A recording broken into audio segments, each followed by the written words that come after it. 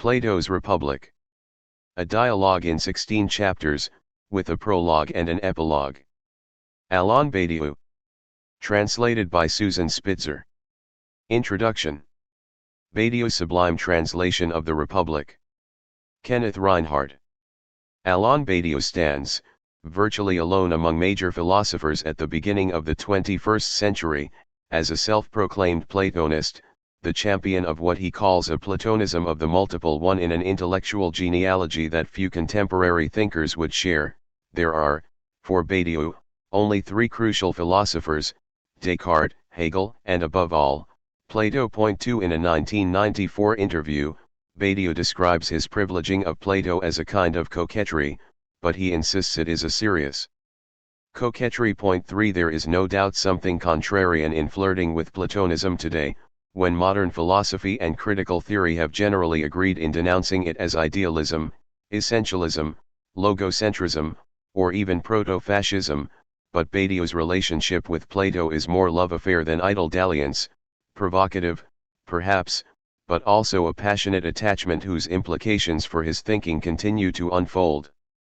As in the legend of the gateway to Plato's Academy, which was reputed to bear the warning "Let no one ignorant of geometry enter," the approach to Badiou's thinking requires a rigorous and transformative engagement with Plato's mathematical imperative, the only mass strong enough to resist the siren call of sophistry. Plato is, for Badiou, the first philosopher tout court precisely insofar as he is the first to establish philosophy's ontological foundation in mathematics, on the one hand, and its necessarily antagonistic relationship with sophistry, on the other. Moreover, it is from Plato that Badiou derives his articulation of truth into four fields or sets of procedures, which are distinct from philosophy but are its conditions: science, politics, art, and love. Point 4. For Badiou, Plato is the first warrior in the eternal battle of philosophy against sophistry, of truth against opinion, and the progenitor of the living idea of communism. If, as Badiou argues, sophistry is a system that creates a dissymmetry of power through the general equivalence of opinions, we might say that philosophy uses the dissymmetry of opinions and truths to create a general equivalence or availability of power. Point 5. There is no place for truth in sophistic debates, where it will inevitably be suspected of authoritarianism. Truth cannot be produced through the exchange of opinions, and in the Republic the arch-sophist Thrasymachus is not convinced by Socrates' arguments but merely reduced to silence. Truth is already there, embodied in the subjective position represented by Socrates, and Plato's dialogues, above all the Republic, will explore and articulate its consequences. An unorthodox reading of Plato has been central to Badiou's thinking, at least since his early book, The Concept of Model, which originated as a lecture in Althusser's seminar, just days before the great events in Paris of May 1968. Badiou's 1988 work, Being and Event, opens with a strongly unconventional reading of Plato's Parmenides as a theory of inconsistent multiplicity, irreducible to the ontology of the one and the many, an argument he expands in The Question of Being Today, published in the 1998 Briefings on Existence.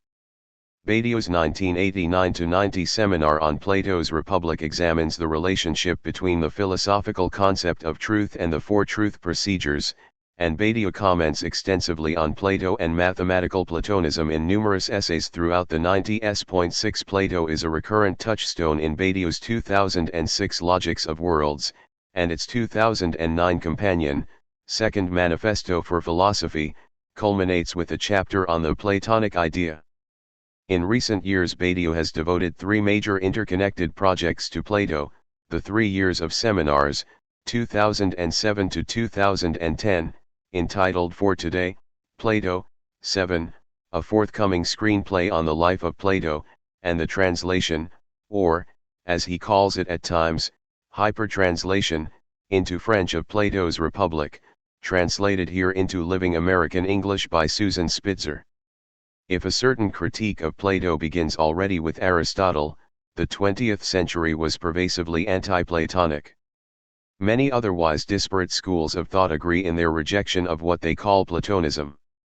In the opening session of his 2007 seminar on Plato, As well as in numerous essays and talks, Badiou describes 6 major forms of modern anti-Platonism.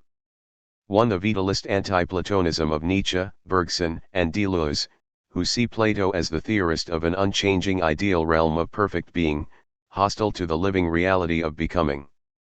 Plato, according to Nietzsche, perhaps the most preeminent among modern anti-Platonists, is the first priest, the first to turn life against itself, and thus one source of the metaphysical disease of which we must still be cured.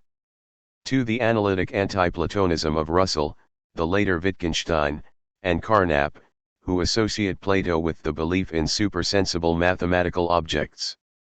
3. Marxist anti-Platonism, for which Plato is the origin of the notorious sensible/intelligible opposition, hence the source of idealism and the beginning of the history of ideology. Badiou frequently refers to this mode of anti-Platonism by citing the Dictionary of Philosophy commissioned by Stalin, where Plato is defined as ideologue of the slave owners. 4. The existentialist anti-Platonism of Kierkegaard and Sartre, who see Plato as subordinating the singularity of existence and the creative negativity of non-being to eternal essences and to the stasis of being.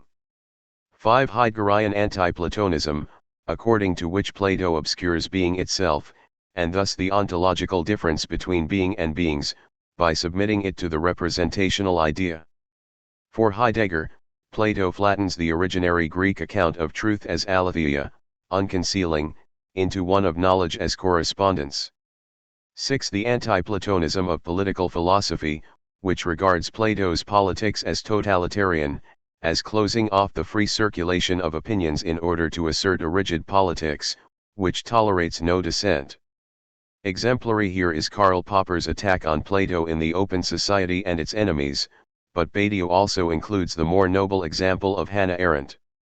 Badiou argues that each of these anti-Platonisms accuses Plato of ignoring a key element that they consider to be the very kernel of the real, for the vitalists, becoming, for analytic philosophy, language, for Marxists, concrete social relations, for the existentialists, negativity, for the Heideggerians, thinking as distinct from mere knowledge, and for political philosophy, democracy itself. But these objections to Plato are inconsistent with each other and do not add up to a coherent attack or to a counterposition beyond their shared anti-Platonism. The 2 notable exceptions to this general agreement that Plato fails to address the real, both emerging from the Maoism of the 60s, are what Badiou calls the mystical Platonism of Guy Lardria and Christian Jamet and Badiou's own mathematical Platonism. Mathematical Platonism, according to Badiou, is a subjective construction that begins with the thesis that there is something incommensurable about all existing measures, something similar to the irrational relation between a diagonal and the sides of a square. But, unlike the exponents of mystical Platonism, Badiou insists that it is incumbent on us to determine this non-relation, to construct a new measure for the immeasurable, and in the extended work along this process, Plato will be our guide. The fact that 2 out of Badiou's 3 current projects on Plato are themselves works of art indicates the special position Plato has among Badiou's primary influences or masters.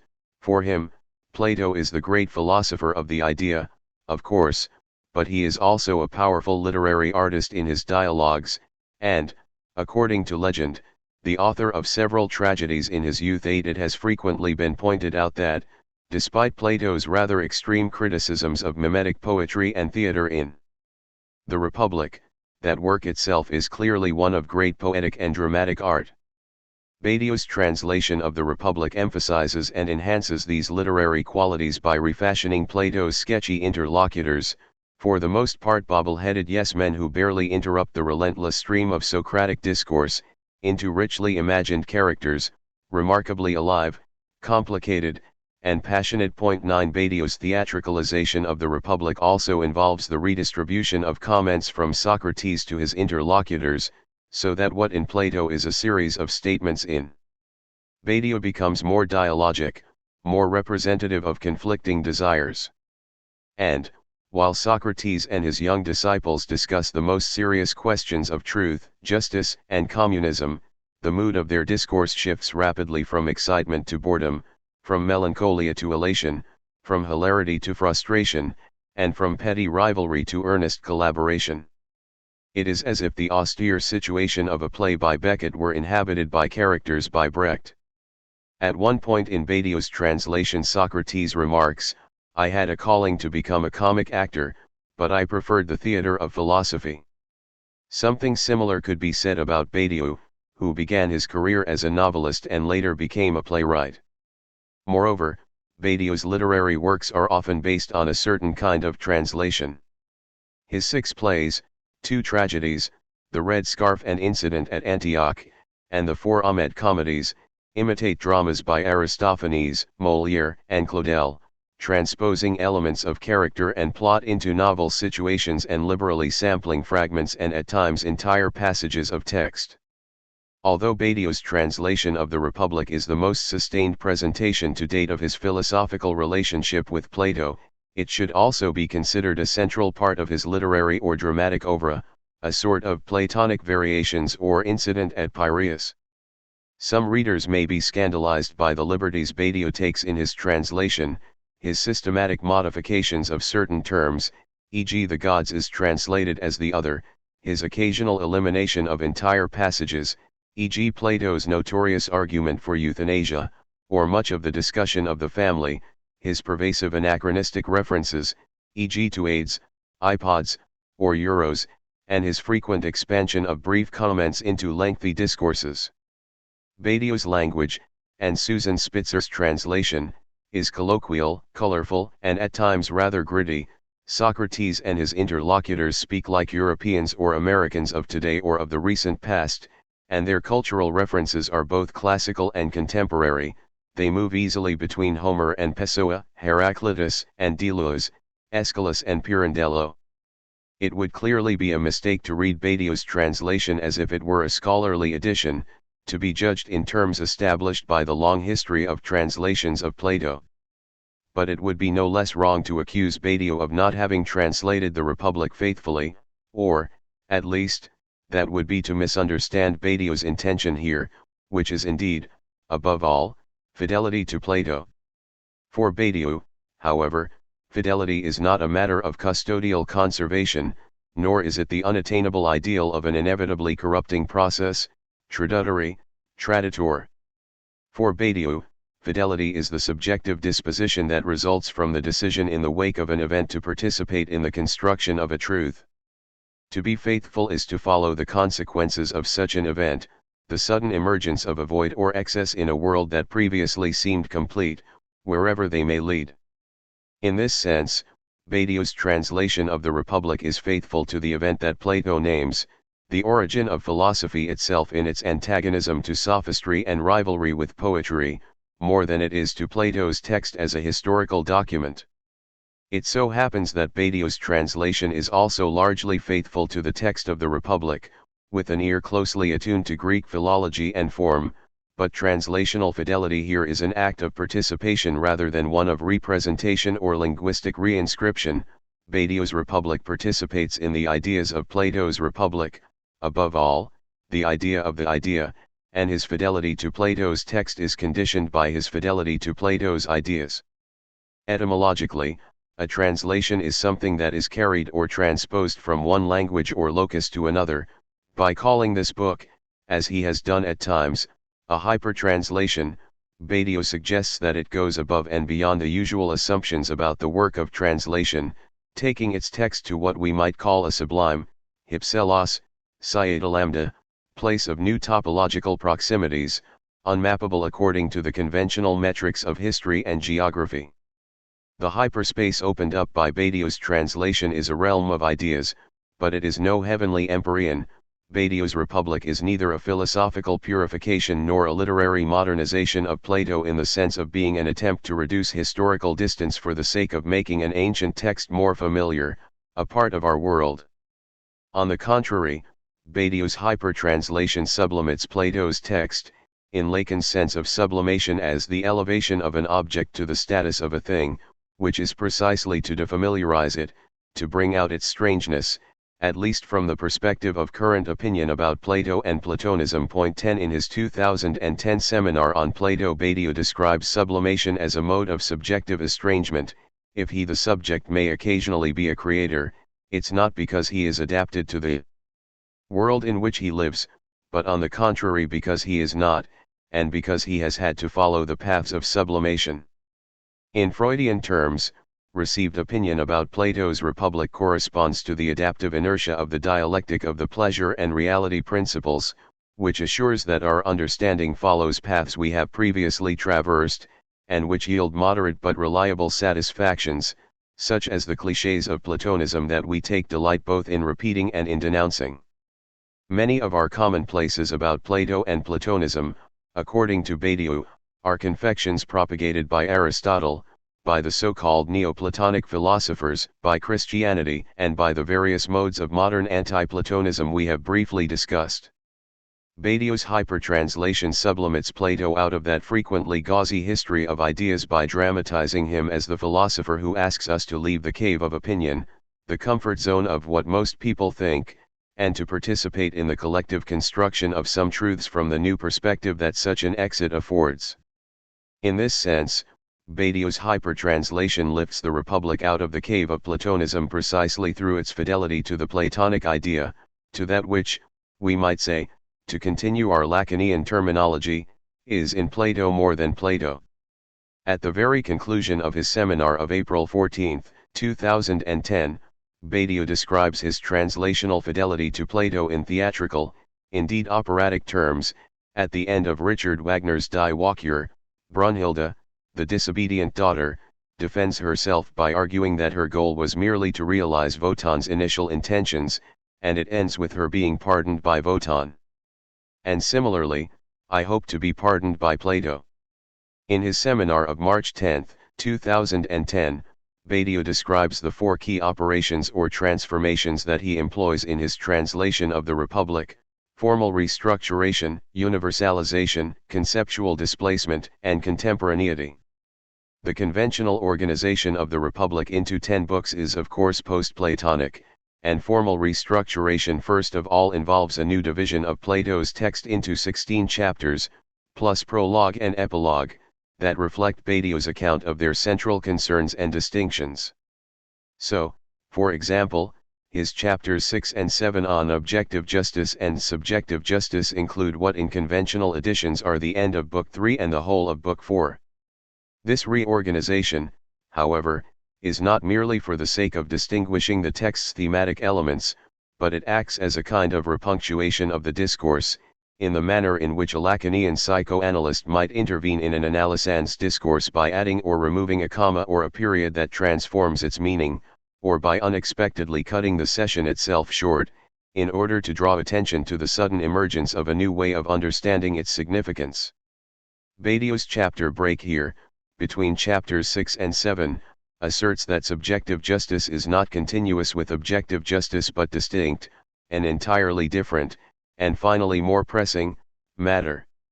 So, near the end of the anthropological discussion of objective justice in the state in chapter 6, Socrates remarks that they haven't made an iota of progress toward the true meaning of justice, and the discussion of subjective justice, both individual and collective, in chapter 7 opens with a suddenly urgent Socrates, oddly on edge, pressing the interlocutors not to waste any time in their pursuit of the matter. If the discussion of subjective justice would seem to be the theory that should retroactively explain the earlier anthropological account, the chapter break before it resists such an implication, or at least it leaves it up to the reader to decide what kind of connection should be drawn between the two sections. And, as Badiou points out in his Plato seminar, this kind of restructuration emphasizes the Republic's theatricality as a series of scenes that demand our active participation in the process of its unfolding. Badiou describes the process of universalization by citing director Antoine Vitesse's famous imperative: theater must be elitist for everyone.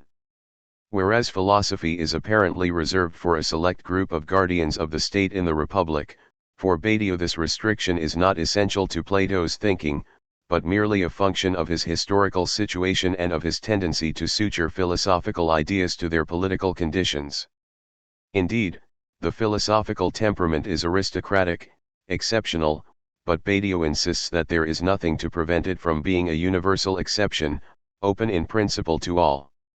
the constant proponent of universalization in Badiou's translation, always pushing Socrates to extend his arguments to all people without exception, is Amantha, Badiou's feminization of the character Adeimantus of Collytus, Plato's brother, and certainly his most conspicuous modification of Plato's text. Badiou also uses this technique of recasting a key male character as a woman in his play The Incident at Antioch, where the heroine, Paula, is in part a feminized version of Saint Paul. Amantha is an exceptionally vivid creation, one of the true delights of Badiou's text, and a character for whom Socrates, as well as Badiou, clearly has great love. To a certain extent, feminization is, for Badiou, a way of introducing what Hegel calls the eternal irony of community where it is missing, just as Paula questions the dialectics of state and revolution in Incident, so in Badiou's Republic Amantha has a much more critical role than Adeimantus has in Plato's. She frequently challenges Socrates, attacking any hint of sexism or other non-egalitarian views and questioning his reasoning when she thinks his arguments are unsound or inconsistent. She is a materialist, always quick to leap on Socrates when she suspects him of glossing over intellectual difficulties with evasive statements, or when her brother Glaucon has recourse to vague sociological, psychological, or anthropological categories. In Lacanian terms, we might say that Amantha is the hysteric to Socrates' master, and, just as every hysteric needs a master to criticize, so every master needs a hysteric to support his authority. But, despite the brilliance of Amantha's personality, the heat of her temper and the quickness of her thinking, Badiou does not use her merely to spice up the dialogue, nor does she represent just feminine difference. In fact, we could say that Amantha represents not so much the particular qualities of her gender as the universality of the generic. Above all, she insists that Socrates remain true to the radical universalism and egalitarianism without exception of the communist idea, and for this reason her femininity is the mark of a refusal to mark differences. Point 11. The translational process that Badiou calls conceptual displacement is meant to liberate Plato from the retroactive Aristotelian account of his so-called dualisms. Against the common assumption that Plato draws a hard line between a realm of the sensible and a realm of the intelligible, Badiou argued, already in his early book The Concept of Model, that Plato's account of participation implies that intelligible ideas are located in sensible things. Point 12. And in his recent seminar on Plato, Badiou will argue for a similar displacement of the opposition between essence and existence, which is implied by the common rendering of ousia as being in translations of Plato and as essence in translations of Aristotle. So what does Plato mean by the word ousia? Badiou argues that we should understand it as Plato's version of the Parmenidean account of the indiscernibility of being and thinking.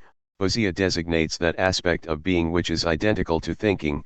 This point of indiscernibility between the particularity of the object and the universality of the thought of the object is exactly what Plato names the idea.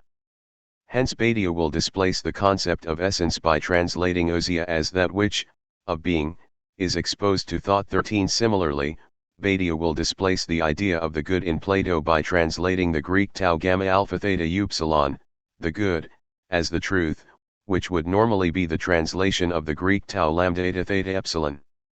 The displacement here is of the theological or moral sense that the modern concept of the good brings with it. Now the idea of the good has no moral connotation. The idea of the good involves thought's possibility of having an orientation, of having a principle. The idea of the good designates the orientation of thinking towards ousia. By shifting the good to the true, Badiou no doubt violates the letter of Plato's text, but he also thereby disengages the good from the Neoplatonic and Christian opposition between good and evil in which it has long been mired, and thus he brings us closer to Plato's idea. Badiou's contemporizations of Plato in his translation are perhaps most conspicuous. But we should not understand the many references to elements of the contemporary world as an attempt to modernize Plato, to make him seem relevant. The historical situation of Badiou's translation is intentionally vague. One moment Socrates might refer to Parmenides, whom he likes, or Aristotle, whom he dislikes, as contemporaries, and the next to Lacan or Old Hegel as figures hovering in an indefinite past. Badiou's stated intention in his translation of the Republic is to remove it from the discourse of the university, which has established Plato's text in its philological historical context, but at the cost of embalming it as a relic of the past, to be studied and appreciated without living value. Paradoxically, such historicization tends to freeze the Republic in a certain atemporal moment, and Badiou's translation attempts, as he argues in his seminar of April 14, 2010, to retemporalize it, to restore its true eternity, which is to be available for the present. This process of dislodging Plato from the confines of academia through translation also involves a certain degree of what Badiou calls rectifying Plato. It is not only modern philology that is constrained by its historicizing imperative, but Plato himself, who cannot fully exit from the cave of his particular situation. Indeed, in Badiou's translation, Socrates and his interlocutors criticize positions they regard as vulgar Platonism, and Socrates even declares at one point, taking advantage of the opportunity given me here by Badiou, I solemnly protest your brother Plato's interpretation of my thinking. What for Plato was the struggle of philosophy and truth against sophistry and opinion is for Badiou the opposition of what he calls the materialist dialectic and democratic materialism. What most people think today, as they more or less did in Plato's time, according to Badiou, is one version or another of democratic materialist ideology. In Logics of Worlds, Badiou describes democratic materialism as the belief that the world consists exclusively of bodies, material entities, both animate and inanimate, and of languages, the symbolic systems and cultural practices that structure bodies and organize their relationships in various contingent ways. If sophistry represents the cynical mode of democratic materialism, its more earnest, hence more ideologically dangerous, spokesman is Aristotle. Democratic materialism regards a human being as what we might call a zoon doxastikon, an animal with opinions, essentially located in a body that is conditioned and inscribed by its exposure to various, inessential, linguistic systems and cultural practices. The coexistence of multiple symbolic systems is promoted by democratic materialism as an expression of its belief in their relative value and general equivalence. The only cultures that are not tolerated are those that are themselves deemed intolerant, because they regard their beliefs and practices as absolutely true or good.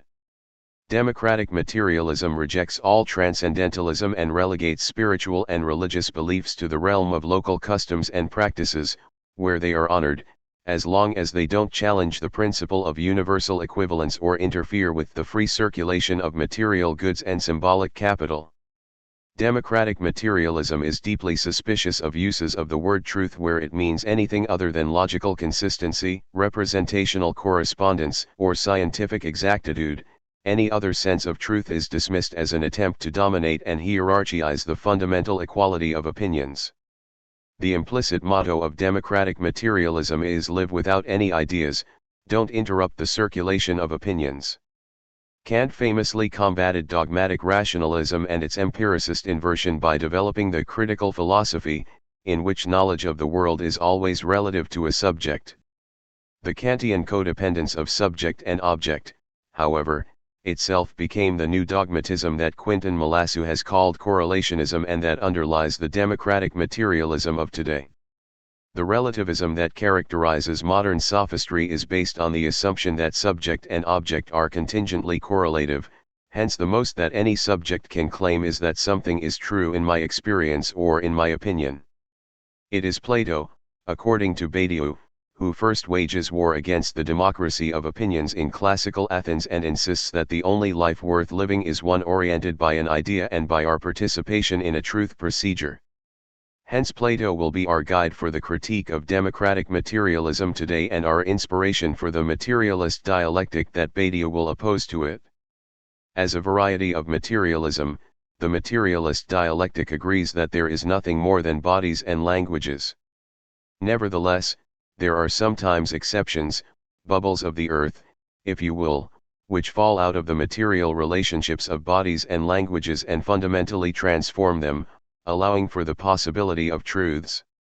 Truths do not constitute some third type of thing, a spiritual or metaphysical entity, but are fully immanent to the world and composed of nothing more than bodies and languages. This does not mean, however, that truths are merely local, contingent, or transient. Truths are not part of the democracy of opinion concerning the essential animality of human life and the relativity of languages, and they cannot be adjudicated by the standards of representational correspondence, statistical probability, or majority rule.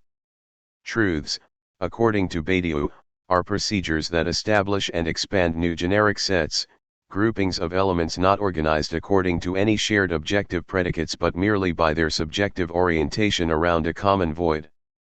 Human beings may collaborate in such truth procedures, local experimental instantiations of universal, infinite, and eternal truths, and in so doing they participate in a subjectivity in excess of their corporeal and linguistic individuality.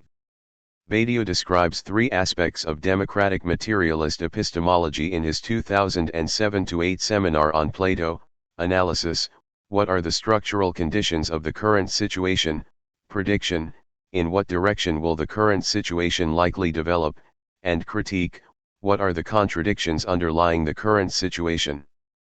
In contrast, the materialist dialectic argues that thought cannot be analysis of reality precisely because thinking, as participation in a truth procedure, is an exception to what is, an interruption of the laws and structures governing the possibilities of appearing in a particular world. Ideas are neither descriptions of the world nor entities describable according to pre-existing conceptual categories. Moreover, thinking cannot be understood as prediction or as the calculation of probabilities, insofar as it is itself improbable and unpredictable, contingent on an event that cannot be foreseen and whose consequences cannot be merely extrapolated. Thinking involves chance, even luck, and demands risks that cannot be fully managed. Finally, thinking cannot be understood as critique insofar as it is not essentially negative, even if it involves negation, or dialectical, even if it makes use of dialectics, but positive, as the affirmation of a new possibility, previously unthought and for the most part still unthinkable according to the governing logic of the world. Critique may clear the ground for thinking, but it is only propedeutic to thinking proper. According to Badiou, Plato's Republic is such an act of thinking, not simply analysis or critique of the existing Athenian democracy, although it implicitly includes both, or the utopian program for improving it, but thinking as the construction of an idea that, according to opinion, is inconceivable, or can only appear as idealism. Thus, for Badiou, the Republic is an account of the production of a new subjective disposition that is based on the possibility of eternal and universal truths evidenced by mathematics and on the elaboration of the consequences of the decision to take up one or more of those truths. But what does Badiou mean by truth? He clarifies this notion in his 2010 seminar on Plato, in terms of the Lacanian concepts of the real, the symbolic, and the imaginary. A truth is an infinite multiple, like all beings. According to Badiou, what distinguishes a truth from other infinite multiples, however, is its genericity, which means first of all that it is nearly indiscernible under the phenomenological structures of the particular world in which it occurs. According to the possibilities of description or predication available in that world, a truth does not exist. In this sense, a truth makes a hole in knowledge, since it is unrecognizable according to current categories of understanding. The real of a truth, Badiou argues, is the conjunction of its multiple generic being and its appearing in a world for a subject for whom that truth does indeed exist.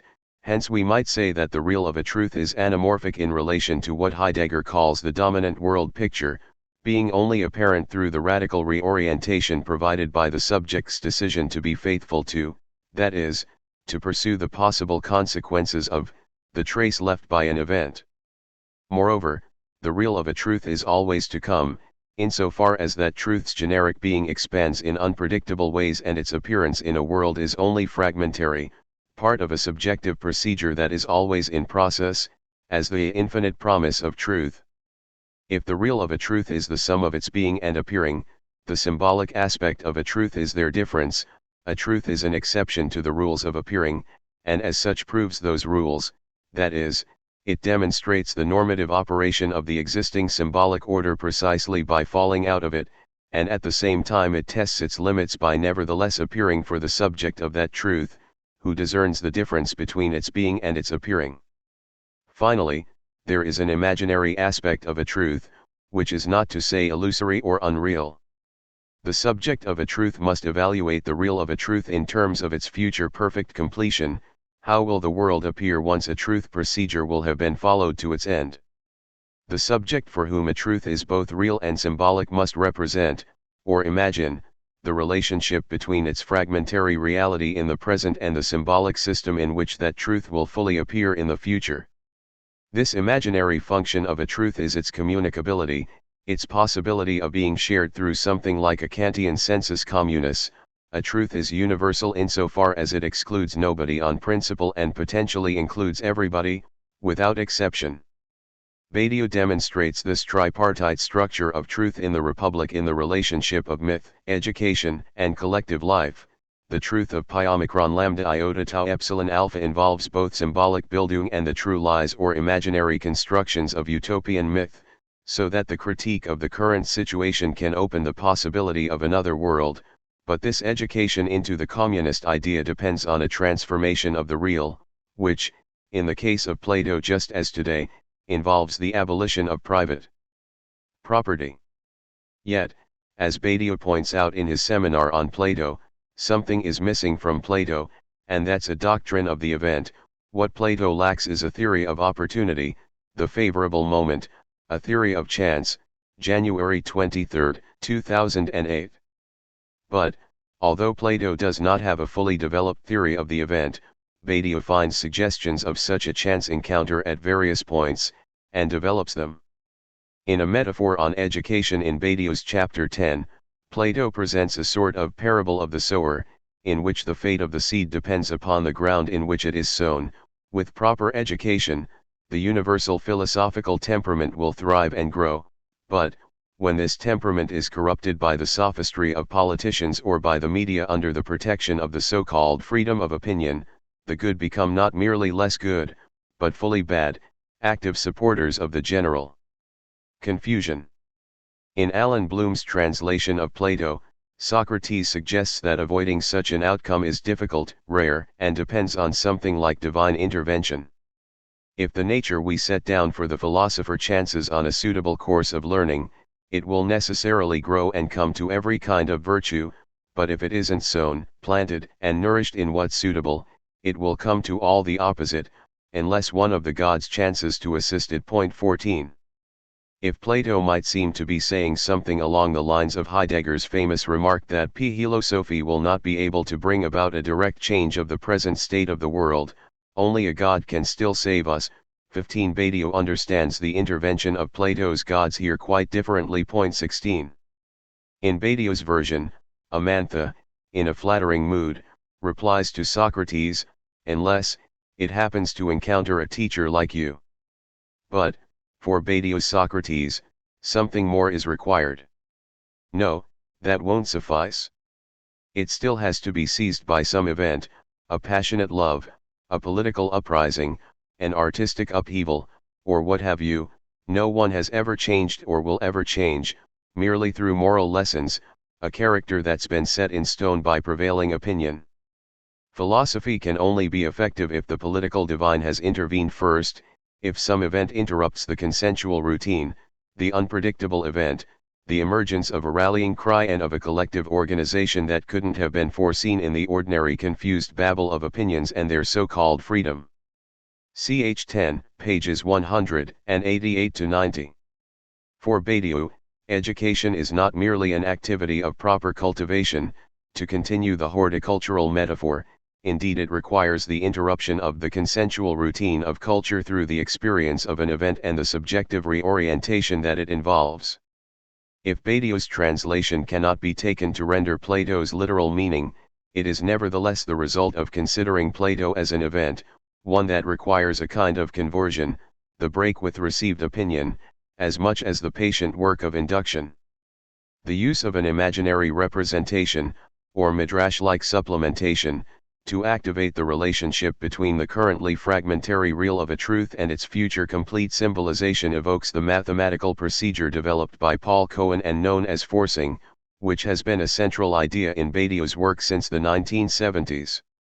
In set theory, forcing is a means of generating new knowledge from within a current situation by, in a sense, wagering on the future perfect completion of a currently fragmentary truth.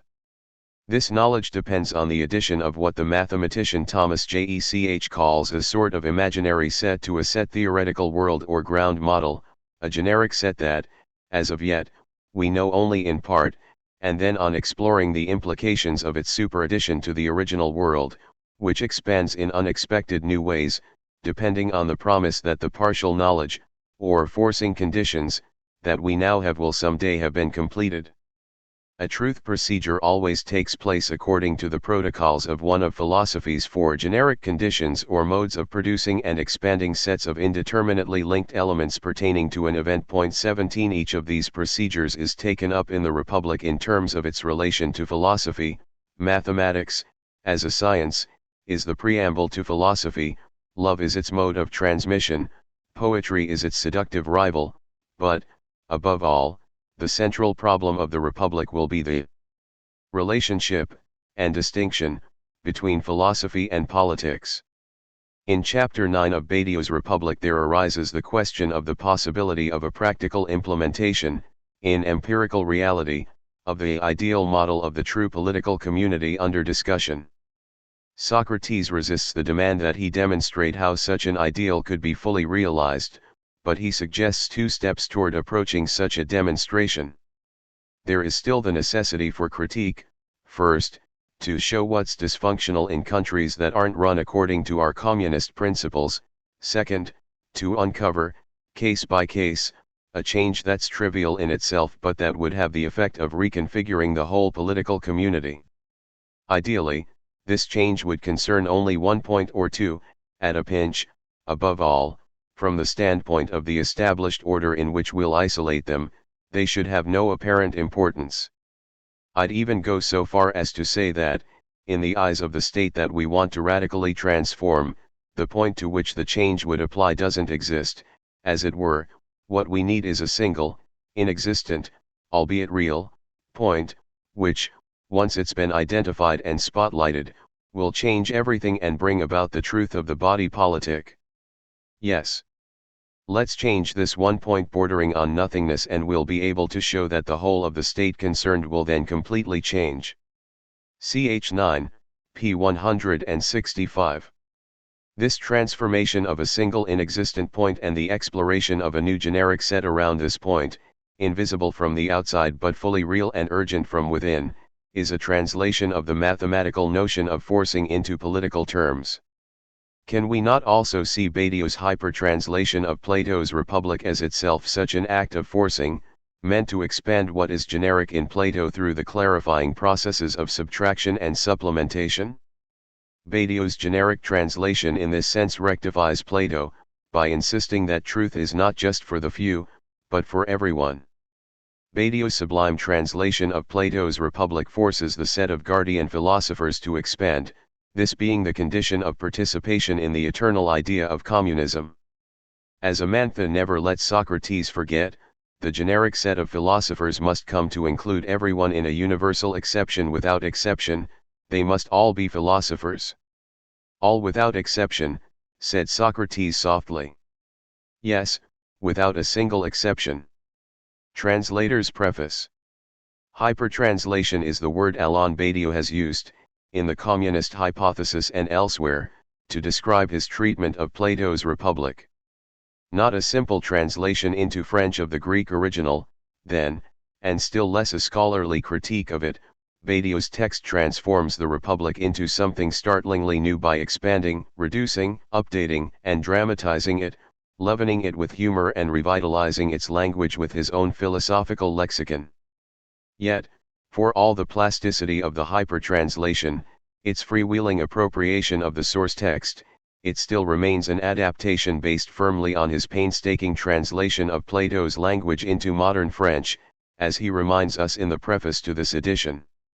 Such a hypertranslation inevitably problematizes the task of the translator, who must not lose sight of Plato's Republic even as it undergoes myriad transformations in its new French incarnation. Badiou may well have had something like this in mind when he remarked, "Imagine what a strange thing it must be to translate into English this sort of translation into French of a Greek text." Badiou, 2009 b. p. 55. Working on the translation, I was reminded of a palimpsest, with one text, more ancient, underlying the other. In this case, however, the scriptio inferior, the inner text, far from being an entirely different text, was the very original, the source text of my source text, and perhaps the greatest work of philosophy ever written, at that. While my task was certainly facilitated by consulting other translations of the Republic, both in French and in English, the exercise often proved futile precisely to the extent that Badiou's work, albeit consistently faithful to the spirit of the Republic, nevertheless departs from it freely at every turn. The resulting English text might, then, be considered a sort of hyper translation, at 2 degrees of separation from Plato, although not, it is hoped, from the truth, in the way in which the poets whom Socrates condemns are said to be at 3 degrees of separation from it. Some brief comments, now, on a few features of the translation. Colloquial speech, as is apparent from the first page of the prologue, and perhaps especially there, the characters, and I stress the theatrical dimension of Badiou's text advisedly, speak much the way 21st century Americans do. The unquestionable youthfulness at the heart of Badiou's enterprise, owing to the vastly expanded roles of Socrates' young interlocutors Amantha and Glaucon, makes modern American speech an ideal vehicle for translation here. However much Socrates may play the starring role in the dialogue, it is clear that he is speaking not only to but for these young people, in whom he has the utmost confidence. By putting into their mouths, and, to a great extent, into Socrates' mouth as well, speech that sounds perfectly familiar to our ears, jaunty yet free of current slang for the most part, I hope to convey the youthful quality that inheres in the work as a whole. Yet colloquial speech is balanced in the dialogue by highly sophisticated speech. It is their constant juxtaposition that is perhaps the most striking feature of the text. Dated speech: there is a certain dated flavor that is more pronounced in the English translation than in the French original, owing to the use of one word in particular, dear, cher. The text is laden with phrases such as mon cher maître, cher Socrate, ma chère fille, and so forth. Such locutions, which are common in French even today, are as a rule omitted in English translations of modern texts, since they lend them an air of stuffiness. No great translation loss is incurred by eliminating them, and yet I decided to preserve them, because they seem too integral to this particular text to be excised. Cher, in its various permutations in the dialogue, often conveys relationships between the characters in a way in which the neutral English use simply cannot, varying as it does from being deferential at times, Amantha and Glaucon vis-a-vis Socrates, to being affectionate, Socrates vis-a-vis his young interlocutors, to being ironic, Thrasymachus and Socrates mutually, with a few other subjective states in between. The inclusion of all these dears risked making the dialogue sound a bit fusty, but, as Badiou's frequent evocations of the nearby Piraeus, of the patio of the harborside villa, of its columns, and so on remind us, this is, after all, supposed to be taking place in ancient Greece. In this way, too, retaining a certain old-fashioned formality in the otherwise contemporary American English of the conversation seemed to me justified. Philosophical speech: as Badiou notes in his preface, he renamed key concepts. Chief among these is the idea of the good, which has become the idea of the true, l'idée du vrai. This might plausibly have been rendered as the idea of truth, had Badiou not instructed me to maintain a clear distinction between le vrai and la vérité, a distinction he himself calls attention to in the dialogue. Glaucon's suggestion that it would greatly simplify matters just to call the idea of the true truth is followed by the line, and yet, said Socrates pensively, the teacher cannot quite relinquish his own terminology, however much it may strike Glaucon, and even perhaps the reader, as odd. Incidentally, the word teacher is, itself, not quite a satisfactory rendering of the French word maître, which has connotations of mentor and master as well. And yet, we are forced to choose among them. Overall, the philosophical terminology deployed in the text, its Lacanian resonances, the other or the big other, the three agencies of the subject, the split subject, as well as the extensive vocabulary of being and appearing, in its being in truth, that which of being is exposed to thought, and so on, are so many notes in a familiar Badiouian symphony. Finally, the long rhetorical periods in which Socrates and even Amantha and her brother occasionally indulge, with their intricate concatenation of clauses, showcase Badiou's verbal exuberance and his enduring love of classical language and literature. The description of the interrelationship between the three agencies of the subject in chapter 7 is a typical example of this. Poetic speech where Plato cites a line or two from an ancient Greek author, Badiou might cite 3, 4, or more. And these extracts invariably appear in classical French Alexandrine verse expressly composed for the purposes of his text.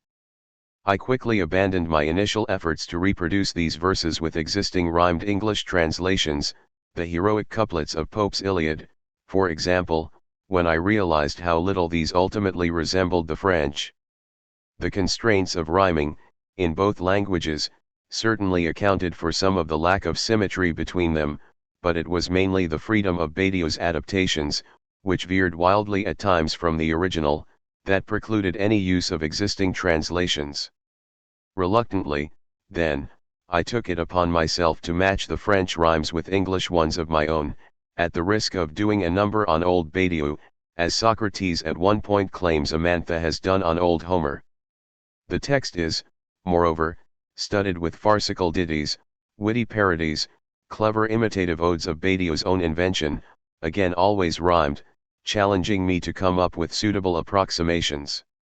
The reader's indulgence is begged for these efforts, which I nevertheless hope will impart a little of the flavor of the ingenious originals. Politically incorrect speech. There is a humorous moment in the dialogue when Socrates gets in a dig, as a linguistically conservative Frenchman might, at political correctness in speech. After mentioning, in a discussion on love of wisdom, a young person unable as yet to distinguish between what's important and what's not, he remarks, let's assume that he or she, as the Anglophones say, has no liking for theoretical knowledge, my italics. In fact, Socrates in French virtually always uses il alone, which it would have been a serious error, in my opinion, to update as he or she. I did occasionally use they or them, as is standard now in English, when the reference clearly applied to both genders. For the most part, though, Socrates is politically incorrect in French and he remains so in English, as even the young people do. Amantha may take Socrates to task for his failure to include women in his examples, but her own speech, like his, is indifferent to political correctness of the Anglophone variety. However much a radical feminist project Socrates' fifth system of government may be, his speech in general often betrays a certain sexism, playful, no doubt, but pervasive in the text. Thanks are due to a number of people for their help with this project.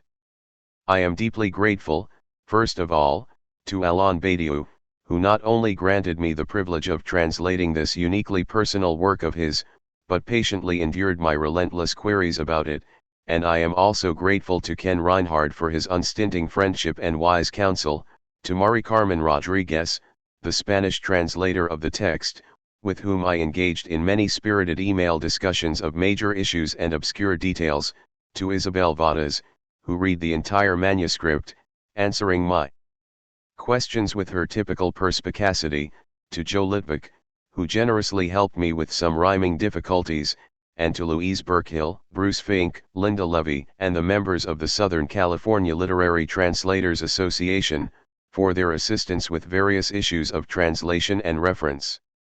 Manuela Tecuzan of Polity Press deserves special credit for her meticulous editing of the text and always thoughtful comments. My greatest debt of gratitude is to my husband, Patrick Coleman, without whose countless astute suggestions and constant loving encouragement this translation would not have been possible. Author's preface to the English edition. Alain Badiou. All French language philosophers are aware of the difficulty involved in translating their texts into English. It is a severe test of the philosophical discourse's claim to universality. To begin with, vocabulary presents an obstacle. One need only think of the concepts related to the French tradition's conception of subjectivity, starting with sujet and continuing with conscience de, pour soi, reflexivite, and so on. Ontology fares just as poorly, if one considers the impracticality of translating into English the difference between être, being, and étant, a being, beings, and the more general difficulty of turning verbs into nouns, of saying le faire, the doing, or le devenir, the becoming, a practice that has become commonplace in French, following, it must be said, in the footsteps of Greek and German. But syntax is of no help either. French tends toward abstractions owing to its rigid, invariable syntax, which ranks the sentence elements and the relationship between determiner and determined element in a well-nigh ceremonious order. It is an analytical language par excellence. English is much more flexible, much more free-ranging. Its prodigious wealth of adjectives and ways of saying things provides it with nuances of meaning to which French professes a lofty indifference. English is a descriptive language par excellence. Just this difference alone between the two languages explains the radical opposition between Descartes' rationalistic, formal syntax, taken up by Rousseau, and the empirical, semi-skeptical tradition that began with Locke and came into its own with Hume. That being the case, what can be said about the translation into English of a rendering into French of a Greek text? Especially when this French rendering aims to completely recontextualize the Greek text in such a way that its origins will be practically forgotten in the headlong rush of the most natural-sounding French possible, a French that embraces rather than translates the Greek text. This amounts to saying that the work of Susan Spitzer and of those she consulted along the way for advice in bringing to fruition this English, or would it be more accurate to say American, version of my Plato's Republic is truly a tour de force. There is much more creativity in it than in an ordinary translation since, for one thing, it involved a translation of a translation, and, for another, this twice removed translation had to reproduce a French language recreation intended for today's world. So it is important to appreciate the fact that Susan Spitzer has recreated in American English a recreation of a text written in Greek more than 2,000 years ago. Knowing her as I do, I immediately thought she was up to the task. And so we worked on it almost simultaneously. Week after week, she would receive the sections I had just finished writing. Little by little, an English version emerged at around the same time as the French text reached completion. Susan followed just a little behind me. Her creative inventions in English enhanced, and occasionally improved upon, the innovations in the French. This is why I am now awarding her the title of co-author of the worldwide project of a Plato's Republic refashioned in the context of our world and addressed to one and all. It's not just capitalism that can boast of being modern and globalized. Plato can, too. And in English, the extremely important language of globalization, he owes it all to Susan Spitzer and her friends. We think this Plato is, and will be, a monkey wrench thrown in the machinery of capital, a small contribution whose aim is to stop the juggernaut from crushing everything in its path. Because for hundreds of years now Plato has been saying, and will say again, I hope, in every language, that the order of thinking can triumph over the apparent law of things, that justice can triumph over the power of money, in a word, that communism, an old word whose utter newness the old philosopher will teach us, is possible. An ancient book, then, that is now the bearer of unexpected good news. Preface. How I came to write this unclassifiable book. This book took 6 years to complete. Why? Why did I undertake this well-nigh obsessional project based on Plato? Because he is the one we need first and foremost today, for one reason in particular, he launched the idea that conducting our lives in the world assumes that some access to the absolute is available to us, not because a veridical God is looming over us, Descartes, nor because we ourselves are the historical figures of the becoming subject of such an absolute, both Hegel and Heidegger, but because the materiality of which we are composed participates, above and beyond individual corporeality and collective rhetoric, in the construction of eternal truths.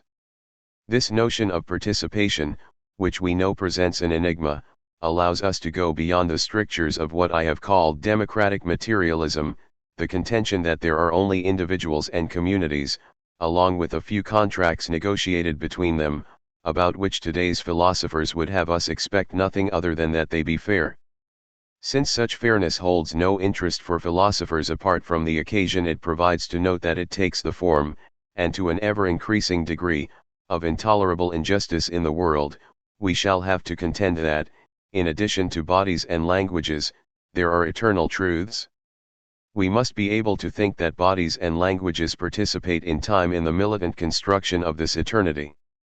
That is what Plato never stopped trying to make the deaf hear.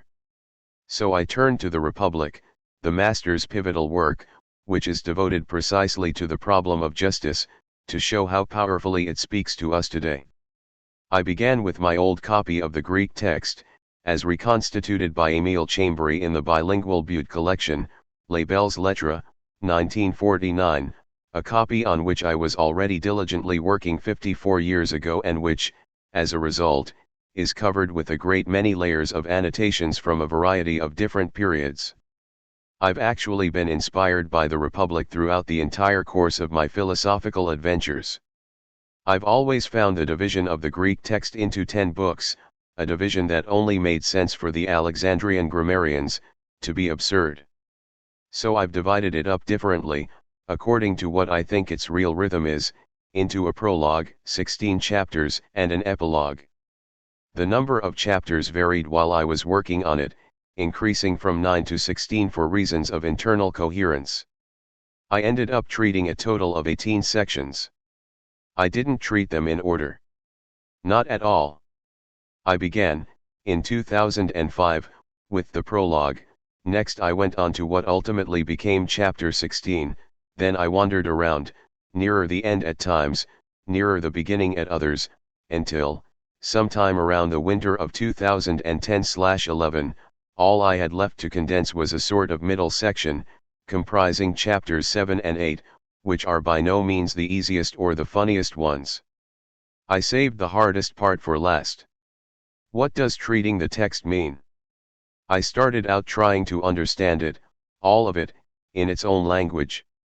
I was armed with my beloved study of classics, including my previous readings of many passages, with the Bailey Dictionary, Hatchett, 16th edition, 1950, with Allard and Furulitras Grammar, Hatchett, 1972 edition, and with 3 readily available French translations, Émile Chambéry's, which I mentioned above, Leon Robbins, La Pléiade, 1950, and Robert Bacot's, published by Garnier Flammarion, 1966. I set about it with single-minded determination. I didn't let anything slip by me. I wanted every sentence, and Plato sometimes writes memorably long and complicated sentences, to make sense to me. That initial effort was a one-on-one encounter between the text and myself.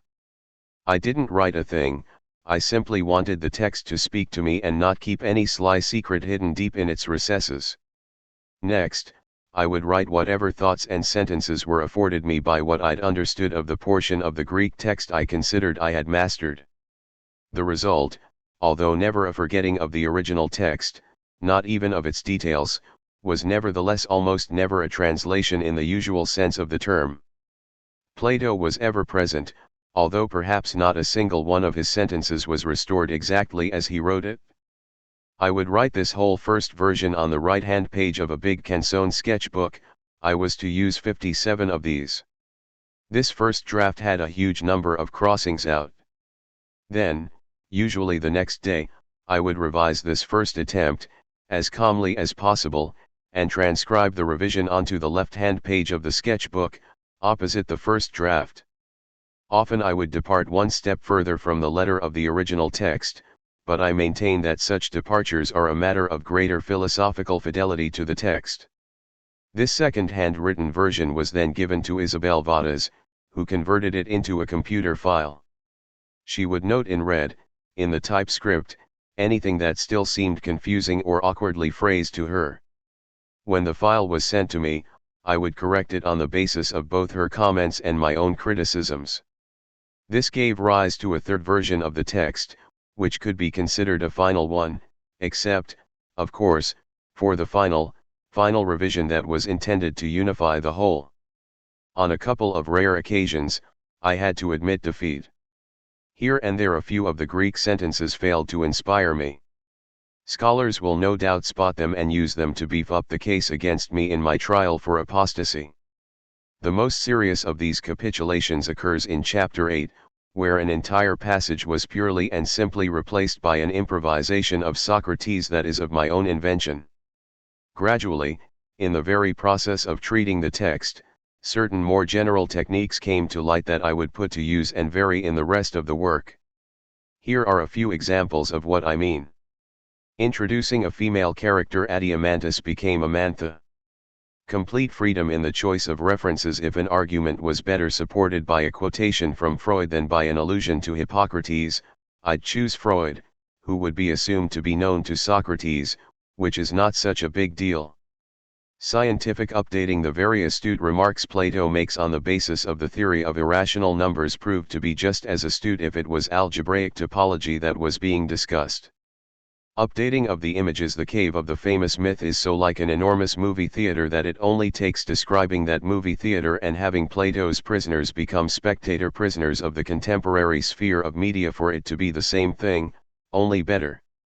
An overview of history. Why stick with the wars, revolutions, and tyrannical regimes of the Greek world when World War I, the Paris Commune, and Stalin are even more convincing examples?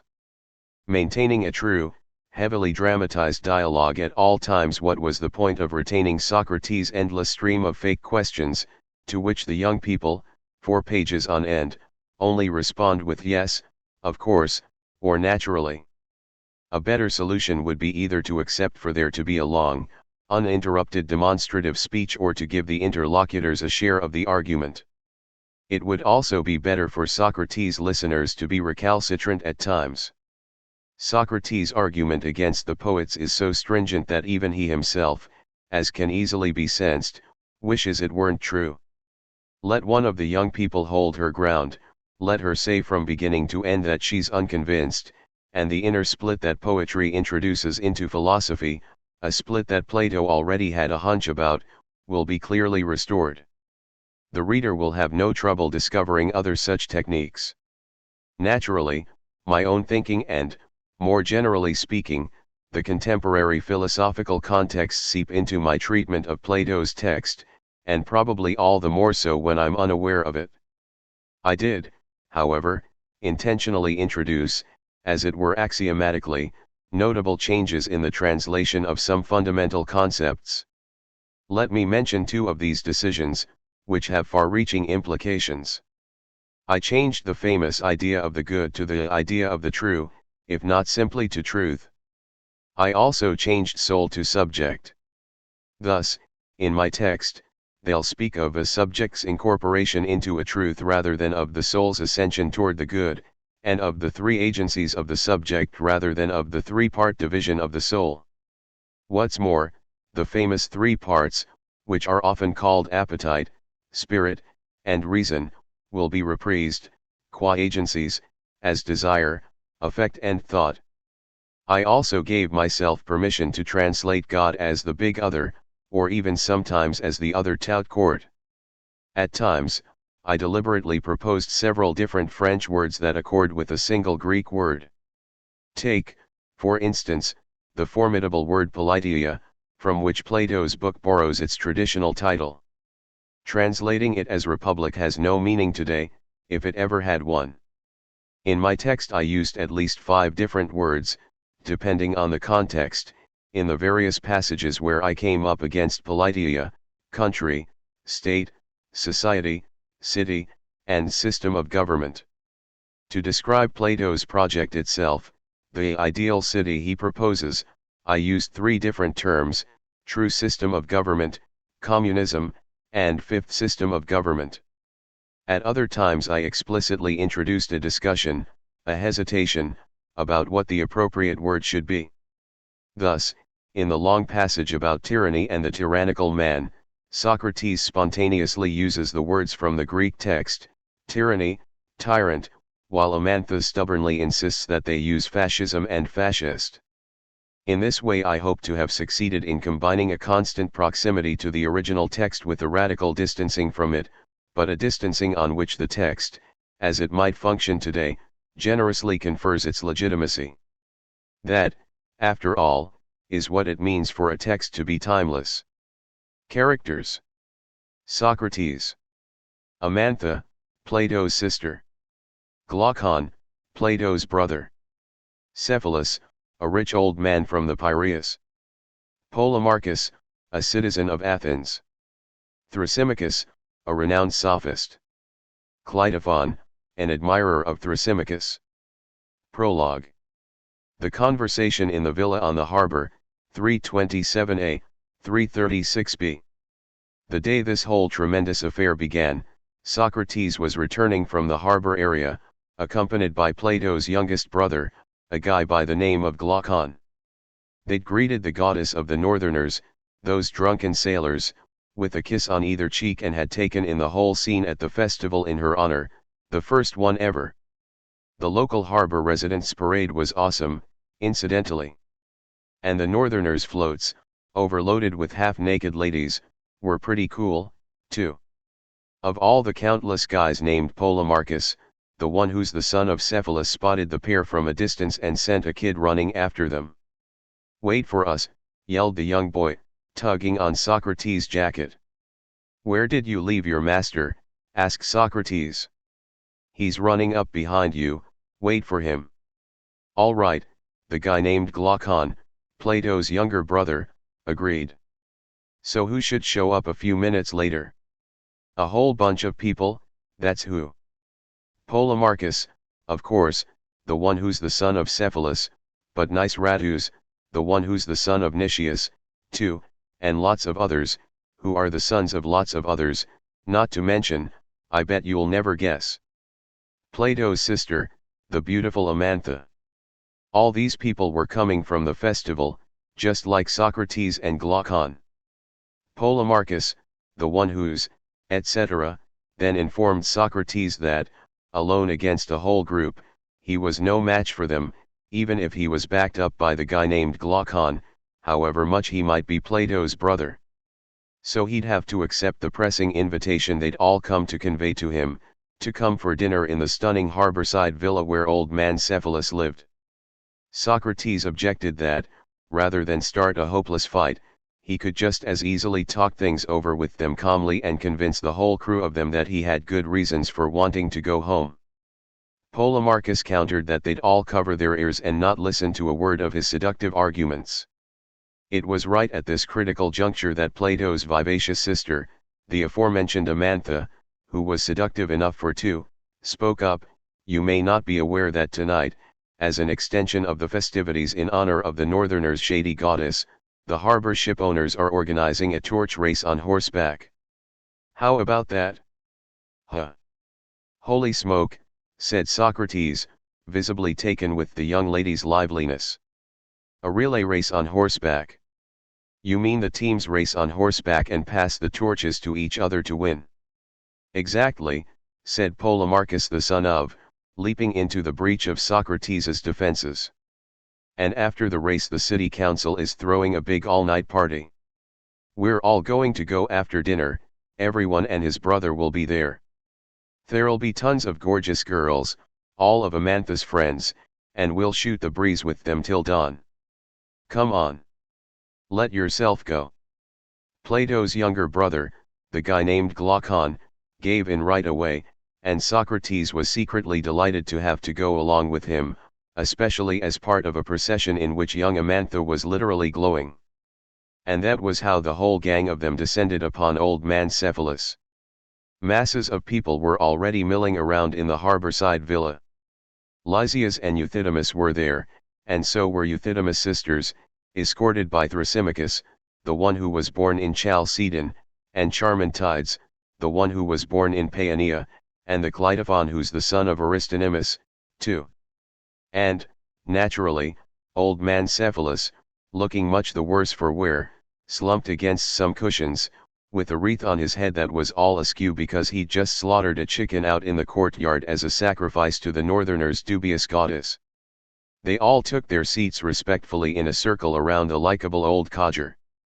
And no sooner had they done so than he admonished Socrates.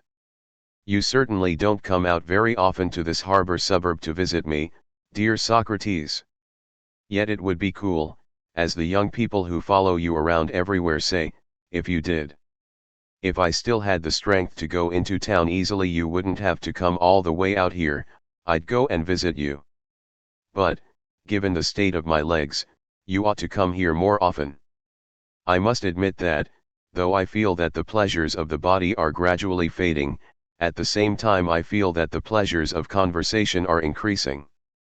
Wouldn't it be possible for you, without necessarily having to leave those charming young people, to come here often, as a friend, as a regular guest in this house?" Socrates politely shot back. "Of course I can, dear Cephalus. Indeed, I'd like nothing better. It's always a pleasure to converse with venerable old men like you. As a matter of fact, I think we should ask them about the true nature of that last stretch of the road of life, on which they precede us, and which we, in our turn, will have to travel. Is the road rocky and difficult? Or smooth and easy? I'd be only too happy to ask your opinion, since you've reached that very time in life the poets speak of, the time they call the threshold of old age. Is it a difficult time of life? Or, if not, how do you regard it? Well, you know, dear Socrates, I often go to meetings of the senior citizens' circle, in a big building the city council put up south of the harbor. Naturally, we reminisce about the good old days. Nearly everyone my age gripes, consumed as they are by the memory of the pleasures of youth, sex, drinking, feasts, all that sort of thing. They resent the passage of time, as though they'd all lost huge fortunes. Yes sir, life was good back then, but now, I'm telling you, it doesn't even deserve to be called life anymore. Some dwell on the indignities they endure at home, their young relatives take advantage of their old age, they're the constant butt of mockery and insolence. As a result, they all harp on the miseries that they say old age is to blame for. But I, for one, think they're not blaming the right cause, for, if it were really old age, I would feel its effects too, and so would everyone without exception who has reached the same age as myself. Yet I have personally met old people with a completely different attitude. The great poet Sophocles is a good example. I once happened to be around when a journalist who'd come to interview him asked him, rather rudely, I must say, "So, Sophocles, how's it going, sex-wise? Are you still able to make love to a woman?" The poet shut him up. "But good, you hit the nail on the head, citizen," he replied. "It's an amazing thing for me to be relieved of sexual desire, to be free at last from the clutches of a wild, raving master." I was deeply impressed at the time by how perfect an answer that was, and even today the impact it had on me has not lessened at all. When old age comes, all that sex business is covered over with a sort of soothing freedom. Desires die down or even disappear altogether, and Sophocles' remark turns out to be absolutely true.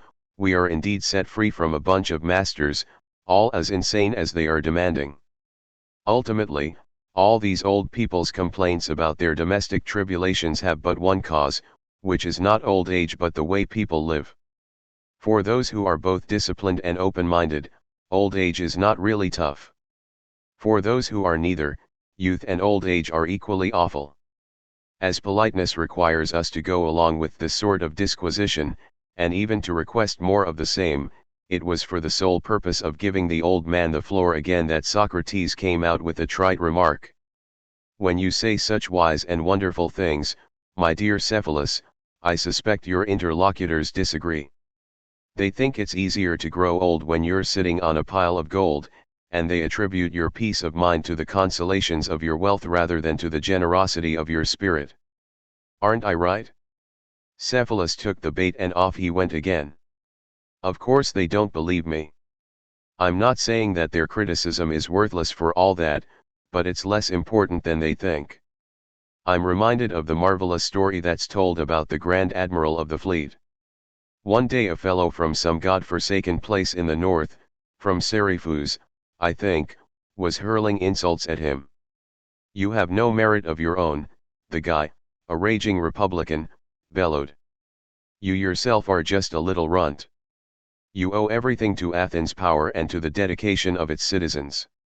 Very calmly, the Grand Admiral of the fleet then said to the maniac, "You're right, sir, if I were from Syracuse no one would know my name. But even if you were from Athens no one would know yours." We could take our cue from the Grand Admiral, to reply to the people who aren't rich and find old age hard to bear. Of course, a reasonable man may find it hard to grow old with perfect equanimity if he also happens to be destitute, but, when it comes to an unreasonable man, even if he is rolling in money his old age will certainly not be any the less grim. Socrates wanted to formalize the story about rich men's temperaments and said, "Tell me, dear Cephalus, did you inherit your fortune or are you a self-made man?" "Neither. My grandfather, who was also a Cephalus, was a typical self-made man. He inherited a fortune comparable to my own and multiplied it 5 times over. My father, Lysanias, was a dyed-in-the-wool heir. In no time at all he divided by 7 what had come to him from my grandfather, so that, by the time he died, there was a little less money left than I have now. As you can see, I've made it back to some extent, but not as much as all that. Being neither my grandfather nor my father, I'll settle for leaving my children not much more than I inherited from my father, nor any less. A little more, that's my motto in all things." "What prompted my question," Socrates went on, "was that you don't strike me as someone who's overly fond of money. Now, that's often the case with people who didn't have to make their fortunes themselves, inheritors rather than self-made men. Self-made men are twice as devoted to money as people who inherit are. Like poets who love their own poems, or fathers their own children, money makers take their money very seriously because it's their own creation, aside from the fact that, like everyone else, they value the comfort it affords. That's why these people are tiresome to be around, all they ever talk about is money." "That," said Cephalus, "is unfortunately the honest truth." Socrates leaped at the opportunity he had opened up. "But if people who talk about money all the time are so tiresome, what about money itself, then? Isn't it money, actually, that's insufferable? In your opinion, Cephalus, what's the greatest good that popular opinion perceives in the possession of an enormous fortune? I bet I'm practically the only one who appreciates it. Let's place ourselves at the moment when someone starts to seriously face the fact that he's going to die. He's then plagued by worries and fears about things he couldn't have cared less about before. He remembers the stories people tell about hell, especially that punishment is meted out there for all the wrongs done here. Once, as a bon vivant, he used to scoff at such tales. But now, as a subject, he wonders whether they might not be true. Eventually our man, enfeebled by old age and believing he's on the threshold of the hereafter, listens intently to all those fantastic stories. Tormented by suspicion and dread, he mentally reviews all the wrongs he may have done over the course of his life. If he finds a lot of them, then he wakes up with a start at night, as panic-stricken as a child who's had a nightmare, and his days are nothing but misery-filled anticipation. But if his soul-searching turns up no wrongdoing, well, then a pleasant feeling of hope comes over him, which the poet calls the nurse to old age. You must remember, Socrates, those lines in which Pindar describes the man whose life was filled with justice and piety. Nurse to old age, from whom he's ne'er apart. Sweet hope who warms and soothes the mortal thinker's heart. 1. Pindar is strikingly forceful and accurate here. It's with these lines in mind that I can reply without hesitation to the question you asked me. The wealth a man possesses is very beneficial, not in all cases, but for the man who is able to use it to do right. Doing right means never practicing deceit or deception, even unintentionally, and not being in debt to anyone, either to a man, to whom one might owe money, or to a god, to whom one might owe a sacrifice. In short, it means having no reason to dread leaving for the hereafter. It's obviously easier to do right when one possesses a fortune, and that's a huge advantage. Wealth has many others, as we know, but, if I examine them one by one, I can't see any that's more important for a completely reasonable man. What an admirable speech! Exclaimed Socrates. But as regards this virtue of justice whose importance you emphasize, can we say that we've looked at the matter from every angle if we only take into account the two properties you accord it, in speech, truth, and in everyday life, returning to others what they've loaned you? The problem, I think, is that an action that's in keeping with these two properties may sometimes be just and sometimes unjust. Let me give you an example. Let's say someone borrowed some weapons from a friend who was of sound mind, but this friend later goes crazy and asks for the weapons back. Who would say that it's just to return them to him, or even to want to tell the whole truth and nothing but the truth at all costs to such a lunatic? Not I in any case, said Cephalus. So you can see that telling the truth and returning what someone has loaned you hardly constitute a definition of justice. Polemarchus, who hadn't said a word till then, suddenly broke his silence. If the great poet Simonides too is to be trusted, that's, on the contrary, an excellent definition. I see that we're not out of the woods yet, resumed old Cephalus. But I'm afraid I'll have to leave the rest of the discussion to you. I still need to see to the sacrifice of a black goat. So Polemarchus is inheriting the fortune of your conversation? Joked Socrates. Exactly, said Cephalus with a smile. And he disappeared for good from the discussion, which would last, though the protagonists were far from suspecting as much, more than 20 hours.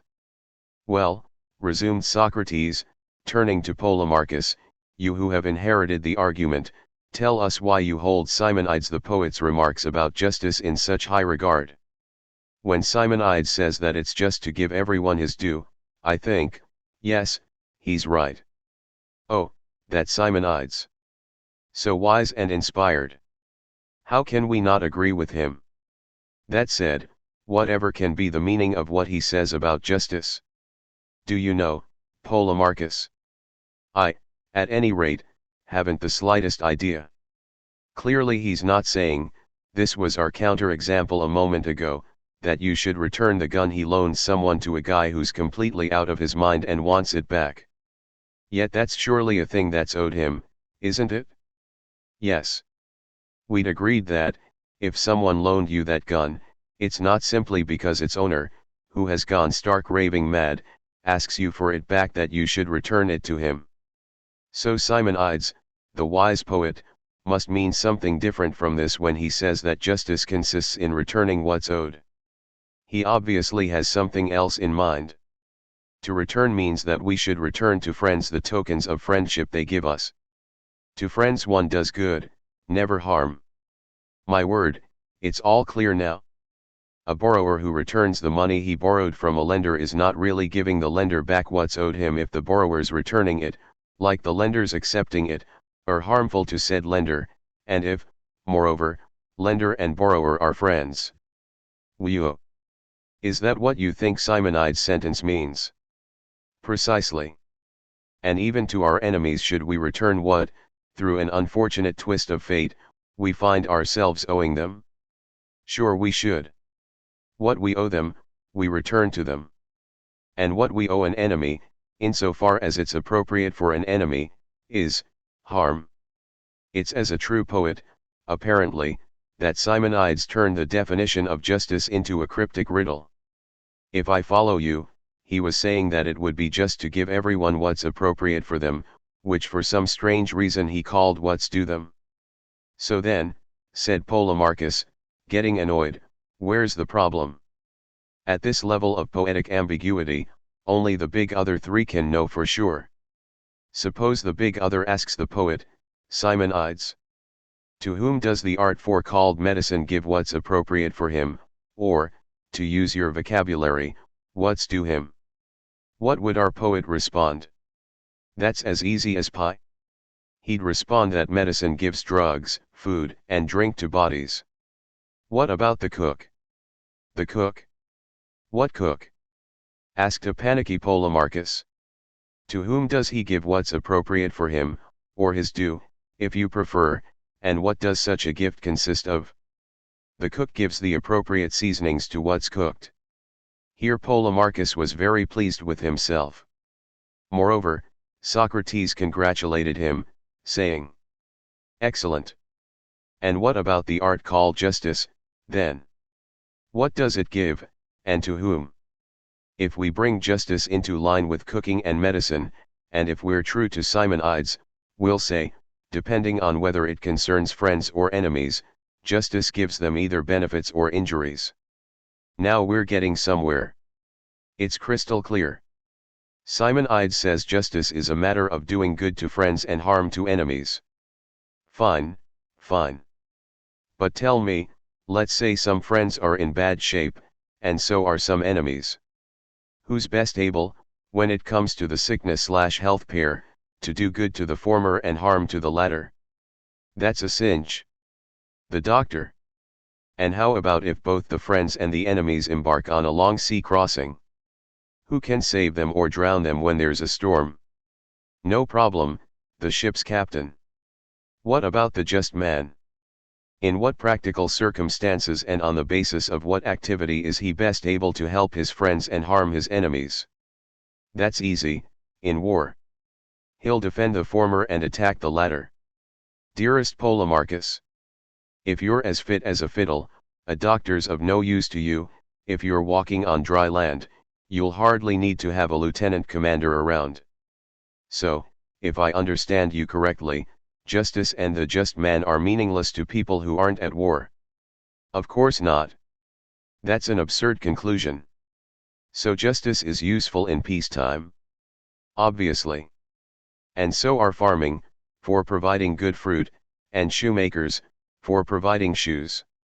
Then what about justice in peacetime? What use does it have? What does it enable you to get? It enables you to engage in, guarantee, and consolidate symbolic relationships. You mean agreements entered into with another person? Yes, contracts that have rules, which justice ensures respect for. Let's take a closer look at that. If you're playing chess, you place the pieces on the board in a certain order. That's a symbolic agreement, as you put it.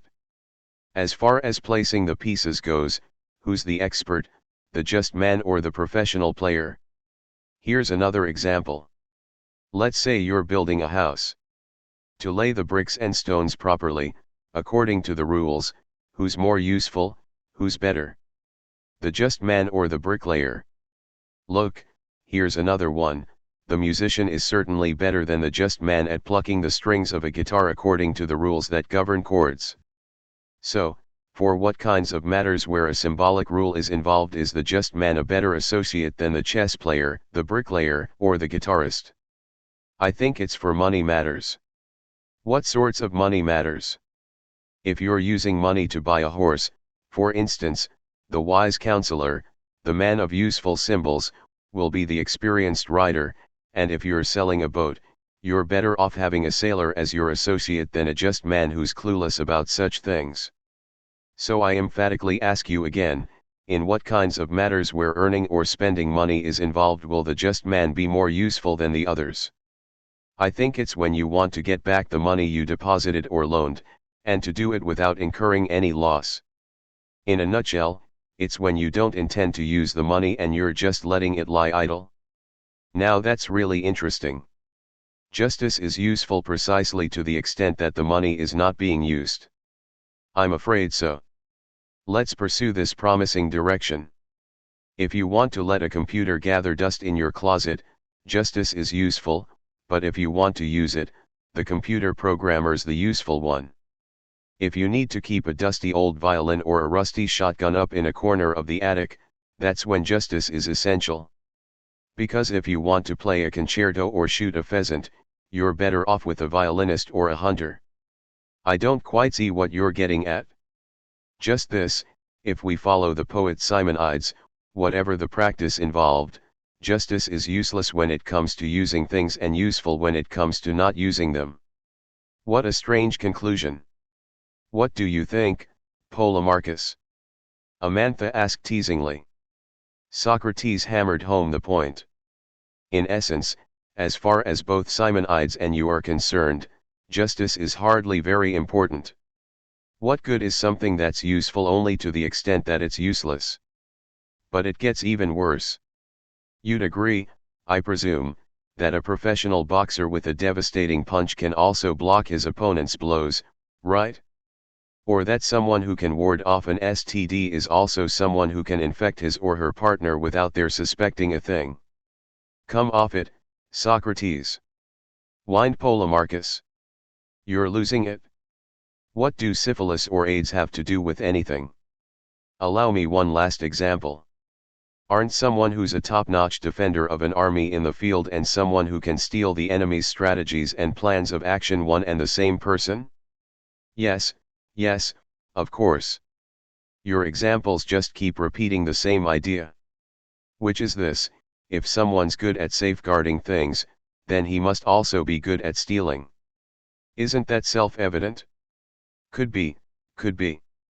But then, if the just man is good at safeguarding the money he's been given, he must also be good at stealing it. So that's what the famous Socrates was getting at? Socrates and Polemarchus' duel then heated up. Glaucon and Amantha kept score. I'm afraid so, retorted Socrates. The just man, as you defined him, suddenly appears to us as a kind of thief.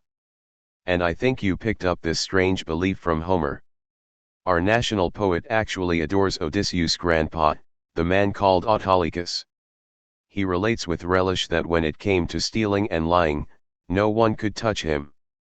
I deduce from this that as far as Homer, Simonides, and you are concerned, dear Polemarchus, justice is the art of the thief. No way. Not at all. Polemarchus interrupted him. Provided that this art, Socrates went on imperturbably, helps one's friends and harms one's enemies. Stealing from one's enemies in order to give to one's friends, isn't that your definition of justice, or have I misunderstood? You're driving me crazy. I don't even know what I meant anymore. But I won't give ground on one point: justice is a matter of helping one's friends and harming one's enemies. What do you call a friend, though? Someone who seems to be a great guy or someone who actually is a beautiful soul, even if he doesn't seem like one? And I'd ask you the same question about enemies.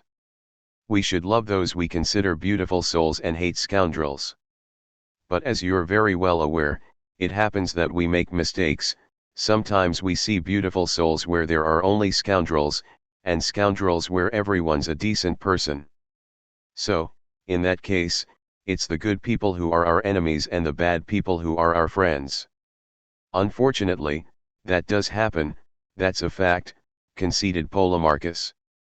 Sticking with this same hypothesis, we see, if we accept Homer's, Simonides, and your definition, that it's just to help scoundrels and to harm beautiful souls. As beautiful souls are just and never do any wrong, we must conclude that, according to the three of you, it's just to harm those who are never unjust. What on earth are you talking about?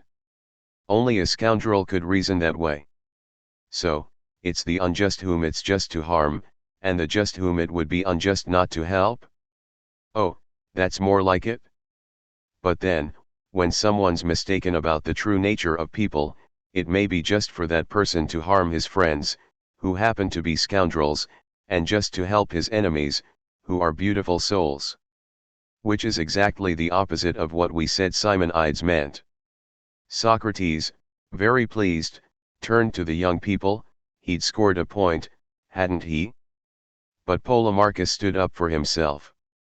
That fine argument proves only one thing, Socrates, namely that our definition of friends and enemies isn't correct. We said that a friend is someone who seems to be a beautiful soul. Instead, we ought to say that a friend is someone who both seems to be and is a beautiful soul. Someone who seems to be one without really being one is not a friend but only the semblance of one. Being and appearing should be combined in the same way as far as enemies are concerned. Wonderful. The beautiful soul is thus the friend, and the scoundrel is the enemy. Therefore we'll have to change the definition of justice. It is just to do good to a friend and harm to an enemy. In reality we ought to say, it is just to do good to a friend who's a beautiful soul and to harm an enemy who's a scoundrel. I think, said Polemarchus, relieved by this apparent agreement, that we've hit on the solution to the problem. But Socrates added, with a wry smile. Not so fast. Just one more little question. Does a just man's nature give him the right to harm his neighbor, whatever he may be? Of course it does. You just said as much, we ought to harm all those scoundrels who are also our enemies. Regarding horses they say. Horses? Said a startled Polemarchus. Why horses? No horse was ever anyone's evil enemy. They say, Socrates stubbornly persisted, that if they're mistreated they never improve. Everyone knows that. Mistreating a horse makes him mean. And as for dogs. Dogs now. Good grief, we're looking for justice in a zoo. No, but I observe, I examine, I compare. If horses are mistreated, they get worse relative to the horse's proper virtue, which is to gallop straight ahead, fleetly carrying his rider, the rider's breastplate, his gaiters, his spear, and his pack. Needless to say, the horse's proper virtue is not the same as the dog's, not by a long shot. It's out of the question for a dog to carry a breastplated soldier and his gaiters. What remains true is that if a dog is mistreated, he'll become either fearful or ferocious, but in any case very bad relative to his proper virtue as a household pet, which, I repeat, is not a horse's. So it's true for both dogs and horses. What's true, Socrates? You're driving us crazy. The truth is that if they're mistreated, their proper virtue will be perverted. From horses and dogs to men, doesn't it follow logically? If the human species is mistreated, doesn't it become worse relative to its proper virtue? Oh, I get it. You're bringing in man by way of dogs. The conclusion seems fine to me. But the proper virtue of man still has to be determined. It's not like galloping or barking. But that's what I've been talking about right from the beginning of the evening. I contend that the proper virtue of the human species is justice. So it follows from my comparison that if human beings are mistreated they become more unjust than they were. It is therefore impossible for a just man to mistreat anyone. Wait a second. I'm missing something here, I don't see the logic of the argument. A musician, solely through the effect of his music, can't turn someone into a musical illiterate any more than a rider, through his equestrian skill alone, can make someone be totally ignorant about horses. So could we argue that a just man, solely through the effect of his justice, can make someone be more unjust than he was? Or, to cut to the chase, that it's the good people's virtue that breeds scoundrels? That's absurd, as much as it would be to argue that the effect of heat is to make things cold, or the effect of dryness to make things wet. No, it cannot be in the nature of a beautiful soul to harm anyone whatsoever. And since the just man is a beautiful soul, it's not in his nature to harm his friend, even if he were a scoundrel, nor indeed to harm anyone at all. That's an attribute of the unjust man, who for his part is a scoundrel. A stunned Polemarchus surrendered, saying, I have to give up, I'm afraid. I can't compete with you. Socrates then finished off his interlocutor. If anyone, even Simonides, even Homer, claims that justice amounts to giving everyone what's due him, and if his underlying thought is that the just man should harm his enemies and help his friends, we'll boldly argue that such remarks are unworthy of a wise man because, Quite simply, they're untrue. The truth, it appeared to us in all its glory as the dialogue went on, is that it's never just to do harm. The fact that, from Simonides to Nietzsche, by way of Sada and many others, the opposite has been maintained will no longer intimidate us, you and me. Besides, far more than by the poets or thinkers, the maxim it is just to harm one's enemies and to help one's friends strikes me as something that could have been said by the Xerxeses, Alexanders, Hannibals, Napoleons, or Hitlers, that is, by all those in whom a sort of intoxication was caused, for a time, by the enormous scope of their power. To which Polemarchus, won over, replied, "You're rallying us to a whole world view. I'm ready to do battle alongside you. In that case, let's begin at the beginning. If justice is not what the poets and tyrants claim it is, whatever can it be?" 1. Reducing the sophist to silence 1, 336b, 357a. A heavy silence had greeted Socrates' question.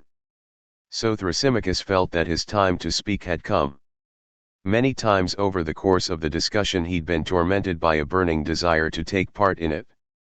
But the people sitting around him had kept him from doing so because they wanted to follow the progression of the argument. This time, however, taking advantage of the confusion that had followed the return, oddly abrupt, it's true, to the original form of the question, Thrasymachus finally broke out of the silence they'd imposed on him and, flexing all his muscles, crouching like a wild beast about to bare its huge claws, he advanced on Socrates as if to tear him apart and devour him alive. Socrates and Polemarchus recoiled in terror. Once he'd reached the middle of the room, the monster glowered at the whole audience and began speaking in a voice to which the room's high ceiling, the French windows, the darkness that had fallen over the sailboats, indeed the whole world, seemed to lend a thunderous power. "What pathetic hogwash Socrates has been subjecting us to for hours now? What's with all your kowtowing to each other and taking turns bombarding us with your stupid nonsense? If you two really want to know what justice is, Socrates, stop asking pointless questions and rubbing your hands in glee when you've refuted something one of your flustered sidekicks has managed to stammer out. Asking questions is easy, answering them less so. So tell us once and for all how you define justice. And don't come telling us that justice is anything but justice, that it's duty, expediency, advantage, profit, interest, and so on. Tell us precisely and clearly what you have to say. Because I won't be like all the bit players in your three-ring circus, I won't put up with all your hot air." At these words, Socrates, feigning, or really feeling panicky astonishment, stared for a moment at Thrasymachus, the way you do when, on a snowy evening, you encounter a wolf who might lock his cruel eyes on you first, in which case you'll be struck dumb, or so the old country women say. Then he went on in a somewhat tremulous voice. "Fortunately I saw you first tonight, you ferocious rhetorician. Otherwise I really might have lost my voice. But I still think I'll try to placate the wolf who pounced on our conversation as on a little lamb trembling in fear. Dear Thrasymachus, don't be angry with us. If Polemarchus and I were completely wrong in the way we went about considering the problem, you know very well that it wasn't on purpose. Suppose we were searching for gold, like in a western, with big cowboy hats on our heads and all that sort of thing. Can you really think that, with our feet in the water and our pans in our hands, we'd bother deferring to each other and saying after you, partner, and run the risk of not finding anything at all? Yet here we are searching for justice, which is a lot more important than some heap of gold nuggets, and you'd think us capable of playing nice with each other all the time instead of devoting the utmost seriousness to bringing its idea to light. No way. That's simply not possible. The best hypothesis is that we're just plain incapable of finding what we're looking for. And in that case, let me say to you and to all the clever people of your sort, instead of giving us a hard time, show us a little mercy." After hearing this speech, Thrasymachus let out a sardonic laugh that gave the whole audience the creeps. "I was right, for Pete's sake. That's the famous Socratic irony 3 all right. I knew it, I told everyone around me, Socrates will never agree to answer. He'll be as ironic as can be and do anything he can to avoid having to answer a precise question. By Heracles. I told you so. That's because you're so clever, Socrates said. You set up your calculations with the utmost care. If you ask someone how to get the number 12 in a math problem, knowing you, you'll add, whatever you do, my friend, don't come telling me it's 6 times 2, or 4 times 3, or 24 divided by 2, let alone that it's 11 plus 1, or 8 plus 4 or, as poor Kant wrote, 7 plus 5.4. Spare me any such nonsense. You, at any rate, know perfectly well that with those kinds of prohibitions no one will be able to answer your question. But the other person can still ask you a few questions. For example, what exactly is your aim, O most subtle Thrasymachus? That I shouldn't give you any of the answers you've forbidden me to give? But what if one, or even several, of them, happen to be true? What's your hidden agenda then? That I should say something other than the truth? How would you respond to this hypothetical interlocutor? But Thrasymachus wasn't fazed and said, that's easy, what's that got to do with the question of justice? As usual, you're just switching horses as soon as you see that yours is going to lose the race. But there is a connection. My 12 and my justice are horses from the same stable. But, okay, let's assume that there's no connection. Do you imagine that if your interlocutor thinks there is one, he'll change the answer he thinks is right simply because you've forbidden it? Oh, for crying out loud! You want to do the very same thing. You want to define justice with one of the words I forbade you to use. Well, no wonder if I did. I'd just have to think, after giving it serious dialectical consideration, that it's the right word. All that stuff about duty, propriety, interest, advantage. That's the kind of junk you want to use to plug the leaky bucket of your argument? Confound it.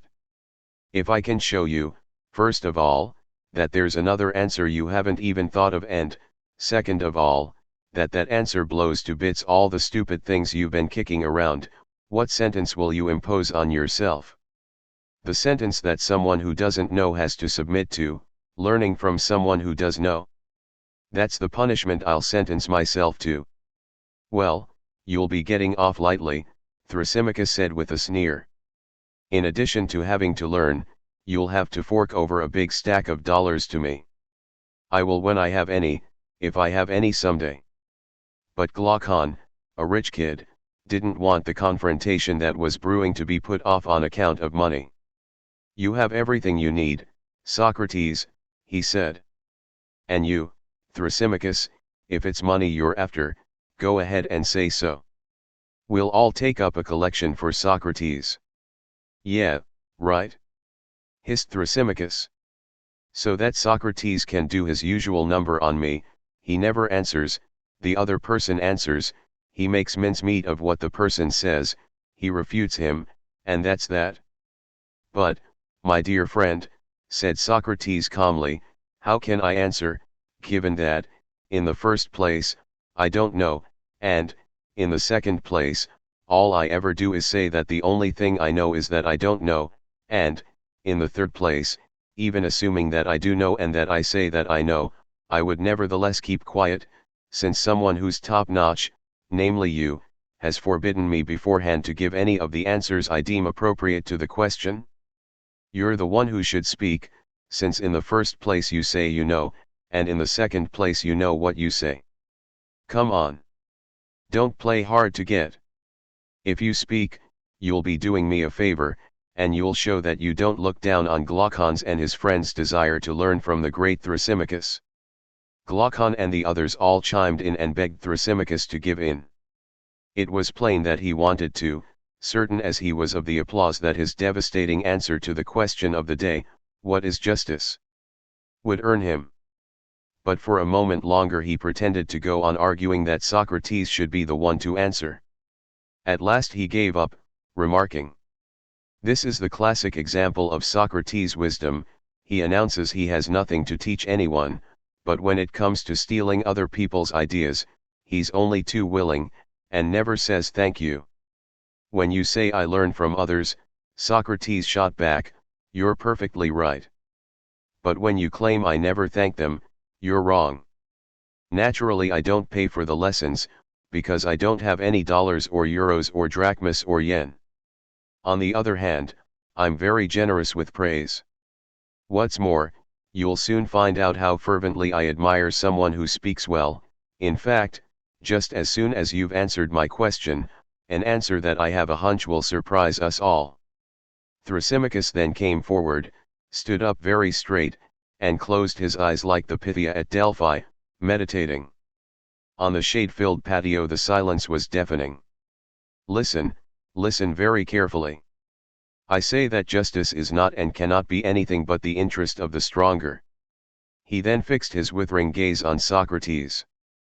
But the silence persisted, since Socrates, short and pot-bellied, his eyes big and round and his arms dangling at his sides, looked like a disappointed dog being offered a slice of pumpkin.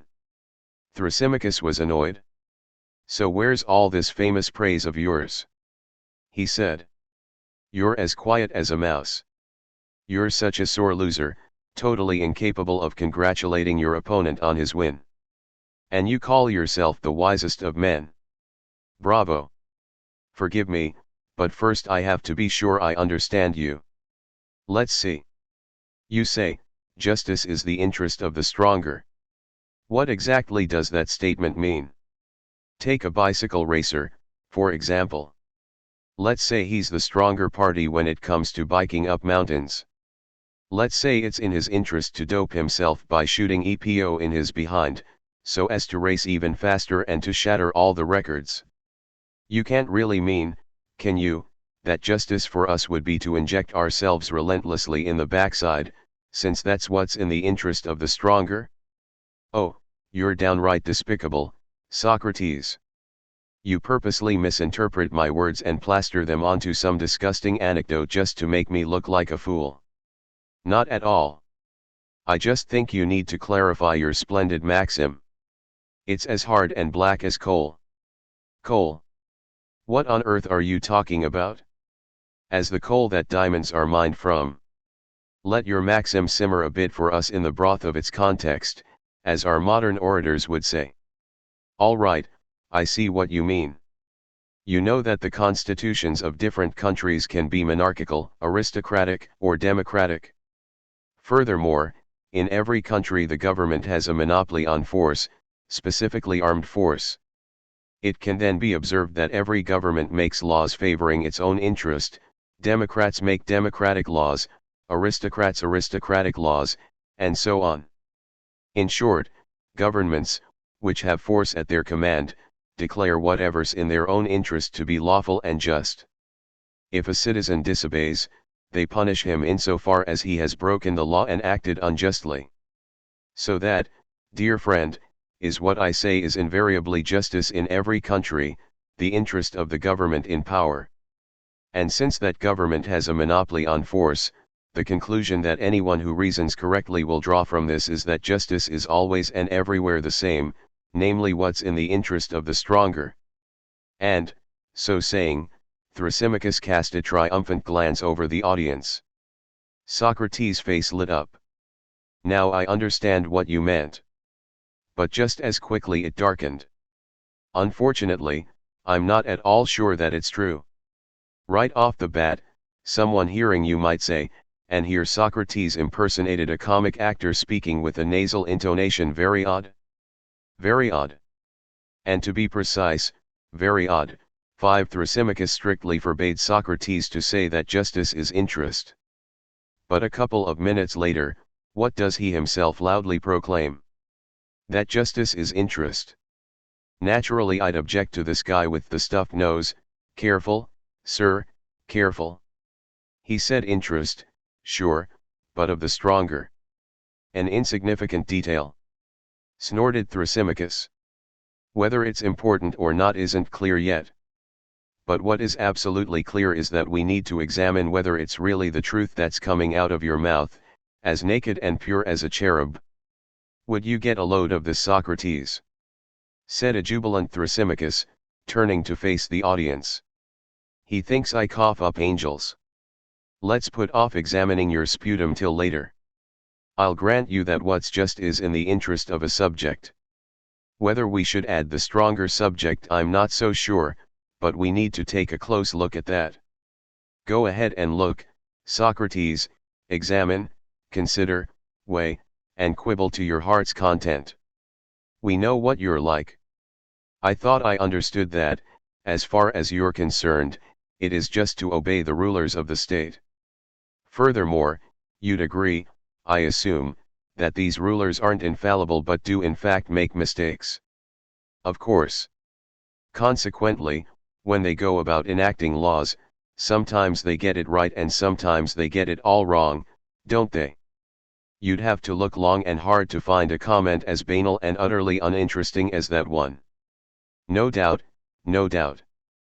But if we follow your argument, we'll have to say that, for a ruler, to enact proper laws is to serve his own interest and to enact improper ones is to go against it.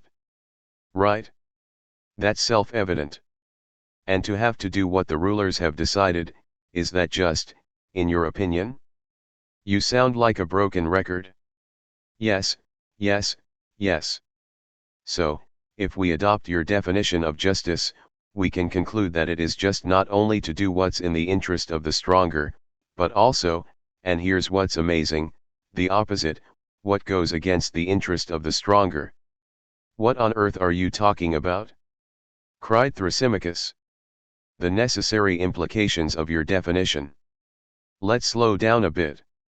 We'd agreed on one point, which you even considered a trivial one, when the rulers order their subjects to do this or that, even though it sometimes happens that these rulers are mistaken about what their own real interest is, it's still always just for the subjects to do exactly what the rulers order them to do. Yes or no? How many times do I have to tell you? What a drag this is. Yes and yes. You therefore agreed that it's just to go against the interest of the rulers, hence of the stronger, when these rulers unintentionally order things to be done that are bad for them, since it's just, you said this over and over, to do everything decreed by said rulers. It follows inexorably from this that it's just to do the exact opposite of what you say, since, in the case that concerns us here, to do what goes against the interest of the stronger is what the stronger orders the weaker to do. The excitement this speech stirred up in the audience was enormous. Polemarchus awoke with a start, the pale Cleitophon turned red, Glaucon jumped up and down, and Amantha tugged nervously at her left ear. It was Polemarchus who took the plunge. I think Thrasymachus might as well close up shop and go home. He exclaimed. Yeah, sure, muttered Cleitophon, who had become as pale as a ghost again. Whatever Polemarchus says, Thrasymachus has got to do. But it was Thrasymachus himself who got tripped up on his own words. Polemarchus retorted. He agreed that the rulers sometimes order their subjects to do what's against the ruler's own interest and that it's just for the subjects to do so. Thrasymachus, hissed Cleitophon, his face as white as plaster, only posited one principle, it's just to do what the rulers order. Thrasymachus posited two principles, not just one, and exasperated Polemarchus insisted. First, that justice is what's in the interest of the stronger. And, second, that it's just to obey the rulers. Having thus upheld both a principle of interest and a principle of obedience, he had to admit that it sometimes happens that the stronger order the weaker, their subjects, to do what goes against the stronger's own interest. Hence it follows that justice is no more what's in the interest of the stronger than it is what goes against that interest. But, shrieked Cleitophon, who had suddenly turned dark red again, when Thrasymachus speaks of the interest of the stronger, it's a matter of a subjective phenomenon, what the stronger considers his own interest to be. That's what the weaker is obliged to do, and that, in Thrasymachus's opinion, is what is just. He didn't say anything of the kind, muttered Polemarchus, upset. It doesn't matter. Socrates cut in. If Thrasymachus now thinks something he didn't say earlier, let him tell us what he thinks. Or what he thinks he thinks. Come on, noble Thrasymachus, was that really your definition of justice, what the stronger thinks is in the interest of the stronger, regardless of the fact that, in reality, it may or may not be in his interest?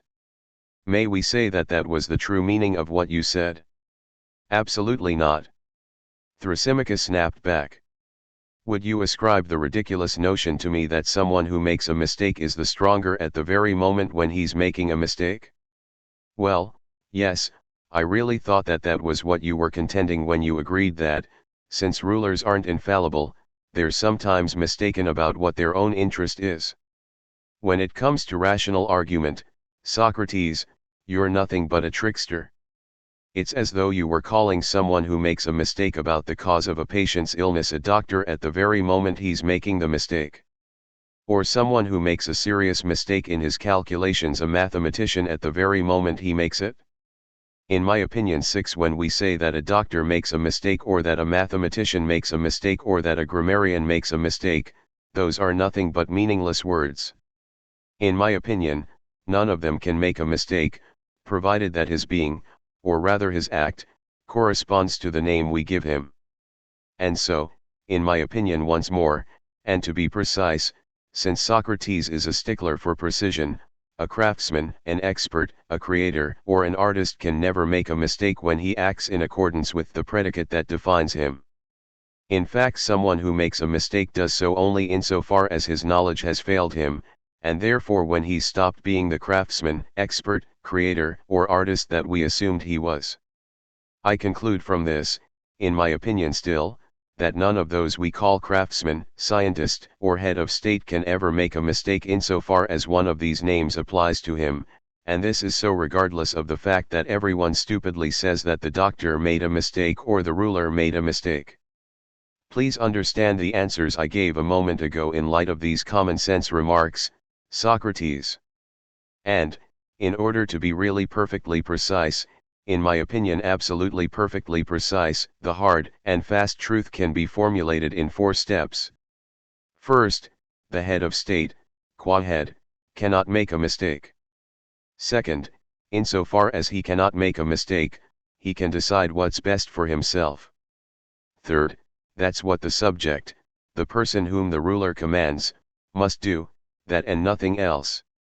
And, fourth, we come back full circle to what I said at the outset, which, though Socrates pretended not to see as much, smashed all his claptrap to bits, justice consists in the fact that every practice is dictated by the interest of the stronger. As though struck by the solemnity of the moment, Socrates nodded his head for quite a while. Then he said, "In your opinion, still and always, I'm a trickster, am I? In your opinion, I questioned you the way I did in order to discredit you? In your opinion? Of course. That's as plain as day. Everyone knows Socrates' dirty tricks. But, in my opinion, you're defeated before you even start. You can't hide your little game from me, and, when you're up against someone like me, who sees right through it, you won't be able to overpower me in argument. I wouldn't even dream of trying, you venerable orator. However, to avoid giving me any pretext for my dirty tricks, could you tell us what you mean by the words head of state or government, and also by the term the stronger in the famous maxim you just repeated, justice, which is what's in the interest of the head of state, who's the stronger, is what the subject, who's the weaker, must do? Are you using these words and phrases in the precise sense they may have for us, or in a loose and general way? In your opinion, once more, is it a matter of speaking precisely or just in a manner of speaking? I'm speaking of the ruler and all that sort of thing in the strictest sense of the words, in my opinion. Go ahead and try to discredit me on all this, play the trickster. You won't be able to. In your opinion, would I be crazy enough to try to play the trickster vis-a-vis a Thrasymachus, in other words, to trim a charging lion's mane with a pair of little scissors? And yet that's what you just tried to do, you dumb barber. Okay, let's drop the hairy metaphors. Let's get back to the problems at hand. What's the real aim of the doctor in the precise sense of the word, The doctor you were talking about a moment ago. To make money or to treat the sick? Answer only about the doctor whose activity is consistent with the generic term doctor. To treat the sick, obviously. And what about an admiral? The admiral befitting his name, is he a commander of sailors or is he only an ordinary sailor himself? You're so annoying. He's a commander of sailors. There, I hope you're happy now. The fact that an admiral might happen to sail all by himself on an ordinary old boat is of no account as far as the designation admiral of the fleet is concerned and doesn't entail his being called an ordinary sailor. Because it's not insofar as he sails one way or another that he's called admiral, but rather by virtue of his skill and of the authority he has over the sailors. Right? In your personal opinion? Right. But you're wasting our time with all this naval crap. Anyway, it's clear that the doctor and the admiral each has his own particular interest. And the aim of each one's skill is to seek out and then provide each one with that interest. A skill considered in itself obviously has no particular interest except to be as perfect as possible. So we can. Hold on. Not so fast. Thrasymachus interrupted him. What's all this business about the interest of a skill, the only interest of which is the interest of someone who possesses that skill? I can see one of Socrates' typical dirty tricks coming on. Let me be crystal clear. Suppose you ask me whether the body is self-sufficient or lacking something. I'd reply, sure, it's lacking something. That's precisely why medical skill as we know it today was invented. The body is often in poor condition and can't get by on its own. Medical skill was developed and organized to serve the interests of the body. And, knowing trusty Thrasymachus, I'm sure he'll agree with my answer. Thrasymachus sneered and blew his nose loudly. To agree with that sort of platitude any idiot would serve your purpose. So you agree, said Socrates softly. Now let's ask whether medical skill, in its turn, is in poor condition in the same way as the body. If so, it might need some other kind of skill to serve its interest and provide it with what it lacks. Do we need to go on? Do we need to grant that, for the same reasons, this second skill itself needs a third? And so on, ad infinitum. If this infinite regress seems odd, we can go back to the beginning and assume instead that medical skill itself sees to remedying its own defects. And the third possibility is that a skill requires neither a second skill nor itself to obtain what it lacks, given that, as a true skill, it has no deficiencies or flaws. In effect, we observe that a skill seeks only the interest of what it deals with, and, provided it's genuine, it remains faultless and flawless for as long as it remains, in the strict sense of the word skill, entirely what it is. So there are three possibilities.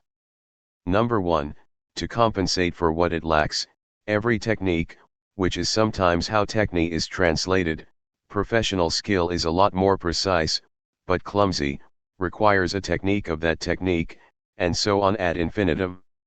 Number 2, every technique is clearly a technique of itself and can therefore compensate for its own deficiencies. Number 3, considered in and for itself, a technique lacks for nothing. My dear Thrasymachus, consider these three possibilities and tell us which one, in your opinion, of course, is the right one. In my opinion, it's the third one, without a doubt. Wonderful. So medicine isn't concerned with the interest of medicine but only with the interests of the body. The technique of horse training pays no heed to horse training but only to the horse. A technique cares nothing about its own interest, it doesn't have one anyway, but only about the interest of its object, about what the skill that defines it deals with. All you're doing, in my opinion, is repeating my choice of the third hypothesis. Always the same old Socratic hot air. I'm doing it so that you won't accuse me of setting any traps for you. Here's my question, a skill gets the results it seeks from whatever it deals with, doesn't it? Otherwise it's not a skill, it's only the technique of nothing. Obviously. The long detours you go off on are so simple-minded. But anything that gets the results it expects from something is, in actual fact, what's in command of, or what exercises its authority over, that thing, isn't it? Thrasymachus frowned, sensing a trap. But how could he avoid it? He decided to go for bravura. I for one don't think anyone can deny that. So a technique is in the position of a ruler, in other words of a commander, with respect to its object. Medicine rules the body, the admiral is the commander of the sailors. As far as sick bodies and sailors slaving away are concerned, doctors and admirals are the stronger parties. However, and you yourself admitted as much, without the slightest hesitation, they in no way serve their own interest but only the interest of the weaker, of whatever's ruled by them, the body, whose good health they desire, or the sailors, whom they want to see succeeding in sailing properly. So no technical skill either considers or prescribes what's in the interest of the stronger. Finally, we see that no ruler, no government conceived of as a ruler either considers or prescribes what serves his, or its, own interest. On the contrary, a ruler prescribes what's in the interest of those he commands or rules and for whom he practices his skill. And it is with those people in mind, the subjects, the people who are ruled over, the sufferers, all of life's galley slaves, that a true master says what he says and does what he does. At this, as they say in assembly sessions reports, a ripple ran through the room. People smiled, whispered, looked either smug or dejected. Everyone was aware that a turning point had been reached in the debate. The definition of justice proposed by Thrasymachus had quite simply been changed into its opposite. They turned to look at him with pity and waited for a response from him, without really expecting that there would be one. When it did finally come, it caused great astonishment.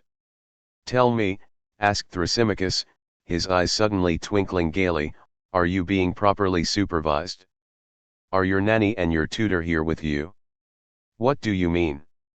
said Socrates, visibly thrown off. "You should answer my question rather than talk such nonsense. It's just that, in my opinion, your nanny ought to do a better job of wiping your bottom if it's as shitty as your argument. And your tutor ought to teach you the difference between a sheep and a shepherd." "What are you talking about?" an increasingly bewildered Socrates asked.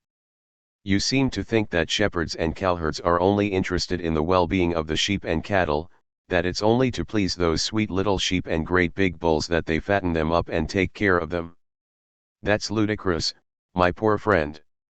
The only reason they do so is so that their masters, the owners of these nice horned and woolly animals, can make a huge profit out of it. What should be said, then, about the people who are in power in a state? I'm talking about those who really wield the power. Do you think they're any different from the owners of herds or flocks? Are you so naive as to think that they care about anything other than making a huge personal profit off the masses of their subjects? You think you're such an expert when it comes to questions about what is just and unjust, or justice and injustice, as you prefer, whereas in reality you don't know the first thing about any of it. You don't understand that justice and what is just designate someone else's good, the interest, sure, but of this other person, the stronger party, the ruler. It follows, then, that what belongs to the subject or the servant is only, as my friend Jean-François Lyotard would say, the wrong done him. 7 Injustice means exactly the opposite. It's the name of an action that compels to obedience and servility people who are just and think that they must always act in accordance with moral laws.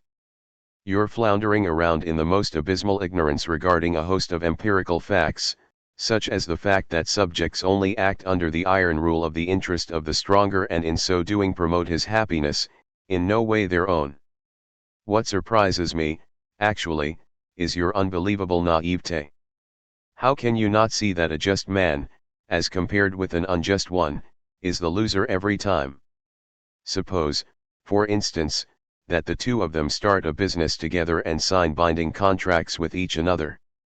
Well, when the company's dissolved, you invariably see that the just man has lost his shirt in the venture and the unjust man has cleaned up. Or take the case of taxes and refunds.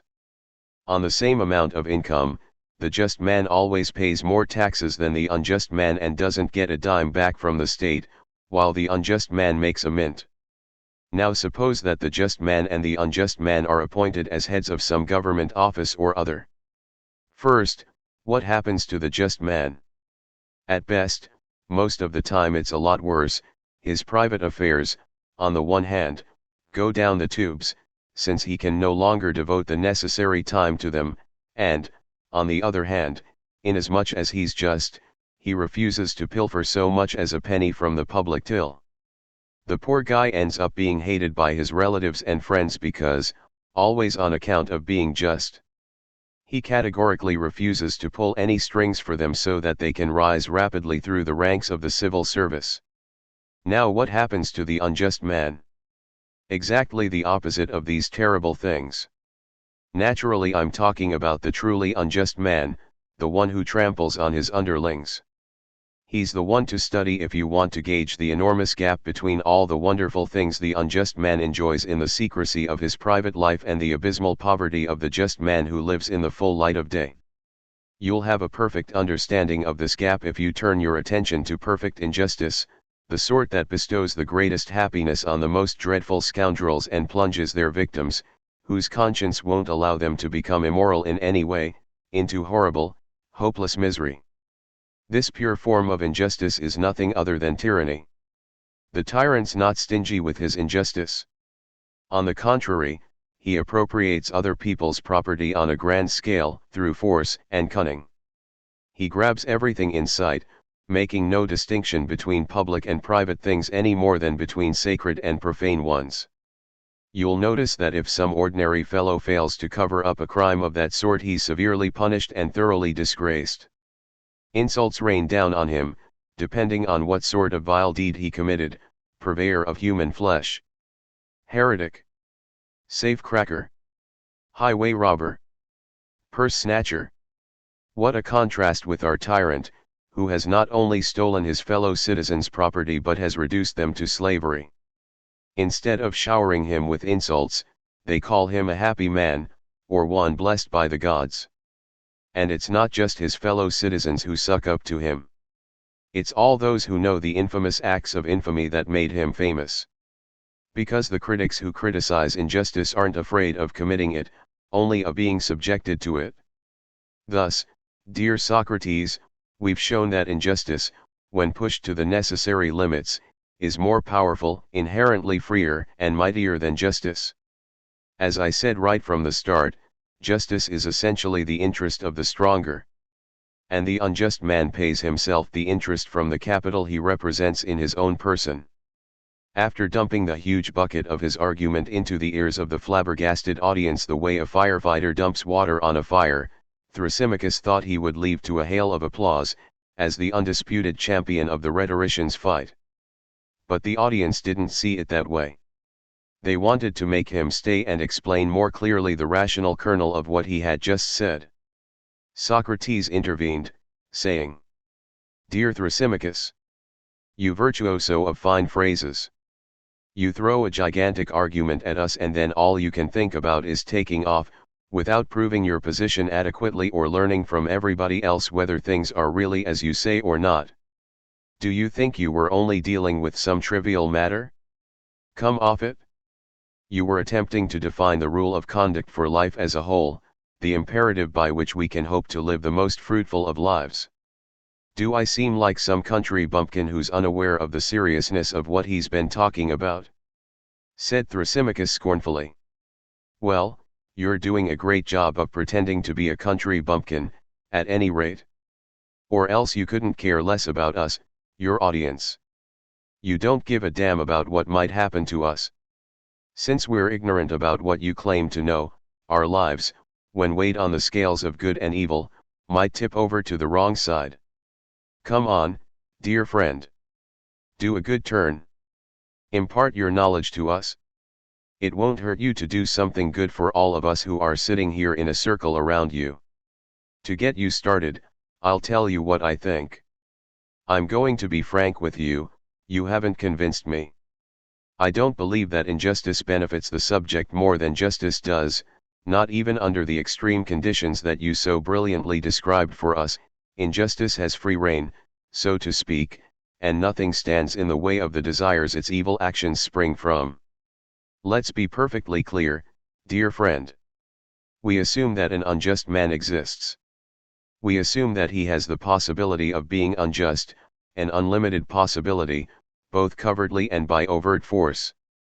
Well, I'm not in the least convinced that such a man will profit more from his injustice than he would have from the strictest observance of the principles of justice. And I don't think I'm the only one, I'm sure that others in this room share my belief. So convert us, O mighty rhetorician. Give us conclusive reasons for acknowledging that we're going wretchedly astray when we value justice more highly than injustice. How can I convince you, would you mind telling me? If my implacable reasoning was unsuccessful, I don't see what more I can do. Unless I have to personally transfer my argument inside your brain. Oh no. Heaven forbid. Anything but that. To begin with, stick to your positions instead of misleading us, because you're always changing them without warning. Let me give you an example of that improper sort of change, which brings us back full circle, incidentally, to the start of our discussion. You first define the doctor, as he really is, in the element of truth. But then, when it was a question of the shepherd, you didn't feel under any obligation to preserve the identity of the shepherd, who was also conceived of in his truth, logically, from start to finish. As your argument went on, the shepherd stopped being someone who tends to the well-being of his flock and instead became anything at all, a banquet guest who's only interested in feasting on couscous with lamb, or a speculator who sells tons of meat on the stock exchange without ever having set foot in a cowshed, anything but a shepherd. Yet the shepherd's technique is concerned with nothing but providing the best care to its own particular object, the flock. Because, as regards the strictly intrinsic determination of this technique's excellence, it is by its very nature obviously provided for, so long as its identity, to be the technique of tending flocks of sheep, remains the same. Which means, Amantha interjected, that it continues to merit its name. Precisely. For the same reasons, I thought that you and I were obliged to agree a little while ago that a given power, conceived of in its essence, considers only the welfare of the people under its care and over whom its authority is exercised. And that this was true of any power, whether it operates on the scale of the state or on the scale of the family. Whether it's public or private, Glaucon added. I'd say political or domestic instead, Amantha corrected him. Which leads me, Socrates went on, his beady eyes fixed on Thrasymachus, to ask you a question. Do you think that the people who rule states, and I mean those who are really the rulers, not puppet rulers, or figurehead presidents, or agents of capitalism, or people disguised as representatives, do so willingly? Oh, for Pete's sake! Exclaimed Thrasymachus. I don't just think so, I know so. Knowledge is sacred. But knowledge, the lofty discipline of sociology, also teaches us that, when it comes to most government posts, under-secretaryships of this or that, cabinet posts, committees, commissions, bureaus, and agencies, nobody's willing to head them up for no pay. Inasmuch as they aren't going to personally profit from this little bit of power and they'll have to deal with the public, they demand a salary, and a very high one at that. So let's take a step back. Whenever one of the techniques is different from the others, don't we say that it's different because its own particular function is different from the other's functions? Wow! Said Amantha, turning to Thrasymachus. Be careful you don't get lost in the maze of what's different from some other thing, because each of the other things is different from the other thing. My answer, Thrasymachus declared, not without a certain pomposity, is perfectly clear. It is indeed on account of its function that one technique differs from another. And each technique brings us a distinct and particular benefit, Socrates continued. When it comes to medicine, its health, to piloting an airplane, its speed and safety during the trip, and so on with all the others. Yes or no? Yes. I keep saying the same thing to you. Yes. And the technique. Oh, I really hate that translation of technique.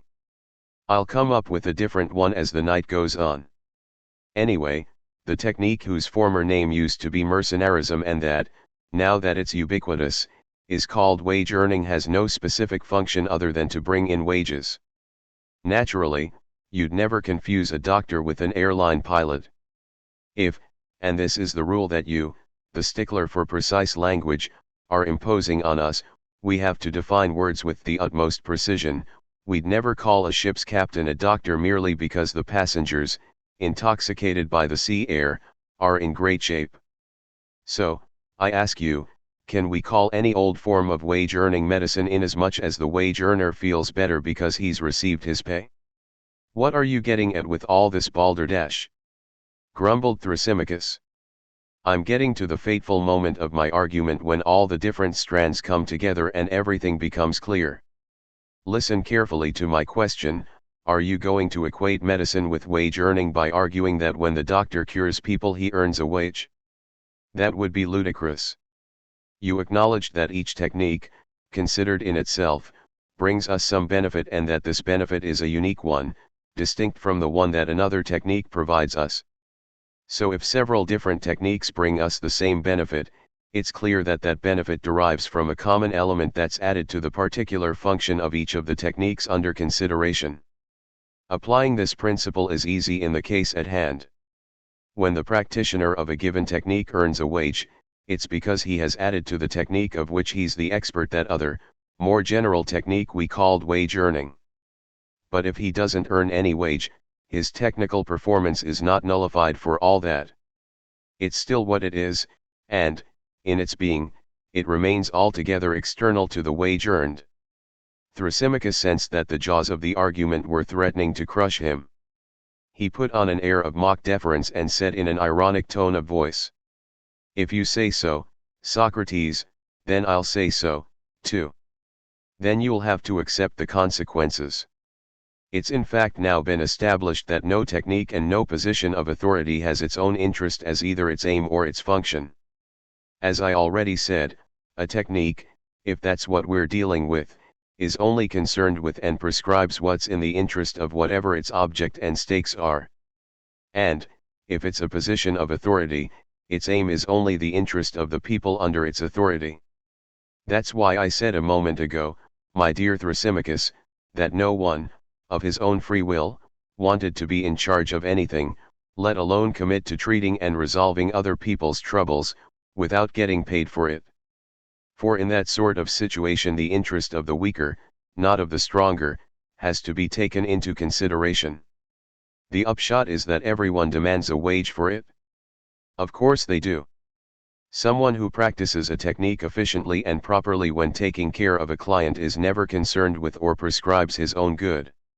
He only cares about what's best for the person he's working for, to whom he's nevertheless superior, since he's mastered a technique that the other person doesn't know a thing about. That's why, to remedy this apparent paradox, the superior one in the service of the inferior one, a very high wage almost always has to be given to the person who accepts a very senior position, a wage paid in cash or in the form of various honors. As for the person who obstinately refuses to accept such a position, he'll earn his wages in the form of a punishment. Glaucon, noticing that a fed-up Thrasymachus was preparing to make a strategic getaway, felt duty-bound to put his own 2 cents in. Socrates. What exactly are you saying? I understand that the kind of wage corresponding to wage earning is different from the wage that's appropriate to techniques like medicine or ruling a great body like the state. But that a punishment, and of what sort? Should serve as wages for someone who turns down a position, and who therefore, since he renders no service, doesn't deserve any wages at all, is quite beyond me. Ask yourself what the wages of one of our best supporters, a really good philosopher, for instance, might be. Don't you know the reason why he'll sometimes resign himself to accepting an important position in government? Don't you know that, for him, careerism and greed are vices? Yes, so they are. But so what? You yourself, if memory serves, Amantha interjected, agreed to be president of the council in Athens. It was around the time your beloved Alcibiades took a real beating at the Battle of Notion. 8 What wages did you receive? My dear girl, you're stirring up an extremely painful memory. Anyway, as you might expect, it wasn't a question of love either for power or for what it could earn me.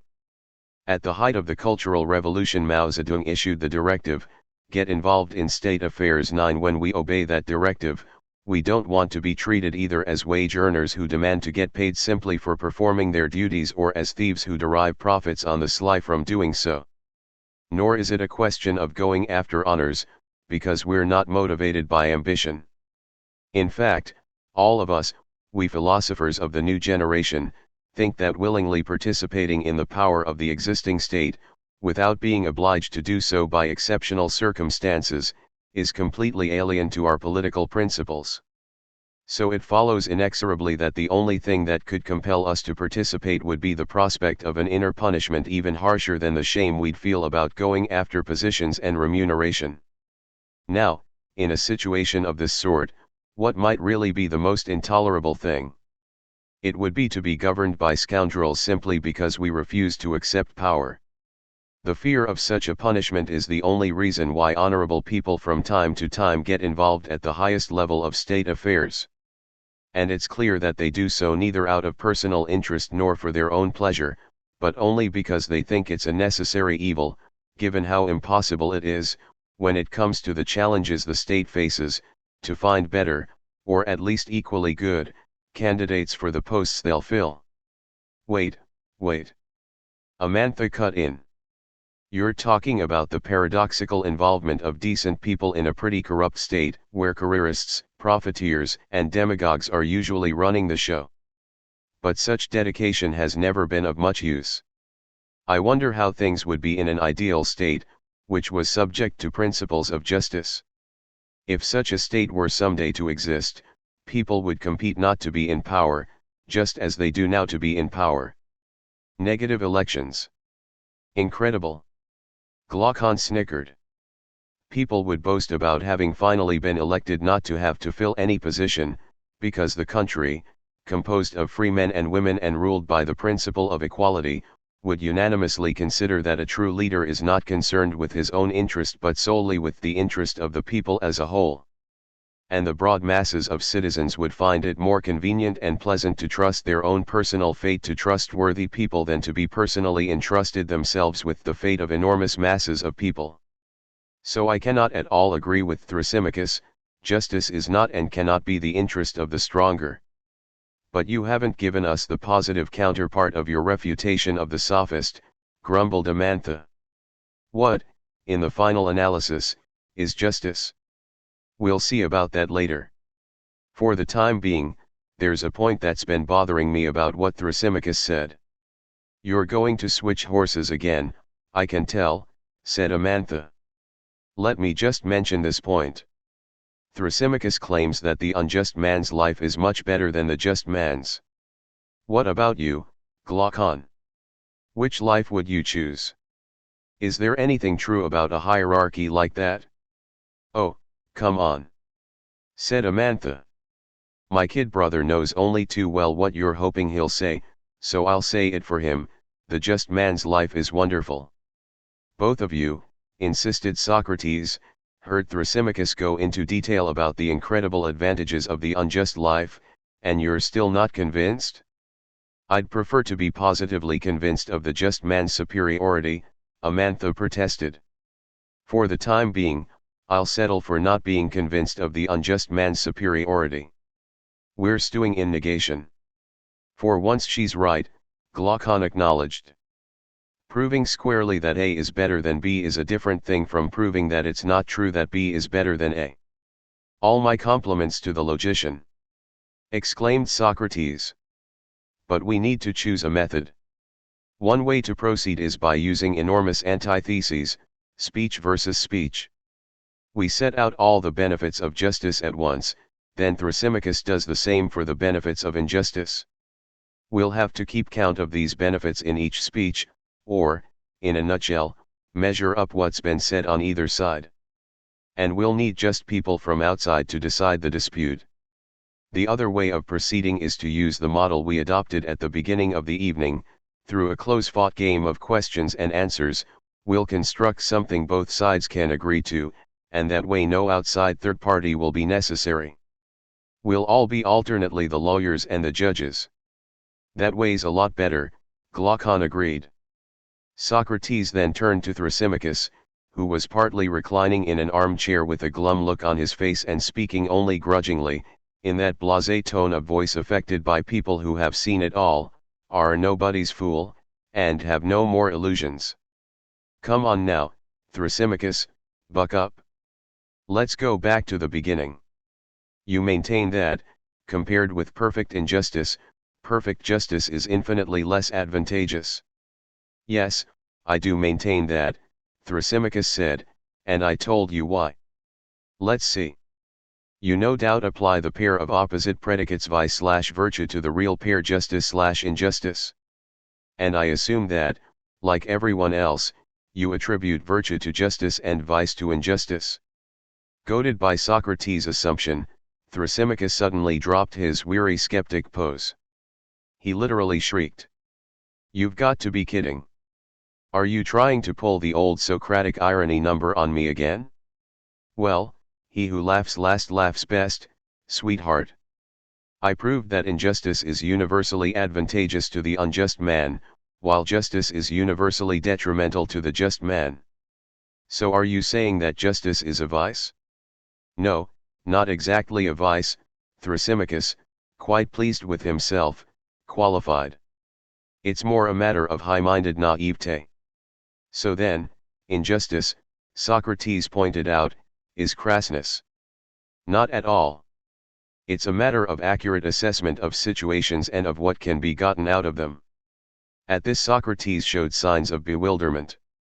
Scratching the back of his neck, he said, Your view, dear friend, is that the unjust are prudent people, who are thoroughly acquainted with the truth of situations. Yes, provided, of course, we're talking about those people who are able to enslave an entire city, or even a whole country. You seem to think I'm talking about mere pickpockets who swipe passengers' wallets in the subway. I'm not denying that petty crimes like that can be profitable, as long as you don't get caught. But it's not even worth talking about them if what we have in mind are the large-scale injustices of the tyrants I described for you a moment ago. I'm well aware of what you have in mind, Socrates remarked. But every time you repeat such a thing in public I'm just as astonished as if I had never heard you hold forth before. So you rank injustice with virtue and wisdom, and justice with the opposite? Absolutely. And I'm thrilled that I've managed to astonish Socrates. The aforementioned Socrates dreamily scratched the back of his neck again. I must admit, your position is suddenly a very tough proposition, he said. For the moment I don't see what can be objected to it. If you were to claim that injustice is very advantageous while conceding, as nearly everyone does, that it's a vice and loathsome, we could answer you on the grounds of conventional opinion. But it's clear that you'll argue that injustice is as noble and wonderful as it is advantageous. All the virtues we attribute to justice you'll attribute to injustice, which you've had the intellectual audacity to put on a par with virtue and wisdom. You've guessed perfectly the truths I base my arguments on. Well, said Socrates softly, but even so, we won't throw in the towel. We've got to go on arguing, at least as long as we're justified in assuming that you're saying what you really think. And I do think that you're not joking, you happy man, and that you're spontaneously telling us the truth as you see it. Why should you give a shit, pardon my French, whether I'm saying what I really think or not? Just refute my explicit argument, if you can, which I doubt, and don't waste your time rummaging through the empty trash cans of what I really think. As if anyone really thought. You're right. I apologize for having really thought that you really thought. All the same, try to answer a few questions. From that point on a real duel began, and not with blunted foils either. Amantha, Glaucon, Polemarchus, and all the rest of them kept score of the hits. Socrates struck the first blow. Tell me, Thrasymachus, does the just man, in your opinion, want to assert his superiority over another just man? No way. If he did have such an ambition, if he did want to crush one of his rivals in justice, he wouldn't be the well-bred, gullible fool that I said he was. Would he want a just action to enable him to get the better of other just men? Certainly not, for the same reason. But what about outdoing an unjust man, then? Would the just man have such a desire? And would he regard it as just or unjust? As big a nitwit as he is, the just man would think it just to outdo the unjust man, all right, but he wouldn't be able to. Whether he's able to or not isn't our problem. I'm simply asking you, dearest friend, to clarify your thinking, which I'd summarize as follows: the just man doesn't consider that outdoing another just man is worthy of himself in the least, nor does he feel any desire to do so. However, he does have the desire to get the better of the unjust man, and he deems that desire to be entirely worthy of himself. Right? You're just repeating my answer. Well, I'm cautious. I'm taking one step at a time as I construct a thinking that you and I will be able to share. Let's turn to the unjust man now. Does he want to outdo the just man and to act in such a way as to overpower every just action? Obviously. The characteristic desire of the unjust man is to dominate the whole world. And so the unjust man will also want to outdo the unjust man and to overpower every other unjust action by his own action, so as to ensure his power over everything? No objection. You're getting on my nerves. So we agree on the just and the unjust man's relationship to people both like and unlike themselves. Oh, Glaucon piped up, not so fast. The argument is starting to get convoluted. A little formalism wouldn't hurt. Be my guest, said Socrates. You're the logician. Okay, said Glaucon, overjoyed at being able to slip in his formulas. I call J the just man in general, and, if we have to distinguish between two different just men, we'll call them J1 and J2 respectively. I call the unjust man in general U, and, if we have to distinguish between two unjust men, we'll call them U1 and U2 respectively. For the relation to outdo, I'll write the sign for a relation of inequality the way it's done in math. For example, Ju means that the just man has the upper hand over the unjust man. It's just a simple notation, okay. It's not a truth for the time being. I'll write equals, as in math, for the relation does not outdo, or is the same as, or identical to. For example, J1 equals J2 means that two just men are the same. It's as simple as can be. But so what? Commented Amantha caustically. So I can write where we stand very clearly with two formulas. With respect to the just man, we have, J1 equals J2, and, Ju. This formalizes the notion that, as concerns a just man, two just men won't have to outdo each other, but a just man must outdo an unjust man.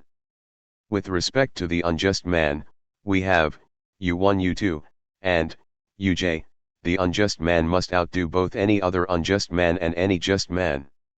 All right, said Amantha, that's exactly what Thrasymachus and Socrates said. But what's the point?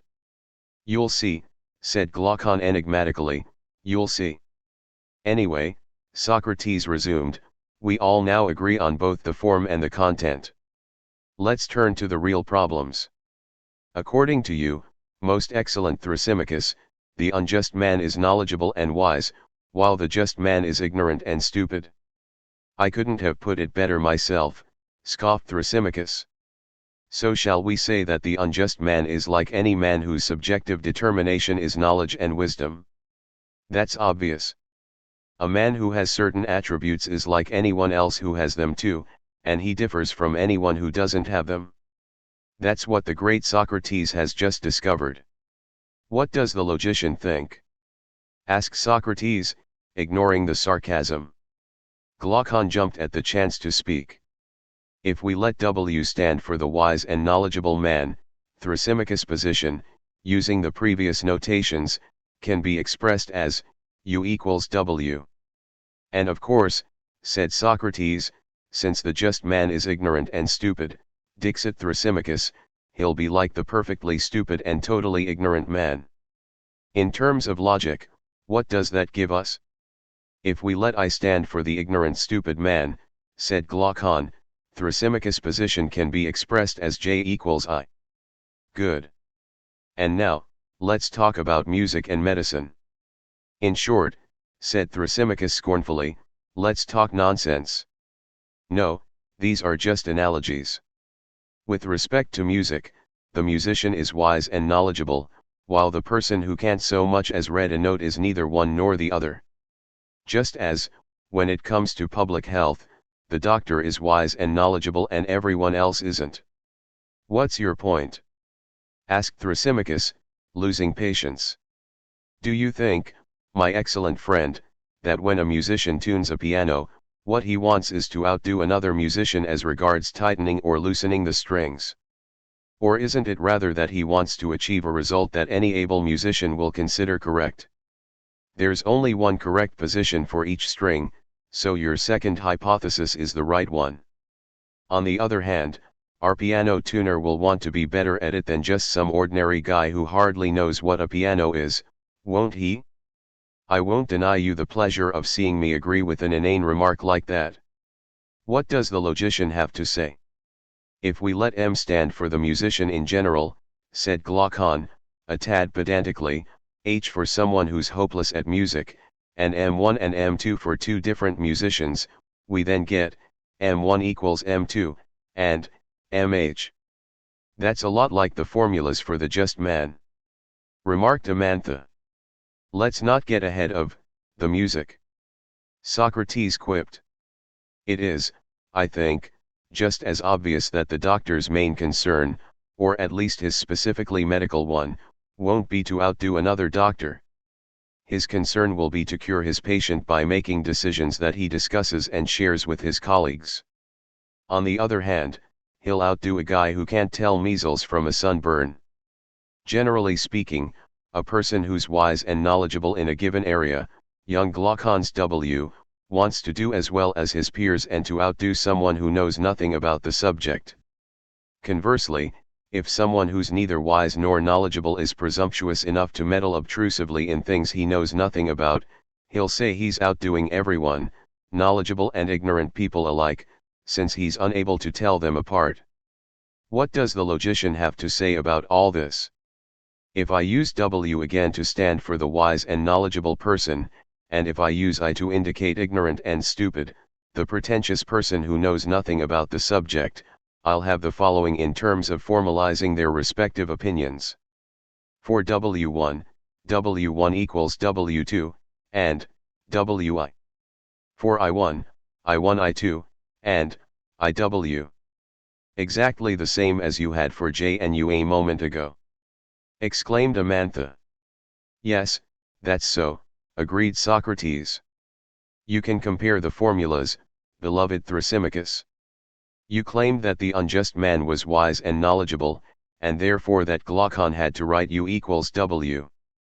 And, needless to say, you also maintained that the just man, as the opposite of the unjust man, was neither knowledgeable nor wise but ignorant and stupid instead, which Glaucon suggested we express as J equals I. But now, after our examples and the foregoing formulas, you can see that if the unjust man is wise and knowledgeable, which is expressed as W, he must think himself the equal of any other wise and knowledgeable person, hence of any unjust man, and he will only outdo someone who's ignorant and stupid, hence the just man. While, since the just man is ignorant and stupid, which is expressed as I, he'll have to want to outdo everyone. But a moment ago you vehemently stated, and Glaucon formalized your view, that exactly the opposite was true. It's the unjust man who, according to you, outdoes everyone. That's quite possible, said Thrasymachus, feigning indifference. What happened in the interim? Quite simply, you added two supplementary statements to what allowed you to conclude that the unjust man outdoes everyone, namely that the unjust man is wise and knowledgeable and that the just man is ignorant and stupid. As that leads you into the muddy waters of a contradiction, those additional statements will have to be abandoned. In reality the attributes have to be reversed, it's the just man who's wise and knowledgeable and the unjust man who's ignorant and stupid. We demonstrated by reductio ad absurdum, Glaucon solemnly announced, that we need to posit, J equals W and U equals I. Do whatever you like, said Thrasymachus. You, too, have to take it as established, given the force of a proof whose every step you approved, that the just man abides in the truth of knowledge and the unjust man in the night of ignorance. Thrasymachus conceded the point only with difficulty and very grudgingly. He was perspiring profusely even though the sea breeze, in the middle of the night, was cooling off the room. Those present even said they saw what no one would have ever thought it possible to see, Thrasymachus blushing. But Socrates wanted to rub his nose in it. The fact that justice is wisdom and knowledge is now as true for you as it is for me. But there's another point that interests me. It was said by one of us, I don't know who, that injustice is stronger than justice, remember. I remember, grumbled Thrasymachus. But I don't like what you just said. Not a bit. And I'd have a lot to say about what you said, and even more about what you said I was supposed to be saying. However, if I speak, I know very well that you'll say that, instead of having a dialogue with you, all I'm doing is haranguing the crowd. My conclusion is perfectly clear, then, either you let me speak as I see fit, or else, if you're so enamored of your so-called dialogues, go ahead. Ask questions. I'll act as though I were listening to some old woman telling old wives' tales, I'll just mutter fine, absent-mindedly and nod my head. Don't say yes with your head if you're convinced deep down of no. I'll do whatever you like, since you won't let me speak. What more do you want? Nothing at all. Do whatever you feel like. I'll pose questions. Since you're imposing that on us, sneered Thrasymachus, pose away. Pose without pausing, and afterwards we'll take our repose. It's the same question as before, Socrates went on patiently, so that the discussion doesn't lose any of its coherence. What might justice really be, as compared with injustice? Someone, I'm not sure when, said that injustice was stronger than justice and opened up more possibilities in life than justice did. Now that we know that justice is wisdom and virtue, it's very easy to conclude that justice is the stronger, since injustice is merely ignorance. That's a point no one can ignore now. However, I have no desire to win the argument with something as simple as that but rather to consider things from a different angle. Would you be willing to say that in the past, in the present, and in the future there are states that have subjugated, are subjugating, and will subjugate other states unjustly and keep them under their heel, or attempt to do so, for a long time? Of course. And the best state, which means the one whose injustice is the most flagrant, will be better at it than any other.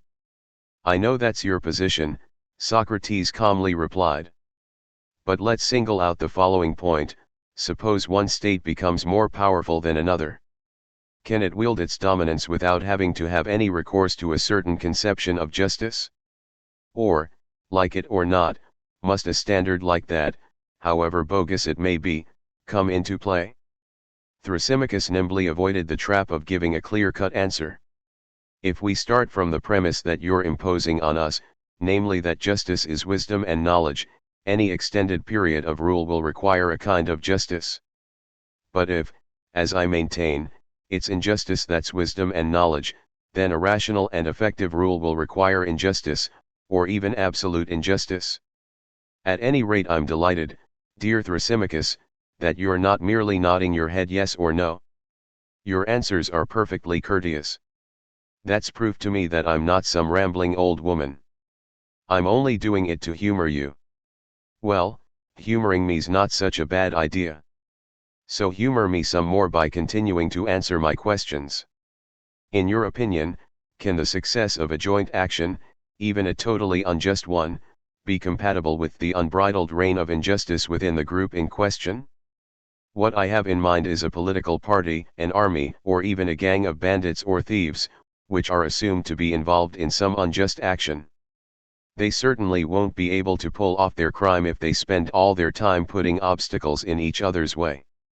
So, if they were to give up this internecine injustice, they'd have a better chance of success? Obviously, said Thrasymachus glumly. But why? Isn't it because injustice incites vicious rifts, hatreds, and feuds in every group, whereas a friendly meeting of minds and feelings flows from justice? All right, Socrates. I don't want to argue with you anymore. You're too kind, dear friend. Just one more question. Wherever we look, we see that as soon as there's injustice, there's hatred. Whether you're free or a slave makes no difference, injustice leads to everyone hating everyone else. It's the triumph of the bitterest rifts and of the inability to do anything together. Even if only two people are involved, they'll be at odds with each other, they'll be mutual enemies, and they'll hate each other every bit as much as they hate just people. And, finally, if only one person's involved, most excellent Thrasymachus, will this feature of injustice remain just as invincible? Won't the person in question be at odds with himself? I have a feeling that that's how you'd like it to be. Your feeling is right. Wherever injustice takes root, whether in a city, a country, a party, an army, or any community whatsoever, it immediately renders the group in question incapable of acting, and it does so by exacerbating schisms and conflicts. Then it makes the group an enemy both of itself and of everyone opposed to it, since they persist in being just. Even if it's only in a single individual that injustice takes root, it will produce similar effects in him, since it's in its nature to do so. It will make him incapable of acting by reason of his inner split, and because it will be impossible for him to be of one mind with himself. In the end, he'll be as much his own bitter enemy as the enemy of everyone motivated by justice. But may I ask you one more question, you distinguished rhetorician? You may, just as much as you may not, said Thrasymachus cryptically. It's a very easy question, aren't the gods just? I'm guessing you hope they are. That's a good guess. It follows that the unjust man will also be the enemy of the gods, whose friend is the just man. Go on, feast on your own sweet arguments, Socrates. I sure as hell won't contradict you. Not when you've got all your groupies here. Come on then. You'll be giving me your share of treats by answering my questions. We've shown that just people appear on the world stage endowed with more wisdom, personal capabilities, and practical skills than unjust people, who are unable to join forces to do anything at all together. Some people claim that certain individuals, despite being patently unjust, have nonetheless managed to act expeditiously and successfully together. But some people couldn't be more wrong. Had these hypothetical individuals been completely unjust, they wouldn't have been able to keep from turning on one another, and their whole venture would have gone down the tubes. They obviously had a little bit of justice left, or enough, at any rate, not to attack one another at the very same time they were all attacking their enemies. It was this little surviving bit of justice that enabled them to act as they did. At the time when they embarked upon injustice, they were only half corrupted by it, because people who are wholly wicked and practice injustice without the slightest vestige of justice are incapable of doing anything whatsoever. That's how things really happen, not at all the way you said they did a moment ago. As for whether the just man's life is happier and better than the unjust man's, a question we'd promised ourselves we'd ask, we know the answer now, and even that this answer is self-evident, for it follows directly from everything we just said. Still, let's take a better look at it. It's not a mere rhetorical ploy that's at stake, but rather the very rule we must live by. If you want to take a better look at it, said Thrasymachus, just come closer. You strike me as being consumed with sarcasm, buddy. Tell me, in your opinion, do horses have a function of their own? Good old Socrates. Okay, let's go for your horsey dialectic. Yes, horses have particular uses. And the function, regardless of whether it's a horse's, a young wild boar's, or a boa constrictor's, is what you can only do with that particular animal. Or at least what you can do best with it, right? Of course. But once you've finished your demonstration, would you mind whispering to me what the functions of the young wild boar and the boa, whether constrictor or not, really are? You're making fun of my examples. Okay, let me give you a different one. We can't see with anything but our eyes, or hear with anything but our ears. So those are their functions. And here's another: a vine stalk could be pruned with a carving knife, a hatchet, or a long saw, right? I can picture you vividly. Socrates covered in sawdust, sawing the stalk with his sibilant saw. But the best tool is a billhook expressly designed for pruning vines. You bet. As the poet said, the billhook's your thing for pruning the vine. Saw, hatchet, or knife? They're not worth your time.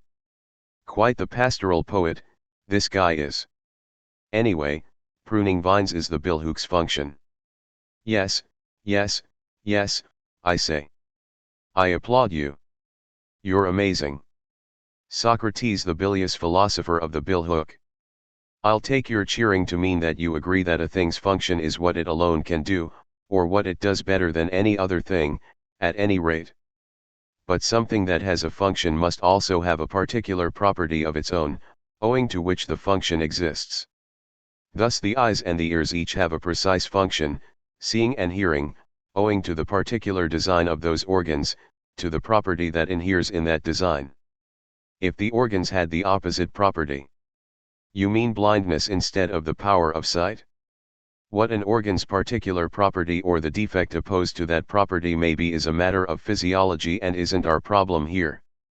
I'm simply asking you whether it's by means of their own particular property that existence make the function that's associated with them function properly, and whether it's when they work by means of the defect opposed to that property that the function malfunctions.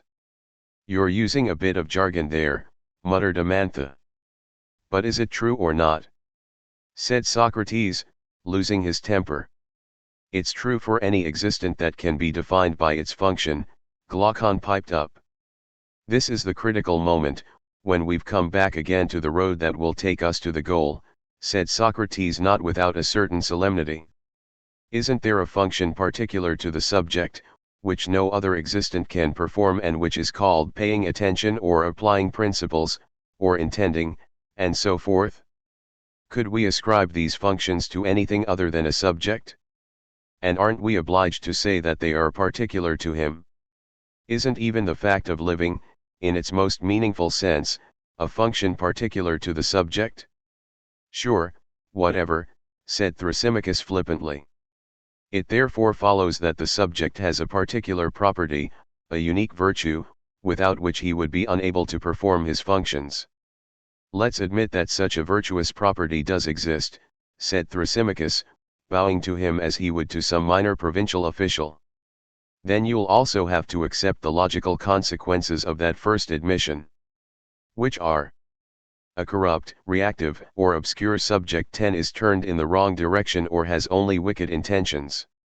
By contrast, a faithful subject, true to his own principles, can fulfill his obligations absolutely properly. I'll grant you all the moral tales you want. Didn't we agree by common consent that justice is the essential property of the subject, his unique virtue, and that injustice is his chief vice? I only agreed to please you. That's as good a reason as any. And one from which a definite conclusion follows: the individual who participates in the becoming of a just subject will have a life worthy of the name, and the unjust man will have a miserable life. There you go. Socrates' dialectic turns round and round, like a squirrel in a cage. Because your statement "the just man has a good life" is purely and simply the same view you had at the start. And you'd have us believe that it's the conclusion of your argument. But never mind, never mind. Someone whose life is a true life 11 is happy, and even blessed. Someone whose life is disgraceful is unhappy. So we've finally arrived at this crucial statement: the just man is happy, the unjust man is unhappy. Now, Being unhappy is not advantageous, whereas being happy is. So I can finally state it categorically, it is not true, Professor Thrasymachus, that injustice is more advantageous than justice. Well, Professor Socrates can just go and party now till the sun comes up. And I, Thrasymachus, can just shut the hell up. I know how to keep quiet, my friends. You'll see what a virtuoso of rhetoric's silence is like. But that doesn't mean I agree. With that, Thrasymachus pulled a chair over to the darkest corner of the room, sat down in it and closed his eyes. He was to stay absolutely still like that for a very long time. Socrates addressed his words to him without, however, looking at him. You're the co-champion of the sparring match, dear Thrasymachus. You answered my questions in an almost courteous manner and dropped your pretense of superiority and your leaden speeches. In my opinion, the intellectual feast wasn't very substantial. But that's my fault, not yours. I behaved like one of those gluttons who pounce on the dish that's just been served without having really savored the one before. At the very beginning we were seeking a reliable definition of justice. Before finding it, though, I rushed to investigate a related question about the predicates befitting justice: is justice vice and ignorance, or is it wisdom and virtue? But then another question slipped in from the side: is injustice more advantageous than justice? I instantly dropped the previous topic to deal with that minor one. The upshot of our whole dialogue is that I don't know anything, because, if I don't know what justice is, I know even less whether it deserves to be called virtue or not, let alone whether someone who's just is happy or unhappy. Then, just like Thrasymachus, albeit on the other side of the room, Socrates sank into his armchair. He mopped his brow and said, "Forgive me, you young people. It's late now and I'm exhausted. There have been oceans of words, and we don't know any more now than we did when we were walking half drunk on the road back from Athens, after the harbor goddess festival." 2. The Young People's Pressing Questions, 357a, 368d. After his spectacular victory, with Thrasymachus, reduced to silence, off sulking in his dark corner, Socrates thought he could rest on his laurels. Of course he'd conceded that, in the final analysis, he'd failed to define justice. But he'd prevented it from being equated with the rule of force. So he thought he was done with the discussion. He soon realized that it had been only a prelude, though, when young Glaucon, who was now proving to be even scrappier than his elder brother, nicknamed Plato the Quibbler in their little group, refused to accept the sophist's surrender and launched into a full-scale diatribe. Let's be serious, dear teacher. What's at stake in this intellectual sparring match is whether being just is in all circumstances better than being unjust. So you can't have it both ways. Either you settle for appearances, acting as if you'd convinced us, or it's really to a truth that you want to win us over. To a truth, of course, protested Socrates, at least if I'm able to. Well, in that case you've got a long way to go, said Glaucon, thrilled to be steering the dialogue. You ought to start by classifying the different types of what you refer to indiscriminately as the good. I see at least three. First and foremost, there's the good that we seek not for its consequences but because we value it in its being. For example, enjoyment itself, and all those harmless pleasures from which nothing further results for the person experiencing them beyond the simple fact of enjoying them.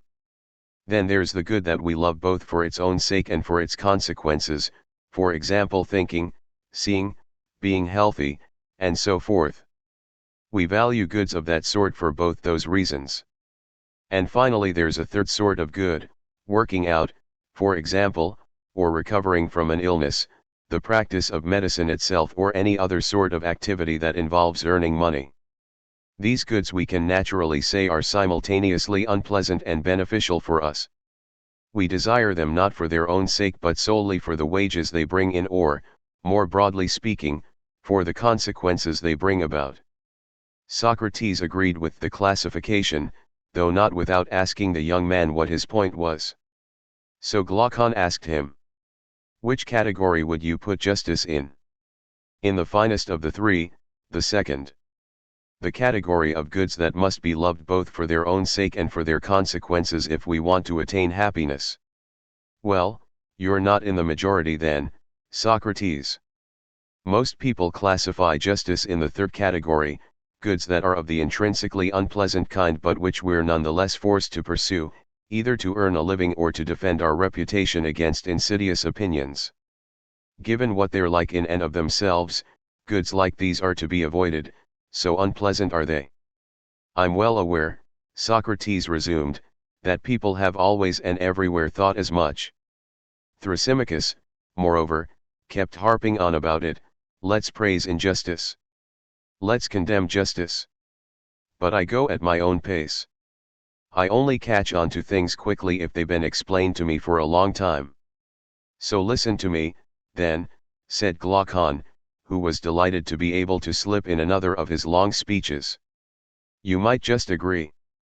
I think Thrasymachus, who was charmed like a snake by you, gave up a lot sooner than he needed to. To my mind, we haven't yet reached the point where the proof of either of the theses derives from true thought. I want to understand what justice and injustice are intrinsically and what their inherent natural effects are on a subject in which they're assumed to be present. I don't give a damn about all that wages and side effects stuff. Here's my proposition, which I'm submitting for your approval, dear teacher. I'll sort of play Thrasymachus' role again and develop 3 points. The first point, a summary of the nature and origins of justice, or at least as it's regarded by prevailing opinion. The second point, to show how everyone who models their behavior on the idea of justice does so against their will, only under duress, and not at all because justice is a good.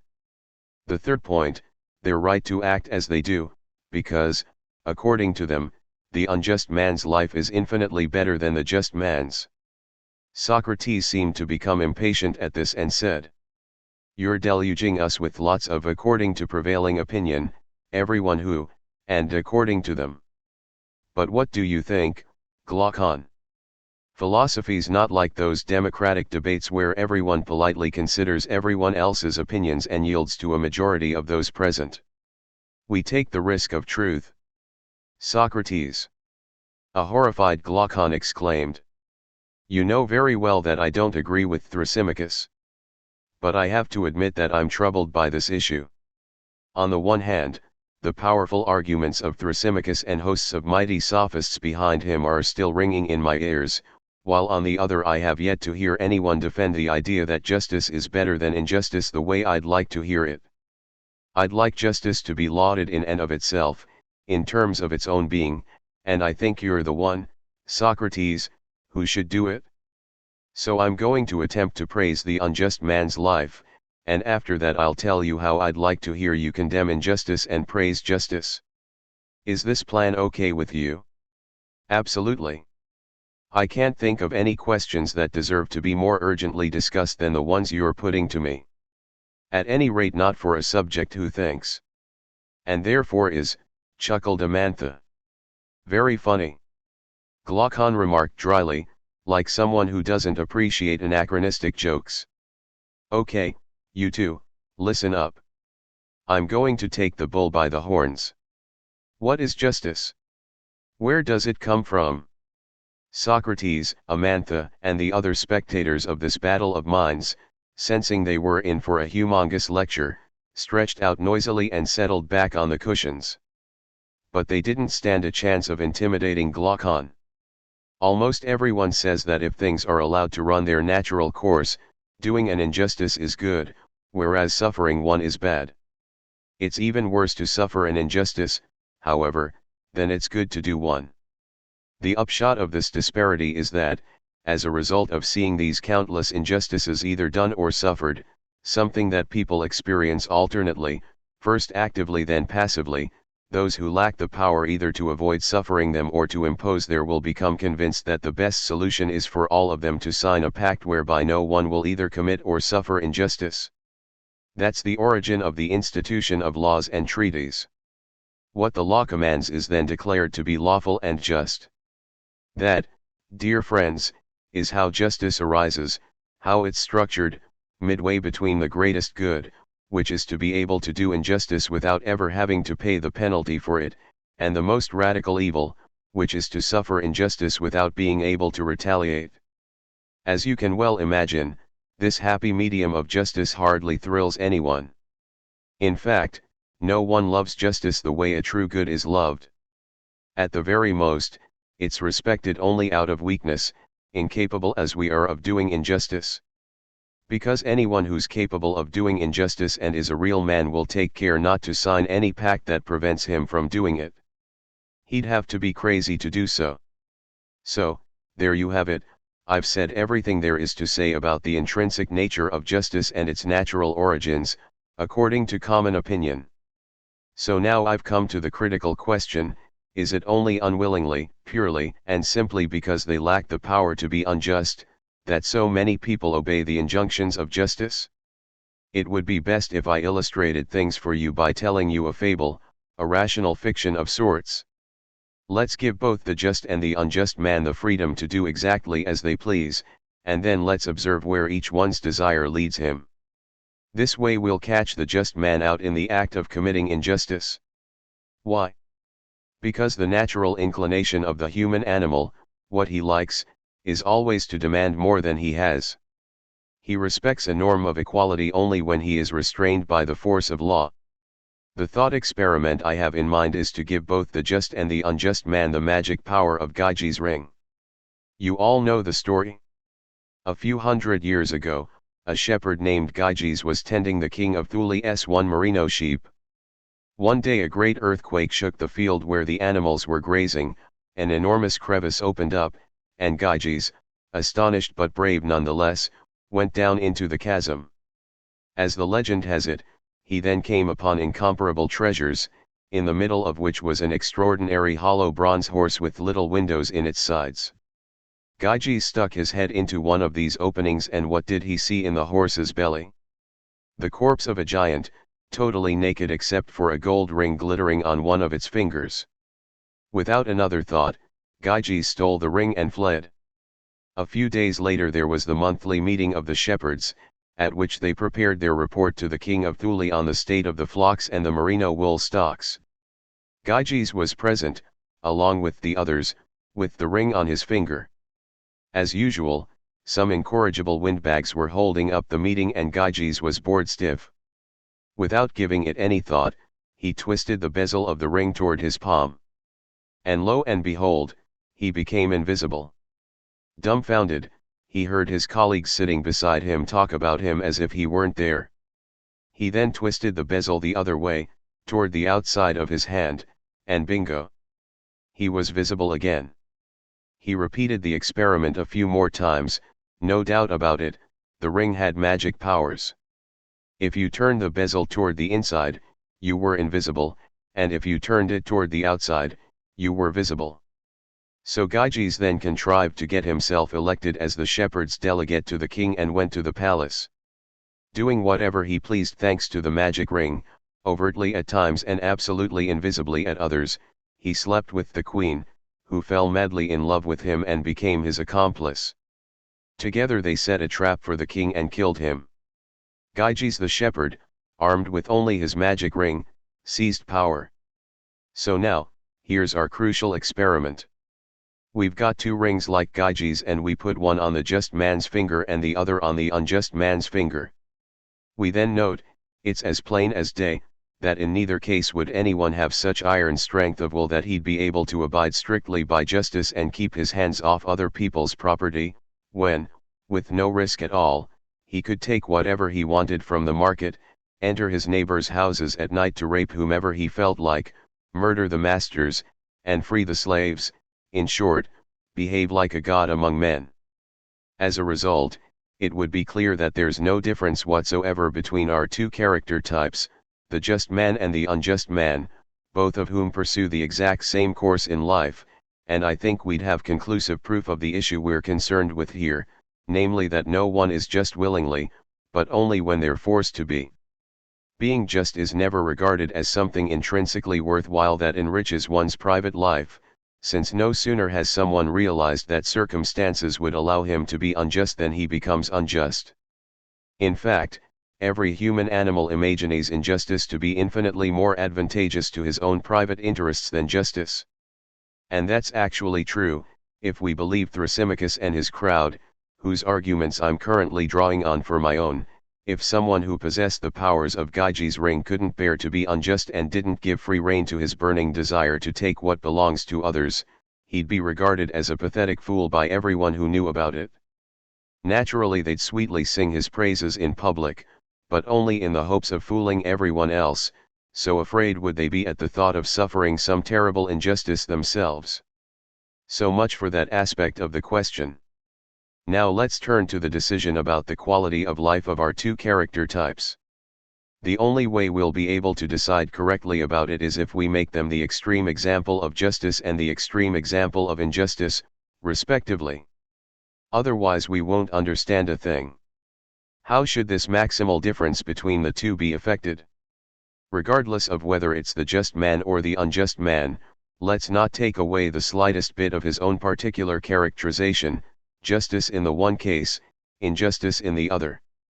Let's posit that each of them represents the perfect example of his type. Let the unjust man, for example, act like a skilled professional. An eminent physician or an excellent pilot knows exactly what their skill will enable them to do and what they won't be able to do. They'll either keep at a task or give it up, depending on whether the situation falls under the first case or the second. If they should happen to slip up, they know how to put things right. Similarly, the unjust man must be able to conceal as much as possible the injustices he constantly commits if he wants to be truly unjust. An unjust man who got caught would be a rank amateur. Because the highest degree of injustice is to seem just at the very moment when you're not. Let's give the perfectly unjust man this perfect form of injustice and not take away even the slightest bit of it. Let it be at the very moment he's most unjust that popular opinion bestows the title of world champion of justice on him. And if he should happen to go off course in his dirty dealings, let him be able to correct his mistakes. For instance, if one of his injustices is exposed and there is evidence to prove it, he'll be able to use his phony eloquence to persuade the crowd that he did no wrong and to turn them in his favor. Otherwise, if he has to fight it out, he'll come out on top thanks to his courage and strength, or thanks to his cronies and money if he has to bribe and silence his accusers. Next to this type of man, let's paint a picture of the just man, a man as simple as he is noble, the sort of man of whom Aeschylus says, "'Tis not seeming, but being, good that affords." This man the true measure of all his rewards point to. So let's take away any appearance of virtue from him, because, if he seems to be just, the appearance of justice will bring him honors and rewards. It will then be impossible to know whether our man is the way he is because he's really just or he's that way merely in order to enjoy those honors and rewards.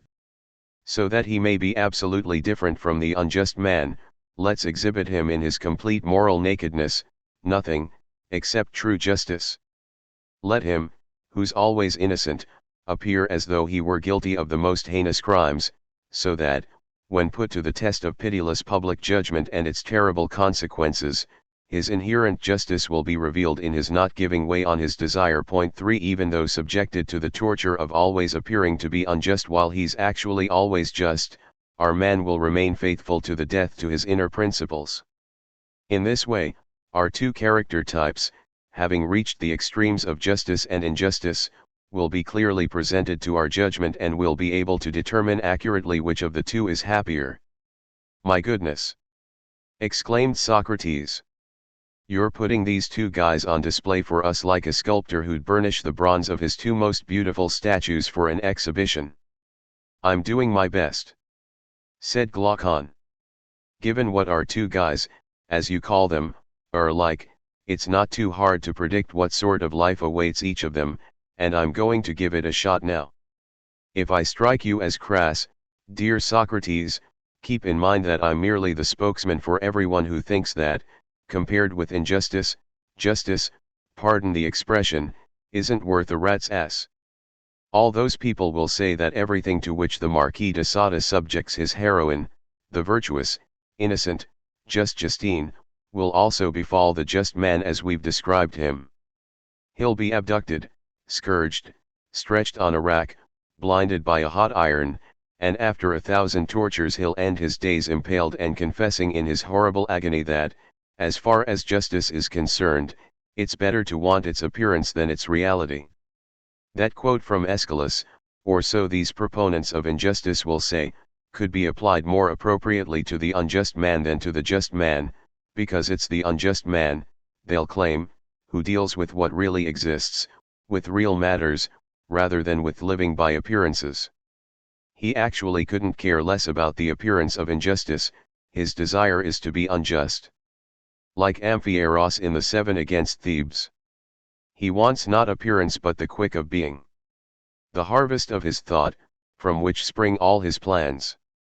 As a certified expert in appearances, he seizes power in his country, waving the banner of a sham justice. He marries into whatever family he pleases. He gives his daughters in marriage to young men in high-level positions, and his sons marry wealthy heiresses. Every social group is open to him, for sex and scheming alike. Why? Because he has no qualms or compunction about being unjust. Armed with only the cynicism, he trounces his rivals as easily in the arena of sex as in political disputes. As a result, he gets richer with every passing day and is free to take care of his friends and to harm his enemies. He can also give powerful people, including the gods, all sorts of fabulous gifts, which is something the just man never can do. In this way, he wins the favor of those he needs in order to advance his career, even if they happen to be gods. In fact, it's quite likely that the gods themselves, having been bribed like this, will prefer him to the poor just man. So these, dear Socrates, are the arguments of the people who claim that the unjust man is destined for a much better life than the just man.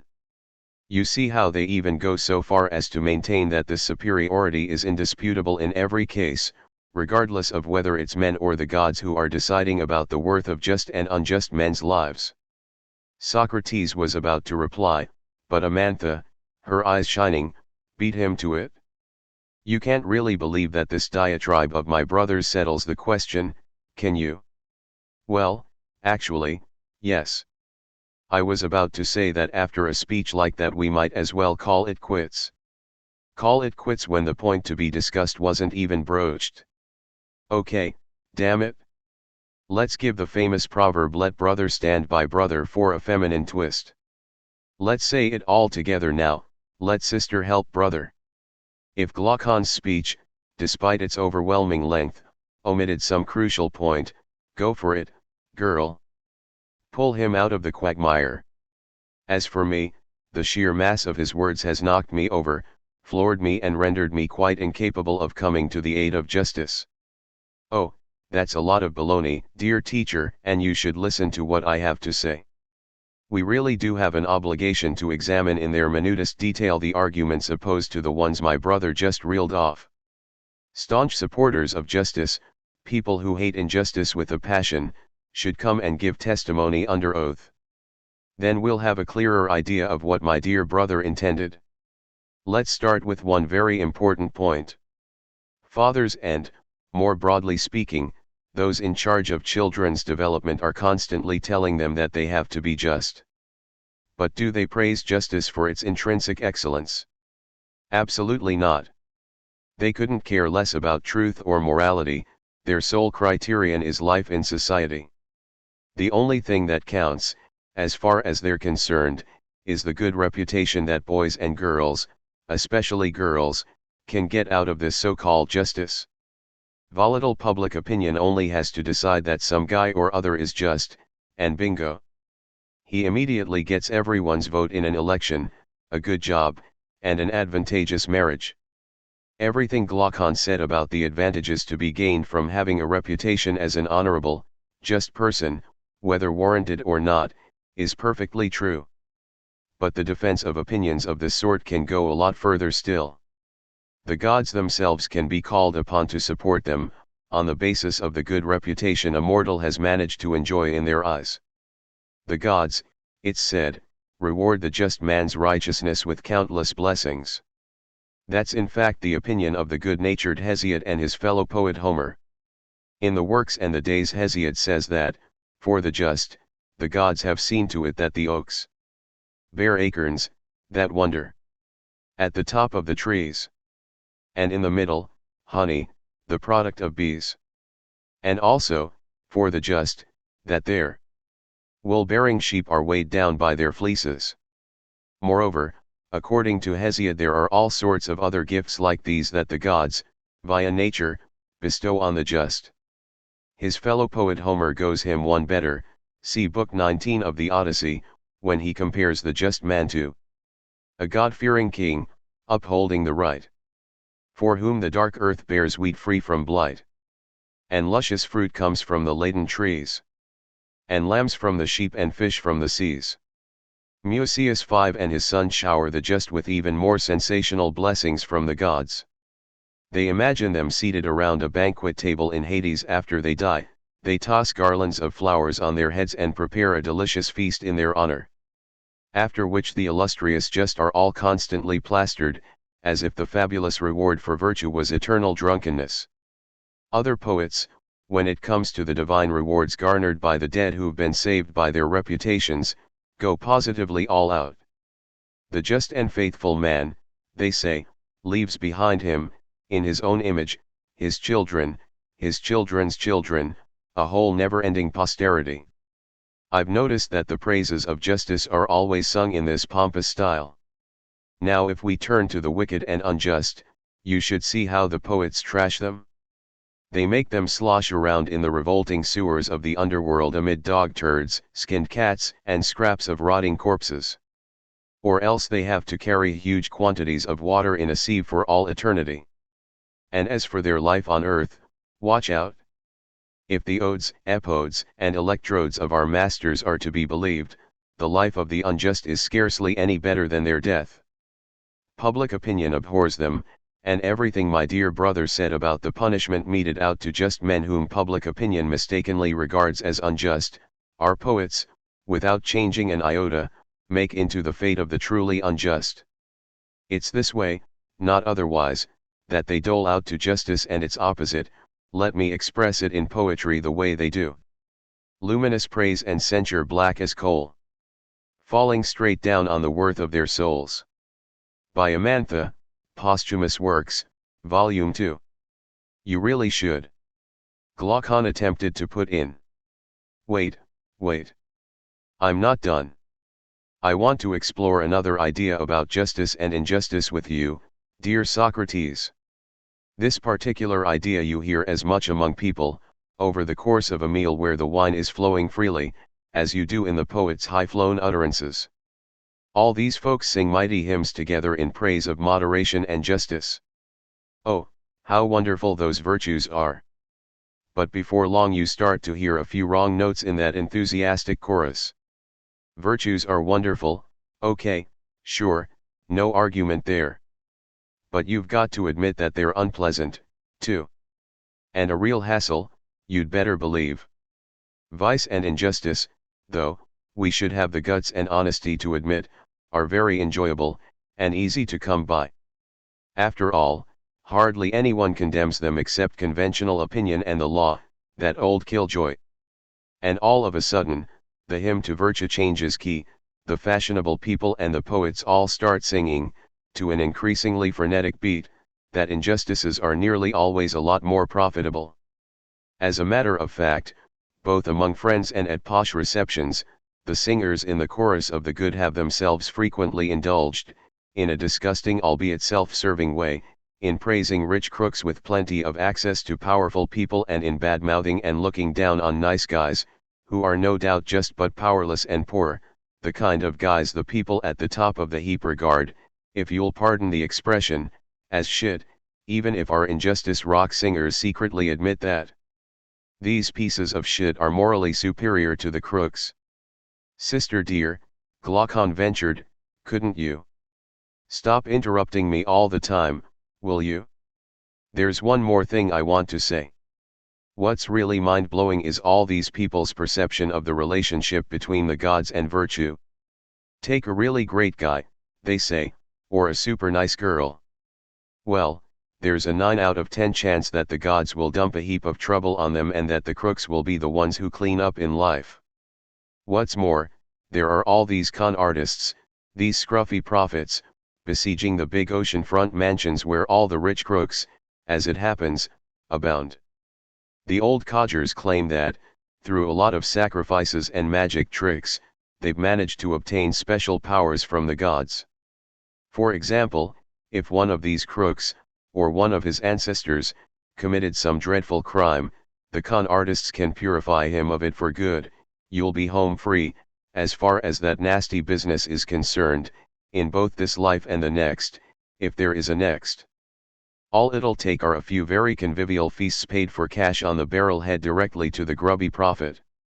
Or if some other guy, for reasons of business or sex, wants one of his rivals sidelined for a while, no problem, for a small fee the con artists will paralyze your enemy with phony spells and invisible chains. Note that nobody gives a damn about who's really just or unjust. These imposters all claim to have wrapped the gods around their little finger. Hey, hold on. Where are you going with this? Glaucon cut in. What do you? I've had it up to here with your interrupting me, Amantha stubbornly went on. I haven't mentioned the most important thing yet, which is that those con artists hide behind the authority of the poets. I'm not surprised, exclaimed Socrates. It's pretty surreal. For example, they quote Hesiod, who crows about how easy it is to fall into vice. Vice in abundance is easy to get. The road there is smooth and very close by. But virtue takes effort, and tears, and sweat. And I'd complete it in my own poetic vein. Much more, by far, than a blink of your eye. Dear Amantha! Exclaimed Socrates. You came up with a true decasyllable off the top of your head. And Homer. We call him, too, say the con artists, as a supporting witness for the theory that men can influence the gods. Take the Iliad, for example, when Phoenix is speaking to Achilles. The gods themselves have been known to relent. Fearing their wrath, guilty men then repent. For sins and crimes, all the ways that they err. Libations, and vows, and do victims slain. The gods' angry hearts are soothed by these prayers. And love men anew, their favor regained. My goodness, said Socrates, smiling, you did quite a number on old Homer, 6. But Homer and Hesiod aren't the only ones. Our impostors also quote from a bunch of mysterious books by Musaeus and Orpheus, who they claim are the offspring of the moon and the muses. With all that stuff, they persuade not only individuals but sometimes entire states as well that you can be cleansed and purified of the most ghastly crimes, in both this life and the next, through ridiculous sacrifices and rituals. They call all this crap initiations, which are supposed to protect us from awful things in the hereafter. They go around shrieking that if you haven't been initiated you're at risk of terrible torments. So just imagine, dear Socrates, what we young people, who are just entering society, guided only by our own natural good character, might think.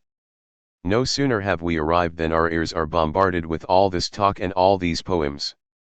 We don't know anything, so naturally we're curious about everything.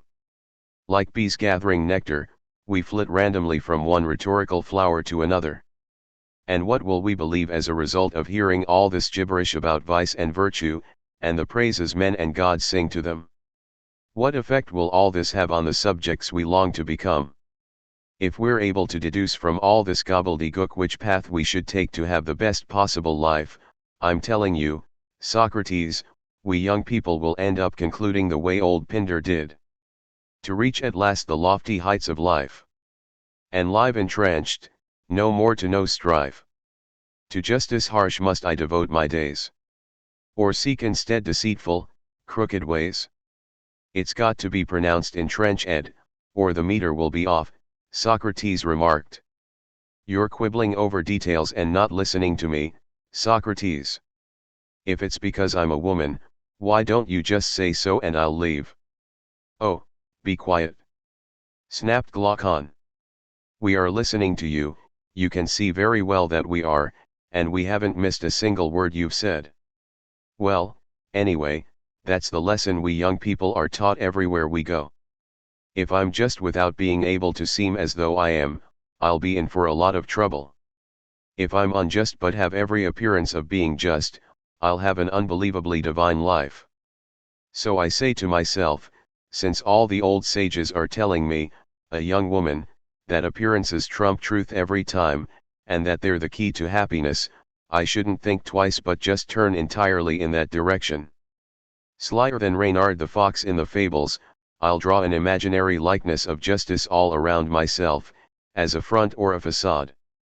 Sure, interrupted Glaucon, eager to prove his goodwill as a listener, but someone could say to you that if you're really a bad person it's not easy to get away with it forever. And I'd reply, nothing worthwhile is easy.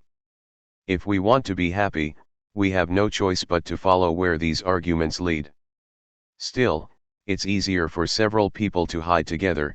We'll organize a club for promoting appearances and we'll all tell lies together. We all know professors of duplicity who can teach us the orator's secrets and the lawyer's tricks of the trade.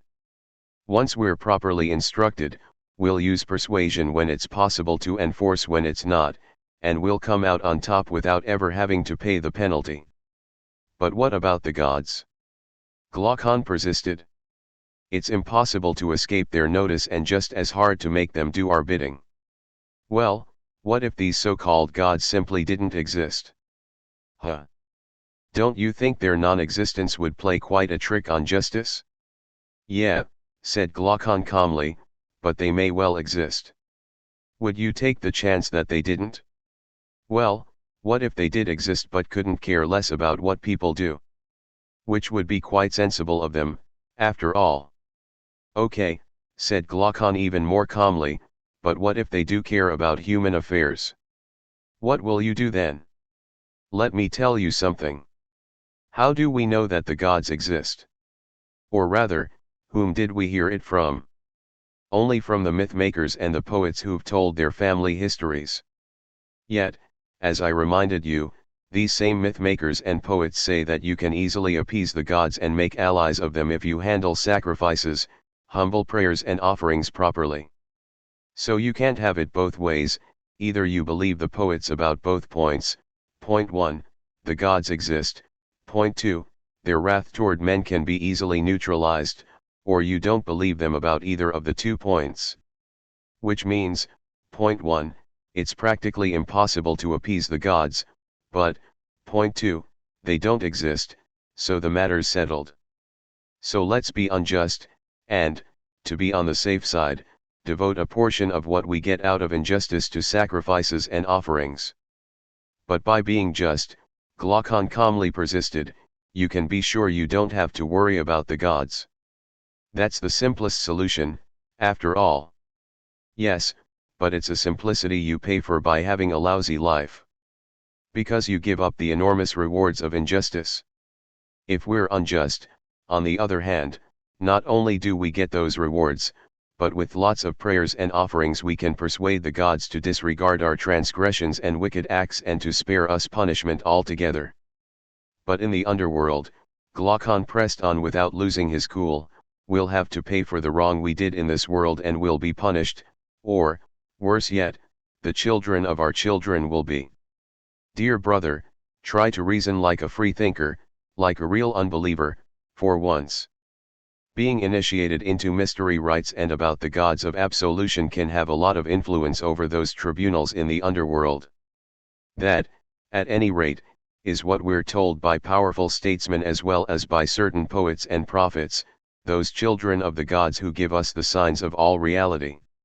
You ought to sum up your remarkable argument now, said Socrates. I've never heard you speak for so long, it's like you're competing with your brother's famous disquisitions. In light of all this, you should also clarify what you expect from me, Socrates. After all, I'm merely one of those old sages you were talking about, whom the younger generation simultaneously listens to and criticizes, wants both to follow and to repudiate.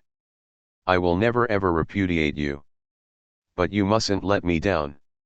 It's a very simple question: what reasons are there for us the young, to prefer justice to the most cynical injustice, if all we have to do is conceal our wickedness under a veneer of respectability for both men and the gods to immediately let us go wherever our desires take us? Because that's really what we're being told, by popular opinion as much as by the leading lights of knowledge. The thought occurred to me, listening to them, that if someone were a really strong guy or very smart or extremely rich, or came from a jet-set background, you'd never be able to come up with any ploy or trick to persuade him to respect justice. And I mean none. I'd even say that if you yourself were to praise it, he'd laugh in your face. So in that case I can get something off my chest. Suppose there's some terrific guy, such as you, for example, Socrates, who can state outright that not a thing I've said holds water, and who can convincingly prove, by the rules of strict logic, the superiority of justice. Well, I maintain that even this true sage will let go of all his anger and will feel infinitely forgiving toward the unjust, since he knows from experience that virtually no one is just willingly. Only those naturally guided by some godlike inner strength of being, or those who possess knowledge so superior that it's unique, can steer clear of wrongdoing. Hardly anyone, in other words. In the world as it is, the only people who rant about injustice are cowards, the elderly, and invalids, in a nutshell, everyone who's too weak to commit it. It's so obvious. You only have to see how, of all those orators who get so worked up about injustice, the first one who's given the power to be unjust will instantly use it, and as much as he can. This brings us back full circle to our point of departure, to what prompted my brother and me, dear Socrates, to take part in this discussion that's keeping us awake. I had in mind a kind of petition that I'd have addressed to you, something along the lines of: "O wonderful friend, dear Socrates, how is it that not a single one of you established defenders of justice, and this has been the case right from the heroes of old, a few of whose wise words have come down to us, has managed to condemn injustice and praise justice to the skies other than on some paltry grounds of reputation, fame, or rewards?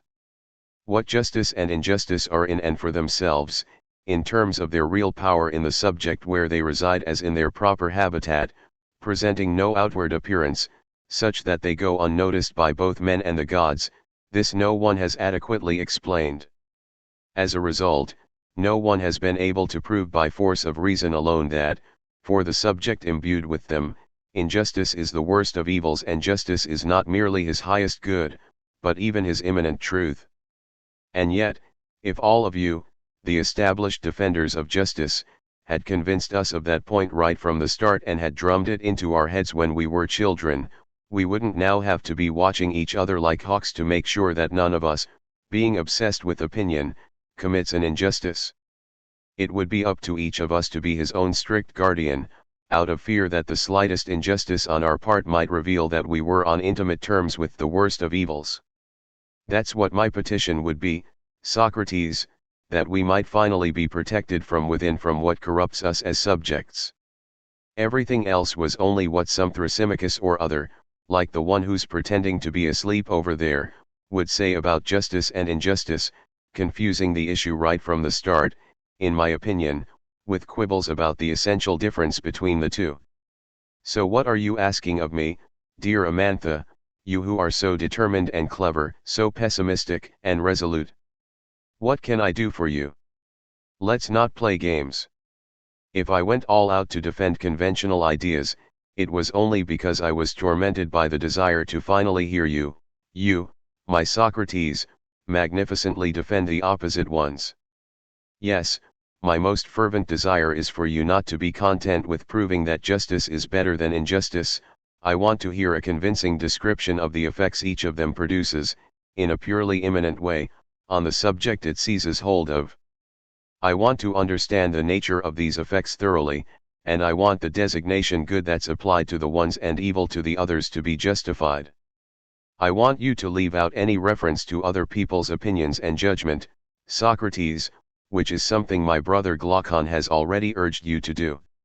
If you don't leave out those purely external references, if, as regards both justice and injustice, you confuse matters with opinions that are almost true, false but then again maybe not, likely, uncertain, and the whole bit about appearances, I'm telling you flat out, I'll go around everywhere saying that it's not justice you're praising but only its appearance, and that it's not injustice you're disparaging but only its appearance. I'll spread a very bad impression of your work around, namely that you, too, actually advise the unjust man to conceal his injustice, that you appear to be opposed to Thrasymachus but that, objectively, as Stalin put it at the time of the Moscow trials, you actually agree wholeheartedly with him. Because it all comes down to claiming that justice has no intrinsic worth, that in every case it's only advantageous to the stronger party, whereas if you practice injustice you always profit from it and it's only harmful to someone weaker than you are.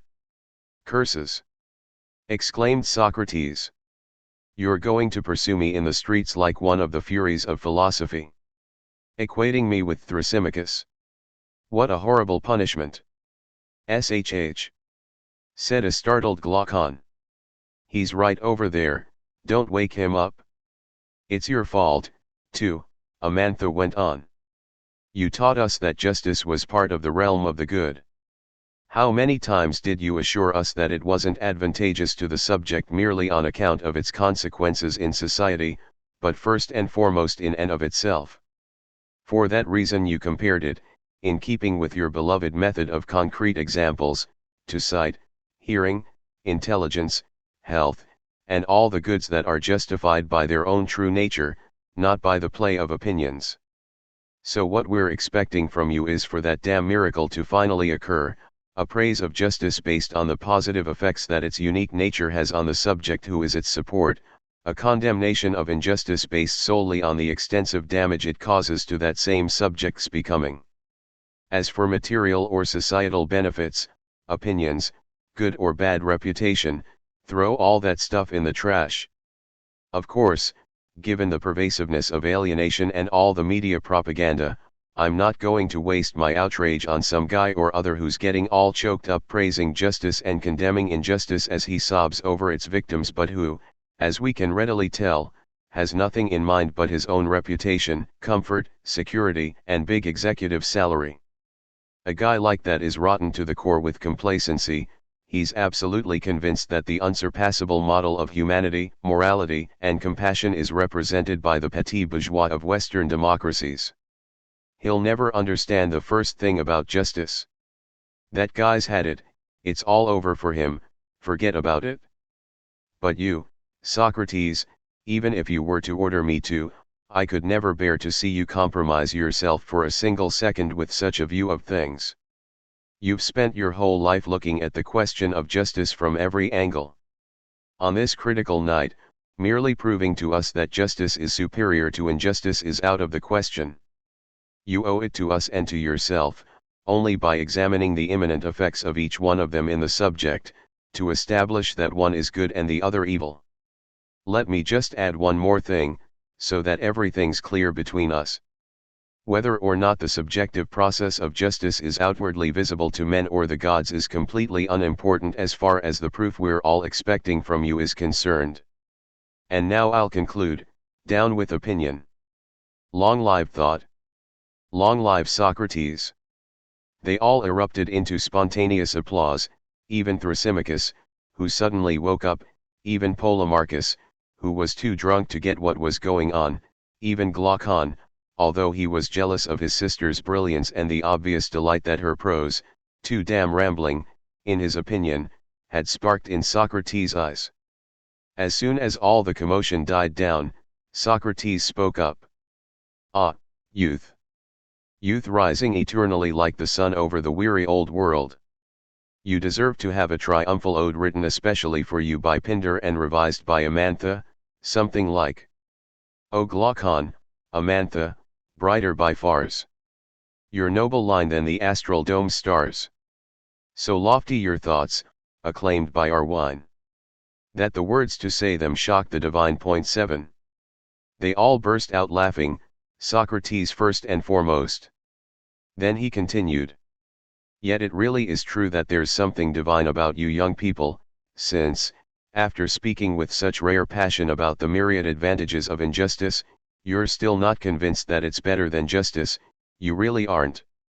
I'm basing my assumption about this really primarily on your actual behavior, on what I can see of your lives.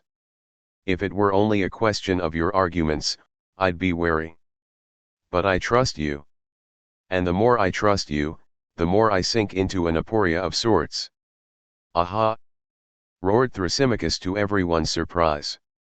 There it is. Socratic aporia is back. Charge! Thrasymachus rushed forward, lunged at Socrates, then collapsed and fell down, overcome once more by sheer exhaustion. Good old Thrasymachus is right. I'm consumed by an aporia. On the one hand, I don't know how to come to the aid of justice. I think I'm just not able to. One sign of this inability is that, at the end of the dispute with Thrasymachus a little while ago, I really thought I'd proved that justice is better than injustice. But I see that you young people didn't think I was so great, since in your opinion everything has to be started over from scratch. But on the other hand, I can't not come to the aid of justice. It would be like insulting my own life to stand idly by when justice is being vilified in my presence. So, should I give up? Not enter the fray? No, to both of those. Not while I still have breath in my body and the ability to speak. I've got to decide. The best solution would be to rush to the aid of justice to the best of my ability. But my abilities, I'm telling you, are only so. I'd be running the risk of total failure. So then Glaucon, Amantha, Polemarchus, and Thrasymachus, who had revived again, all rallied around Socrates and begged him to try to find all the resources within himself for a triumphant demonstration concerning the nature of justice and injustice and the apprehension in truth of how they differ from each other. But Socrates, as though he were all alone in the solitary night, said nothing more, withdrew, and vanished into himself. It's very late, grumbled Thrasymachus, dropping onto the tiled floor, arms outstretched, and starting to snore. 3. The Origins of Society and the State, 368d, 376c. In the deep blue night studded with lamplights, which had spread over all, in that sort of desert peopled by exhausted shadows where only a handful of observers, Amantha, Glaucon, Polemarchus, and Thrasymachus snoring away on the floor, had survived the dreary letdown in which parties always fizzle out, Socrates, badgered by his interlocutors to go on with the discussion, remained silent for quite a while. After all, the question what is justice, is of an overwhelmingly serious nature and, what's more, you need a very sure intellectual intuition to make sense of it. So the fact that these present-day young people were imploring him to guide them through this labyrinth affected Socrates deeply. But, put on the spot like this, he also felt a sort of discouragement. Was he himself even sure what a just man really was?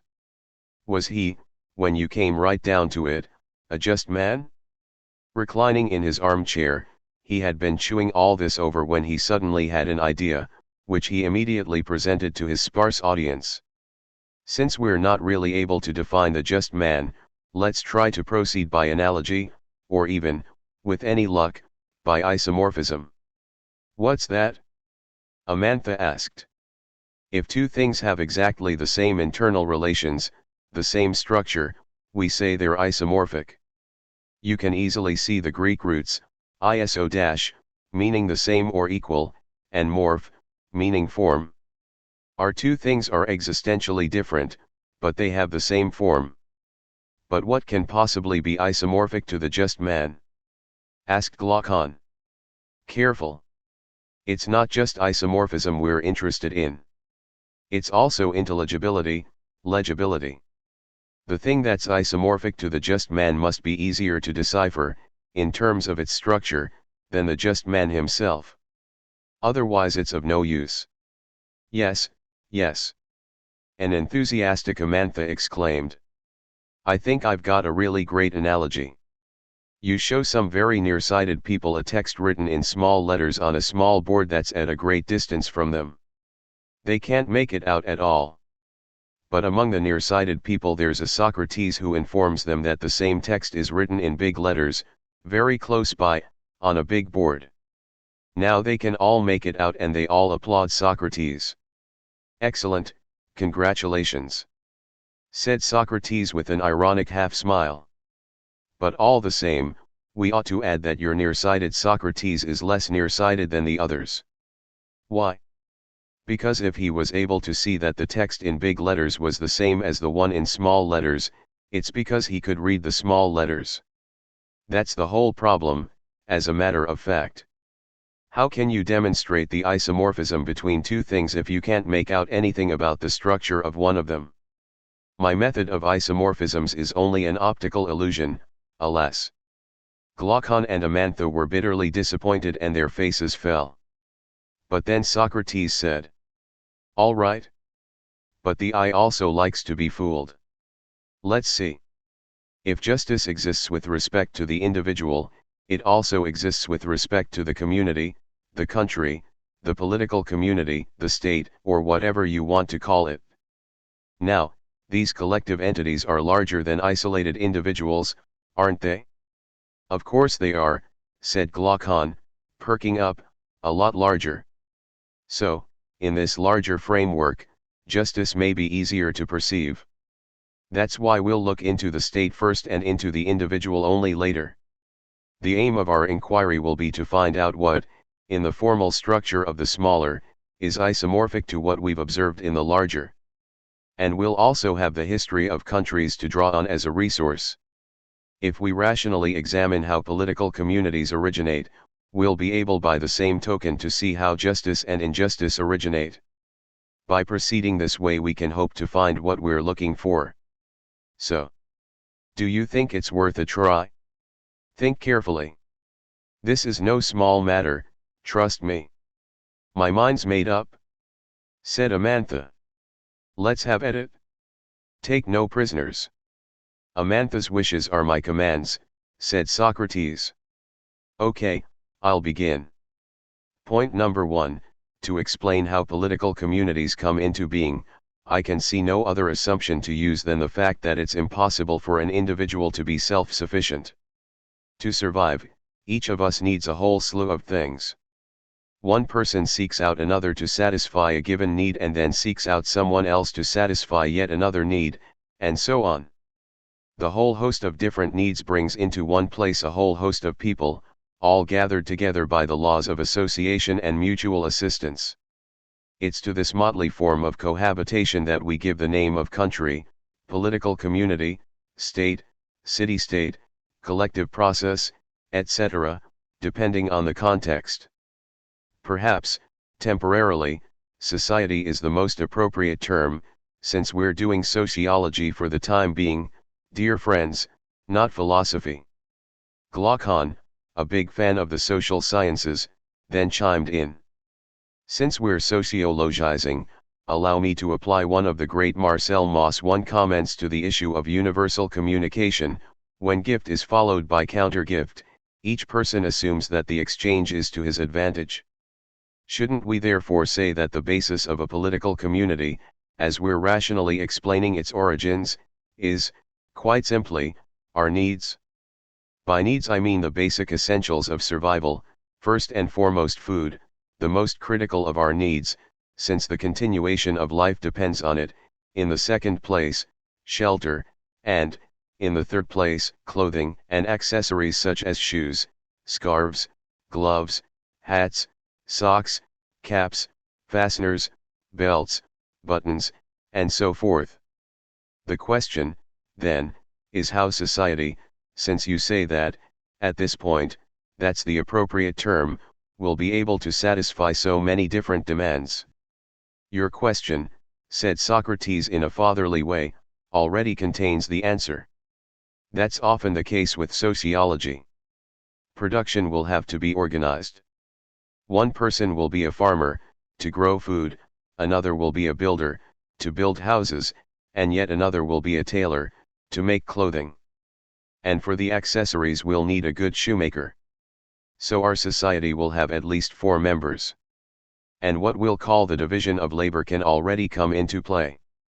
It would be absurd for the farmer to use 1/4 of his working time producing only the wheat necessary for his own personal survival, without being concerned about the other 3 people's survival, and to spend the other 3/4 of his time building lopsided walls for his house, making clothes that are too tight for him, and stitching misshapen shoes. Meanwhile, the shoemaker, the tailor, and the builder would be knocking themselves out, each one on his own, trying to grow some inedible wheat on their ridiculously small plots of land. Far more rational, at least on the surface, is specialization. The farmer will spend all of his time producing excellent wheat, not just for himself but for the others as well, and he'll exchange this wheat for well-made shoes, a nice house, and clothes that fit well, which the shoemaker, the builder, and the tailor will have produced by devoting all of their time to it, too, for the benefit of society as a whole. But why do you say on the surface? Asked Amantha, who was one smart cookie. Isn't the division of labor as rational as it seems? Ouch! Said Socrates with a smile. I been caught out? The division of labor undoubtedly explains the origin of real societies, but we'll see that it can't serve as a basis for the society of the future, the society that will be true to our idea of justice. In that society, everyone will have to be able to do everything, or just about. Fine, fine, said the prosaic Glaucon. But, for the time being, can we please just stick to the paths of reality? What should the social division of productive labor be based on? Underlying the division of labor, which has been in existence for several thousand years, there are 2 beliefs, which are as dubious as they are deeply ingrained. The first is that nature didn't give all people the same abilities. One person, it's said, is naturally good at one kind of work and another person is good at a different one. The second is that it's preferable for someone who has mastered a particular skill to devote himself to it full-time rather than spread himself thin, doing several different ones at the price of being less efficient at each of them. You can guess the obvious conclusion all by yourself. Well, said Glaucon, everything will work better, both quantitatively and qualitatively, if a person, in keeping with the natural order of abilities, does only one sort of job and sticks to that, regardless of what everyone else is doing or not doing. That's such a bleak vision of things, said Amantha. It's nevertheless the one that's prevailed throughout human history, right up until today, Socrates shot back. Yes, but that's merely a question of fact, of temporary necessity, which proves nothing as to the value of the method itself. True enough, Socrates conceded, and anyway I'm going to suggest something else. At any rate, what we can keep in mind, as far as this empirical, or historical, basis is concerned, is that a lot more people than we originally imagined will be needed to make up a social totality, even a rudimentary one.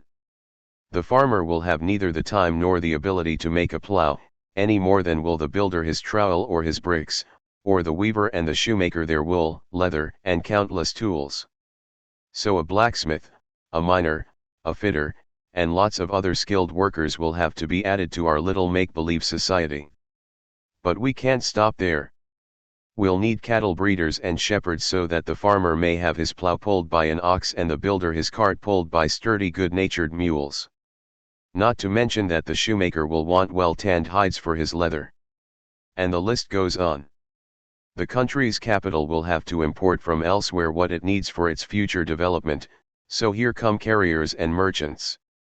This early stage of commerce will have a boomerang effect on production, including agricultural production, because merchants can't go empty-handed to a country where they intend to buy what their own country needs. To buy, you have to sell; to import, you have to export. Hence the need to produce more wheat, wine, or goats than are required by our local needs. Hence an influx of new farmers, farm hands, shepherds, and cattle breeders, who will obviously need to have housing and the necessary tools. Hence a new contingent of blacksmiths, builders, shoemakers, and other workers. On this basis commerce will thrive, there will be an influx of brokers, financiers, dealers, carriers, sales representatives, etc. Not to mention, said Glaucon, thrilled by this staggering economic boom, the ships that'll be needed for international trade, the shipbuilders, the sailors, the dock workers, and so forth. Ah, yes, said Socrates, smiling. A slew of people, including for heavy labor, cargo handling, hauling, unloading, and so on. All those hefty guys who sell their labor day in and day out in exchange for money, for what's called a wage. That's why they make up the majority of wage earners. Note that in this way labor is bought, just as any other goods that are needed are bought. So we'll need a market and a currency that'll be the abstract symbol of everything circulating in the exchanges. Amantha. Are you asleep? Amantha didn't respond. She was in fact asleep, with her head resting against the back of her chair and her arms dangling over the armrests. Apparently economics wasn't her cup of tea. Glaucon, on the other hand, was all fired up. But tell me, Socrates, he said. Let's say a farmer or a worker comes to sell a pair of oxen or some gardening tools in the market. But if there's no buyer interested in these goods, is he going to sit there in the marketplace for hours, or even for days, waiting for a customer to show up and neglecting his crops or his workshop? If that's the case, then sales transactions would conflict with what you said about the necessary continuity of working time. Good point. That's why we'll have to add to our primitive society all sorts of middlemen between the producers and the consumers. These people will spend all their time in the market or in trade bureaus, and their role will be both to exchange money for goods that are for sale and to exchange the goods purchased for money. In the meantime, the direct producer will go back to work. A distinction will have to be made between professional retailers, who spend all their time in the domestic markets and are money men, nothing more, and merchants, who take the risk of making long trips abroad and thus stimulate international trade. I think, said Glaucon in conclusion, that we've really covered every function and type of person required for a society to exist. Just about. So we can now return to the one thing that matters to us, where, in a primitive society like this, do justice and injustice come in? Oh, it's about time, said Amantha, waking up fresh as a daisy. I, for one, don't have a clue, Glaucon admitted. Justice? At such a rudimentary stage in the development of the forces of production? Maybe it exists in the exchanges that take place between the members of these little primitive communities? That's as good a guess as any. Let's examine the problem without getting discouraged. And first off, let's ask ourselves how people actually live in what you call primitive communities, which Jean-Jacques Rousseau terms the state of nature. Certainly, these primitive people produce wheat, wine, clothing, and shoes, and they build houses. Although they work naked and shoeless for the most part in summer, in winter they wear clothing and shoes appropriate to how cold it is. And what do these underdeveloped people eat? Glaucon asked. Flour, for the most part. Baked if it's barley, kneaded and dried if it's wheat flour. Oh, the flat cakes made by these so-called savages. Trust me, their culinary distinction is far superior to that of so many of our indigestible venison pâtés with port and ginger. And their rolls. All this is served on freshly cut reeds and bundles of clean leaves. The guests recline on couches made of yew branches and sprigs of myrtle. Old and young men alike feast, intermingled with the women and children. Crowned with garlands of flowers, they drink their sparkling wine and sing the praises of the other. Their simple lives are thus woven together in happy harmony. And it's not out of greed or selfishness that they practice birth control, in line with what they can afford, it's so as never to run the risk of either extreme poverty or war. Glaucon couldn't contain himself any longer. My God! He exclaimed. You've got these people attending a banquet with nothing but dry bread. Oh, 1,000 pardons, you're right. I forgot the condiments. There's salt, of course, and olives, cheese, and onions. Then there are those boiled vegetables that are the daily fare of our farmers nowadays. We can even throw in a few desserts, figs, chickpeas, beans, and so on. Your underdeveloped people roast myrtle berries and acorns under the ashes, and they wash it all down with a glass of light-bodied wine. They thus live their lives in peace and great health. 2 They die at a ripe old age, murmuring, "Here we come, old age." And they leave to their heirs a life in every way similar to their own. Glaucon, truly furious, then said, "Did you get us together for this late-night discussion to found a state of pigs? All we have to do now is get down on all fours and eat your acorns and boiled potatoes. But what else would you want to give these people?" Socrates calmly replied, "How else can their tranquil happiness be explained, except by how close they remain to their natural state, which they manage to preserve? Except by the decision they made not to deviate too far from the animal aspect of their lives. Well, you could at least have them lie on real beds, sit on real chairs around real tables, serve them meat for their meals and cream puffs for dessert. That would hardly be luxury yet. I see what you mean. It doesn't seem like a big deal, but it's actually a total change of method. It would no longer be chiefly a matter of studying the origins of society and the state, but rather what society and state become under conditions of abundance and the supposed delights of modern life." Well, maybe you're right. Your method may well allow us to understand at what precise moment and under what conditions justice and injustice emerge, as if naturally, in states.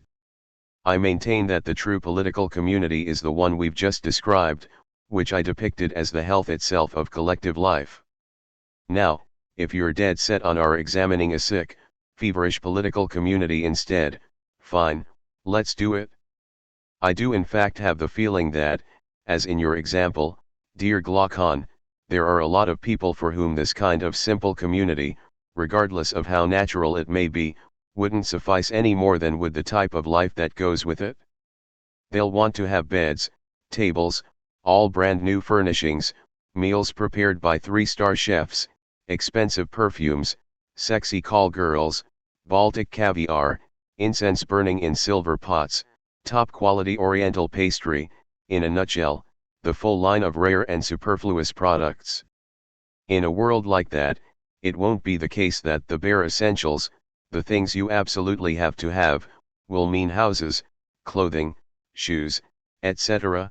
No, because to these things they'll add painting, the motley assortment of objects that people put on display, gold, ivory, platinum, iridium, the whole gamut of precious materials.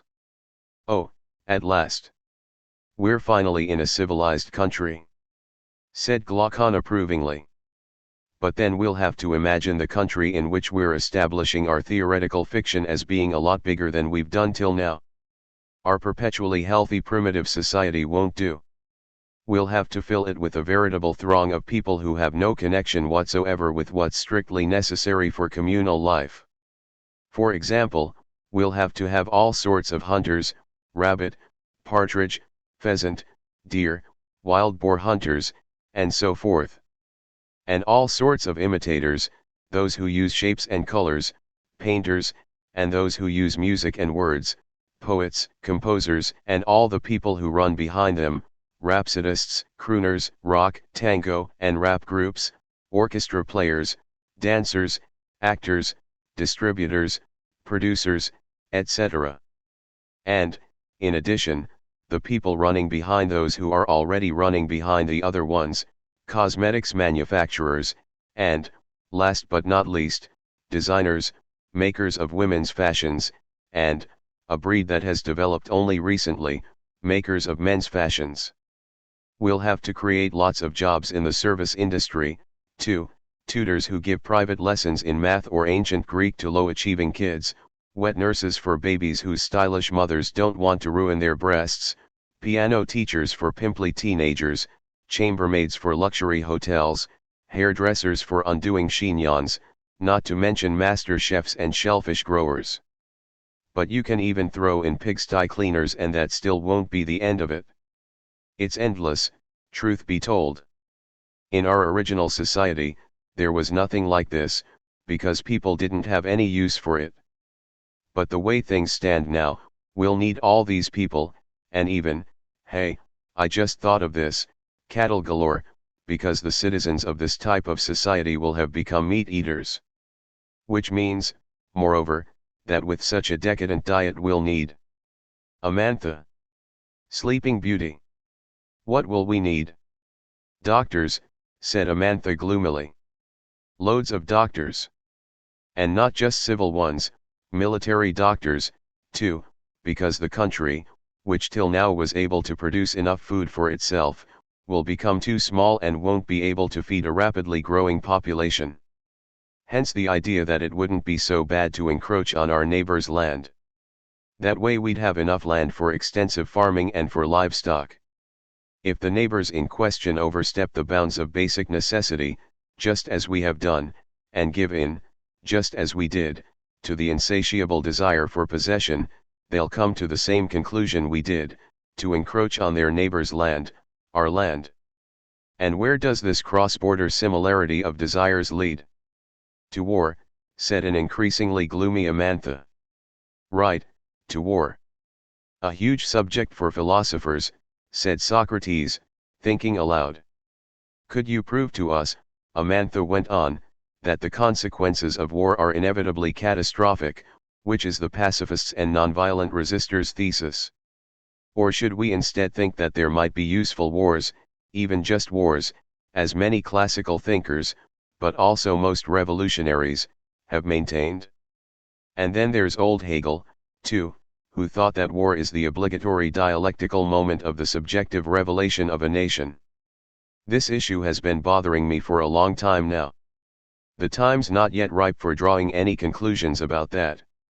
I just want to stress that we've found the origin of war to be in that terrible passion to acquire, that boundless desire to increase one's assets, whether financial, money and stocks, real estate, houses, furnishings, expensive objects, or property, land. Wherever this proprietary instinct takes hold of people's minds, it's the source of the direst evils, both collective and private. Only, at this point, we're not in a position to propose, on indisputable grounds, a program for the abolition of private property. As you know, that's what's called communism, and we'll eventually get to it. But we've got to be methodical. We're only following the lines of force of the development of societies in order to understand at what precise point justice and injustice confront each other. So what do you conclude, then, from the emergence of wars? Asked a disappointed Amantha. Quite simply, dear girl, that we have to expand our idea of the country again. Do we ever? Because we'll need an army on a war footing, prepared to defend both our old possessions and those we'll have recently seized by force, and to ruthlessly fight off any invaders. But aren't the members of this supposed political community capable of doing that themselves? Objected Glaucon. They can take up arms, after all. A general mobilization can be declared. There you go, falling into the ditch again instead of staying on the path the method prescribes for us. We all agreed, you like everybody else, that, at this stage in our inquiry into the origin of societies, the principle must remain a strict division of labor. According to the traditional view of things, a man, or a woman, cannot seriously master several different techniques. Now, doesn't everything connected with war define a technique? I have the feeling that, from down there at the bottom of your ditch, you're placing a much higher value on the shoemaker than on the soldier. Well, said Amantha, for once my dear brother's right. Making good shoes is certainly a lot more worthy of interest and a lot more important than killing your neighbor according to form. I couldn't care less about value judgments like that. Fumed Socrates. In the context of the social division of labor, as it results for the time being from the whole real evolution of history, we said, the shoemaker cannot, and consequently must not. Well, how do you like that? Countered Amantha indignantly. I'm not allowed any value judgments, but you're allowed a one cannot, therefore one must not, as if the fact and the value were one and the same thing. That's right, in the context, which our method assumes, of the division of labor as a supposedly objective necessity. But only there. In this case, yes, we do have to say, the shoemaker must not be a weaver, a computer programmer, or a farmer. A shoemaker he is and a shoemaker he stays, in order to achieve perfection in the one profession that's his. Can the profession of soldier be excluded from that sort of consideration? To go off and fight a war, to master tactics and strategy, to use a weapon effectively, whatever it may be, anything from a dagger to a bazooka, to pilot a fighter plane, to destroy an enemy assault tank, is doing all that so much easier than mending the sole of a worn-out old shoe? Even to play jacks you have to start practicing when you're just a kid. Do you think that simply by virtue of taking down from your wall a shield and a saber, or a rifle and a cartridge belt, you instantly become an extraordinary fighter who'll make the enemy take off like a rabbit as soon as he appears on the front lines? Really? You two are unbelievably presumptuous. Oh, don't get up on your high horse. Amantha snapped. You yourself don't believe for 1 second that that analogy between the shoemaker and the soldier can stand up to scrutiny. The soldier epitomizes a nation's subjectivity, he doesn't define a profession, except at the stage of decaying imperialism. Being a soldier is something required, something demanded of the individual by circumstances. We can perfectly well study what war requires of men outside the stupid context of the division of labor. It's been observed plenty of times that citizens who also happen to be mathematicians, peanut vendors, or machine tool workers fight like lions against a fascist invader, and that's a lot more interesting than some stuff about shoes. Well, said Socrates, staring in disbelief, you're really letting me have it. What about you, dear Glaucon? What do you think? It seems to me, too, that we could study the features of a soldier without squeezing the inquiry into the narrow drawer of job classifications. Because to be a soldier, in a free country, insisted Amantha, is a militant principle. It's not a matter for sociologists. Let's not forget that our current intellectual business is the concept of justice, not the salary gap between shoemakers and cavalry colonels. Okay, said Socrates, putting his hands up in mock surrender, I give up. We're switching methods yet again. While waiting to get to the concept of justice, let's study the concept of soldier in and for itself, to speak like old Hegel, as Amantha called him, I'm not really sure why. Let's begin at the beginning, the features, both objective and subjective, that must be cultivated in those, everyone, if we're adopting the communist hypothesis prematurely, who are forced by circumstances to become soldiers in order to guard the homeland. Right, said Amantha, to guard the homeland.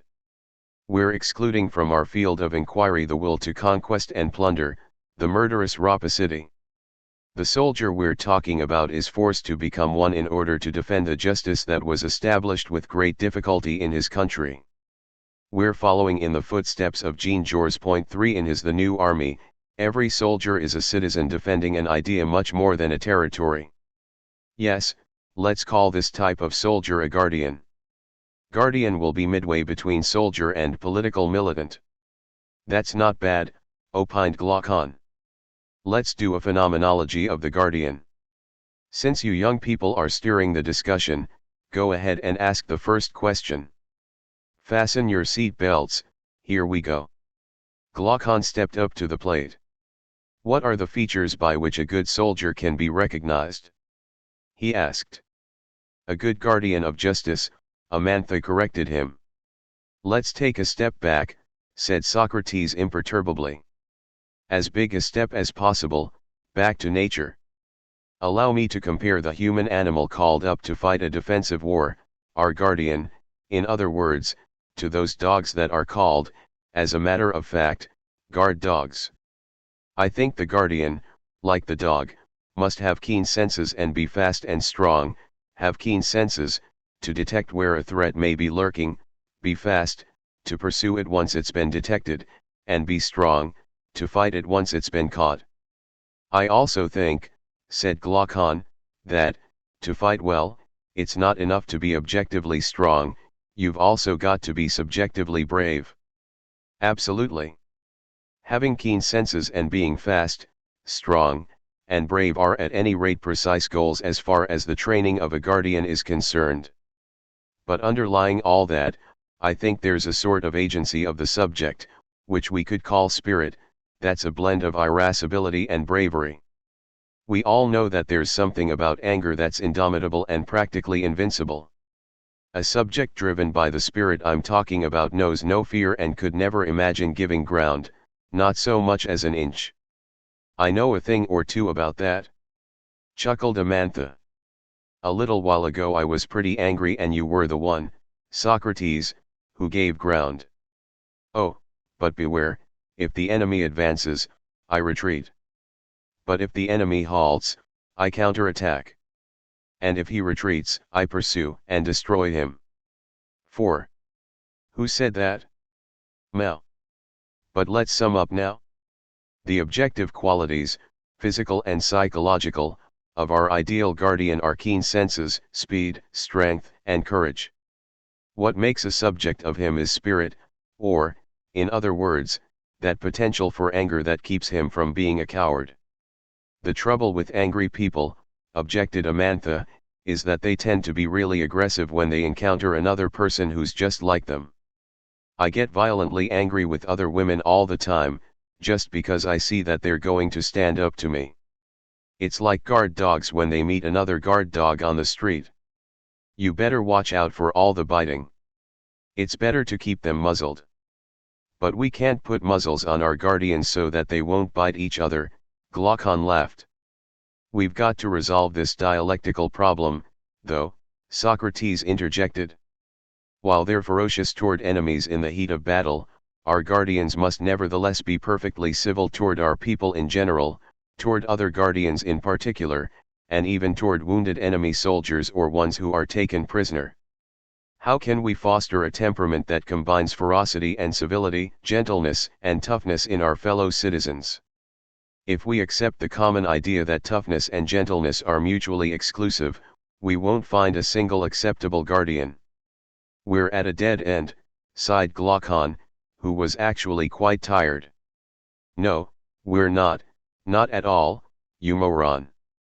Amantha shot back. Remember the comparison Socrates made, remember the dogs. Dogs? What dogs?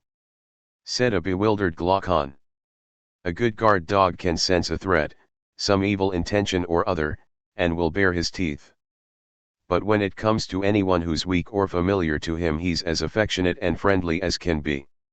Just look at the way those nice little doggies are with children, old people, family friends, peace-loving visitors. They roll over on their backs, they play up to them, they put up good-naturedly with having their ears pulled. That's what loving animals is all about. We know them so well. Said Socrates with a smile. Yes, the dialectic of gentleness and toughness is a matter of knowing and recognizing. What counts is how sharply you can distinguish between something unfamiliar that endangers the collective process and something that promotes it. But that's not really the problem for me. It's that we've overlooked an essential feature of the guardians that nevertheless follows from Amantha's remark. Which one? Asked Glaucon, who'd been hoping they were done. The dog Amantha's praising is actually a philosophical dog. What's a philosophical dog?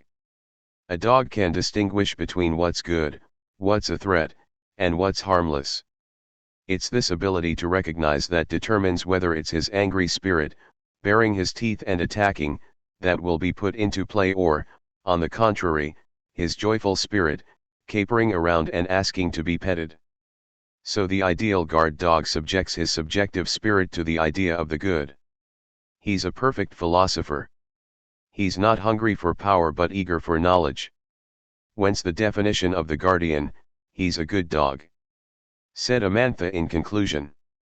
At any rate, like the guard dog, the true guardian aligns his inner dialectic, ferocity and civility, on the effects of a higher desire, the desire for knowledge.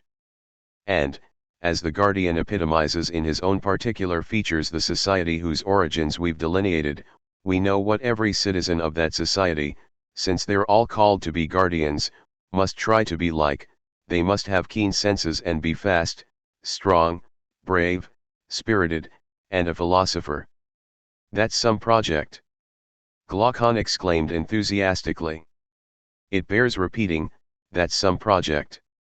4. The disciplines of the mind.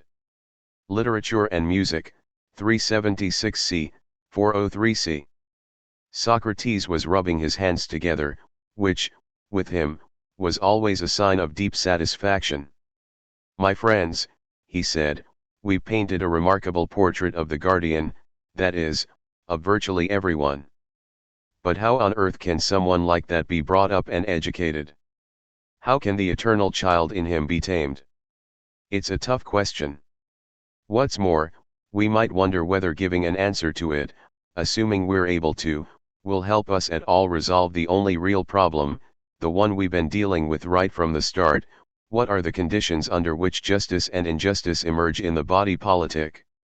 We need to focus on that so that we don't leave out any important argument, or waste our time asking totally pointless questions either.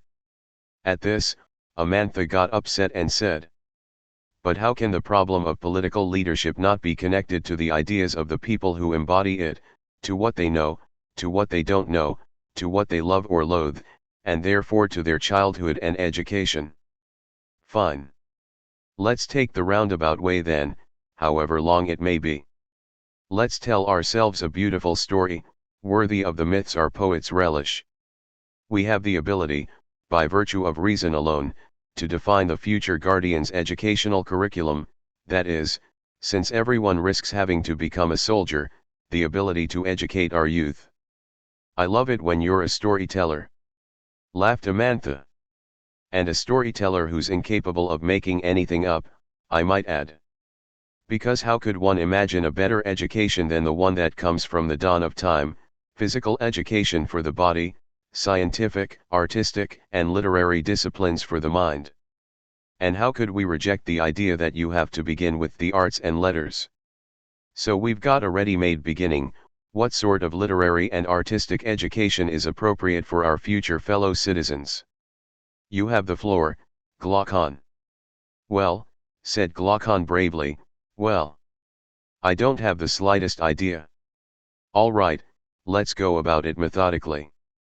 In the arts and letters, as in the sciences, there are statements, propositions, arguments, narratives. Now, we know that there are two kinds of narratives, true ones and false ones. I maintain that both these kinds should enter into our educational curriculum. But priority should be given to the false ones. That's ludicrous, said Amantha indignantly. Teaching the future members of the political community, at the dawn of their life, only things that are false. Who are you trying to kid? What do you mean? That's exactly what we see all the time.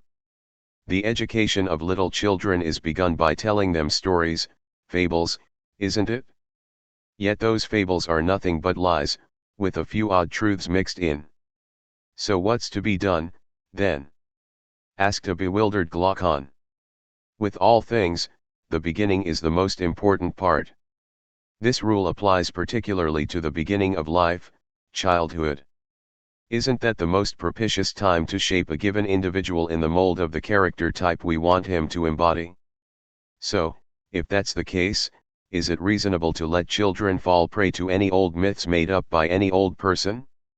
That would be tantamount to letting into their minds opinions that are precisely the opposite of the ones that, in our view, they should have when they grow up. So we should first and foremost supervise the storytellers. Those who make up good stories we should choose, and those who make up bad ones we should drop. Then we'll instruct nursemaids, mothers, fathers, if they want to get involved, that they should only tell their children the stories that have been selected, so that the children's minds might be molded by the murmur of fables even more than their bodies are by the fond touch of hands. But couldn't we ourselves, Amantha put in, write the new myths required by the education of children today? Your brother Plato wrote some really wonderful ones. But, for the time being, neither you nor I are poets. We're dealing with the origin of states, their nature, and their structure. For that reason, it's important for us to know which types of fables are suitable for poetic creativity in terms of its relationship with the education of the country's citizens. If need be, we might even declare our opposition to any use of clearly unsuitable types. But writing poetry's not our business. But isn't it heading down a very slippery slope, Amantha continued, to presume to censure the poets while admitting that we ourselves are not poets in the least? And what will you ban, at the end of the day? The true lie. Purposeful and deliberately asserted falsehood is the enemy of the gods and men alike. But why the lie precisely? Because no one wants to be deceived, not even accidentally on purpose, one about vital matters in situations that are vital for them. There's nothing we fear more than being taken over inwardly that way by falsehood. I still don't quite get it, Glaucon admitted. Stop thinking that everything I utter is holy writ. What I'm saying is very simple: to be deceived, as a subject, about the nature of things in themselves, to languish in such falsehood, not even to be aware of it, and thus to give shelter and protection to the false within ourselves is, once we finally become aware of it, the hardest thing for us to bear. Discovering our own errors causes us to hate deceit. Oh, I get it. I'll get it from now on. To be absolutely precise, what I called the true lie is in fact real ignorance, the ignorance of the deceived person just when he thinks he's inwardly becoming the subject he's capable of being. The lie in speech merely imitates that real subjective affection and produces a derivative image of it, which is not exactly a pure lie. Only the true lie, considered as a disorder of the subject, incurs not only the gods' hatred but men's as well. Okay, I understand it all now, thanks. The case of the lie in speech, that pale copy of the true lie, remains to be dealt with. There are some situations in which, unlike the true lie, the lie in speech doesn't deserve to be hated, such as when it's addressed to enemies, or to so-called friends whom a fit of madness or some extremely serious misunderstanding has incited to betray us or play some dirty trick on us. Lying words can, in those cases, act as a remedy to correct the suspicious intentions of such people. Another example, which we were discussing a little while ago, is that of myths. Since we don't know what the true circumstances were, inasmuch as they are lost in the mists of time, we can make up legends in which those circumstances are as much like their concealed truth as possible and thereby perform a useful service by lying. But fits of madness and ignorance are purely human affections, objected Amantha. There's nothing in what you're saying that would allow the gods to lie, or at least not if what we mean by God is the symbol of a humanity that has achieved its infinite perfection. You're absolutely right. God, as I'm in the habit of saying, following Jacques Lacan, is just the nickname of the big other, in other words, the repository of all the things worthy of being exalted in anyone you might chance to encounter. That being the case, we can say that no lying poet haunts the divinity. Really? Said Glaucon, who was obsessed with the frivolous tales of sexual infidelity that mythology abounds in. So there's nothing the gods can lie about? If God is the other, the guarantor of all speech, absolutely nothing. Amantha cut in sternly. Whatever in a subject is related to his spiritual, divine nature thus conceived is alien to lying, added Socrates. The only thing that can be called God, that is to say, the pure essence of the other, whether it exists or not is another story, is a symbolic being, perfectly simple and true in both word and deed, which neither changes itself into something else nor deceives others with trickery such as visions, misleading words, or fake signs. And that's the case regardless of whether you're awake or dreaming. You see, commented Amantha to a crestfallen Glaucon. Glaucon himself has to admit that when you tell stories or write poems that feature gods, it's illogical to have them change themselves, like common magicians, into something else, or to claim that they mislead us with lying words or shameful, rigged deeds. That's incidentally why, even though I admire Aeschylus, I can't approve of the passage in his tragedy The Judgment of Arms where Thetis says that Apollo, who was present at her wedding, announced to me, smiling, the happy birth of children beloved, from all sickness free, the gods bestowing on me in my mirth the life I now curse as pure misery. Never a lie did I dream could proceed from the god's mouth, that Apollo divine, who sang, at my wedding, a song so fine, its promise so bright that, moved, I did heed. Yet Apollo, villain, low, vicious swine, murdered my son. O most dastardly deed!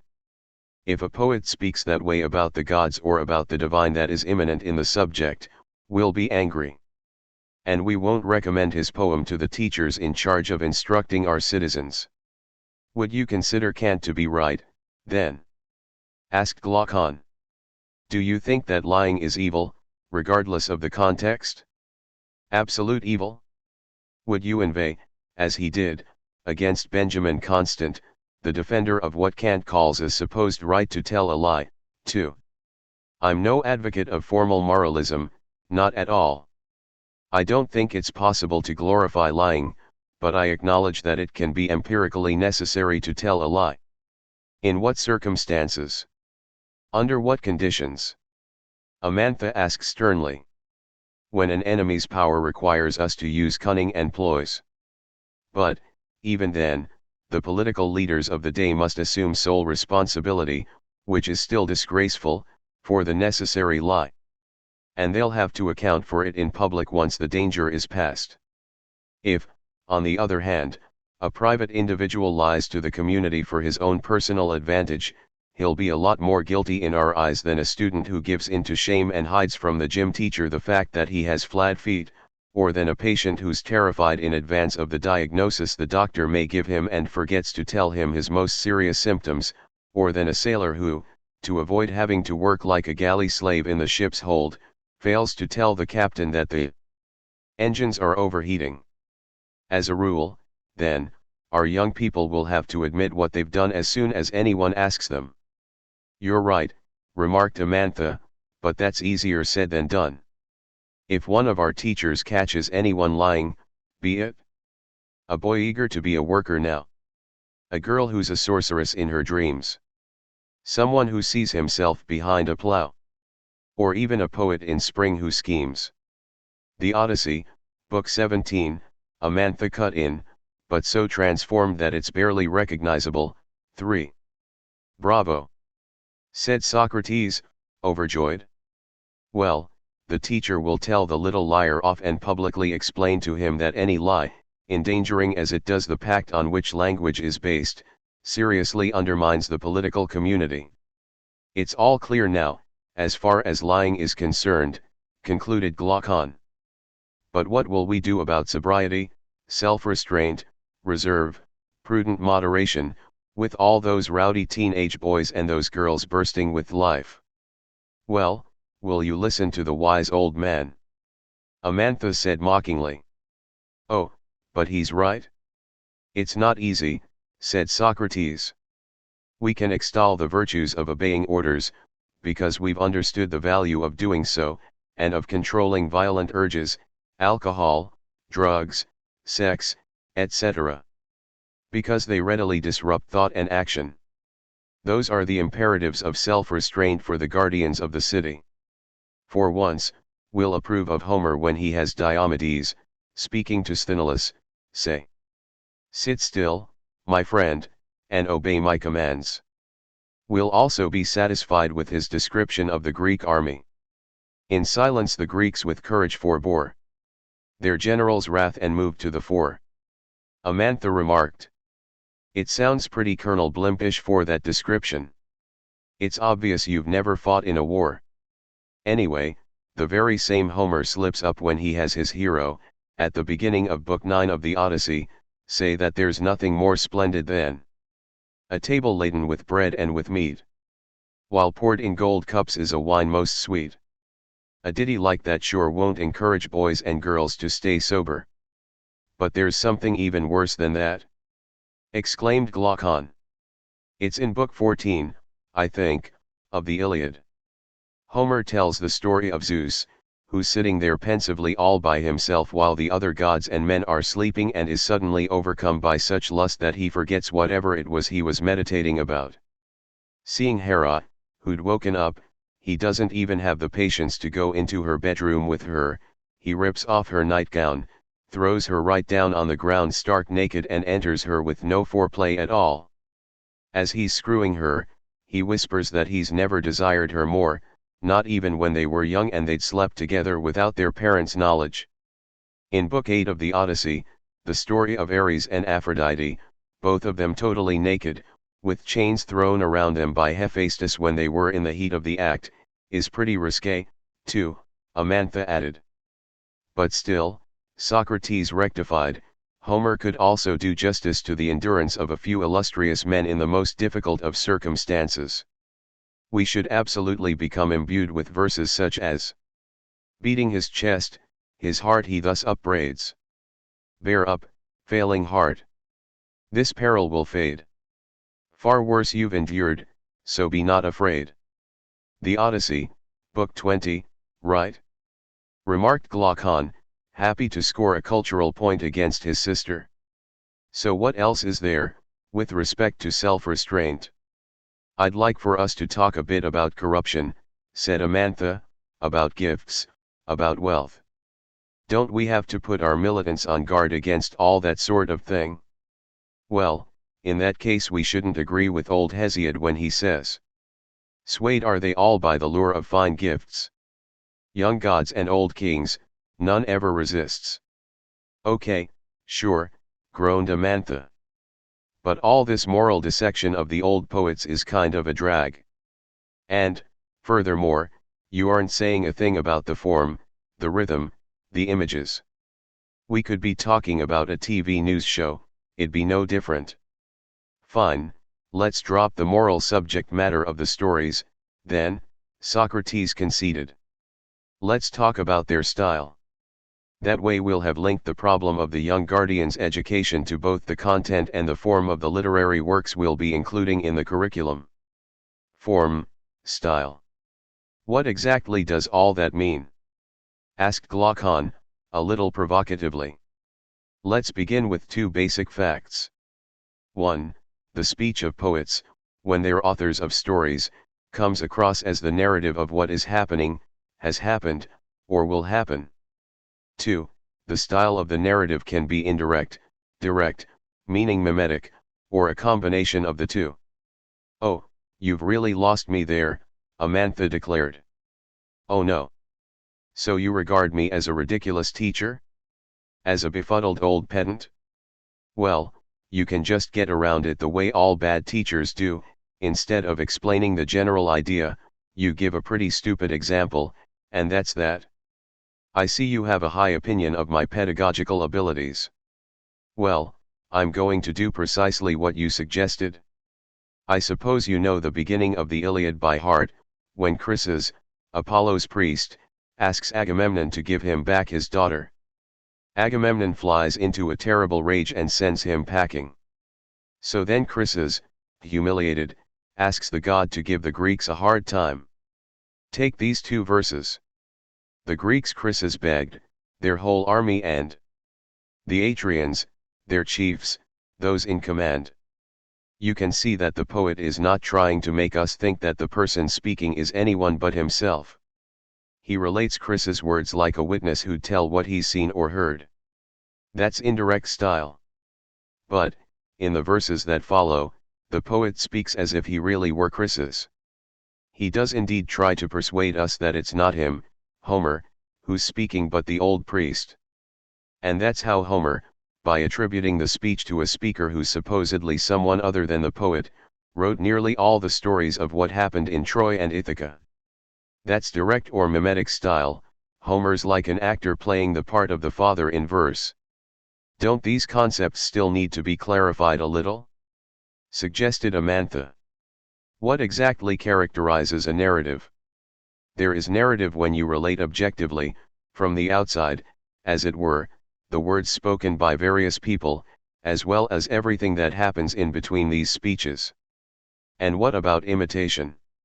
If you express yourself as though you were saying other people's words yourself, you'll try to speak, as far as possible, the way in which everyone you introduce as going to speak is indeed supposed to speak, won't you? And that's what mimetic art is. Making yourself like someone else in tone of voice or manner, isn't that imitating the person you're trying to be like? Yeah, that's perfectly clear.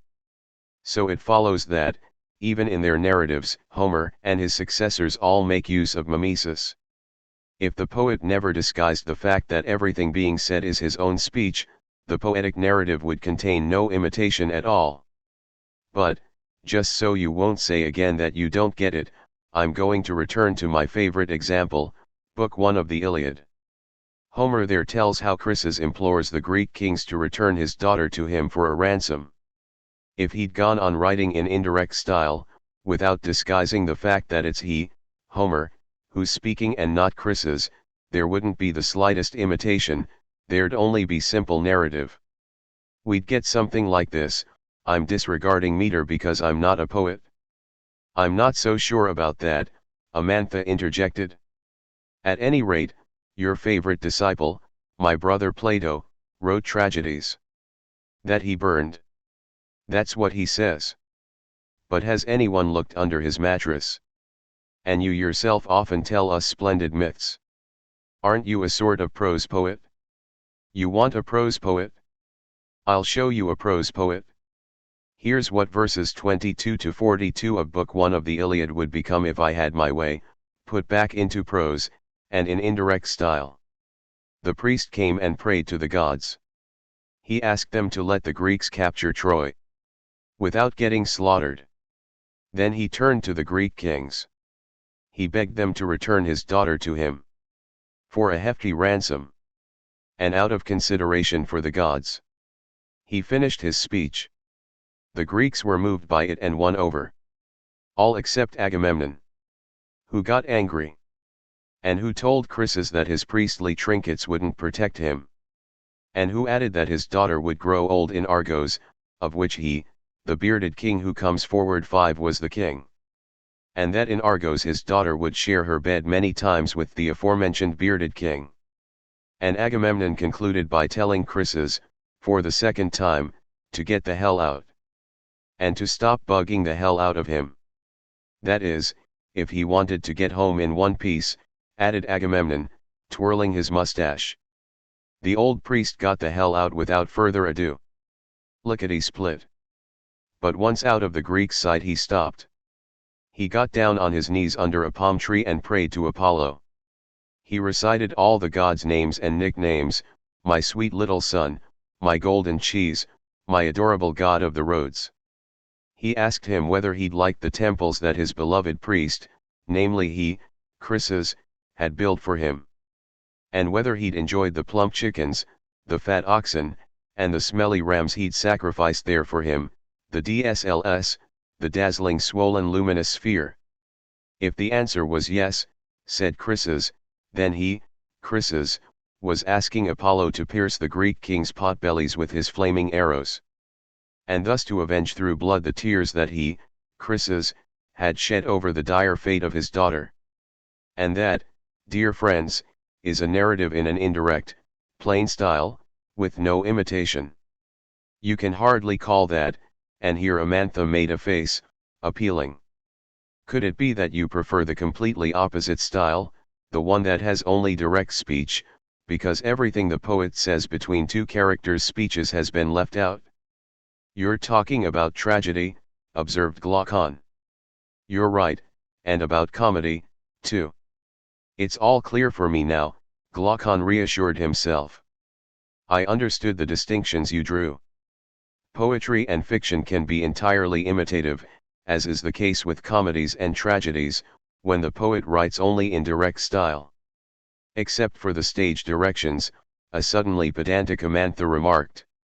Yeah, okay, retorted Glaucon, irritated once again by his sister.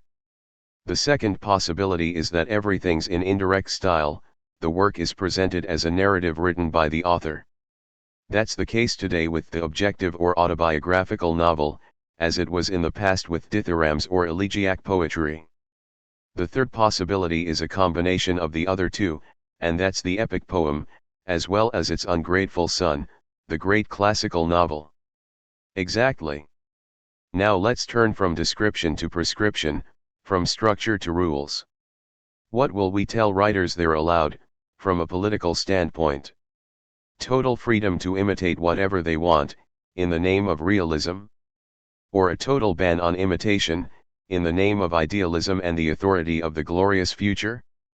Or imitation only of models that are instructive, heroic, useful? In a nutshell, Amantha added in a sarcastic tone, nothing but positive heroes. Right, Glaucon agreed, this all really comes down to the issue of a new revolutionary art, with one specific question as a result: do we officially authorize theater, tragedies and comedies, as the Greeks do? Do we forbid it, as the Christian Church did? Or do we keep a very close watch on it, as in the socialist states? Which executed Meyerhold 6 the bastards? Said Amantha indignantly. We can see, said Socrates thoughtfully, that it's a very difficult question. But wherever our rational argument, like the wind, takes us, that's where we should go. It seems to me, said Amantha, anxious to defuse her anger, that we need to return to the most general formulation of the problem. Is it or is it not important for the leaders, whoever they may be, to be experts in imitation? To be able to copy a model or, more broadly speaking, to reproduce reality? The problem, said Socrates solemnly, is that imitation leads to specialization. We saw the calamitous results of mechanical, slavish imitation when the communist parties of the 20th century took their inspiration from a single model, the Soviet Union, the fatherland of socialism, with its party that's always right and its glorious leader Stalin, the little father of the people. In the sort of finitude inflicted on us by present circumstances, one and the same man cannot adequately imitate things that are too different from himself or too different from each other. The author of mimetic comedies can't write a tragedy effectively. Aristophanes isn't Sophocles, Molière isn't Racine, Feydeau isn't Ibsen. Even actors, those experts in imitation, can't play the whole gamut of human characters. The great harlequins of the Commedia dell'arte, those cunning thieves and hardy gluttons, aren't good at playing great tragic princes broken down by fate. So what can we conclude from this? Asked a bewildered Glaucon. We need to make a distinction between time periods. In the long run, our generic idea of humanity and the collective effort required to realize its full potential will do away with all these limitations. Men, even if they're coarse fellows with a beard and a big potbelly, will be able to do virtuoso imitations of flirtatious young women with breathtaking cleavages, or of old women swearing at their husbands in colorfully vitriolic language.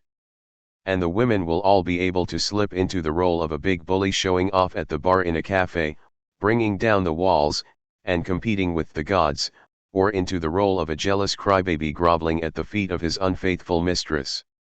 There's nothing surprising in that, under our system of government, depending on the circumstances and on the outcome of the lotteries, the shoemaker will also be a government minister, the baker woman an army officer, the bricklayer an architect, the supermarket checkout girl a secret agent or a diplomat. The whirl of constantly changing identities will be solidly grounded in societal roles. But when will this happen? Right away? Tomorrow? How do we go about it? Socrates reflected, plainly at a loss for an answer. He drank a glass of dry white wine, was quiet for a moment, and then began again, as he often did, a bit off the topic. What should our leaders be? That is, what should all our country's citizens become, as soon as possible? Here's the definition I propose: they should be the artisans of the country's freedom. That's nice, murmured Amantha, the artisans of the country's freedom. And with this artisanal work of active thought no imitating of anything whatsoever is involved, as a rule. Investigating, creating, and deciding are what's necessary. True politics precludes all representation, it's pure presentation. So, if any aspects of imitation are required, they can only be based on models from childhood, which support the virtues required by the inquiry among people, by the development of an orientation, and by the decision to put it into practice. We know what those virtues are: courage, self-restraint, concentration of thought, the disinterestedness of a free spirit.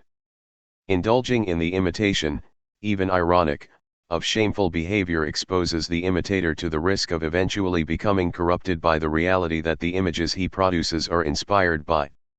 Naturally, an understanding of human madness and of how people can be despicable or cruel is necessary.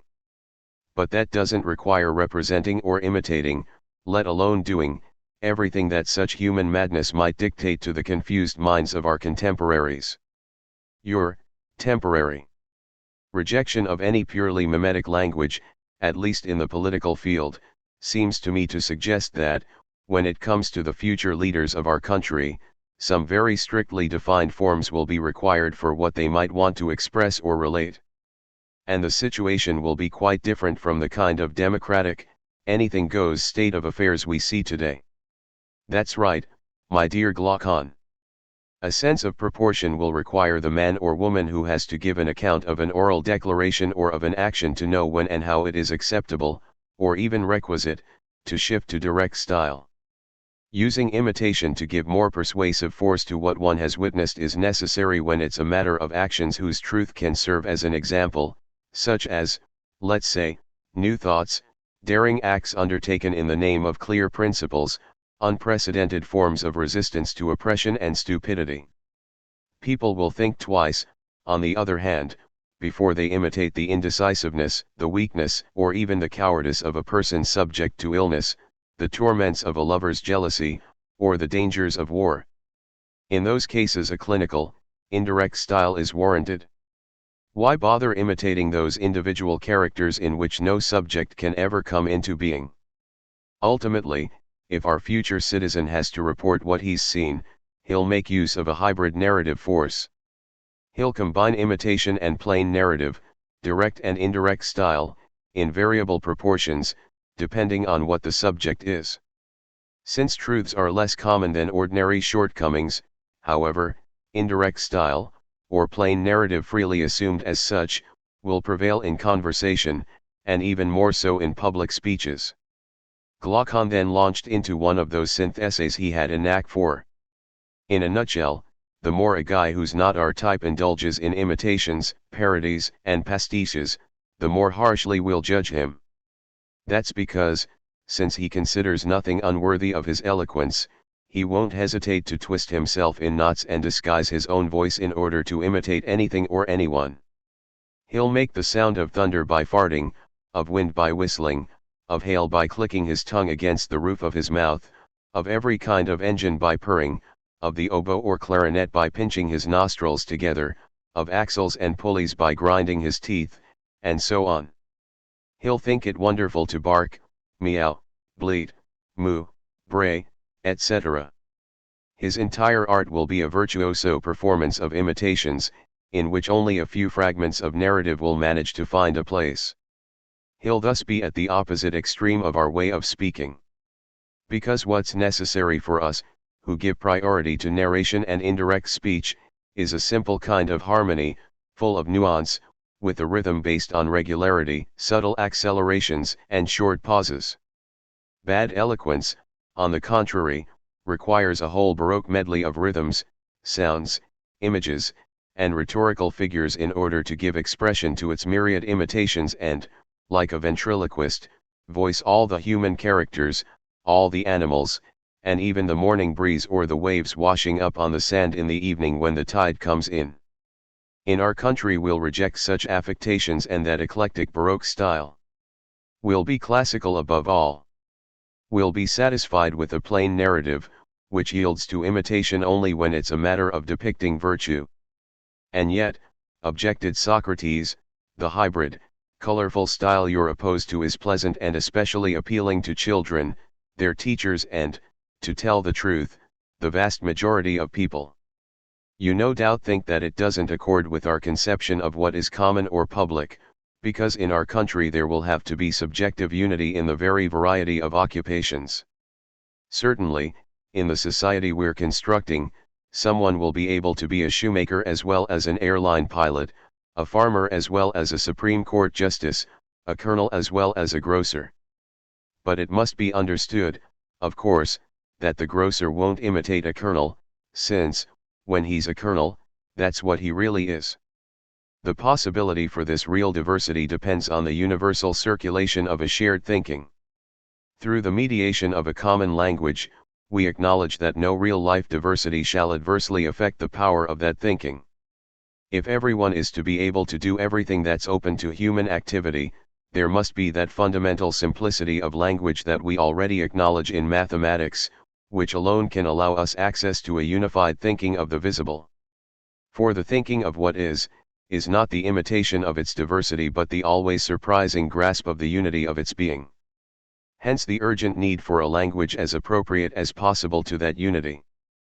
But then, asked a worried Amantha, what will we do about all those great poets who enchant us with their devious way of capturing, through the dizzying swirl of metaphors, all the infinitely varied and splendidly versatile beauty of the world we live in? If a poet of that type, who's adept at captivating us by constantly transforming language expressions, shows up on our country's doorstep, we'll give him a stirring public tribute. We won't hesitate to declare that he's a holy and miraculous being, a wizard of life. We'll anoint him with all the perfumes of Araby and crown him with laurels. And then we'll escort him back to the border, explaining to him that there are no men of his kind in our country and that there never can be any, because we've created a more sober, less obviously appealing kind of poetry, which is closer to prose, or even to mathematics, by adapting it to our overall project and to the type of education that goes along with it. That's all very well and good, said Amantha, but our country won't have any doorsteps or borders. You're well aware that its project is purely internationalist in scope. The proletariat has no country. A communist border agent would be a pathetic oxymoron. Which only proves, Socrates shot back, that what I was suggesting was an image, that I was speaking metaphorically. Trust me, this vision of the poet, banned from the city, will become famous. Oh, then you're the poet with the deceptive language and the enticing images. Well, concluded Socrates, I entrust you with the task of personally seeing to my deportation. They all burst out laughing. Glaucon, though, remained focused on serious things. We've said hardly anything at all about music, and yet it's such an important thing for all young people. Let's start with the simplest things, Socrates calmly resumed. The basic components of a song are four in number: the lyrics, the melody, the harmony, and the rhythm. As for the lyrics, we'll require the same principles for them as we did for poetry. The melody must fit the lyrics. That's the tribute music pays to poetry. So that leaves harmony and rhythm. They're technical issues, which change rapidly, moreover, and are controversial. Should the harmony be tonal or atonal? The rhythms regular or irregular? And what about instrumental tones? Ancient, traditional, or modern instruments? Electroacoustical simulations? It all has to remain an open question. Artistic orientation can never be reduced to technique. What matters to me is pretty obvious: a musical style must be able to formalize situations involving a subject by dialectically highlighting the new abilities it can demonstrate over and above the run-of-the-mill and clichés. We enjoy musics of personal emotion, but we also want there to be musics of courage. It's a very good thing for music to imitate the subjectivity of someone who has to overcome severe hardship, on his own or with the help of friends, and who does so tenaciously and without a lot of boasting about. These are the harmonies and rhythms we need, at any rate, those of courage and of endurance. In essence, Glaucon recapped, you're saying that, in a song, the excellence of the lyrics, melody, harmony, and rhythm comes from a sort of subjective simplicity. Not the simplicity of the fool or the ignorant person, but rather the sort of creative simplicity that targets, through a unique process of the mind, the true and the beautiful. The same principle, Socrates added, applies to all the arts. The opposition between subjective simplicity, which produces graceful actions and words, and the pretentious ugliness of attempts to impress the ignorant can be seen just as well in painting, in tapestry or embroidery, in architecture or design. In all these things moderation of expression is the rule, and whatever purports to take no account of it is regarded as vulgar, in terms of both its expression and its underlying subjective aesthetics. Consequently, it's clear that the rules we're proposing, which aim at restricting the imitative or representational dimension of poetry and musical works, apply to the other arts as well. My insistence on speaking especially about poetry and music stems from the fact that beautiful melodies with a fast-paced rhythm and lavish orchestration affect a subject's inner being more powerfully than anything else. As a result, if this kind of music is adapted to an education like ours, vice and ugliness will be hated right from childhood, even without reason having to come into play. And when the latter does make its voice heard, we'll enthusiastically and affectionately approve of its judgments, provided that true music has nurtured the strongest sensations of our early years. Everyone was struck by Socrates' almost solemn tone. With his eyes closed and his face lacking all expression, he went on to say, "When we began our studies, we didn't consider that we knew written signs satisfactorily until such time as we could recognize their letters, which are actually few in number, in all the combinations in which they occur, to the point where we could make them out everywhere, however large or small the groupings in which these letters are used. That's how you become a real reader," we thought. We could recognize signs from their reflection in water or in mirrors only if we had learned beforehand to know them as they really are. The science of images is identical to the science of the real whose image is the image. "Where is he going with this?" muttered Amantha.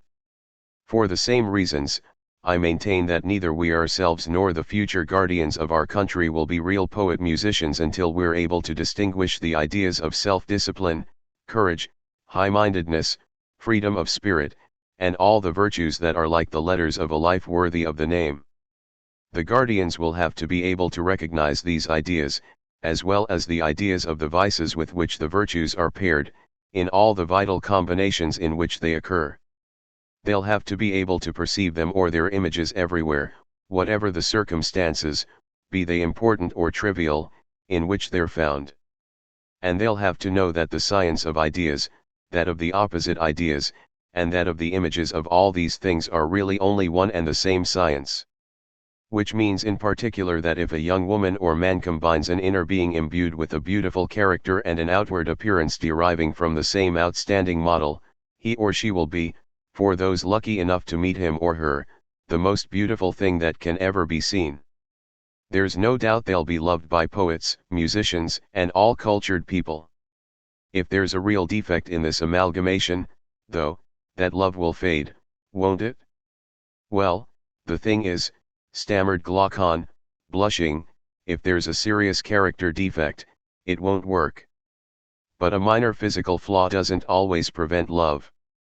"Oh," said Socrates, smiling, "I bet you know that from experience. You must have been in love with, or you're still in love with, a boy who's not exactly an Adonis. But you still won't say that being concerned exclusively with pleasure when it comes to love is a proof of moderation, will you?" "No, of course not," said Glaucon rather miserably. "Pleasure can drive us mad as much as pain can. Pleasure can have something violent and excessive about it, can't it? Not all the time, but often enough. Can you give me an example of a pleasure that's at once greater and keener than sexual pleasure? There isn't any. Sex is a real frenzy of bodies. But shouldn't love, to the extent that it serves to pass on the learned forms of reason from one human being to another, from a teacher to his young disciple, for example, be a love that's oriented, on the model of that sober kind of music we were just talking about, by something whose very idea is beauty?" "Yes, I think so. This, so to speak, didactic love is called transference love by Freud, because it moves from the body to the idea. It has to remain safe from madness and licentiousness. Between the old teacher and the young male or female disciple, who love each other with a true love that's gradually enveloped by the sharing of the idea, it is indeed the body that's at issue, but not at all the incomparable pleasures of sex. Or rather these remain in the background, like a sort of invisible energy from which thought draws the force to gain access to the sublimity of the idea. In the country whose idea we're in the process of constructing, everyone will acknowledge that bodies are not alien to the becoming of the true. The taboo on sex won't go so far as to prohibit the didactic relationship from having a physical dimension. The practice of teaching involves the body and voice of the man or woman who teaches. Those you instruct must be loved, and the person who instructs you must be loved. It won't be considered scandalous for teachers, whatever their gender, to approach young people, to spend time with them, talk to them, kiss them, touch them. They'll be like fathers or mothers, whose aim is to pass on to their children the best thing in the world, the secret of a true life. But they won't have sex with their students, Amantha said sharply. Or at least if they do, qualified Socrates, his beady eyes twinkling and laughing, it will be in the context of a unique, long-lasting, or even eternal passion, for which the teacher-student encounter will have merely furnished the opportunity. Oh, that famous opportunity, interrupted Amantha, that makes the thief. 7. Anyway, said a satisfied Glaucon, we've finished with literature and music now. And to do so, Amantha remarked softly, we needed nothing less than love. They all remained silent for a moment. Outside, as the poet said, the night is ruled. 8. 5. The disciplines of the body. Nutrition, medicine, and physical education, 403c, 412c. Amantha yawned loudly and said, I'm afraid that, after literature and music, you're going to start talking about physical education now. Well, of course, said Glaucon. How can working-class youth, who are always so quick to get into pointless fights, be disciplined if we don't get them interested in physical education? Oh, it's all just about roosters, bulls, ganders, stallions, tomcats, hogs, rams, and billy goats. Amantha snapped back. Stupid young males. But go on, I'm listening. I'd like to convince you about this, said a conciliatory Socrates. I agree with you that the naked, individuated body never requires educational thought. It's not possible for the body, however well trained it may be, to incite the individual whose life it sustains to dedicate himself to the true and thereby become a subject. On the contrary, its subjective incorporation into the true, the word incorporation deserves to be especially emphasized here, that affords the body the excellence it's capable of. So, after giving analytical thinking the care it requires, we'd do well to entrust it with the task of specifying what's best for the body, while we just content ourselves with providing the general headings so that we don't get bogged down in details, which I acknowledge can be tedious, dear Amantha, since I see you're already falling asleep. I can see a first rule that's very important, said Glaucon, as serious as could be. It has to do with alcohol. Our militants, our guardians, our leaders, our soldiers, all of that means the same thing, namely, everyone, shouldn't get drunk. A guy who's guarding his sleeping fellow citizens should absolutely not be allowed to puke all over and stagger around with no idea where he is. It sure wouldn't be a good thing, said Amantha, if the guardians had to be guarded. But before you can think about drinking, you have to eat, Socrates resumed. In one respect, our militants can be compared to competitive athletes, they're likely to have to fight tough battles. So should we adopt the athlete's diet? Are you kidding? Shrieked Glaucon. Since they spend their whole life sleeping and training, they're most likely overfed, they shoot coke and other such crap, and they die young, foaming at the mouth, and no one dares to say why they do. Way to go, athletes. So we'll prescribe a simpler, more refined diet, because our young men and women will have to be ever alert and able to see, hear, and identify anything unusual going on wherever they are. Even though being on active duty might subject them to frequent changes, the water they drink, the game they eat, the local customs, everything, when they're in the field, may be different from what they're used to, and even though they'll have to endure the desert sun and the snows of the far north, they've got to stay in tip-top physical shape. So we can conclude from this that food, drink, and physical exercise must obey the same rules as those we identified for literary and musical culture: simplicity, moderation, and subtlety. War can show us the way here. War. Show us the way? What do you mean? Exclaimed an incredulous Amantha. Well, let's read Homer again. I thought he was no good. He isn't, except when he's better than all the other poets combined. Remember what the heroes of the Iliad eat when they're in the field. Homer doesn't feed them fish, even though they're encamped by the sea, or boiled meat. The menu is always the same: grilled meat, salad, cheese. In addition to being light and healthily nutritious, a diet like that is easy for soldiers to stick to. All they have to do is light a wood fire and cook the meat over the embers. There's no need for carrying around those enormous cooking pots that are the bane of every army. Nor for mayonnaise or ketchup or other indigestible condiments. As for Sicilian lamb and French rabbit stews, our soldiers can do without them. Nor do I think, as far as moderation goes, said Amantha, looking all innocent, that it's absolutely necessary for them to spend their dollars on keeping a Ukrainian mistress with a mop of blonde hair and a shaved pussy. Oh, Amantha, said Glaucon, blushing. Never mind, said Socrates with a smile. Or to pig out, Amantha went on, the way I do on oriental pastries with honey. Okay, never mind that either. The general principle is simple variety. In music, you have to know what the tonal, atonal, or serial possibilities and the regular oriental or non-retrogradable rhythms are, but not always combine them arbitrarily. Likewise, you can sensibly eat some of everything, but in moderation, and not always mix everything up together, the way the gluttonous Yankees always do, on a huge plate that you wolf down at top speed.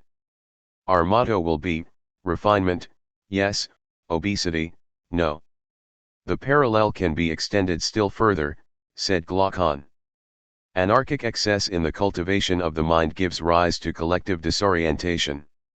Anarchic excess in the care of the body gives rise to a proliferation of hypochondriacal disorders. That's true, Socrates agreed. And if disorientation and mental illnesses spread throughout a country, the only things that will flourish there, in terms of institutions, are law courts and hospitals. Even intelligent, healthy people make a beeline for them. The desperate need for doctors and lawyers is the surest sign of a defective, inferior public education system. That's why that need eventually affects every sector of society.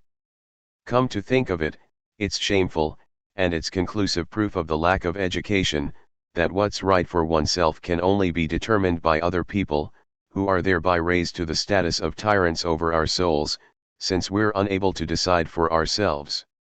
Socrates then got all worked up. His passionate tone took the audience aback. Shame on the man who not only spends the greater part of his life in court, as a defendant at times and as a plaintiff at others, but who also, and this is the height of vulgarity, sees nothing wrong with boasting that he's an expert when it comes to injustice. Shame on the man who gloats that he's able to insinuate himself into the sinuosities of sense and laughingly leap through legal loopholes. So adept is he at devious dealings that he can rapidly run rings around justice. One and all for such trivial, totally worthless stakes, because our man has no idea that true life is dependent on the beauty of its immanent truth and that there's no need for some indifferent old judge prattling and rambling on. Ye gods! Exclaimed Amantha. What a diatribe! And I'd say the same, Socrates went on, about people who are always running to their doctor, and especially to their shrink. Sure, if you've been injured in an accident or you're laid up in bed with a high fever due to some disease that's going around, or if some abnormal chromosome is damaging your brain, you've got to seek medical attention. And anyone whose symbolic organization is being poisoned by a primal conflict that's getting in the way of his becoming subject is of course right to lie down on an analyst's couch. But very often, if you take a closer look at it, it's really a matter of our laziness, of a sort of gluttony concealing our lack of appetite for any truth, a depressive melancholy occasioned by our political cowardice, the neurotic helplessness into which we're plunged by our revolting acceptance of the world as it is. It's all this that obliges the ingenious descendants of Charcot, Freud, and Lacan to use the science of complicated names to classify our miasmic moods, the vapors of our sleepless nights, manic depressive psychosis, anxiety neurosis, paranoia, hysteria, phobia, obsessional neurosis, abandonment syndrome, clinical depression, psychasthenia, and so on. Isn't that a scientific panorama of modern shame? Yeah, said Glaucon, those names alone peg us as the dreamers of a night of the living dead. And just look at all those gore and slasher movies, added Amantha, with all the maniacs running around in them, symbolizing our fascination with everything that breaks human subjects down. Oh, to return to the days of Asclepius, even before Hippocrates! Exclaimed Socrates. That simple, folksy medicine you find in Homer. In Book 11, I think it is, of the Iliad, Eurypylus is wounded and, to treat him, a woman gives him a remedy invented by Patroclus, Pramnian wine sprinkled with flour and grated cheese. Nowadays, we'd think a remedy of that sort would only make the fever worse. But in Homer everyone's delighted with it, even the patient. Socrates, Amantha put in, I have to take you to task. You're mixing everything up. In Homer's text it's Machaon who's given the wine with the cheese in it, not Eurypylus. True, in another passage, Patroclus does treat Eurypylus, but with crushed roots, not with floured wine. Point 2. It doesn't matter. I like that considerate, homespun kind of medicine. It's very nice, joked Glaucon, as long as you don't die from it. Modern nutrition science certainly has the advantage of being able to monitor the patient's objective progress step by step and to adapt his diet accordingly. But let's not forget the founder of this discipline, Herodicus of Megara. He was a big athlete. He'd become depressed and was constantly ill, so he invented that combination of physical exercise and plant-based medicine that's so in fashion today. You know those people in light blue tracksuits who run along the streets huffing and puffing, decked out with gadgets designed to measure their blood pressure, respiration, perspiration, and heart rate. They drink certified pesticide-free spring water. They get down on their knees to salute the sunrise. They eat powdered poppy petals. Those are the descendants of our Herodicus. But what about Herodicus himself? Glaucon inquired. What happened to him? Before it debilitated his disciples, his diet and exercise regimen, this is poetic justice, tormented him for a long time. He was suffering, or so he thought, from a slow-growing, special cancer. In actual fact he was a cross between a melancholic and a sloth. Point 3. However much he may have combined walking on tiptoe, sleeping in broad daylight, a vegan diet heavy on dandelion salad with no oil, and mud poultices from the Indies, he still eventually died from his special cancer. While he was still young, he gave up everything in order to focus on treating himself. But throughout his long life he was constantly tormented by anxiety just because he hadn't taken the requisite number of steps on the tip of his toes, or he'd inadvertently eaten a little slug in his dandelions, things of that sort. Wow! There's a totally health-conscious life and death for you, remarked Amantha.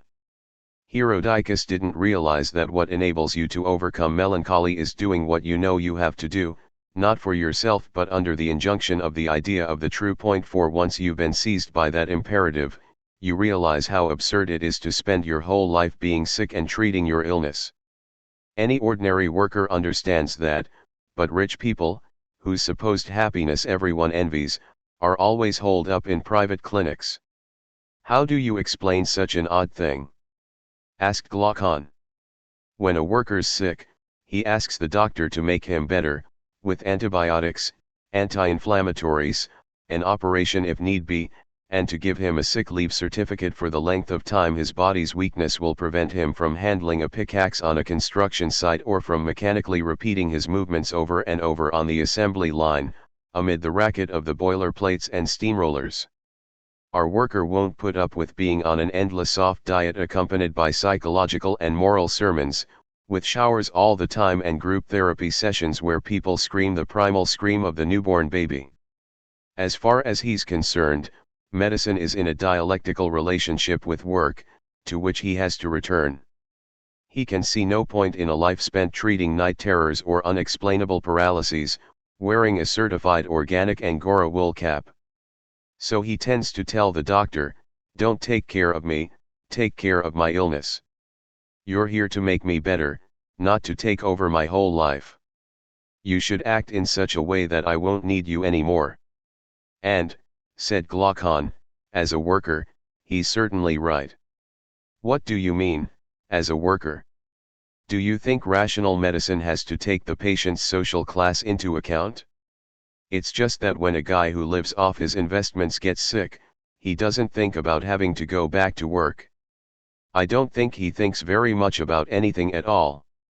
Not about the work he doesn't do or about any commitment he might have under the imperative of an idea, something he strenuously avoids. We could obviously quote to him these lines, which were once quite well known. When you're well off and you don't have to work, you must be a thinker, not just a jerk. 5. Who wrote that doggerel? Asked Amantha, appalled. A guy who's totally forgotten now, someone named Phocylides. Besides, said Glaucon, you should try to think even if you're poor. Especially if you're poor, Socrates corrected him. But let's not get involved in a quarrel with Phocylides, we'd only be shouted down. It's very true, at any rate, that most wealthy people do not in the least believe that thinking and justice should take up any of their boundless free time. Instead, they're obsessed with treating in advance all the illnesses they might get and are freaked out as soon as they have an unexplained urge to scratch their leg. Absolutely right. Glaucon excitedly exclaimed. Pamper your body, get in shape, that's the creed of the upper classes. They're always huffing and puffing away at their tennis game, doing push-ups on their desks, practicing their golf swing out on their patios, and getting their faces remodeled, like Frankenstein's creature, by the big-name plastic surgeons. They'd be better off studying philosophy, reading real books, learning poetry by heart, or reviewing the math they've forgotten since the days when they sweated over differential equations in order to pass the qualifying exams for getting into the elite. And they'd be even better off inquiring discreetly and attentively into what the lives of the vast majority of their fellow citizens are like. This fetishism of the body, this obsession with health always stands in the way of the incorporation into truths, even the most innocuous ones. Someone starts talking to you about philosophy and you wave them away, saying I've got a headache, or they talk about painting and you rattle off all your little bumps and bruises, and if they get around to serial music, well, then you start in on the whole saga of your bouts of diarrhea and lumbago. I've seen guys like that. Amantha agreed. I can't stand them. Neither could the legendary Asclepius. As a doctor, he only liked healthy people. An illness, he said, is only a temporary, localized exception to overall health. The patient, according to him, should live as much as possible the way he normally lived. If he had to give him medicine or operate without anesthesia on any of his organs, he did so swiftly and surely. Those, he said, are local actions in the general context of the great health. He'd read Nietzsche, life is speed. Nothing should be allowed to drag on. As far as he was concerned, death was the result of becoming unduly entrenched in illness. To some guy who objected to him that everyone dies eventually, he replied, that's because, when you're old, you're worn down by the passage of time. So you value sleeping and being sick over being active and healthy. One day he said something that seemed absurd on the face of it but was actually very profound. Death has nothing to do with the body, or illness, or anything like that. If it weren't for time we would all be immortal. He was a philosopher of sorts. But a statesman, too. He developed a worldview that was suited to the military states of our ancestors. Remember, in Book 4 of the Iliad, when Pandarus wounds Menelaus, everyone rushed over to him and, with greedy mouths they sucked the wound he bore. They drank its blood infected and impure. Applied their soothing drugs the wound to cure. 6. Oh, Socrates! Amanda reprimanded him.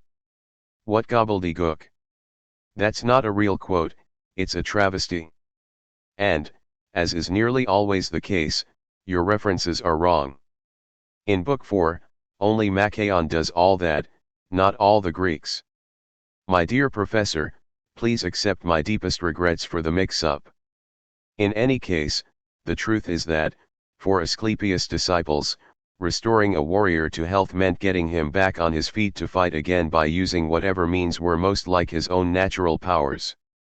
As for treating the hypochondriacal disorders of a rich old man of leisure, or devoting themselves to getting a young, stressed-out executive back in shape, thanks but no thanks. Wow, said Glaucon admiringly, that Asclepius sure was far-sighted. My dear boy, we're talking about our Asclepius, the Asclepius whom we'll make one of the icons of communist medicine. Not everyone agrees about him, though. Aeschylus, Euripides, and even old Pindar claim, for one thing, that Asclepius was the son of Apollo and, for another, that he one day undertook to treat a very old rich man who he knew was already clinically dead just because the family had paid him a huge sum of money beforehand. They even say that to punish him for his overweening greed, Zeus struck him with a thunderbolt. At this, Glaucon's inner logician reasserted itself. That doesn't hold water, he protested. Given what we've said about the meaning of the gods, namely that they're the poetic names of the immanent authority of the true, we can't simultaneously agree with both Pindar's and the other's anecdotes. If Asclepius is Apollo's son, he can't be a crooked, dishonest doctor. And if he's a crooked, dishonest doctor, he can't be the son of a god. That's a perfect demonstration, said Socrates delightedly. Congratulations, my friend. Amantha, who was beginning to get really bored, wanted everyone to get back to what she was most passionate about in all this, politics. This cult of Asclepius is all very well and good, she said, but a country under our system of government will need real doctors, won't it? And a real doctor has to have experience. He has to know the deepest secrets of corporeal well-being, sure, but also all the diseases, all the pathological states. If the only people he's ever treated are soldiers bursting with health, I wouldn't trust him. That occurred to me, too, said Glaucon, jumping on the bandwagon. What holds for judges has to hold for doctors. A good judge is someone who's seen it all, from the working class kid who's arrested and roughed up just for smoking a joint outside his apartment building, to the high society serial killer who's exposed only belatedly, and to all the other big and small-time criminals in between. If all he's ever dealt with are naive, frightened petit bourgeois types, he won't be worth much. It seems to me, said Socrates after a moment's reflection, that you're applying the same logical template to two very different problems. Let's start with doctors. The best ones are those who've been committed from a very early age to the scientific mastery of their art and also have had contact with the widest variety of bodies in poor health, including their own. It's very useful for them to have suffered from many serious illnesses themselves and not to be like those people who are disgusted by the suffering of others because they themselves, to borrow Amantha's phrase, are bursting with health. If it were doctors' bodies that treated the patients' bodies, doctors wouldn't be allowed to have a weak constitution and to constantly fall ill. But it's the doctor's mental faculties that treat the patient's bodies. And these mental faculties, which are related to the subject, would be unfit to treat the body if they were suffering from some illness, not of the body but of the mind. Judges are a different case altogether. Let's temporarily define the judge as a subject who purports to judge an individual's deeds. A subject who, in his youth, only associated with immoral people and committed every conceivable crime with them, has no chance of becoming capable of properly judging other people's criminal acts, unlike the doctor, who diagnoses his client's illnesses on the basis of what he's learned from his own.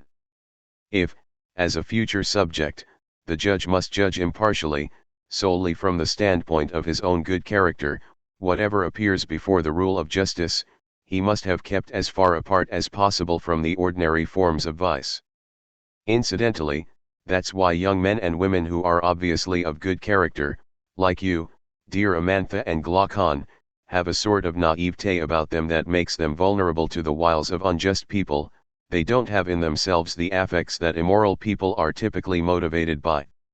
In fact, a good judge shouldn't be a young man.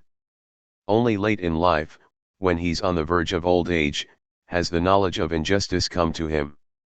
He hasn't known it as an evil within himself personally, but has studied it, over time, as an evil present in others. It's scientifically, not empirically, that he's developed his thinking about the true nature of that evil. You mean, said Amantha, recapping, that the perfect judge gets his knowledge from a sort of intellectual intuition that connects him to an external object, not from introspection based on his own personal experience? You put it a lot better than I did. Basically, the judge is an absolutely upright person. He possesses, so to speak, the integrity of the subject he is to become. He provides a sharp contrast with that sort of wily, suspicious person who's been involved in a lot of shady dealings and who regards himself as particularly shrewd and experienced. When a guy like that consorts with people like himself, he's cagey and guarded, simply because he's acting according to models of behavior in himself that mirror those of his cohorts and accomplices. But when he comes up against mature people of experience and of proven integrity, this pseudo-clever guy's profound stupidity is immediately revealed. It's clear that he's suspicious for no good reason and that he hasn't got a clue as to what a solid character is, since he has no model for it in himself. That said, since he associates far more often with lowlives than with decent people, he has a reputation for being a great connoisseur of real life rather than the perfect fool he actually is.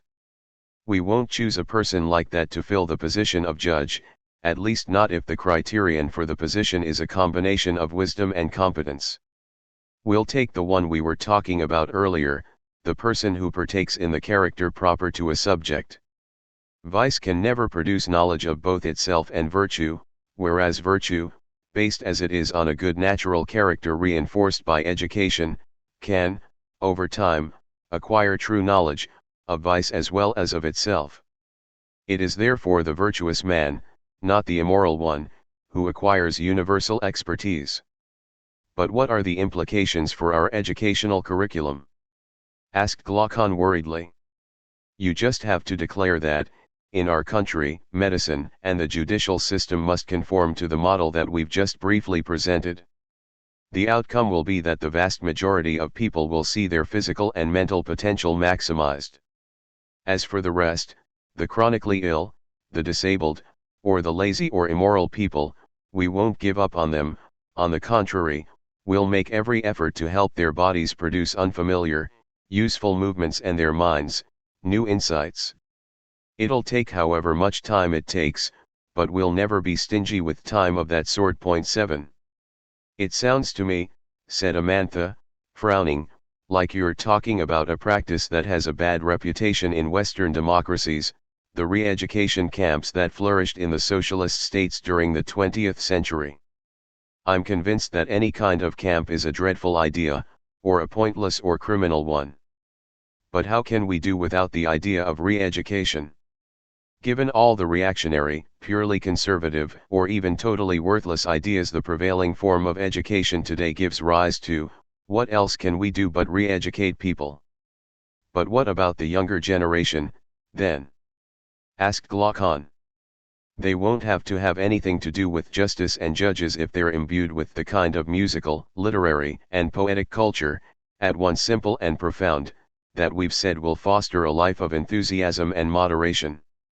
And couldn't we also say that a young man or woman who combines such a culture with appropriate physical exercise will in most cases have no need of medicine and doctors either? It's possible. But the whole problem is how to determine the right proportion of literary culture, on the one hand, and physical education, on the other. I'm afraid it's not easy. In my opinion, with physical education or anything that demands physical effort, you have to aim at stimulating the type of energy that's particular to the subject rather than be concerned about how strong the body is.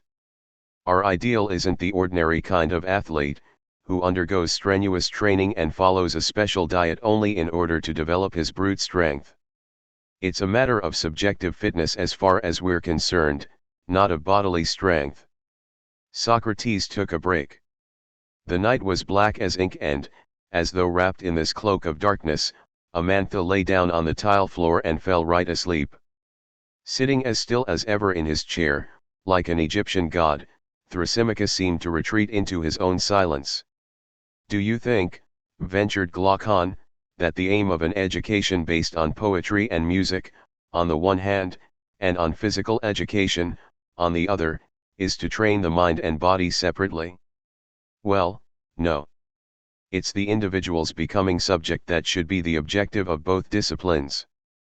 I'm sure you've noticed how hardcore athletes, the sort who work out on a daily basis in bodybuilding gyms, are brutal and coarse, and how music enthusiasts, the sort who listen to ballads every day, smoking their joints, are actually quite soft and oversensitive. Yeah, I've noticed that, but what about it? Well, you could argue as follows.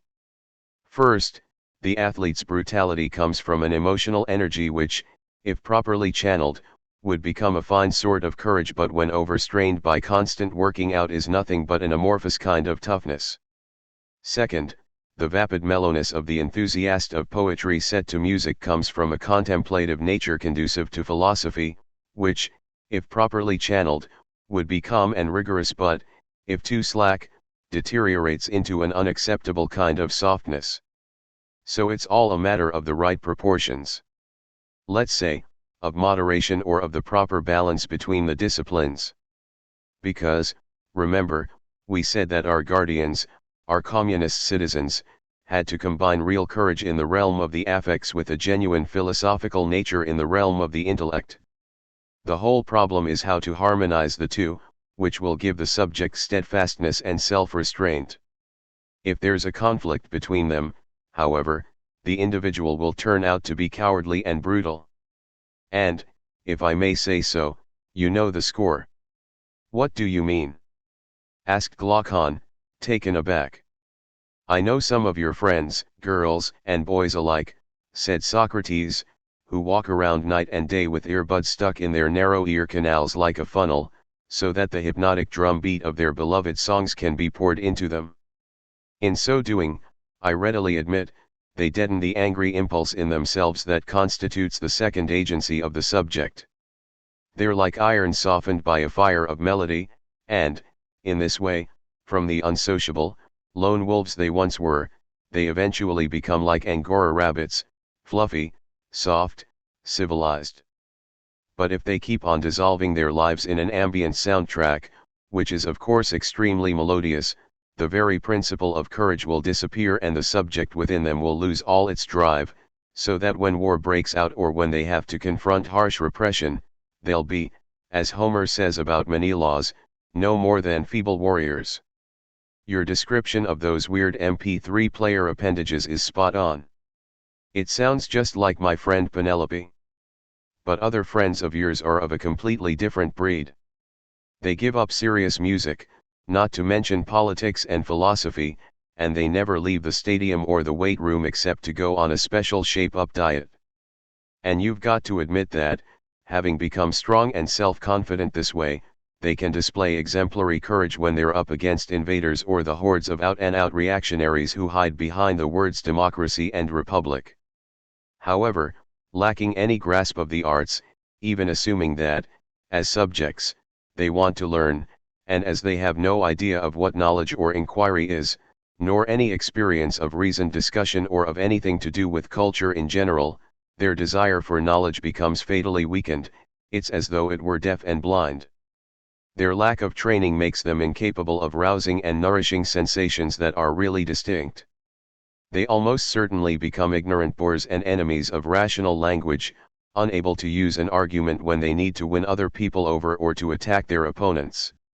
Like wild animals, they try to get hold of what they want by brute force, whatever the circumstances.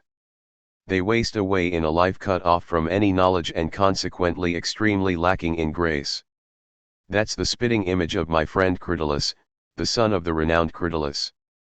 If the big other has offered the human species two basic types of exercise, physical education and the arts, I think I can conclude that it didn't do so on the basis of a stereotypical distinction between the subject and the body, but rather so that the degree of tension in the subject between the two crucial attributes, courage and philosophy, could be correctly adjusted according to the circumstances. Wow! I'm totally blown away!" cried Amantha, suddenly waking up. "You've landed back on your philosophical feet after one hell of a somersault. It's mere child's play. You yourself already knew beforehand that someone who adapts physical culture and poetico-musical culture, in the proper proportions, to the demands of the becoming subject is like the consummate musician of his own soul and a much better connoisseur of the most subtle harmonies than someone who merely tunes grand pianos." "Yeah, sure, I knew that," muttered Amantha, "maybe so, but you're the one who's saying it. At any rate, in our future communist country, anyone who exercises a position of leadership in the field of education, when it's his turn to do so, will have to see to this effective harmony if he wants our system of government to be preserved. But what'll we say," continued Glaucon, ever the lover of complete lists and whole programs, "about gymnastic competitions, acrobatic dance, hunting with hounds, Formula One racing, betting on soccer, the Olympic Games, the—" "Not a thing, my friend, not a thing," Socrates interrupted him. "We'll apply our principles to all that stuff, and we'll see." And with that, Socrates suddenly stopped like a broken clock, gave a little cough, and for a brief moment seemed overcome by the strangest, most intense distress. 6. Objective Justice, 412c, 434d. Fatigue had already begun to set in. The wealth of details had a lot to do with it, the quotes from Simonides and Pindar, the challenging of Homer, the various sorts of physical exercises, musical modes, follies of desire, medicine, nutrition, and so forth. And all of this going on deep in the bowels of the night. Hadn't Amantha fallen back asleep? And wasn't Glaucon distracted, Polemarchus asleep, Thrasymachus recalcitrant? Socrates decided to get straight to the point. But who should be in charge? He asked in a deep, powerful voice. They were all startled. But Socrates persisted. The old, the young? Intellectuals, soldiers. Professional politicians, ordinary citizens. Who should be in charge? Come on, who? Well, said Glaucon thickly, I have no idea. The best people, I guess. Oh, the best people. What does that mean, in politics, the best people? The best auto mechanic is the one who knows how to deal with the engine and fix every kind of mechanical problem, right? Glaucon ably played the yes man. Got to agree with you there, he said. So the best people, as far as our discussion is concerned, are those who move the political process forward and are able, when necessary, to overcome the difficulties or get out of any deadlocks. To do so, I suppose they have to be intelligent, capable, and, above all, to care about the public interest.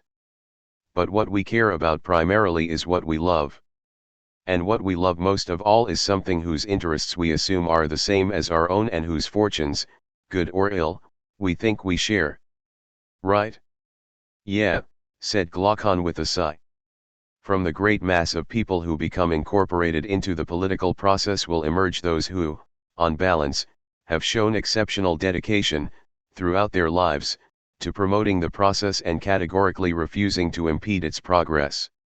For sure, said Glaucon, those are the people we need. It's useful to observe them at every stage of their lives, to see how they remain faithful to the principles of our system of government and never betray or abandon them.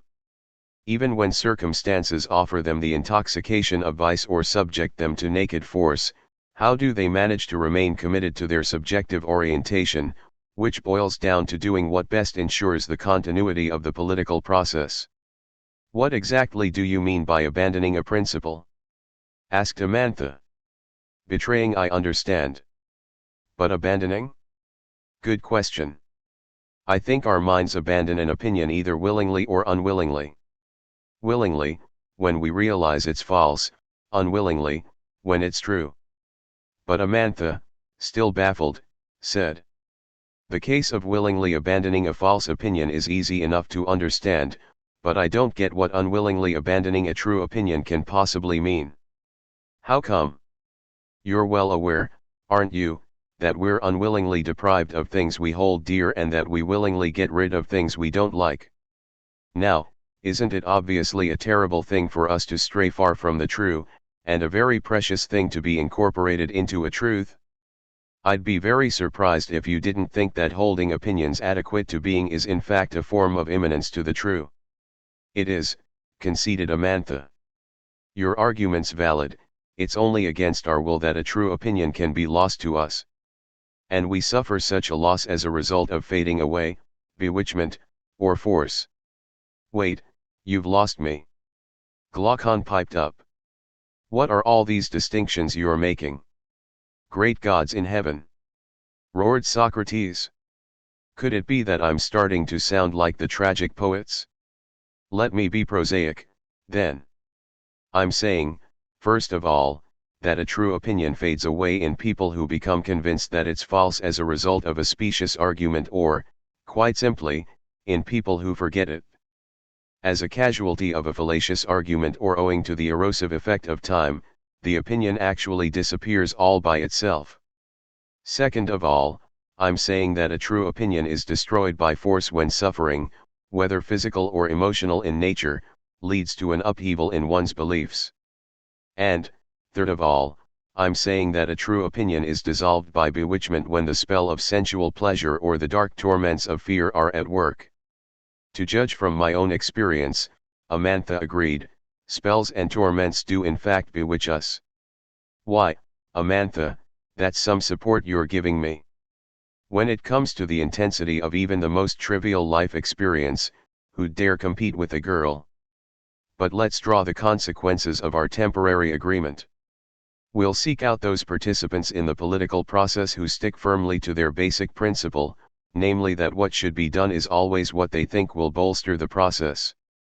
The leaders could, moreover, set various kinds of tests of political subjectivation where this issue is concerned.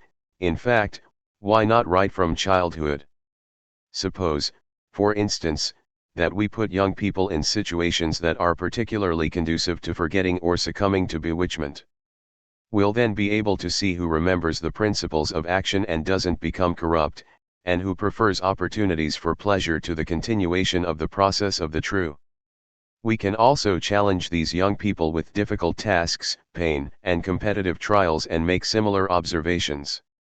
Finally, we can expose them to being led astray, to error, or to illusion and see how they fare. We can do even better, or rather worse, exclaimed Glaucon, all fired up with enthusiasm. I'm thinking of how young colts are thrown into a whirlwind of sound and fury to have their courage tested.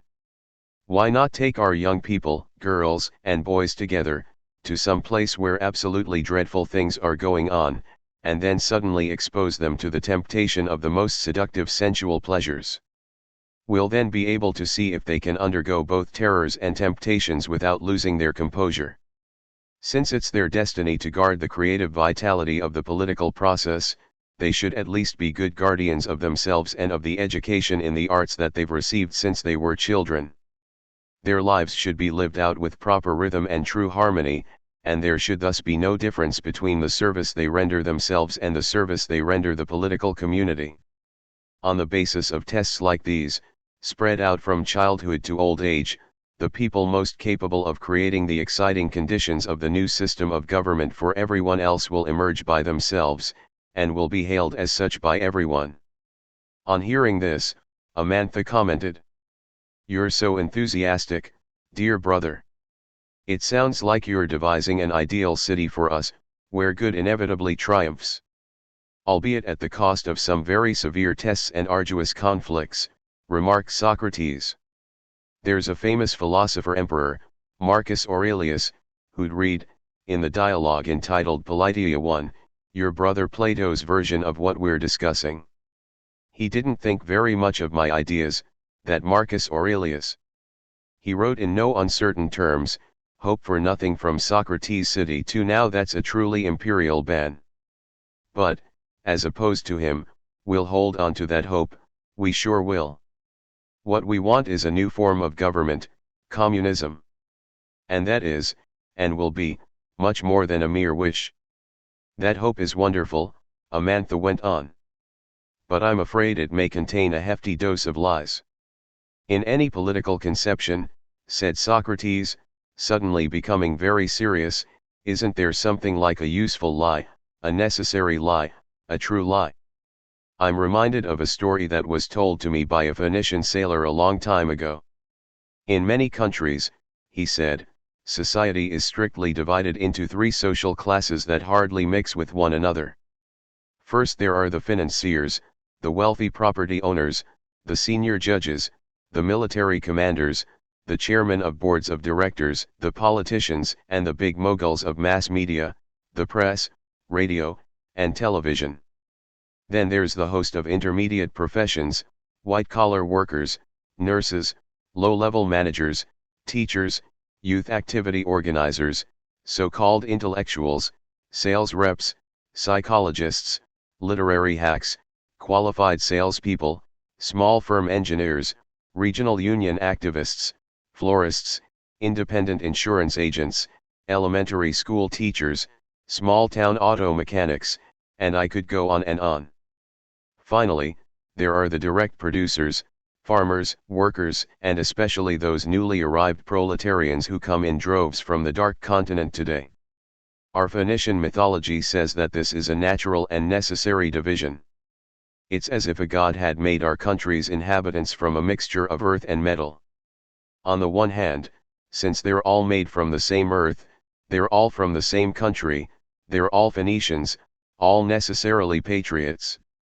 But, on the other hand, the metal content distinguishes them one from another. Those who have gold in their bodies are meant to be rulers, and those who have silver to be in the middle class. As for those at the bottom, the god roughly mixed scrap iron into their makeup. Except that the myth, according to some people, doesn't end there. One day, say these subversive preachers, a counter-god of sorts will appear, though we don't yet know in what form. Will it be just one man? A woman of radiant beauty? A whole team? An idea, a single spark that can set the whole prairie on fire? 3. It's impossible to know.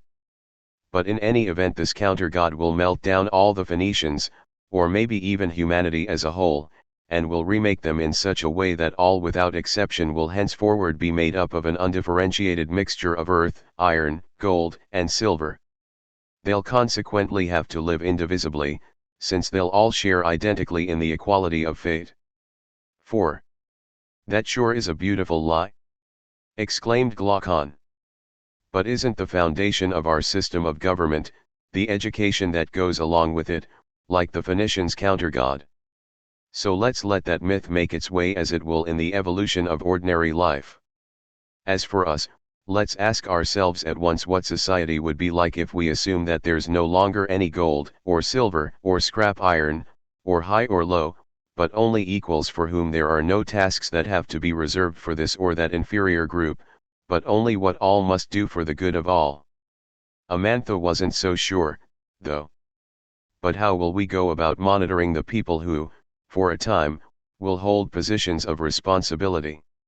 She asked. It would be disgraceful for them to be like those bad shepherds who, to protect their flocks, train their dogs to be ferocious, and then the dogs, starving and vicious, ultimately turn on the sheep, changing from guard dogs into the very thing they were supposed to protect us from, wolves. Glaucon then added. That's right, Dear sister, we've got to do everything possible to keep those whose turn has come to hold military positions from pulling things like that on us, because, with the force they have at their disposal, they could very easily trade their position as the supposedly benevolent protectors of all the country's citizens for the much more tempting one of cruel and greedy despots. The best means, remarked Socrates, the ultimate precaution, is to give everyone the proper education. The communist idea must command the gun. 5. But won't they have received such an education, in our scheme? Asked a surprised Glaucon. We still don't know anything for sure, my friend. All we can say is that, in order for these temporary military leaders to demonstrate the most thoroughgoing selflessness and the most refined gentleness, both in the ranks of the army and vis-a-vis those whom said army protects, they'll have to have had the chance to receive a true education, whatever that may be. But don't we also have to control their wealth, insisted Glaucon, so that they don't own palaces, flocks, luxury cars, antique vases, gorgeous women, perfumes, and jewelry? If they have all that stuff, they'll become so enamored of it and so anxious about losing it that power will make them as suspicious as they're arrogant. The problem's on a much vaster scale, and the political decision about it can only be absolutely radical. Private property has to be abolished. None of the members of our political community will own his own lodgings, let alone a workshop or a storehouse. Everything will be collectivized. What about the women and children? Inquired Amantha. Friends share everything in common. 6. The food required for workers, be they men or women, who are also militants of the community, or even soldiers called upon to defend it, will be distributed in an egalitarian manner on a weekly basis. We'll make sure that, when it comes to these people's wants, there's neither a deficit, which can exacerbate them, nor a surplus, which can sap their strength. We'll encourage meals to be taken communally, especially at midday. Overall, we'll facilitate all the projects of collective organization of that portion of time taken up by the bare necessities of survival. We'll deal in stages with the thorny problem of doing away with money. The main argument for imposing such a measure is that every subject has the ability, which is the same in him as in the other, to participate here on earth in the construction of a few eternal truths. We can therefore speak of a money of the absolute that makes countable money unnecessary. Money, in the usual sense, has been shown to be the cause of most of the crimes committed both by individuals and by states, even though in every subject there dwells an eternal light. So we'll organize material life in such a way that the circulation of capital will gradually be restricted and there will be fewer and fewer occasions to handle money, be it in the direct form of gold, in the intermediate form of coins and bills, which will in the long run be removed from circulation, or in the intangible form of drafts, orders, and other such electronic aids, whose use for speculation will be forbidden. These decisions are unavoidable for those who want to ensure the survival of our political community, since, as soon as individuals or groups gain possession of land, apartment buildings, workshops, mines, or capital, they obey nothing but their own interest, they become greedy and selfish, and they go from being militants and defenders of the community to behaving like an oligarchy that purports to wield absolute power. Hating the community and hated by its members, persecutors whose own turn will come to be persecuted, spending their whole life fearing competitors from within rather than enemies from without, they doubtless lead their own group of nouveau riches to ruin, but more often than not they drag the whole political community down with them as well. Glaucon sensed that it was time for him to slip in one of those rants that were his specialty. He took off like a shot. What would you answer, Socrates, if someone were to say to you that the citizens of your political community, and especially those whose turn it is to exercise positions of civil or military leadership, will be as miserable as sin? And miserable through their own fault, at that, because they've wholeheartedly consented to a life of poverty. Really? Here are people who can be equated with the community itself, considered in its truth, and who get no advantage at all out of such a position. What a contrast with our usual leaders, the big landowners, the builders of gorgeous mansions whose furnishings, swimming pools, flower beds, and paintings everyone gushes over, who are well connected in the business community, are bosom buddies of TV producers and control the flow of money, etc., who, in a nutshell, have a solid standing in society. Whereas yours, Socrates, are barely given meals and, if I understood correctly, don't get paid a cent. They have no chance of taking a cruise around the southern countries on a friend's yacht, or of hiring high-class prostitutes or throwing money down the drain just for the hell of it, or even of bribing their opponents the way all the people whose wealth, power, and happiness are envied by public opinion do. Honestly, it's as though no one in our community has any purpose in life other than just doing their duty as best they can. Brilliant. Socrates complimented him. And, to conclude, you could quote the French poet Alfred de Vigny. Shoulder your long and energetic task, the way that destiny sees fit to ask. Then suffer and so die without complaint. 7. Your description of things isn't far off the mark. And do you know how I'd answer someone who spoke to me the way you just did? I, at any rate, would keep quiet. Well, you'll see. I'm going to be even more long-winded than you were. First of all, I'd tell him that, if he'd followed the path of thinking we've been on since nightfall, he'd have easily found the answers to all his questions. It would certainly come as no surprise if our people, under communist rule, were ultimately very happy indeed. When we explain what we mean by this rule, however, it's not the happiness of one social class in particular that we have in mind but that of the whole community, without exception. Our approach, right from the start, amounts to thinking that it's in this type of being together that we'll find justice, just as we'll find injustice in communities degraded by an awful system of government. Now, as Shakespeare might say, just or unjust, that is the question. Since, for the time being, we're seeking the happy type of community, we categorically refuse to single out a select minority of privileged people in it. We want to see the big picture. We'll deal with the types of communities that have the opposite principles immediately afterwards. Mr. Critic, I'd add, allow me to make an analogy. Imagine we're painting a statue and we're carefully applying black paint to its eyes. Some guy or other comes over and vehemently lashes out at us. What? You're painting the eyes, those most precious gems of the human face, black. It's royal purple that's required. You ought to know that the most beautiful colors are to be used for the most beautiful parts of the human being. Wouldn't we be right to reply to him calmly, most worthy sir?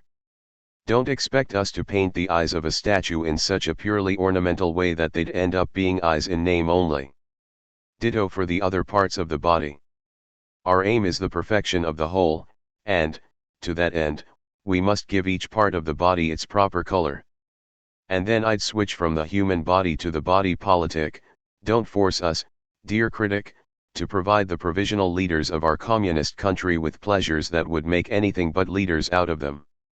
After all, we might also imagine that when a woman goes out to work in the countryside, as everyone will regularly have to do, she'd wear a gorgeous long dress, spike-heeled shoes, and a crown of gold, and that she'd only get up on her tractor to parade around the village streets when she felt like it. Or that the guys doing their week as craftsmen would stretch out in front of the fire, smoking joints, drinking scotch, and only bothering about the clay and the wheel when their own idle chatter started to bore them. And everyone else would do likewise, boozing, snoozing, coozing, movies. For once society, from A to Z, would be only about pleasure. Well, that's certainly not what we want, because the end result would be that, with agricultural production wrecked, crafts non-existent, and industry ruined, there'd no longer be any of the activities from which our community stems, unless those involved in them did what they were supposed to do. Just between us, let's add that, as far as those productive activities are concerned, the argument isn't as strong as it is with regard to political activity properly speaking. It is certainly very objectionable for some second-rate shoemakers, corrupt as they are to the point of being shoemakers in appearance only, to produce some very bad shoes, but it doesn't yet spell disaster for the country. However, for those who, at any given time, are in charge of guarding communist imperatives and therefore the whole political community, to take on these leadership positions in appearance only and not at all in the reality of their actions is very likely to bring about the total ruin of the community, when these people, and they alone, had a unique opportunity to do an even better job of governing the collective organization with the aim of securing everyone's happiness. We are training true leaders, who come from the masses and can never undermine our system of government. So, if someone comes and says they've got to be farmers on a spree or perennial party animals, or that they've got to hold their sessions not in the heart of the country but only in some vague parliamentary committees, we'll tell him, hold it right there. That's not politics you're talking about. In politics you have to examine carefully whether the choice of leaders is being made with a view toward giving them, along with power, the keenest pleasures possible, or whether what we have in mind instead is happiness on a nationwide scale. If it's the latter, then the people will have to persuade by hook or by crook those whose turn it is to be leaders, at every level, to be outstanding practitioners of that job. The same has got to be true, incidentally, for all the members of the political community, since in a communist country no one can claim he has no responsibility for anything. Under these conditions the country, having grown, being at peace, and possessing a first-rate collective organization, will see its various components participate, in accordance with their own desires, in the happiness of one and all. Well, how about that? Cried Amantha. All's well that ends well. I detect a strong whiff of sentimentality. What are these components of the political community we haven't heard a thing about till now? Hey, young lady, said Socrates, smiling. You mean to tell me you've never heard of the rich and the poor? Precisely, what part do they play in your beautiful construction? I think we've got to lay the foundations of our communist society on the other side of the opposition between wealth and poverty. Both of them corrupt the citizens. What do you mean? Said a surprised Glaucon. Suppose a construction worker suddenly becomes very rich. Do you really think he'd willingly go on supervising the cement pouring and planing the surface with his trowel for a measly salary? Assuming he's forced to do so, won't he be more likely to sabotage the work with each passing day or to stay away from the job, claiming he's got some mysterious illness or other? He'll become a bad worker, in short. Exactly.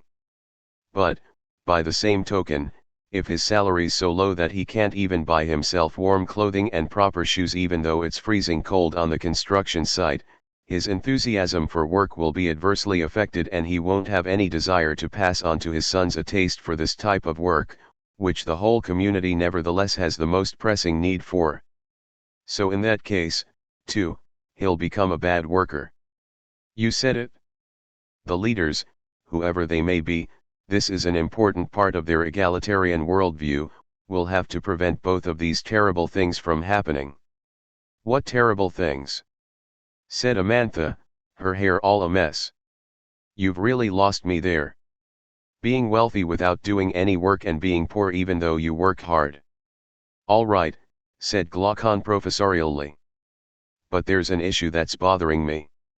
If our ideal country, under a communist system of government, is prohibited from accumulating any private capital, how will it be able to defend itself against a rich, powerful state that has gangs of mercenaries armed with ultra-modern weapons bankrolled by the country's wealthiest people? Okay, here's a little story to cheer you up. Imagine a lean, agile boxer who's incredibly good at blocking his opponent's blows and throwing hard, surprise punches. Suppose this champion subjects himself to very intense daily training. Don't you think he'll be up to taking on 3 flabby, ignorant, poorly trained opponents? All 3 at once? That'd be hard. He can pretend to run away, then turn around and finish off the guy who's following closest to him and is already worn out, then take off again, come back quick as a flash and knock out the next guy. Hey, that's Roman history! Exclaimed Amantha. It's the last of the Horatii killing the 3 Curiatii, one after the other, in a chase scene. That's right. Livy and Corneille remembered me. He is 1 against 3, but he has no injuries. Whereas all of his opponents have suffered wounds.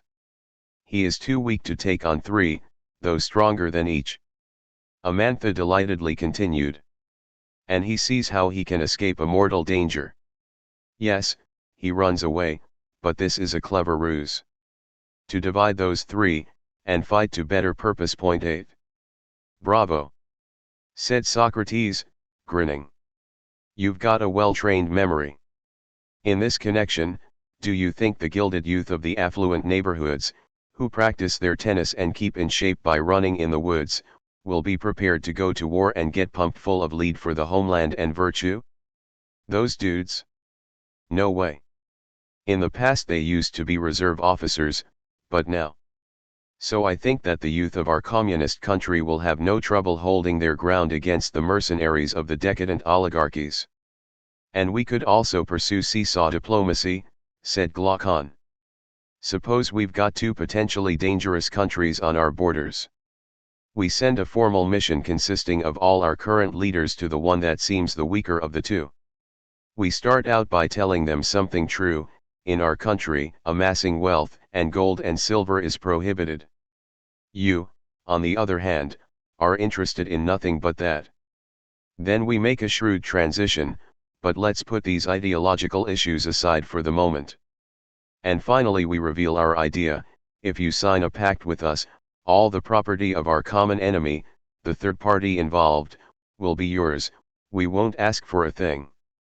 Our opposite numbers will certainly prefer to become allied with us, the lean, ascetic wolves, against the fat, enfeebled sheep, rather than wage by themselves a war with an uncertain outcome against wolves who are determined to fight and have nothing in their country to plunder. You've got to be kidding! Exclaimed Amantha. With a little scheme like that, one of our neighbors will make a killing off the others, increase its territory inordinately, bankroll an enormous army, become a hegemonic country in the world, and attack and destroy us without the slightest hesitation. Dear girl, you're very naive to call a conglomeration of wealth and violence like that a country. From a political perspective, only the country whose organization we're attempting to define is deserving of the name of country. But why? Asked Amantha, taken aback. Because for ordinary states we need a name that refers to their multiplicity. A name targeting a unity, like country, doesn't suit them, because they all contain at least 2 groups that are enemies of each other, the rich and the poor. But what about the middle class? Protested Glaucon. Except during rare and short-lived revolutionary events, the so-called middle class, especially in democracies, constitutes the mass base of the power of the rich. And that's the proof that, in actual fact, in all these countries there are 2 groups, themselves subdivided into a bunch of subgroups. These countries are patchworks of ghettos. People marry within their own group, no one knows a thing about how the other groups live, and the state hovers above it all like a power seemingly unconnected to any of them but in reality in the hands of the rich and their lackeys. That's why it's important for our future diplomats not to treat the other powers as if each of them constituted a single country. With that view of things, we'd be headed for disaster. But if we conceive of these powers as multiplicities, if we insinuate ourselves into their internal conflicts, promising power to some of them, wealth to others, and freedom to others still, we'll always have lots of allies and few enemies. Our country, however small it seems to be, will be regarded by everyone as the greatest of all, because justice and the enthusiasm for thought shine forth in it. Even if it only had a standing army of 1,000 soldiers, there wouldn't be any other country that could defeat it, either in its own vicinity or indeed anywhere on earth. All this diplomacy strikes me as being disgustingly cynical, said Amantha, who in fact had a look of disgust on her face. It reeks of the German, Soviet Pact, it reeks of Stalin. Oh! At last! Exclaimed Socrates. I thought you 2 were actually going to let me get bogged down in idiotic realism. Of course we can't reason like that. That's why the scale of our construction can actually only be the entire human world, even if we're beginning, as usual, in one specific place. In any case, Glaucon remarked, all these rules we're inventing shouldn't obscure the one great idea, the sole, or rather sufficient, idea that's behind them. Which is? Inquired an extremely curious Socrates. Instructing and educating. If it's after a freely accepted, fully mastered educational process that the younger generation takes over from the ones who are leaving, they'll be able to easily resolve all these details, including those we haven't said a lot about, like everything having to do with family life, marriage, sex, children, inheritance, and so forth. You're so right. If right from the start we implement a system of government that's truly based on principles, everything will keep on expanding, like an ever-widening circle. A proper education will develop everyone's good natural character. And our country's citizens, eager to pass down to their children the education that they themselves received, will in turn improve on it while they're at it, since they'll be aware of both its minor flaws and its great value. The upshot is that each generation will be better than the ones before it. When they see how attractive and superior we are, the older generation will feel ripped off. Joked Amantha. In summary, the leader's primary concern must be to make sure the educational system doesn't deteriorate or collapse. When you know how vitally important the various sorts of beats, dances, and songs are for teenagers, it's patently absurd to neglect all that, without any sort of reflection on it or verbal encouragement to think about it. Such cynical indifference is tailor-made for the world of the capitalist market, whose sole concern is to inundate young people with so-called new products rather than to care about whether they have any subjective force and courage of thought. As far as we're concerned, everything that moves is red 9 isn't true in politics, nor is it true in art that novelty per se is a standard of judgment.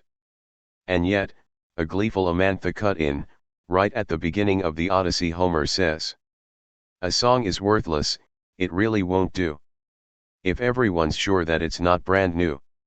Well, retorted Socrates, everyone like that is a real yahoo.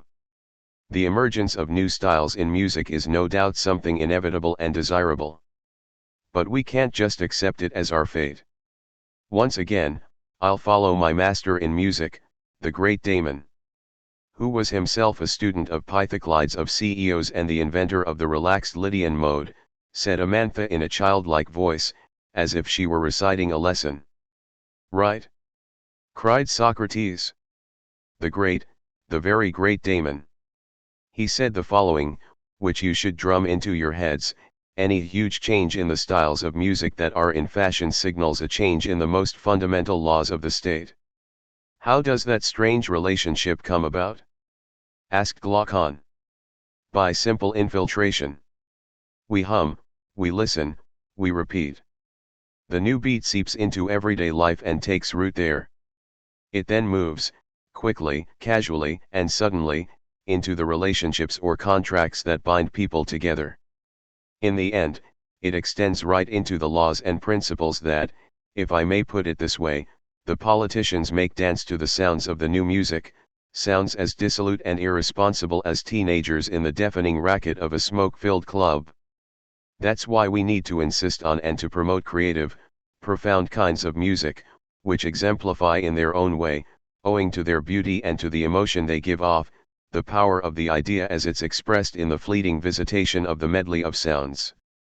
These are the kinds of music to which we should entrust the always rather melancholy period of adolescence. But you're hardly going into any of the details, said Glaucon, disappointed. What do you mean?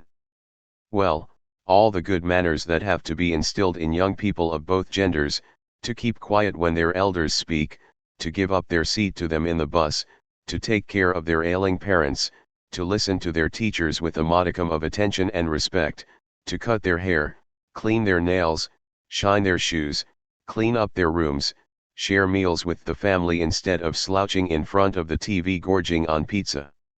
Legislating on such trivial things would be just plain stupid. Laws about how long a person's hair can be and what color shoe polish can be used. What nonsense!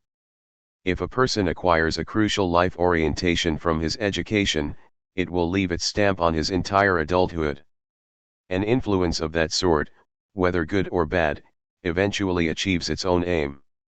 What can nitpicking regulations and endless decrees accomplish? Not a thing. The law must ratify the real becoming of things, not assume that it can define it. At that, Glaucon's inner lawyer and economist, which always slept with one eye open, awoke and inquired. But what would you say about commercial contracts, suppliers' invoices, the regulation of derivatives and the fixing of exchange rates? And in another connection, defamation suits, the scope of a court's powers, neighbor litigation?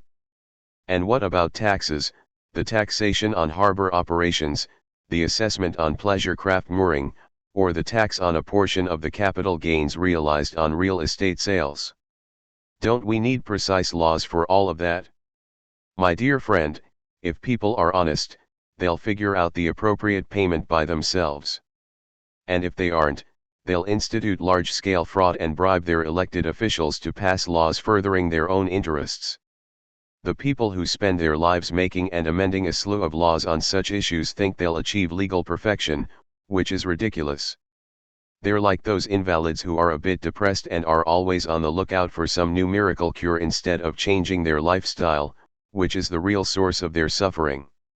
They only make their symptoms worse, yet they go on taking all the pills that some casual friend or other has told them are really effective. Oh, yeah.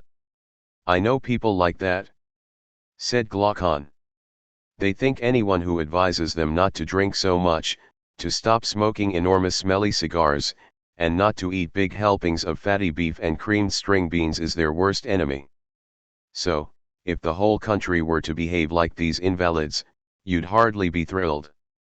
But isn't that exactly what's done by states that, although very poorly governed, nonetheless forbid their citizens, under pain of death, to change the established institutions and laws in any way, while at the same time they regard as a really great guy, a true sage on whom honors should be lavished, someone who sweetly flatters the citizens of this dreadful state, anticipates their wishes, and tries to fulfill them, all in a totally obsequious way, not with public service in mind but only the upcoming election, in which he fully intends to be a candidate.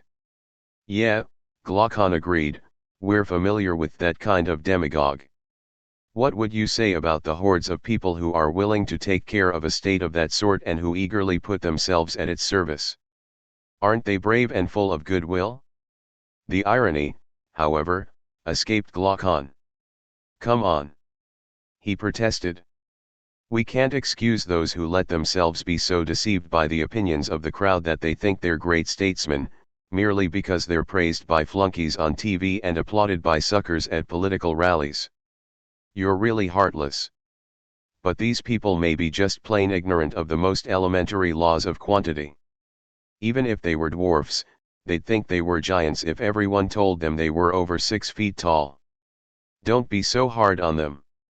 They're more comical than anything else, with their obsession about enacting laws and constantly making new amendments, codicils, and implementation decrees, in the undying hope of limiting financial misconduct in contracts and in all the murky affairs that we were talking about a minute ago. They don't for a moment realize that they're just cutting off the Hydra's head. You mean that in a state, of whatever sort it may be, a real lawmaker doesn't have to bother about those sorts of regulations? If the state is governed terribly, it's pointless, it won't bring about any improvement. If it's governed wonderfully, either everyone will know what they have to do or else that will be an automatic consequence of the established laws. So now, what should our program be in terms of legislation? We don't have to do anything at all. Universal reason, which Apollo symbolizes in our country, will get to work. For it's a matter of principles, which are a lot older than laws, meaning that we can say that laws may be human, but principles have something divine about them. So what'll this Apollo, the god of reason, talk to us about? Asked the impertinent Amantha.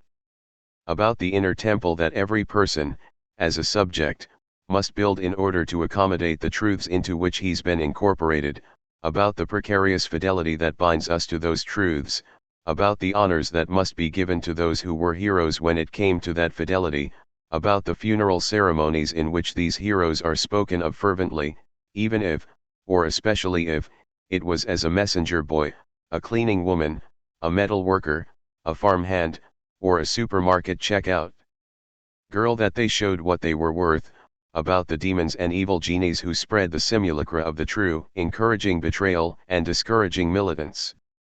On all these issues our efforts must be guided, on a case-by-case basis, by the thinking of the generic or universal reason, which we've placed at the center of our universe.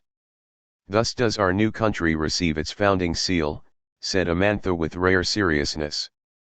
No doubt, said Socrates restrainedly. We only have one small issue left to settle now.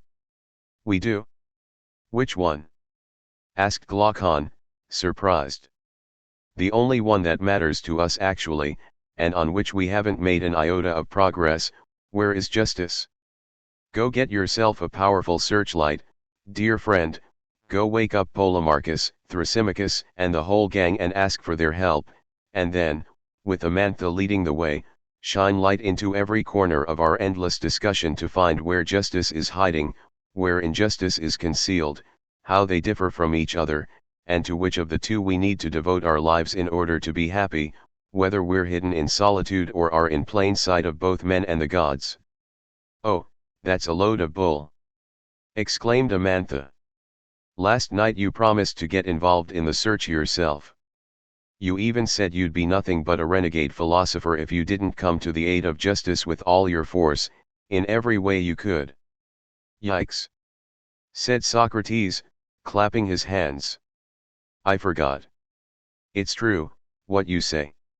Justice is like a cave explorer lost in the chasm of our argument, and it's up to me to lead the rescue operation. But you're part of the team, aren't you? Yeah, sure, said Amantha with a smile. We'll help you out. Okay, here we go. If our system of government is consistent with the real whose concept we've laid out, it will be wise, courageous, self-disciplined, and just. Assuming we were to find one of these virtues in it, the others would have to be what we haven't yet found. It's like a silly card game, Glaucon laughed. There are 4 cards on the table, we know that they're the 4 aces, and we're looking for the ace of hearts. We turn the cards over one by one. If the ace of hearts is one of the first 3 cards we turn over, okay, that'll do, we can stop right there. But if it's not one of these 3 cards, there's no need to turn over the 4th, it's got to be the ace of hearts. The moral is, even though there are 4 cards, in the worst case you win in 3 tries. Wonderful! Socrates congratulated him. Let's treat our 4 virtues like your 4 aces. I turn over the first card, and I can see at a glance that it's judiciousness, or wisdom, or good judgment. I even see something strange about it. It must be a pretty weird thing for it to seem strange to you, said a surprised Amantha. A mystified Socrates, that'll be the day. That a system of government should be judicious, or wise, or possess good judgment, comes down to the fact that the assemblies it convenes deliberate in such a way that whatever they decide is really what the situation requires, isn't it? Well, for once, Socrates, Glaucon said, you're going with the flow. You're saying that, in politics, you've got to do what's necessary. Who'd object to a truism like that? But Socrates pretended not to hear and continued on his way, like a stubborn mule. The ability to deliberate requires a form of rational knowledge, however. In the assemblies of a true system of government, ignorance and rhetoric are of no value whatsoever. We're with you there. Amantha joshed. But there are loads of different kinds of rational knowledge, all of them necessary for the country. Take a good computer programmer, for example. Will his ability to debug a computer or find what's on its hard drive make him a competent political militant? No, replied Glaucon a little mechanically, it will only make him a competent computer programmer. And what about the industrial designer who can draw a perfect blueprint of a machine, or the house painter whose knowledge of smooth, glossy colors everyone admires. Is their rational expertise what a true political assembly requires? No, they're just good at their own specialties. Oh, you said the word. Politics is not and cannot be a specialty.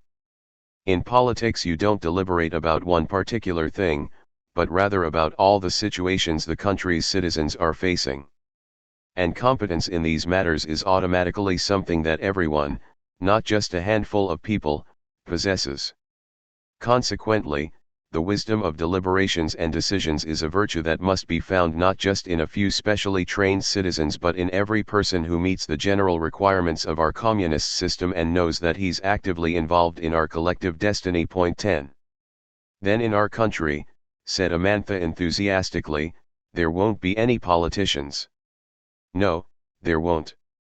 And political knowledge will be the knowledge that, at any given time, by virtue of the large number of people who possess it, will completely subsume any other technical or specialized knowledge. This unique kind of knowledge, which deserves to be called political wisdom and governs both deliberation and the decisions resulting from it, is actually a feature of the population as a whole. What about courage, then? At first, it may seem that finding out where courage is hiding in society is not all that hard. To determine whether a state is cowardly or courageous, you just have to consider the part of it that's involved in major wars. That the men who remain behind are cowardly or corrupt isn't very important in terms of deciding whether the state is one way or the other. That, at any rate, is what everyone thinks and says. The courage of its army is the only thing that a state's courage can be gauged by. And, for once, everyone's right, concluded Glaucon, beaming. You fell right into the trap, young man. Everyone's wrong, and you along with them. You simply forgot two things. First, that in our political vision there's no separate army, and everyone's required to take part in defending the country against unjustified aggression. Second, that, for us, courage is much more a case of seeking the end of all war and of being wholeheartedly committed to a project of perpetual peace, while still being prepared to resist should another state try to destroy us. As Mao said, Amantha cut in, first of all, we do not like war, and second of all, we do not fear it. 11. Exactly. And this means that the intellectual key to courage is to be found in the body politic as a whole. It's a true opinion about what it's important to fear, but also about what it's possible to hope for, over and above a determined resistance to anything that might try to thwart such a hope. In this sense, courage must be everyone's responsibility. You might say, paradoxically, that it has a preservative function. Preservative? What does courage preserve? Inquired a puzzled Glaucon. A proper subjective relationship, a true opinion, if you like, with regard to everything that education was able to change into a law, stipulating which things and circumstances it's permissible to fear. Courage ensures that that opinion is preserved over the long run, so that, in joy and sorrow, whether you're prey to desire or to fear, you can't escape that law. That's all pretty confusing, protested Amantha. Couldn't you clarify this business about opinion being an educational law that also happens to be indestructible? Give us one of those metaphors you have a knack for, metaphors that, according to you, don't imitate anything or anyone. Your wish is my command, young lady. Let's imagine a dyer. A dyer? What do you mean? Said a stunned Glaucon. You'll see. When a dyer wants to dye a woolen fabric purple, he starts by selecting from the whole rainbow of colors a fabric that's naturally white, and only after he's painstakingly prepared it so that it can absorb the brightest color does our man steep it in purple dye. When a cloth is dyed in this way, the dye will be color fast and the cloth can be washed thoroughly, even with detergent, and the color won't come out. But if you go about it some other way, regardless of whether the cloth is colored or is white but poorly prepared, you know what happens, the color all comes out the first time the cloth is washed, and you look like a perfect fool. Now imagine that our educational work, aimed at making all the country's citizens capable of being the guardians of our system of government, is of the same sort as the dyers, and that well-prepared subjects are needed for the purpose of our principles.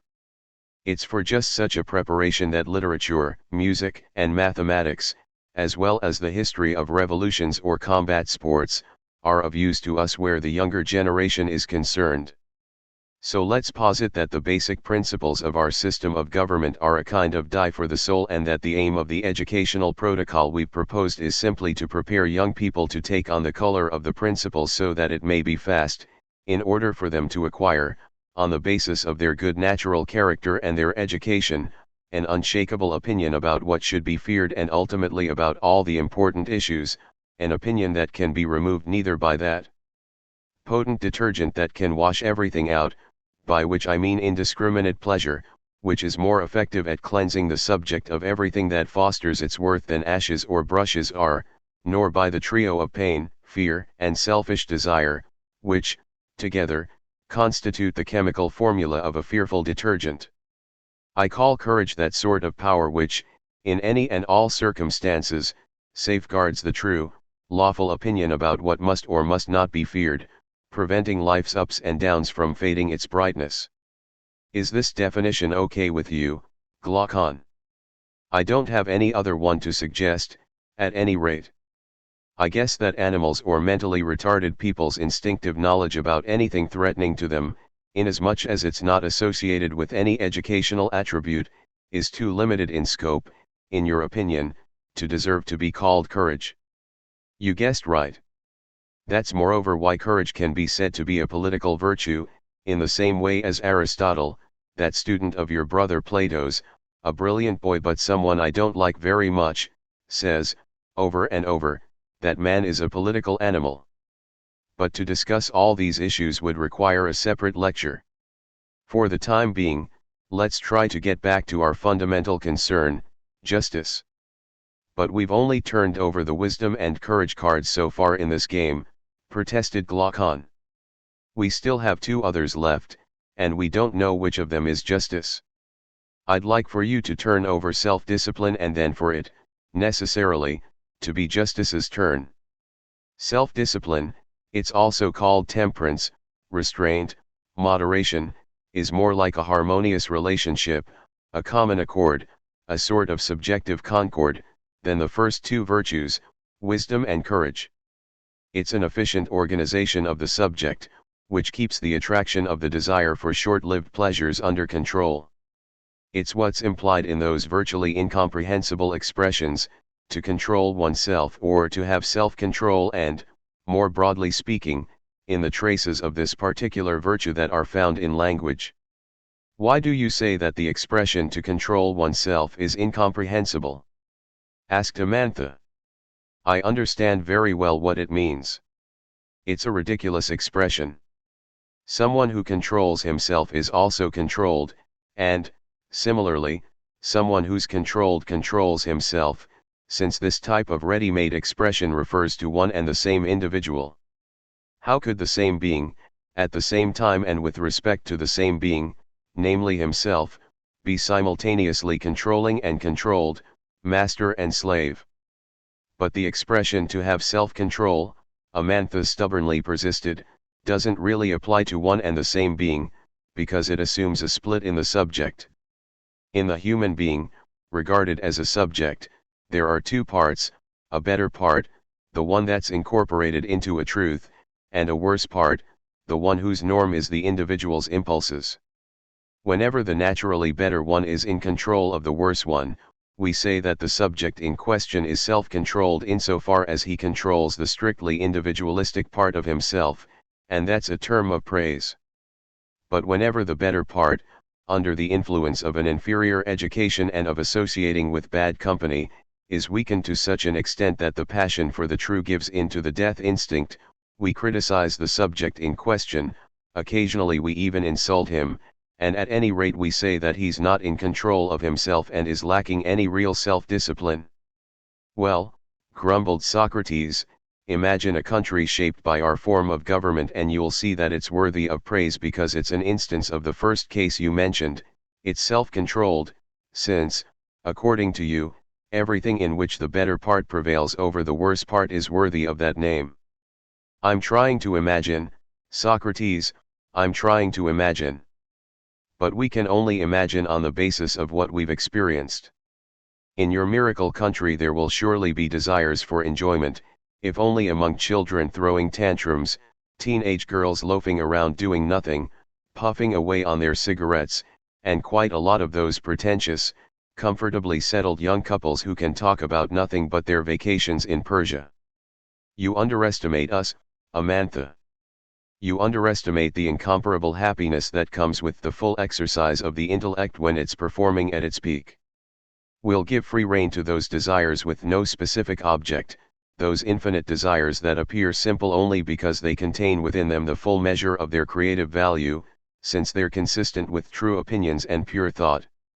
In our country, virtually everyone will supplement the hidden natural goodness of humans with everything that a discriminating education will bring out in it. At present, capitalism's harnessing of collective energies everywhere encourages selfish impulses and their loathsome sterility. We're striving to ensure that those desires associated with thought, which in today's world are the preserve of a struggling minority under attack on all sides, become firmly established and constitute a sizable majority. So it's really our political vision, exclaimed Amantha, won over by enthusiasm, that will enable the community to be in control of its impulses and the dangerous obsession with short-lived pleasures. And we could therefore say, added Glaucon, that the society we'll construct will have the calmest, surest self-discipline. But note, added Socrates, who didn't want to be outdone, that it's in this same society, where each and every person in his turn exercises governmental or military responsibilities, that the agreement between the leaders and the led is constantly guaranteed, thanks to the pure and simple elimination of the question that always and everywhere gives rise to demagoguery, if not to civil war, namely the question, who should be in charge. But in that case, Glaucon remarked, we can say that self-discipline is the virtue not just of the leaders but of the led as well, and therefore, Socrates interrupted him, we were right to say that self-discipline was a sort of harmony, a concord.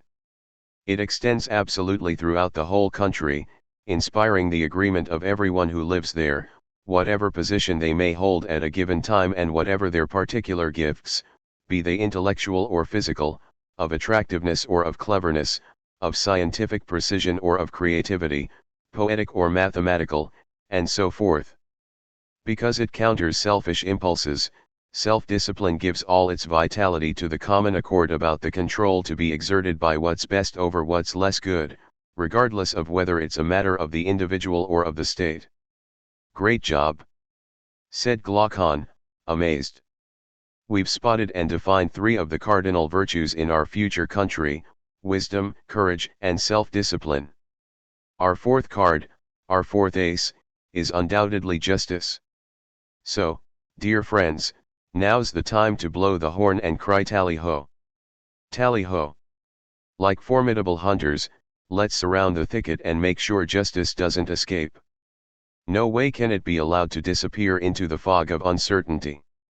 It's definitely somewhere around here, the poor little doe terrified by our concepts, which it knows have been sharpened on the grindstone of logic. You go on ahead, Glaucon. Try to flush it out. If you see it, let me know. I wish I could. For the time being, though, I don't see a thing. Maybe I'll spot it if you point it out to me, that's really all I'm capable of. All right, I'll head in under the trees, I'll get scratched by the brambles, and you follow in my footsteps. Okay, go on ahead of me. It's a forbidding sort of place. Vines and cactus all over. Deep shadows. No path staked out. Let's go slowly. Oh, Glaucon. I found the trail. Justice won't get away from us now. Where? How? Is it still alive? Yes, alive and kicking, we were the ones who were perfect idiots. Well, that's hard to take. Groaned Glaucon, as if he had really, not just metaphorically, snagged his pants on the nettles. But it's unfortunately true. That damned justice has been rolling around at our feet for ages, from the very beginning of our discussion, actually. We just didn't notice it. We presented the ridiculous spectacle of people looking all over for their key when it was there in their hand the whole time. We weren't looking in the direction where justice was lurking, right nearby, but toward a vague, distant horizon instead. Justice wasn't hidden, except to our gaze lost in the romantic dream of faraway places. "I'm looking down at my feet," objected Glaucon miserably, "but I still don't see anything. Think about our long conversation. I have the distinct impression that we were talking about justice, but we weren't able to figure out clearly what we were nonetheless saying about it, even if it was in the guise of what was left unsaid in what we were saying."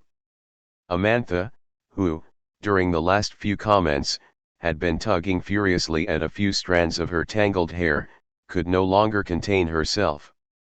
"You're making it all so complicated, Socrates," she protested. "Rather than comparing justice to a poor little doe, just say what you have to say about it.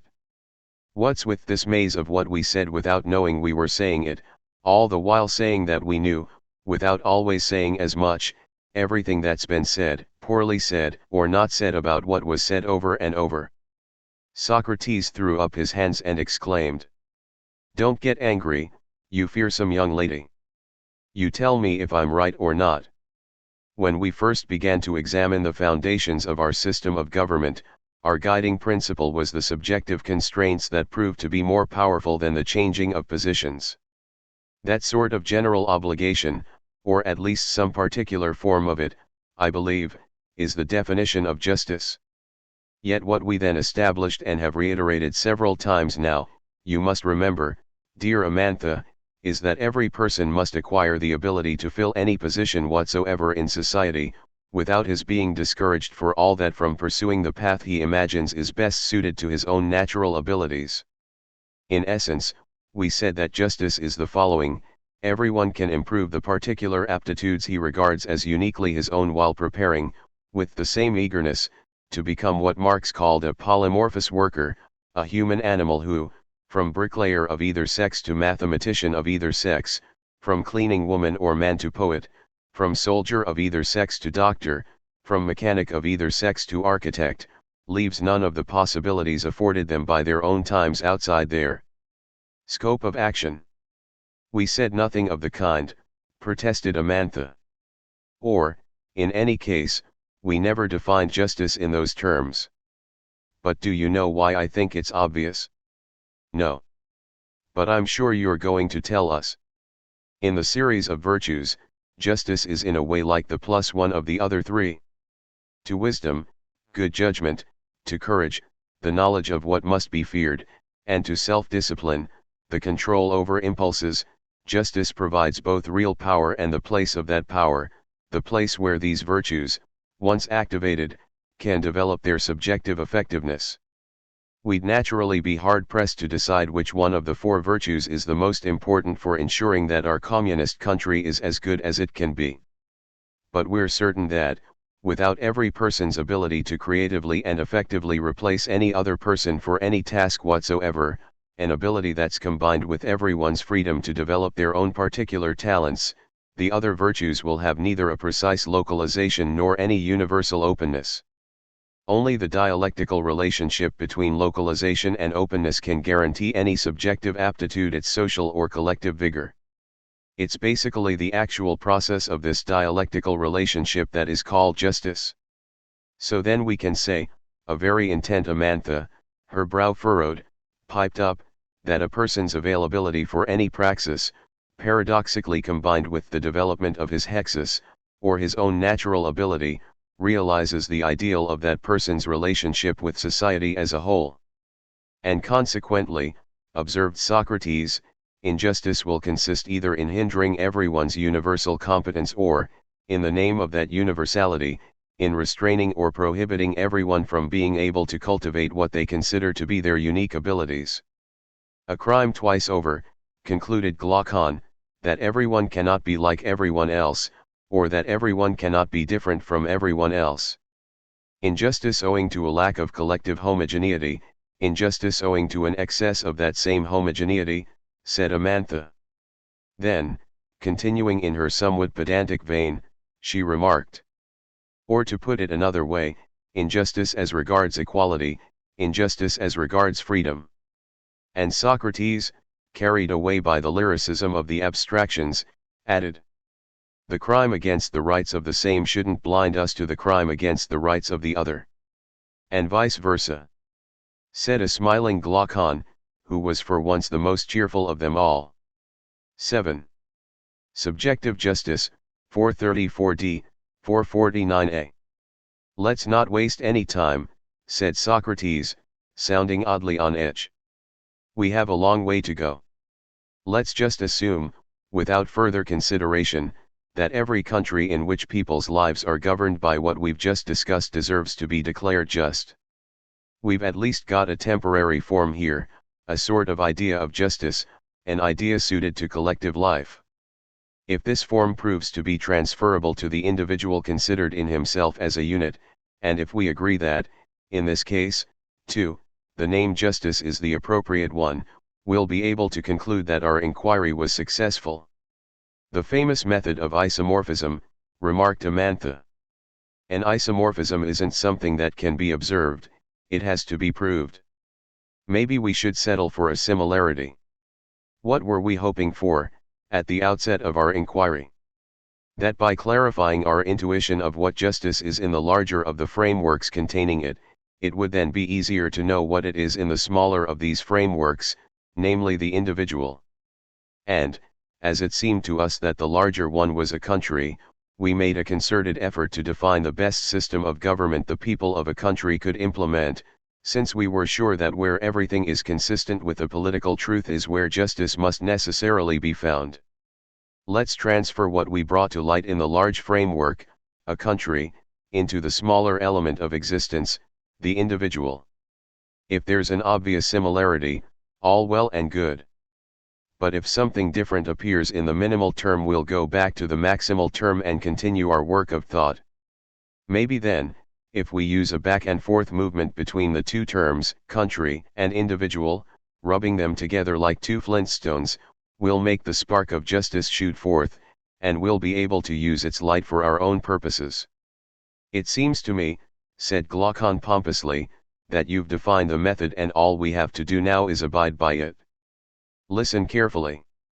If we say that two things are the same even though one is bigger and the other smaller, are they unalike in the respect in which, despite their difference in size, they're called the same, or do we instead have to say they're alike? Alike, replied Glaucon, like a soldier clicking his heels together. And so, for everything concerning the idea of justice, a just person will not differ in any way from a just community but will instead be completely like it? Completely, Glaucon declared, snapping to attention.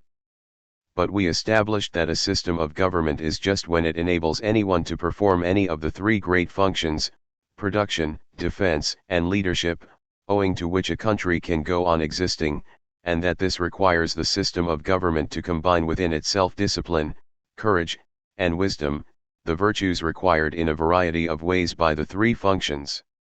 No. Yes. Cried Glaucon.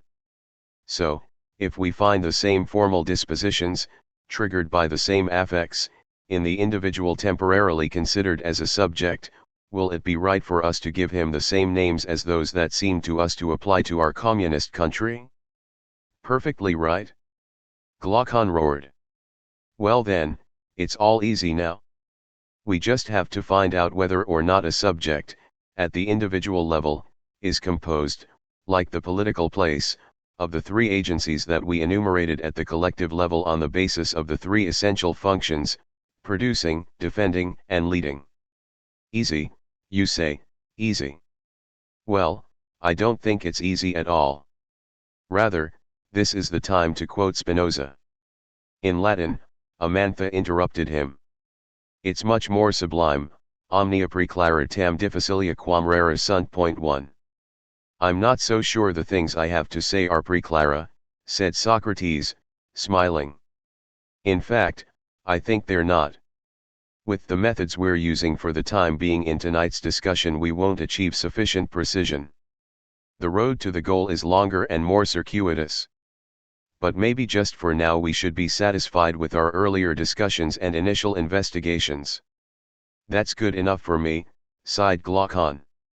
These convoluted arguments exhaust me. Okay, Socrates agreed, let's take the shorter, more accessible route. We'll be able to tell when it's necessary to shift into higher gear. To begin with, there's an empirical argument that's pretty simple, probably too simple. In fact, each individual obviously has to have the same formal dispositions, the same character traits, if you like, as those that can be observed in the country he's a citizen of, because where can these traits come from, if not from individuals? Let's talk for a moment the way people do when they're standing around a counter in a cafe. The Thracians, the Scythians, all those people from the countries up there in the north, are quick-tempered and aggressive, as everyone knows. Around here, where we live, not too far north or too far south, we like to shoot the breeze, discuss things, find out about all sorts of things. And as for the southern peoples, the Phoenicians or the Egyptians, all they care about is gold, silver, grain stocks, ships laden with amphoras of wine or olives, and carved ivory statues. All that sort of thing, my friends, really does come from people's temperaments and has become a national character trait. Yuck. Amantha spat out. Don't tell me we're going to start using redneck racist arguments now. All right, said Socrates, backing off. Let's try to come up with something more sophisticated. The problem is whether the Phoenicians' insatiable greed, the Athenians' taste for intellectual pleasures, and the Scythians' courageous ferocity all derive from the same source, or whether what we have here is an empirical proof of the existence of three distinct, particularized subjective agencies. In short, here's a first hypothesis: knowledge comes to us via a path that's different from the one taken by angry obstinacy, while the path of desire, regardless of its object, food, sex, and so forth, is equally different from the other two paths. Now a second hypothesis: each time we have an impulse to perform some action, no matter what it is, it's the subject as a whole and undivided, as it were, who performs it. It's a real challenge to construct a coherent argument that would force us to choose only one of these possibilities. A challenge you're going to take on, of course, said Amantha excitedly. We have to back up quite a bit. So true is it that the one as such, purely self-identical, cannot simultaneously do and undergo opposite things, by means of the same thing and in relation to the same thing, that if we were to observe that sort of simultaneity we'd know that it wasn't really the one we were dealing with but rather a multiplicity. It would be nice to have an example, Glaucon timidly requested. Is it possible for the same thing to be at the same time and in the same respect both at rest and in motion? Of course not. Let's take it step by step and make sure that we agree, so as not to be at odds with each other as we proceed. If an opponent, someone who's a defender of the dialectic of appearance, were to say to us, "Look, that big, strapping guy over there on the opposite sidewalk is standing still, but he's nodding his head and twiddling his thumbs. So he's both at rest and in motion," what would you say to him, my trusty Glaucon? That's easy. The same thing I always say to my friends who are crazy about Heraclitus: the guy's moving some parts of his body and keeping the others still. There's nothing at all contradictory about that. Note that your argument moves from the motion/rest pair to the one/multiple pair. So in that case your opponent could seek and find a better counter-example. Like a top, for instance. A top is wholly and at one and the same time at rest and in motion when it spins all around itself, with its center, which is merely an extensionless point, remaining fixed. No, it isn't. You have to distinguish between the axis and the circumference where a top is concerned. If the axis is not inclined, we can say that the top is motionless relative to its axis and moves in a circular motion relative to its circumference. Moreover, you can see that the closer you get to the axis, the slower the circular motion is, inasmuch as a point near the axis completes a much shorter circuit in the same time than a point located on the top's circumference does. The top can be said to combine a principle of motion and a principle of motionlessness that remain distinct from each other without the top's unity being threatened. Excellent, pupil Glaucon.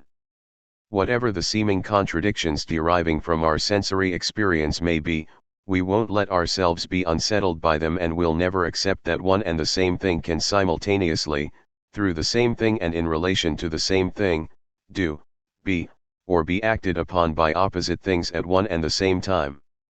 I'm not sure that an ordinary child's top suffices to prove that version of the principle of non-contradiction, said Amantha doubtfully. My brother Plato's brilliant student Aristotle would find this very flimsy. You know I don't like that Aristotle guy. Oh, sure, he'll go places. But I don't like him. Nevertheless, you've got a point. We'd have to refute all the possible objections now to prove the principle, and, above all, clearly define all the contexts in which it's valid. We'd waste a huge amount of time. Let's just assume that the principle of non-contradiction is true and move on. If it should seem false at any time as we proceed, then we'll agree that all the consequences we drew from it are null and void. We'd have no choice, said Amantha playfully. Let's get back to concrete reality, as the politicians and journalists always say as soon as you mention equality and truth to them.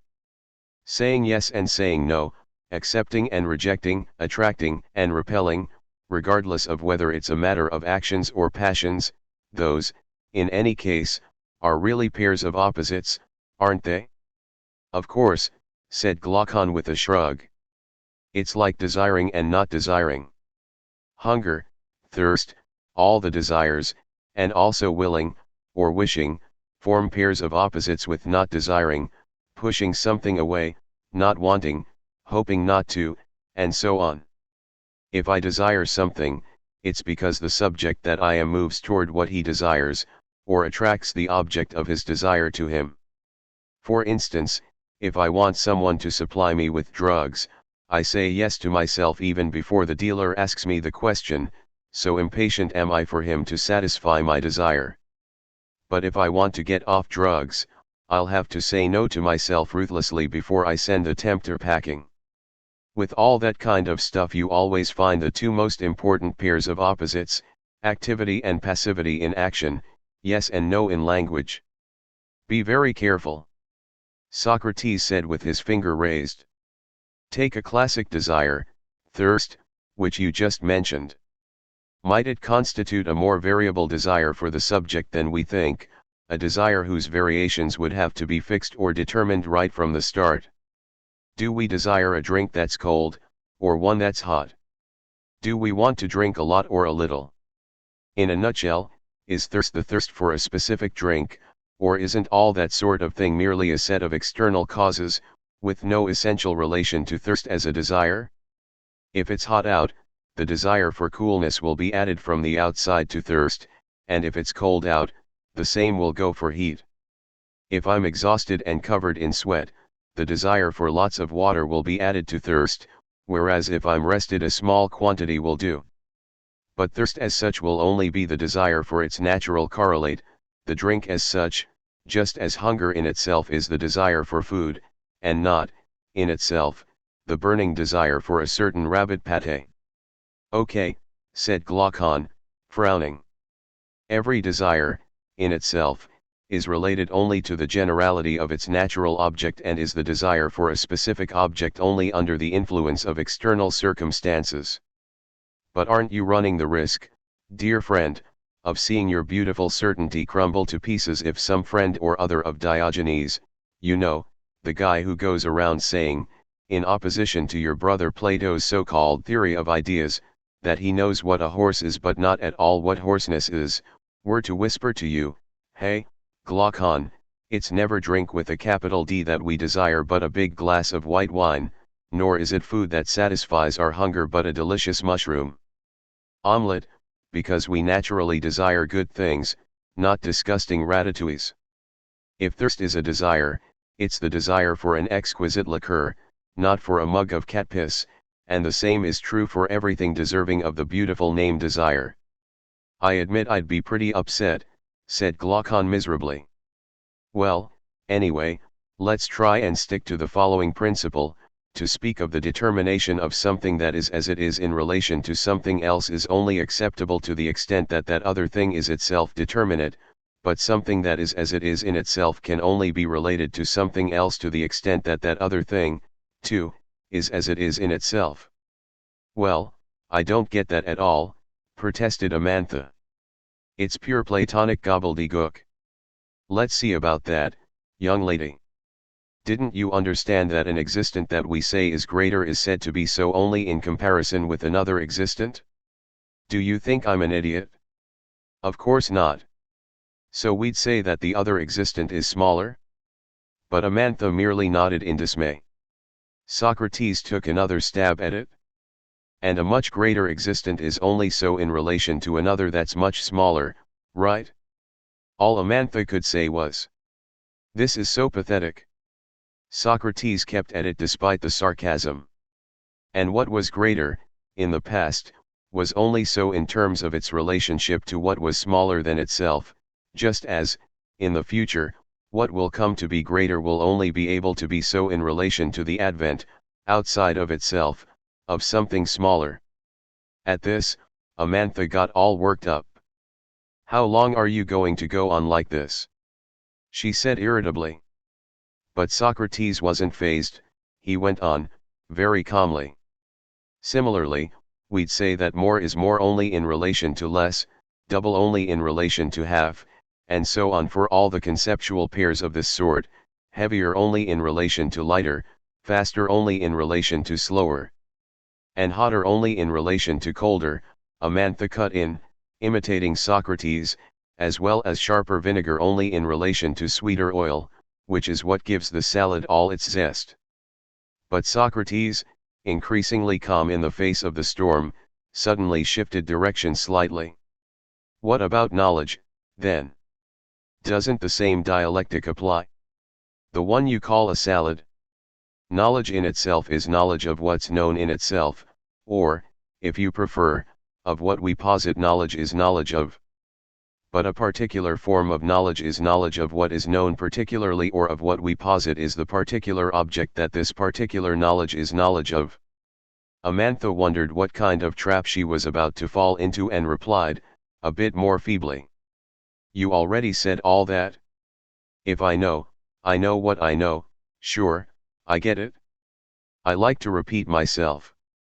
And this time I'll take an indisputable example.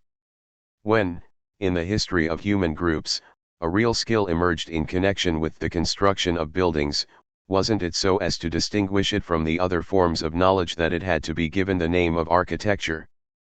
"Of course," Amantha agreed. "That form of knowledge was determinate in its difference from the others, inasmuch as that determination defined it as the knowledge of an object that was itself determinate, to which the other forms of knowledge weren't to be referred in order to be identified. The same principle made possible the general classification of forms of knowledge and skills as they appeared throughout history." "I see, and I think I get it," said a suddenly intimidated Amantha. "Yet a little while ago you said you didn't understand a thing. Let's recapitulate for the last time. An existent that's in relation with something in general, an object equals X, as my colleague Kant too would say, remains exclusively, qua one and considered in terms of this one, self-determined, and this in no way contradicts the fact that, when it's in relation with something determinate, it is itself overdetermined, provided of course that by overdetermined we don't mean that the existent in question takes upon itself the determinations of that with which it's in relation, which would be the case if we were to say, for example, absurd things such as knowledge of what's beneficial or harmful to health is thereby beneficial or harmful qua knowledge, or the supposed knowledge of good and evil is itself good and evil, and provided that we explain precisely the following: when a form of knowledge, medicine, say, is clearly the knowledge of a particular pair of opposite terms, namely health and disease, and it's impossible for that very reason to equate it with knowledge in itself, whose object, the known in itself or the knowable in itself, is something completely different, then we must absolutely give this form of knowledge, which is a determinate form of knowledge, not the simple name knowledge but, in relation with the determinate object that's added to pure knowledge, the overdetermined and therefore compound name medical knowledge. Amantha mopped her brow and sighed. I give up. I'm sure you're right. That made you thirsty, didn't it? Let's get back to thirst, actually. It's undoubtedly part of that type of being in which that which is only so by being in relation with something else. Thirst is actually thirst. For a drink, a delighted Glaucon finished for him. Yes, but as we said, when thirst is thought as a relationship with a particular kind of drink, it is itself a particular kind of thirst, whereas thirst thought in itself is not thirst for a large or small drink, whether good or bad, in a word, thirst for a particular sort of drink, but, in terms of its intrinsic nature, solely thirst for drink as such. How many times are you going to repeat that to us? Said Amantha indignantly. It sounds like the refrain of some sad song. The song of a concept is never sad. So, considered as a subject, someone who's thirsty only wants to drink, that's what he yearns for, that's what his energies are directed toward. Amantha was still resentful, though. Yeah, she said, sure, right, it's clear, we get it, we agree, we surrender. But what's your point exactly? It's this: if something imminently thwarts the thirsty subject's impulse, it must necessarily be the action, internal to the subject, of something other than the impulse that drives the thirsty subject like an animal to drink. Indeed, we agreed that nothing can produce opposite effects in a thing at one and the same time, by the same part of itself and in relation to the same object. Hey! Amantha interjected. Heraclitus already discredited you. He denounces those who do not understand the deep harmony of that which is at odds with itself. You're always throwing Heraclitus at me. Is he your darling boy or something? The example he gives of the harmony of opposite motions, archery, is totally stupid, though. He claims the archer repels and attracts the bow in one and the same motion. No, he doesn't. One of his hands pushes the wood of the bow forward, while the other pulls the string and the arrow back. As usual, Heraclitus mistakes the combination of two separate actions for a single contradiction. There's no such thing as the unity of opposites, their fusion. Still, objected Glaucon, the archer does combine both motions. But he only does so insofar as he has two hands. The two is given, and prevails over the one. The one does not cause the opposite deployment of the two in itself. You see, all this business about the one, the two, and ultimately about negation is very complicated. To clarify it, let's go back to our thirsty guy. Oh, him! Groaned Amantha. If he's still thirsty, I'll wring his neck. Will you grant me, Socrates went on imperturbably, that there are people who are thirsty at a given moment and yet refuse to drink? Sure, I've seen plenty of people like that, Glaucon agreed. What should we say about such people? Both the impulse to drink and the prohibition that blocks it from being immediately gratified must coexist, subjectively, in them. The prohibition must also be different from the impulse and more powerful than it. Yes, Glaucon allowed, provided we accept the logical points you were making a moment ago, which imply the structural precedence of the two as soon as there's any appearance of contradiction. Don't these prohibitions, whenever they appear, derive from a rational faculty, whereas impulses and addictions instead derive either from the body or from pathological changes in the psyche? If so, it wouldn't be unreasonable to claim that we're identifying two distinct subjective forces here. Let's call the first, which is at work in our reasoning processes, rational, and the second, which is at work in sex, appetite, thirst, and all the other desires, is clearly different from pure thought, and is linked to the whole gamut of gratifications and pleasures, impulse-driven. So there are really two distinct agencies in every subject. We still need to examine the case of affects that are not impulse-driven, such as zeal, daring, indignation, and so on. Are they a third agency? Or if they aren't, with which of the other two agencies should they be equated? Maybe, Glaucon ventured, with the impulse-driven one, no. How would you then interpret the story of a man named Leontius, the son of Aglaon, which was told me a few years ago? This guy was returning from the Piraeus by way of the north wall, like we did last night, and, lo and behold, between that wall and the wall that goes as far as Phaelron he saw a whole pile of dead bodies. He was walking alongside the place of public executions. The sight was reminiscent of the worst gore movies.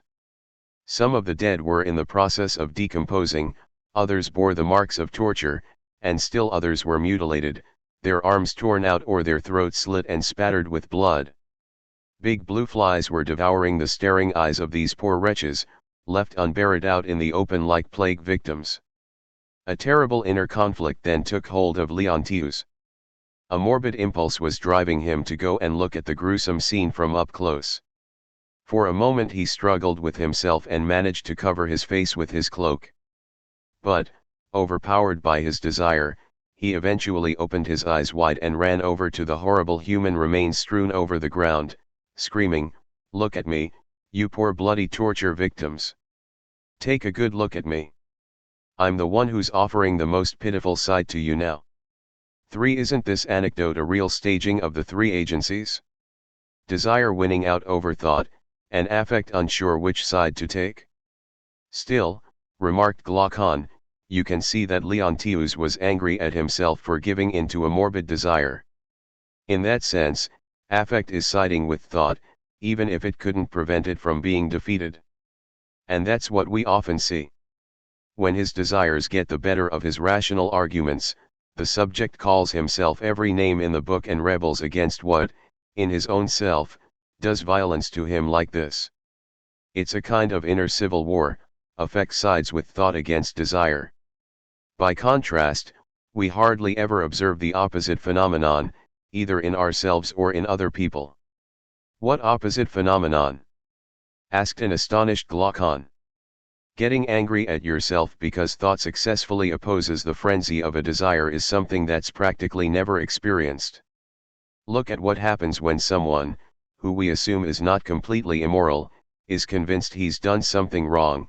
He can't get angry about being hungry, cold, or having to endure great suffering because he considers that, in light of his own unworthiness, these punishments are only fitting. But if, on the contrary, he's the one who's been wronged, then he gets all worked up, rebels, fights for his convictions, endures hunger, cold, torture of every sort. Yes, he's willing to face every adversity, this time not because a sense of guilt makes him think he deserves them all, but, quite the contrary, because he knows that to defeat injustice you have to be able to fail and to draw the obvious lessons from repeated failures. He can struggle heroically till victory or death, but, called back to himself the way a dog is by a shepherd, he can just as easily experience the relief of a temporary retreat during which he can contemplate the rational injunctions of his thought and then take up the fight again, armed with new ideas. We ourselves, agreed Glaucon, have compared the people whose role is to guard our communist country to shepherds at times and to faithful dogs at others. Sure, but now we're at the opposite extreme of what we argued a little while ago. We thought that affect was an extension of desire. But that's not at all our position anymore if it's true, as we've just said, that every time the subject is in a state of inner revolt, affect takes up arms for thought. Yeah, you've done an about turn, observed Amantha. It remains to be seen whether, as a result, affect is an extension of thought, which would reduce the subject's structure to a simple opposition, thought versus desire. Or whether, if you pursue the rather half-assed analogy between a system of government's three functions and the subject's internal structure, you posit that there really is a third subjective agency, that elusive affect, which supports thought rather than desire, unless thought's been completely ruined by a lousy educational system. I opt for the three-term structure, said Glaucon enthusiastically. But we still have to prove, said Socrates prudently, that affect is distinct from thought, the way we thought it was from desire. I have a proof, Glaucon triumphantly announced. Little children. They scream with rage, they explode, they run all over the place, they turn red with fury, they have one hell of an affect, while thought is still totally stunted in them. Good point, exclaimed Socrates. You could also think about animals.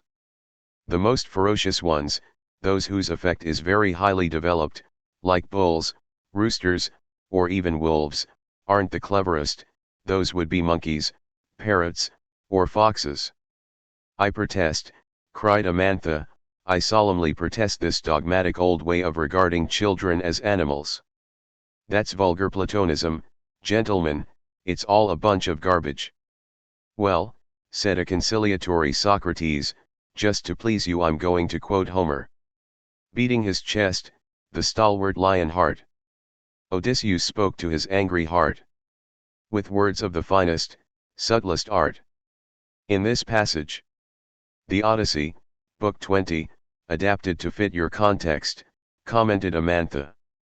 Socrates kept his cool, although he was deeply annoyed by Amantha's total recall of poetry. In this passage, then, old Homer clearly tells us that there are two distinct agencies and that one rises up against the other, the one that subtly distinguishes between better and worse and the one that's nothing but blind rage. This time we have thought versus affect. Congratulations, concluded Amantha. You really had me going there, once again.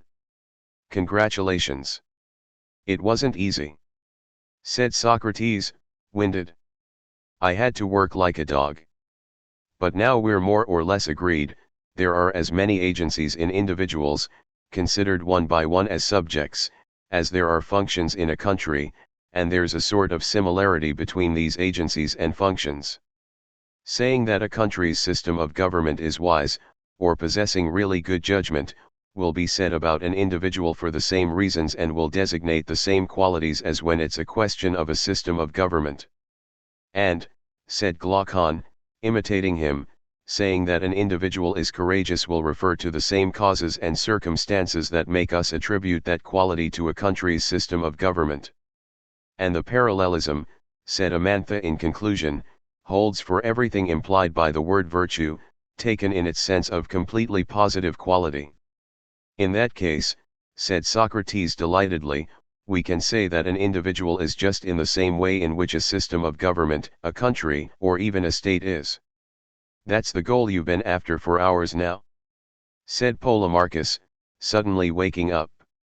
But we haven't forgotten, continued Socrates, that a system of government is just to the extent that the connection it establishes between the three main functions, producing, protecting, and leading, allows everyone to aspire to all of them. Of course we haven't, exclaimed Glaucon. So, at such time as each of the three agencies whose interrelationship constitutes us as subjects makes us capable of everything that gives life meaning, we'll be just, for we'll be doing everything we should be doing, which we'll be happy to finally be able to do. How pleasant the feeling of being alive will be then, said Amantha, beaming. This means that the rational agency will have to be dominant, Socrates went on, since its particular virtue, wisdom, requires it to take care of the subject as a whole, and since, where that task is concerned, affect can only be, and must be, a loyal lieutenant. Yet, as we've seen, a basic education, comprising literature, poetry, music, and physical training, will produce a harmonious accord between thought and affect, increasing the tension of the one with fine arguments and profound learning and soothing the other with the rhythm and harmony of the deepest poems and the highest works of musical art. Once these two agencies have been educated like this and know what their true role is, they'll take control, to the greatest extent possible, of desire, which is surely the driving force behind subjective action and therefore the agency that's the most significant part of every subject, but which, if left to its own devices in the world as it is, only sets its sights on money and possessions, conceived of as the universal means for attaining every pleasure. Thought and affect will keep an eye on desire, so that, obsessed as it is with repeatedly seeking immediate pleasures, it doesn't become too strong and, ignoring its own particular virtue and the organization of the subject as a whole, it doesn't try to enslave the other two agencies and take power over the whole subject, something that causes irreparable damage to everyone's lives, since such power is not actually within desire's purview. It seems to me, objected Glaucon, that you've reduced everything to the subject's internal conflicts. But there are external enemies, too. A country has to defend itself against being torn apart by senseless civil wars, of course, but also against invaders. You're absolutely right, exclaimed Socrates, feeling proud of his pupil. But isn't the alliance between thought and effect critical in that case, too? The former analyzes the situation and assesses the risk, while the latter enables forceful responses, or even relentless struggles. Affect accomplishes thought's decisions. What's more, it's this alliance that justifies our calling a person courageous. Affect makes him get through situations, be they pleasant or painful, without faltering, because it obeys thought's instructions regarding what ought or ought not to be feared. As for wisdom, it comes directly from thought, however weak its apparent power may be, by virtue of the instructions it gives effect and the knowledge it dispenses as to what's appropriate both for each agency considered in itself and for the overall structure composed by their threeness. And finally, there will be temperance, there will be self-discipline, as a result of the fact that desire, which is the most significant real power, will nevertheless accept its energy to be directed by the alliance of thought and affect. Desire will acknowledge, as affect does, that, in seeking to challenge thought's leadership role, it threatens the subject as a whole with the destruction of his inner makeup. And isn't this harmony, at once local, by virtue of the appropriateness of each agency to its own particular subjective function, and global, by virtue of the continued existence of the structure owing to which the leadership of thought, accomplished by affect, guides desire, the thing that we can finally acknowledge as the definition of justice for a subject? We've reached our goal, said Glaucon, like someone amazed by his own victory. Yes, dear friends, we've realized the dream that incited us, in the middle of the night, with the lapping of the waves in the harbor and the noise of the wind in the masts as our accompaniment, to present a sketch of what a country inspired by a true system of government could be like. We realized that the norm, on the scale of the country as a whole, was that the aptitude for the three functions required by any collective life, producing, protecting, and leading, should be systematically universalized. This allowed us to have a proper picture of justice in general, a regulated relationship among three subjective agencies representing, respectively, vital energy, desire, intellectual leadership, thought, and the active intermediary between them, affect.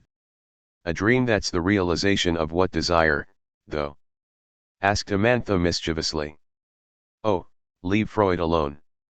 Thought, affect, and desire are neither the conscious, the preconscious, and the unconscious nor the ego, the superego, and the id.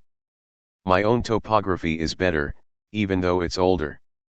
But now Socrates, in his turn, got all fired up and launched into one of those eloquent rhetorical periods of his that were all the more to be feared in that you experienced a deep sort of pleasure while getting lost in their syntax.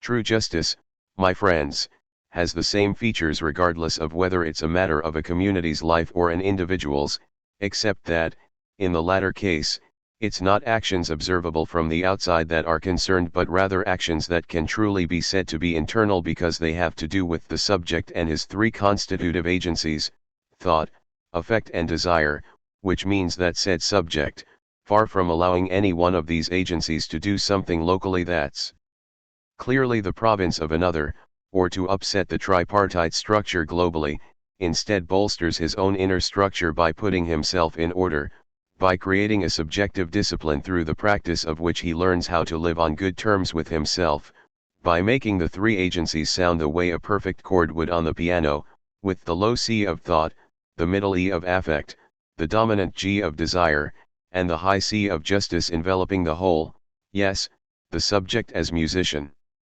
of himself, binding together all his individual components, and thus making the one that he's capable of being emerge from the multiplicity that he is, so that, being as self-disciplined as he is harmonious, whatever he may do, either in the domain of material production or care of the body, or in one of the four generic procedures, politics, art, science, or love, or in friendly relations with individuals, he will recognize and call just and beautiful the type of action that makes the chord of that subjective music, whose other name, connected to the knowledge governing actions of this type, is wisdom, resound in himself again, while at the same time he will recognize and call unjust the type of action that only makes awful discordant notes be heard and whose other name, connected to the opinions that rule it, is ignorance.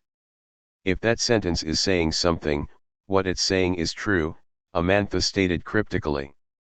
If, in fact, replied Socrates in the same manner, it was a question of declaring that we've discovered what justice is, both in the just person and in the just communist system of government, we could say that we can hardly be accused of lying. You can say that again, said Amantha with a smile. Well, then, by Zeus, retorted Socrates, let's all say so. I'm with you, said the young woman, let's all say so. What kind of game are you two playing? Asked an anxious Glaucon. The cryptic game of shared conclusions, said Socrates. But Glaucon was still in the dark. Nevertheless, he bravely ventured. So all we have left to do then is to define injustice. That issue's rather complicated in its details, for, if justice is one, injustice is multifarious, but it's also very simple once you place yourself on a sufficiently general level to be able to define injustice as a sort of rebellion within the subject's disposition, a dispersal gone awry, a fatal confusion, the revolt of one particular agency against the structure of the subject as a whole in order to take control of him, and in a completely reckless way at that, since we know that efficient, rightful action presupposes a strict discipline as to the separation and distribution of leadership functions, such that we speak of injustice, of dysfunction, of cowardice, of ignorance, in a nutshell, of immoral conduct, when the subject is nothing but dark confusion and aimless wandering. This time, said Amantha, though whether admiringly or critically it was impossible to tell, we can say that if that sentence is unequivocally defining something, it must be injustice. If, in fact, Socrates replied in an equally ambiguous way, we say that we've defined the difference between just and unjust actions impeccably, that we've set out in the light of the evidence what the expressions to be just and to be unjust mean, we can hardly be accused of having ignored the concepts underlying justice and injustice. And that's why I didn't for a moment think of accusing you of that, said Amantha, deferring to Socrates. Well, then, by Zeus, let's say so. Absolutely, agreed Amantha, let's say so. Don't start playing your games again, groaned Glaucon, let's move on, let's move on. An idea with high didactic value has just occurred to me, said Socrates. The justice/injustice pair seems to me not to differ at all from the health/disease pair, except that the former is to the subject what the latter is to the body. Health is merely the outcome of healthy practices, just as justice is the outcome of just practices, and unjust practices produce injustice the way toxic things produce disease. We can be more precise, Glaucon put in sternly.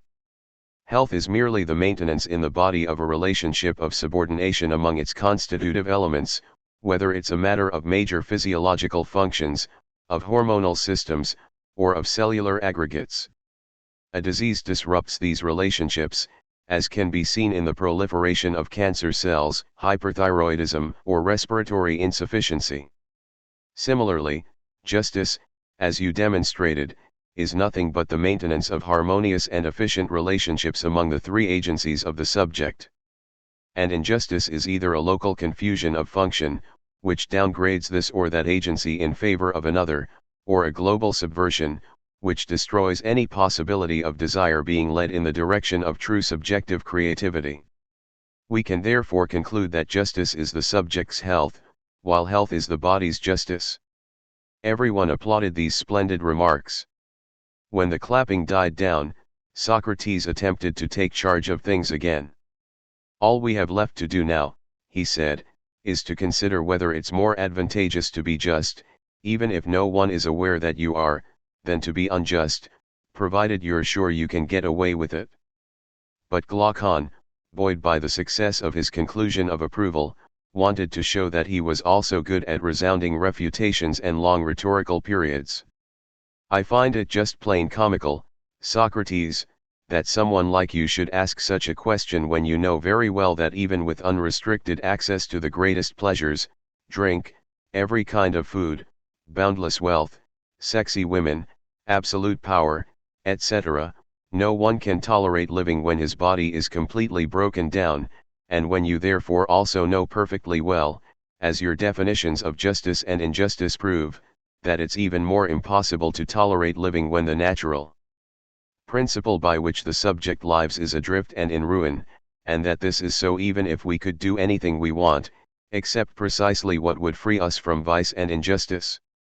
I had a calling to become a comic actor, Socrates admitted, but I preferred the theater of philosophy. Since we've finally gotten to the point where it's absolutely clear that things are as we say they are, this is not the time to give up. Who said anything about giving up? Said Glaucon, taking offense. I see that, compared with virtue, which can only be thought in one form, there are a wide variety of vices. And this is something that has to be thought, they have to be named, classified, and put in order.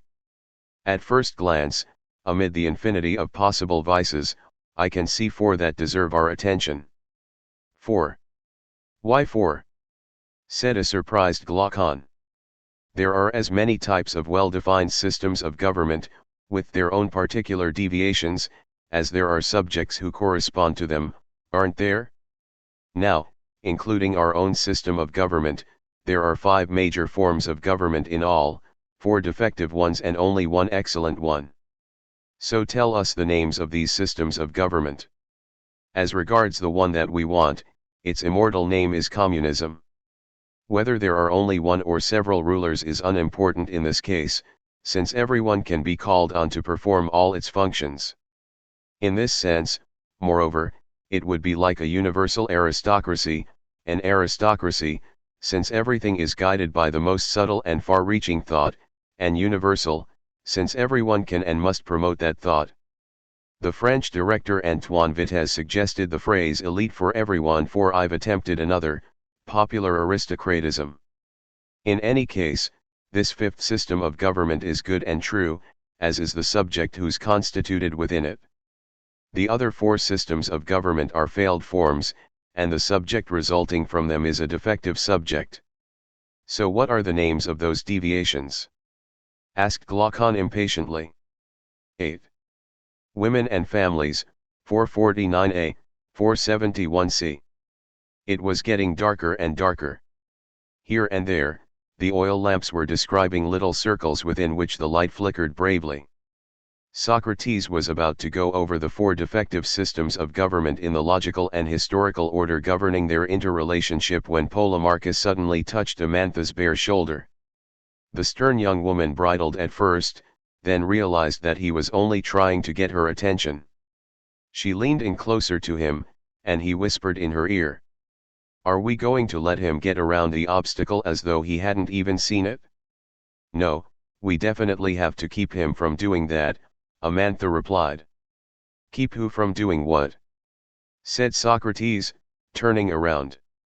You, said Amantha, from treating us like fools. Oh, damn. What ve I done? You treat us with an inexcusable lack of seriousness, if you don't mind my saying so, replied a very irate Amantha. You skip over a question of the utmost importance just so you don't have to get your feet wet. Do you think you can get off the hook by casually dropping into the conversation that, where women and children are concerned, it's clear that, let me quote that phrase of yours, friends share everything in common? But, my dear Amantha, isn't that true? Unless it's referring to something obscene, I, as a young woman, have no idea what that sentence even means. What exactly is supposed to be shared in common? We've been badgering you for ages now to expound your views on sexual difference, procreation, and the upbringing of young children. But every single time you've been indirect and evasive. She's right, Polemarchus chimed in. Once, you practically laughed in our faces, and I quote, "I'm like old Tolstoy."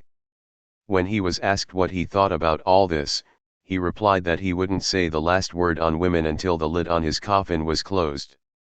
You're not going to move on to the study of the four non-communist systems of government without first explaining inside out and upside down everything related to sex, Amantha continued with increasing vehemence. I have to say, added Glaucon, that I won't let you get around this crucial issue in this sneaky way either. And suddenly even Thrasymachus revived, probably because he'd heard the word sex, and spoken by a woman at that. You're in deep trouble now, Socrates, he crowed. As I've always said, whenever we finally get around to concrete issues, Socrates ducks them. Pressed from all sides like this, our hero put on a pleading face and said, "What are you up to, my friends?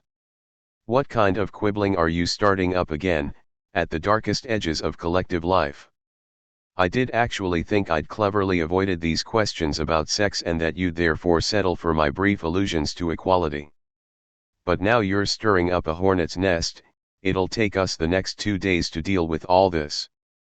So what if it does?" said Thrasymachus, who was now completely awake and completely sarcastic. "Do you think we're spending the night in this big villa just to snore away contentedly or listen to platitudes? If sex is on the agenda now, you have to explain your sexual theory to us, period." But with this type of subject, said Socrates in self-defense, the discussion always goes on for an inordinate length of time.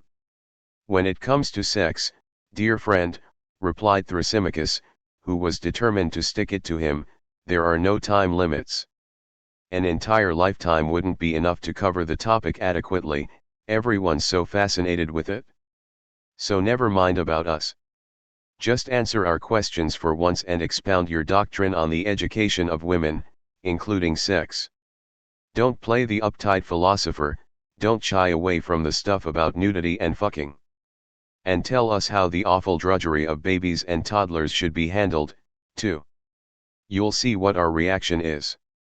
"He's right, Socrates," Glaucon agreed. "Your listeners tonight are educated, open-minded people, prepared to accept the most revolutionary new ideas. Put your suspicions and fears aside. You think you're reassuring me by saying that, but you're only increasing my anxiety. If I had complete confidence in myself about the real knowledge underlying what I say, your encouraging words would be very welcome. When you're speaking before a sympathetic, well-versed audience, either you really know a few truths about important matters that are close to your most cherished concerns, in which case you can speak calmly and confidently, or else you speak without having the least bit of certainty and you formulate more questions than answers, which is my way of doing things, and then you find yourself in a situation that's not exactly ridiculous. It would be childish to feel that way, but risky and precarious, because not only might you be straying far, very far afield from the truth, but you might be dragging your friends along with you to boot, on issues where that kind of straying comes with a very high price. On account of what you're trying to force me to say, I kneel trembling before the big other, the distinguished judge of sexual matters. We're well aware that, in the other's eyes, involuntary manslaughter is a lesser crime than misleading people about what's noble, good, and just in collective life. But if that crime has nevertheless got to be committed, as you would have me do, it would be better to be dealing with enemies than friends. That's why pushing me to my limits isn't a good thing, no, it's really not." Glaucon greeted the speech with a loud guffaw. "My dear Socrates, even if your speech were to exile us from the country of truth, we'd acquit you of murder, and, by the same verdict, of fraud. So you can speak without fear of having to drink the fatal hemlock." Socrates then awed his audience with a lengthy silence, his face a frozen, inscrutable mask. At last he relaxed and said with a broad smile, "It's true that, according to our laws, anyone acquitted of murder regains his innocence completely. So the same will hold for me if you acquit me of fraud, right?" "Of course," Glaucon agreed. "You have no further reason for remaining silent." "Unfortunately.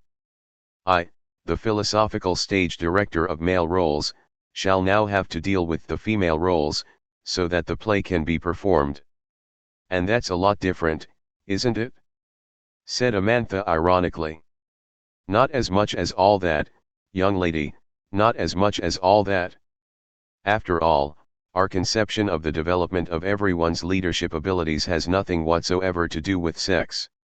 On the contrary, it assumes that we attribute to women a basic nature and ways of being that are more or less the same as men's, even if this means we then have to take a look at whether this principle can really work. Yeah, a very close look, groused Glaucon. Honestly, you're such an idiot. A furious Amantha protested. Think back to the comparison that was made between the temporary leaders of our communist country and clever, faithful guard dogs guarding a peaceful flock of ordinary citizens, from which the guardians come, of which they're merely a detachment. Your idea wouldn't happen to be that the female dogs are only good for bearing puppies and that the protection and leadership duties have to be reserved for the males, would it? That's not what I said, but... Well, buddy, if you think women can do the job the same as men can, don't you have to feed them, train them, and educate them exactly the same way as men? Socrates, Glaucon pleaded, is that really what you think? I have no choice. If we expect women to provide the same services, in terms of the community's development, as men, then we have to give them the same basic education. We base the education of our guardians, meaning all our citizens, on literature, music, and physical training, and there's no reason to change that curriculum just because we're dealing with women. The same will, moreover, hold true later on, when we talk about higher education, and about mathematics and the dialectic in particular. It'll be to everyone's benefit. And women'll do military training too? Definitely. We hope to put an end, for good, to the monstrosity of those wholesale slaughters called wars, but if we're attacked we'll defend ourselves. With women at the forefront, said Amantha approvingly. That's what I've always said. But really? Glaucon persisted. What about modesty, the difference between the sexes, sexual desire? It's common practice for men to train in the nude, shower together in the locker room, and tell really dirty jokes, all that kind of stuff. Can you picture beautiful naked young women in the midst of a bunch of bozos like that? One honestly, can you picture that? In reply, Socrates adopted a half-stern, half-dreamy tone. Dear Glaucon, in our country there won't be, no, there'll never be, just a handful of naked women in the midst of a whole flock of men. But there'll definitely be the love between a woman and a man, in the refuge of their private life. Besides which there'll be humanity as a whole, old, black, heavy, white, light, women, cross-eyed and hunchbacked, young, yellow, wan, glowing with health, every conceivable kind of body, as mixed as they are different from one another, bodies whose possible nudity will not signify anything but the simple fact that they're jointly performing the same drills requiring nudity, a very rare requirement, as I see it. Every individual will get over the particular differences involved in one or another of these joint drills whatever way he can, but with the same degree of enthusiasm. Amantha, suddenly remembering the literature she'd read in secret, then said, if our dear old Aristophanes were to see one of those very rare nude co-ed drills he'd find plenty of material in it to beef up his male chorus leader's furious speech. Do you remember in Lysistrata?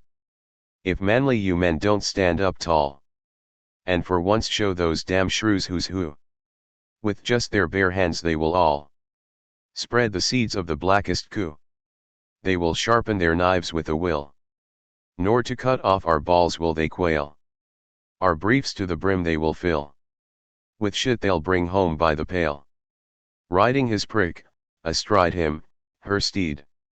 This a man must have seen in his life, to fathom what darkness can breed in the heart of his wanton wife. Point 2. Well, Socrates teased her, I see you have quite an extensive repertoire. But Aristophanes is not going to keep us from saying that women can and must, naked, if required by the oddity of the situation, pilot our fighter planes, command our assault tank divisions, and be in charge stealthily, beneath the sea, of our nuclear submarines. The truth is, hiding or exhibiting this or that part of the body is only a matter of the contingency of customs. It's stupid to hit the ceiling just because a woman shows her thighs, but it's no less so to pass laws, as the French do, prohibiting a woman from covering her hair with a headscarf. Only brainless idiots find something that's merely a custom different from their own to be ridiculous or scandalous. We ought to be wary of anyone who wants us to be outraged about trivial things like that and not about what's truly insane or dangerous, about having intentions completely opposed to the good that derives from the available truths. That kind of blowhard is usually a fascist without knowing it, said Amantha sharply.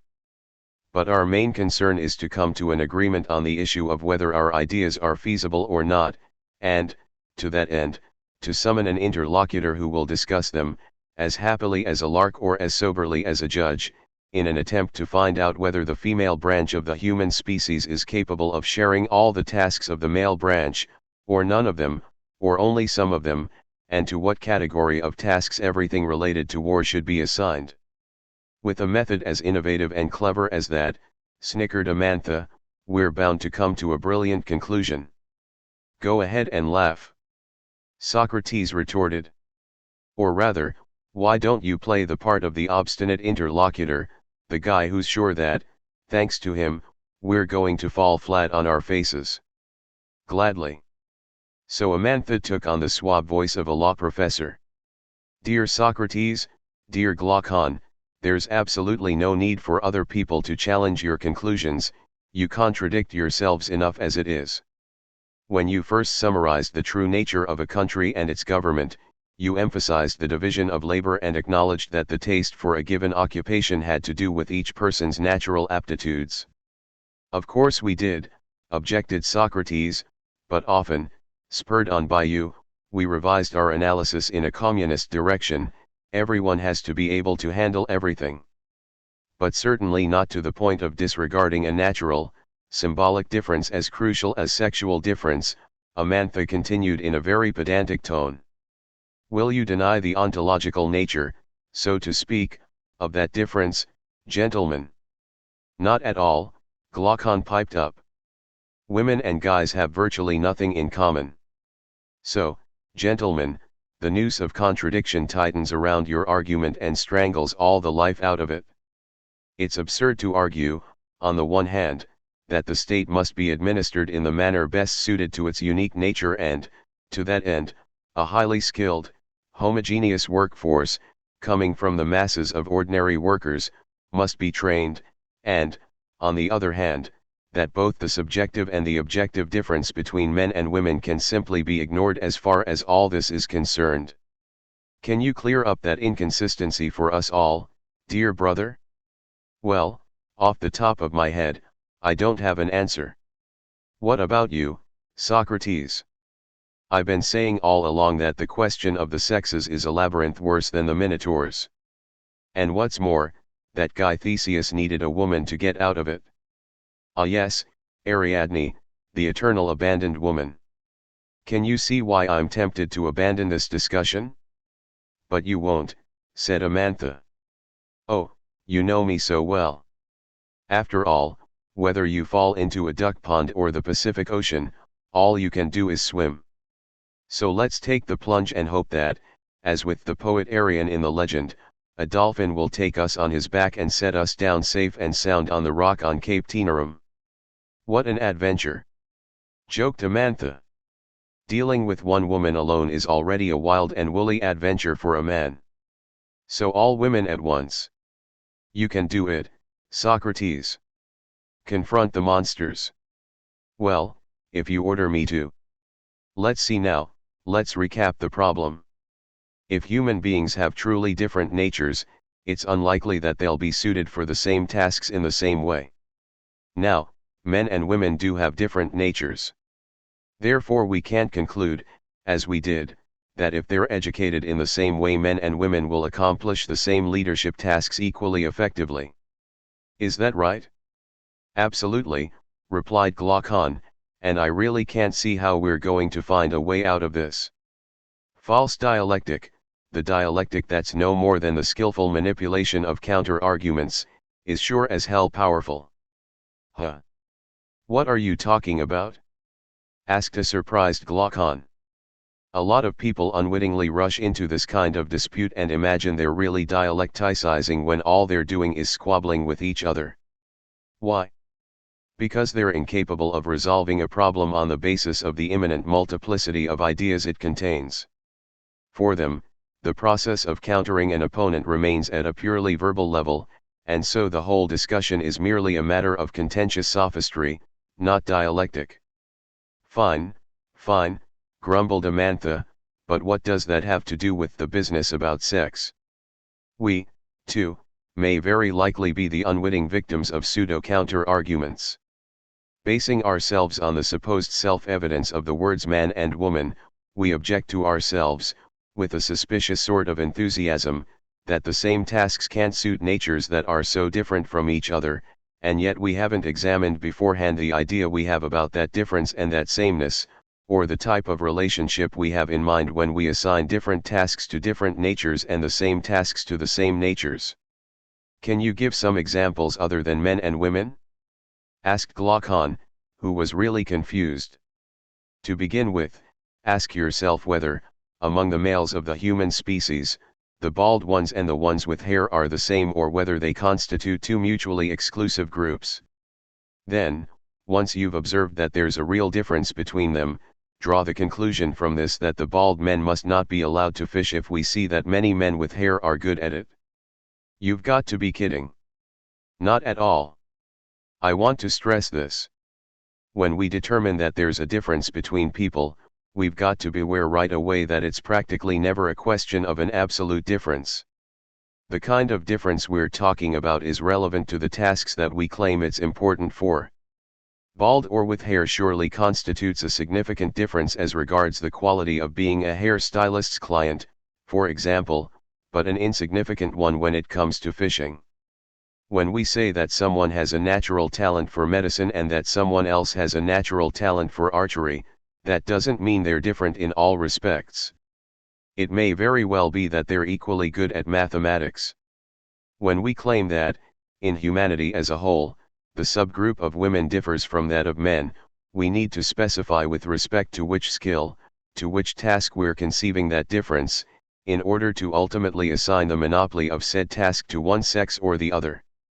If it appears that the sexes only differ in regard to the material process of reproduction, the females bear and give birth to children, while the males just deposit their seed in the woman's womb, there's nothing about that that can convince us that men and women differ as to political skill, and so we'll stick with our point of view. The guardians in charge of the country's affairs at any given time can just as easily be female as male guardians. I'm not sure that that will suffice to shut up all the big macho males who think women are only good for sewing, cooking, cleaning, wiping kids' asses, vacuuming, and spreading their legs, protested Amantha. Well, let's once again ask our opponent, the disciple of Aristophanes and the whole reactionary clique, to tell us what the skill or task is, in the political realm, that's only suitable for men and that women have no natural talent for. I'm waiting. He'll skirt the issue, groused Amantha. He'll whine, like Glaucon did just now, that it's a tricky question and off the top of his head he can't come up with an answer. So then, said an accommodating Socrates, let's ask him to follow along with us in the twists and turns of the demonstration whereby we're going to prove that, as far as governing a country is concerned, there's no task that should be reserved for one sex in particular. Go on. I'll play the reactionary, said Amantha gleefully. When you say that someone is good in a given field and that someone else isn't, don't you mean that the former catches on easily to what it's about while the latter is at a total loss? Well, what else could I possibly say? Brayed Amantha.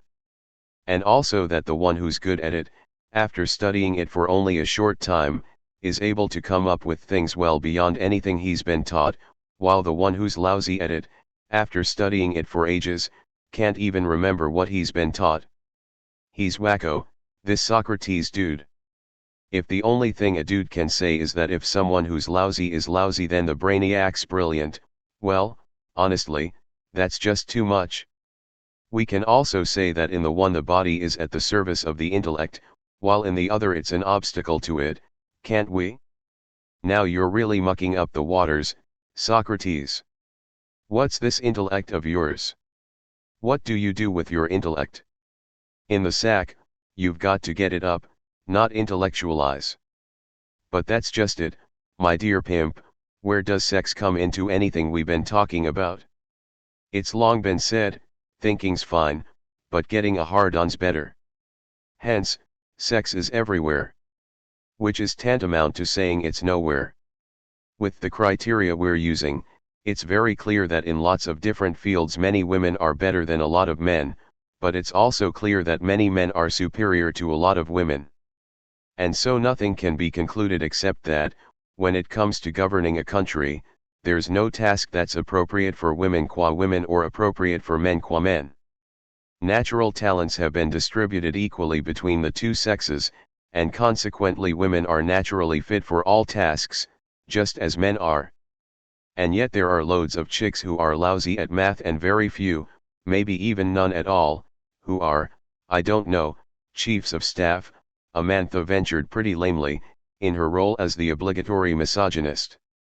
But differences like that are obviously the result of prejudices that have affected the education of girls for centuries, to the detriment of equality between the sexes.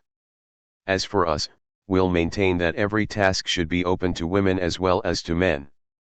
We'll say quite simply that some women are good at medicine and others are less so, some women love music and others don't much care for it, some women are extremely attracted to the art of war and others are disgusted by it. Some women are philosophers and others prefer sophistry, some women are brave and other women are fearful, exactly like men. Our obligatory conclusion will be that nothing should prevent any woman from filling a position of leadership when it's her turn to do so. Women and men alike can possess a nature suited to the defense of the country, and if that nature has seemed weaker in women for such a long time it's because it was deliberately atrophied in them by ruthless educational segregation and insidious propaganda about the so-called weakness of the female sex. Whereas everyone can see that we're much more resilient than men. Amantha, who had turned back into herself, triumphantly crowed. That's very true. And there's nothing better in politics than the commitment of all those women who are as resilient as they are remarkable. This excellence in women will be enhanced, from childhood on, by literature, poetry, music, and physical training, as we've outlined their use in our academic curriculum. Which implies that, if necessary, we'll have to strip naked, like the males, said Amantha coyly. Of course. But a woman who's forced to strip naked because one task or other in the service of the community requires it will have all the clothes she needs in her militant virtue. As for the men who might be tempted to make off-color jokes, we'll say, like Pindar. Before it is ripe, they don't give a hoot. They select and they pluck laughter's sweet fruit. Point 3. Those males stupidly laugh at the very same thing that they themselves do, on the ridiculous pretext that a woman is doing it too. They'd be better off sticking with the saying, what benefits us is as beautiful as what harms us is ugly. And with inwardly rejoicing, said Amantha in conclusion, that the benefit of a drill can be symbolized by female nudity, which has always been the very image of beauty. On that point Socrates could only agree with the young woman. So that concludes this chapter, as I see it. The wave that arose from this old business about the role of women and their education hasn't overwhelmed us in the least. Absolute equality between men and women from this perspective is not only a question of principle for us, but we're also able to prove that it's the most beneficial thing for the community as a whole. But Glaucon, for his part, didn't feel that the communist lawmaker was out of the woods quite yet. There's still another wave that could drown us for good this time, he said. What wave is that? What becomes of that primordial unit of society, the family, in your conception of things? Who'll take care of the children? And incidentally, in this context, what becomes of equality between women, who carry the unborn child in their wombs, who nourish the fetus with their own blood, who give birth in pain, who nurse the baby, and men, who had nothing to do with the whole business other than just screwing and coming. But above all, in your conception of things, what becomes of the family? The family, as we know, is the place where all the wealth is concentrated and where, in an absolutely unjustified way, it's passed on to individual heirs and not to the community as a whole, even if it's a matter of factories, banks, artistic treasures, apartment buildings, forests, and so on. The family seems to me to be absolutely necessary for raising children, while at the same time, since it's complicit with the worst aspects of private property, it's a pillar of an inegalitarian society and, what's more, the fetish of every reactionary system of government bar none. What do you have to say about such a paradox, Socrates? And let's not forget, added Amantha, Engels' wonderful book The Origin of the Family, Private Property, and the State. That origin is common to all three terms and is responsible for the most decisive victory of oppression in all of human history. We've decided to abolish the private appropriation of everything useful and valuable for the community as whole. We've decided to dissolve the state by means of a polyvalent system whereby everyone in turn fills public positions. So what could make us hesitate in the face of that reactionary idol, the family? It needs to be completely abolished. It's the family that gives substance to the truly obscene ideas of patrimony, inheritance, heredity, superiority on the basis of birth, blood, or race, necessary inequalities, and so forth. Gide was right to exclaim, "Families, I hate you," for well, Socrates, cat got your tongue? Socrates in fact just sat there, as though he were far away. He mopped his brow. The silence persisted, and the young people, feeling uneasy, didn't dare break it. At last, Socrates said softly, almost under his breath, "Your elder brother Plato thought he could speak in my name about this strange, almost intractable subject, the family. He took off, it's true, from a few careless remarks of mine, and he has me say roughly the following, I'm quoting from memory: women will be shared in common by all the men. None of them will live privately with any one man. Children will also be shared in common.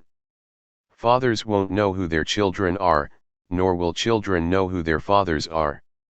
Yes, but in that case, what's responsible for amorous encounters, sexual relationships, the symbolic order of inheritance?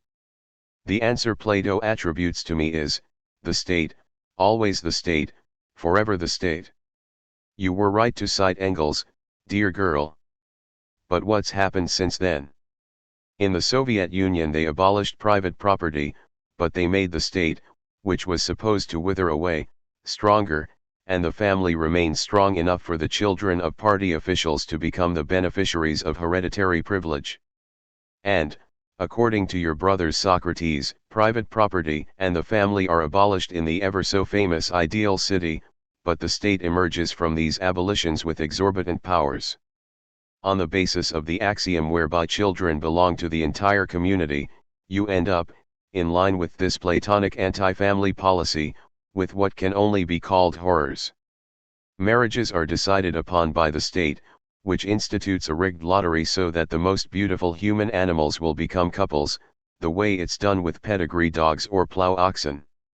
And it's all so as to make sure you get beautiful children. What's more, any newborns in whom a handicap, even a minor one, is detected are discreetly murdered by the police.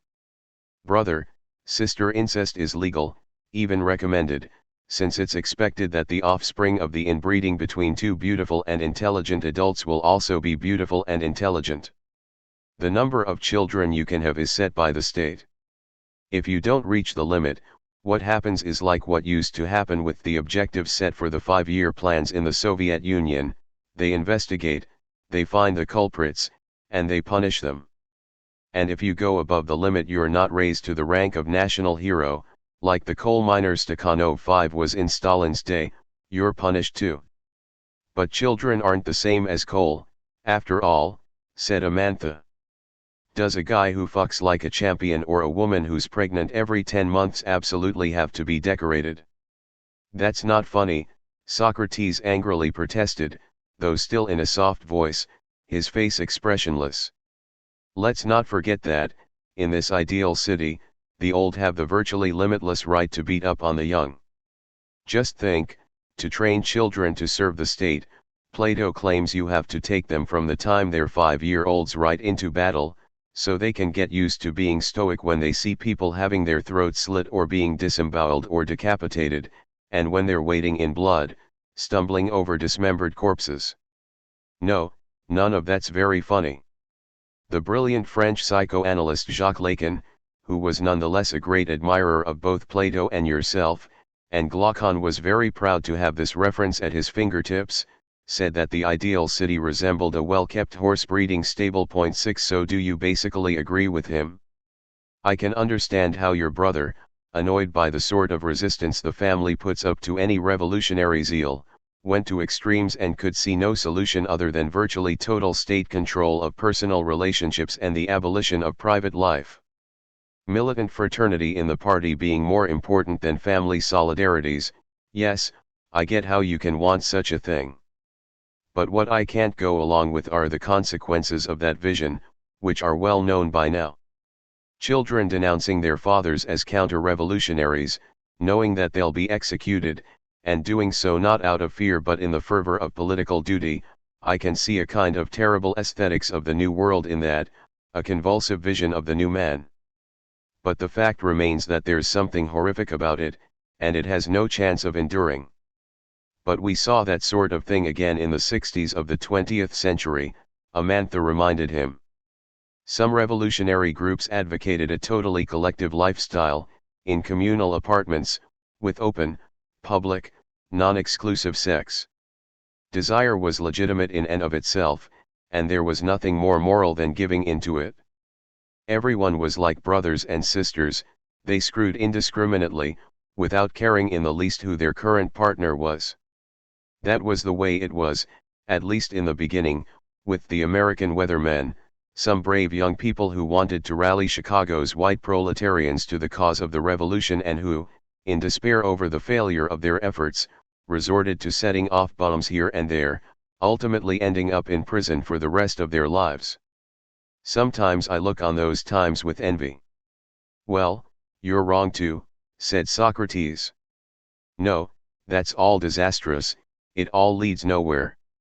Dear friends, I, Socrates, won't pay that price for the necessary dissolution of the family, such as it is. No, absolutely not. Taking advantage of the opportunity given me here by Badiou, I solemnly protest your brother Plato's interpretation of my thinking. But what then? Glaucon asked anxiously. Are we at a dead end? We can always begin by drastically limiting inheritances. That would already be pretty good. In only a few generations, everything that deserves to would return to the sphere of collective ownership. As for the rest, let's face it, this question of the family and the dialectics of private and public life is the cross that communism's got to bear, because love, which is truth, too, requires withdrawal, requires that a certain amount of invisibility be granted it. We can't pursue the path that would involve eliminating all distinction between public and private life simply because of the very real reactionary burden that family life represents. Nor does the threat come solely from communist ventures.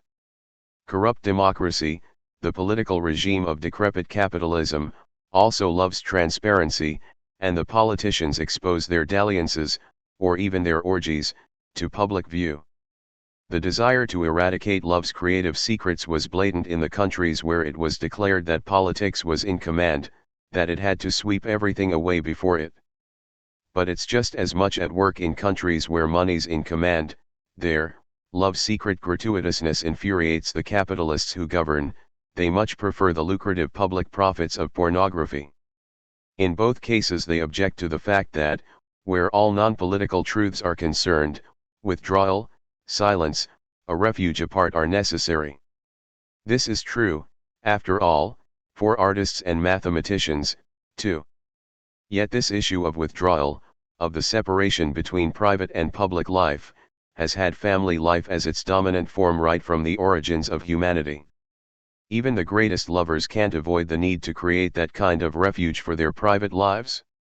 And the result of this love endowed with the refuge is that, when children are born, they're welcomed into the grace of privacy, not mercilessly exposed to the tumult of public indifference. That's why, in the final analysis, eliminating the family is something both necessary and extremely difficult. Let's bear this cross, young people, and move on. We'll have to bear it until such time as the real Movement 7 has given rise to the idea that we're currently lacking where this issue is concerned. In short, said Amantha ironically, when it comes to the family, the intimate power of love leads you to Wittgenstein's maxim, what we cannot speak about we must pass over in silence. 8. Let's say, instead, that we're waiting for the day when, with regard to the family and its truly problematic relationship with love and children, we'll finally be able to think, what we cannot speak about we must do. 9. What is a philosopher? 471c, 484b. The second phase of night had begun, when the earth's silence takes on the density of a carpet. All of Cephalus' guests had gone home except for a few, who were too drunk and were sleeping right on the blue tiles of the patio. Only Socrates, Amantha, and Glaucon had survived the force of those forlorn hours that compose the vestibule of morning. Or not only them, though, Polemarchus was still there, quiet and alert. And on a leather chair, a few feet away, Thrasymachus, too, was awake, perhaps. His head was down and his eyes were closed, so it was impossible to tell whether he was really asleep or whether, like a veteran spy, he was taking in the whole conversation without appearing to. After Socrates' failure to explain what a communist conception of the family might be, nobody seemed to want to speak. Socrates himself was taking little swigs from a goblet of white wine from the islands, as if the discussion were now over. After her nostalgic digression on political and sexual collectives, Amantha had lain down on a sofa, with her hands behind her head, although her eyes were wide open. Glaucon was pacing slowly back and forth. Some words eventually emerged, haltingly, from his full, adolescent lips. If we keep getting bogged down in a systematic exposition of all the regulations corresponding to what you called the fifth system of government, which Amantha promptly designated with the name of communism, we'll completely lose sight of the key issue that you put off examining quite a while ago to launch into these, let's face it, rather irrelevant details about women and children, which ultimately didn't amount to much. The fact that we were unable to deal with issues like marriage, inheritance, and sex raises a much broader question, namely, is this fifth system of government possible? And what means are there, if it is possible, to make it a reality? Obviously, if we assumed that a communist system of government were a reality, great benefits for the country would result. I can even think of a few you haven't mentioned. For example, the courage of soldiers fighting a battle would be boosted by their feeling certain they'd never be deserted, because political fraternity and the practice of collective action would make the word comrade have the same force for all of them as the old words brother, father, or son have in families. Furthermore, if women, as you suggested, were to take part in combat, either behind the shock troops, to strike terror into the enemy, or as reserves in case of some serious setback, or even on the front lines, we'd become quite simply invincible. And I can also see that, at home, provided such a system of government were in effect, all the country's citizens would enjoy 1,000 wonderful things you haven't said a word about. So, Socrates, since I approve of your account of the innumerable benefits of our communism, let's not discuss it any further. Let's focus the whole argument now on the two unresolved issues. 1. Is such a system of government possible? 2. If so, where, when, and how? Socrates, caught off guard, set his glass down. My goodness! He exclaimed. That was some surprise attack you just launched on my argument. Don't you ever grant extenuating circumstances to someone who's hesitant? From the start of our discussion I just barely escaped the devastating effects of a theoretical tidal wave concerning my feminism, I drowned in another about the family, and now here you are, granted, without realizing it, unleashing the most enormous and dangerous of all tidal waves of this sort on me. Once you've witnessed it, you'll be more than willing to grant me extenuating circumstances. You'll understand my hesitations, my fear not only of putting forward such an extremely paradoxical idea, but of completely defending it as well. The more you try to dodge the issue, the less likely we'll be to put up with your not telling us how our fifth system of government can come about in reality. So stop wasting our time, speak. All right, I see. To begin with, we've got to remember that we arrived at this fateful moment because we were inquiring into what justice and injustice might be. What's that got to do with my question? Nothing, nothing. But let's suppose that we really have discovered, as we believe we have, what justice is. Do you think we'd state as an axiom that the just man must not differ in any way from this fundamental justice but must be entirely like it? Or would we settle for his coming as close as possible to it, such that he might be said to partake in the essence of justice more than other men? I'd go for the second position. That's because we conducted our inquiry into the nature of justice, into what the perfectly just man would be if he happened to exist, and also into the nature of injustice and the most unjust of men, only with a view to constructing an ideal model of all this. By carefully observing these two character types and what they actually look like in terms of happiness and its opposite, we were hoping that a rational constraint would be imposed both on and with respect to ourselves, namely having to acknowledge that the more like them we were, the more our own lot in life would be similar to theirs. Our objective wasn't to prove that these two character types could actually exist in the empirical world. Let's imagine a famous painter who has the ability to create a truly ideal model of humanity on his canvas, to conceive of and render to perfection every feature of the worthiest of men. Would this painter's artistic greatness be in any way diminished if it were impossible for him to prove that such a model human being could exist in the real world? Glaucon, sensing a trap, said. I don't think so, but we proposed, in the conceptual realm, an ideal model of the true political community. Socrates hastened to interrupt him. Do you think this proposal would lose its validity just because we can't prove that a political order corresponding to our description of it can be established in the empirical world? I'm not sure. It seems to me. Well, that's the truth of the matter, period. But if, just to please you, I have to attempt to prove that our fifth system of government can be realized, by indicating the proper means and the precise degree of that feasibility, I'll ask you to grant me, as a condition of the proof, the same kind of assumptions as you did a little while ago. What assumptions? Asked Glaucon warily. I maintain that it's impossible to do exactly what one says.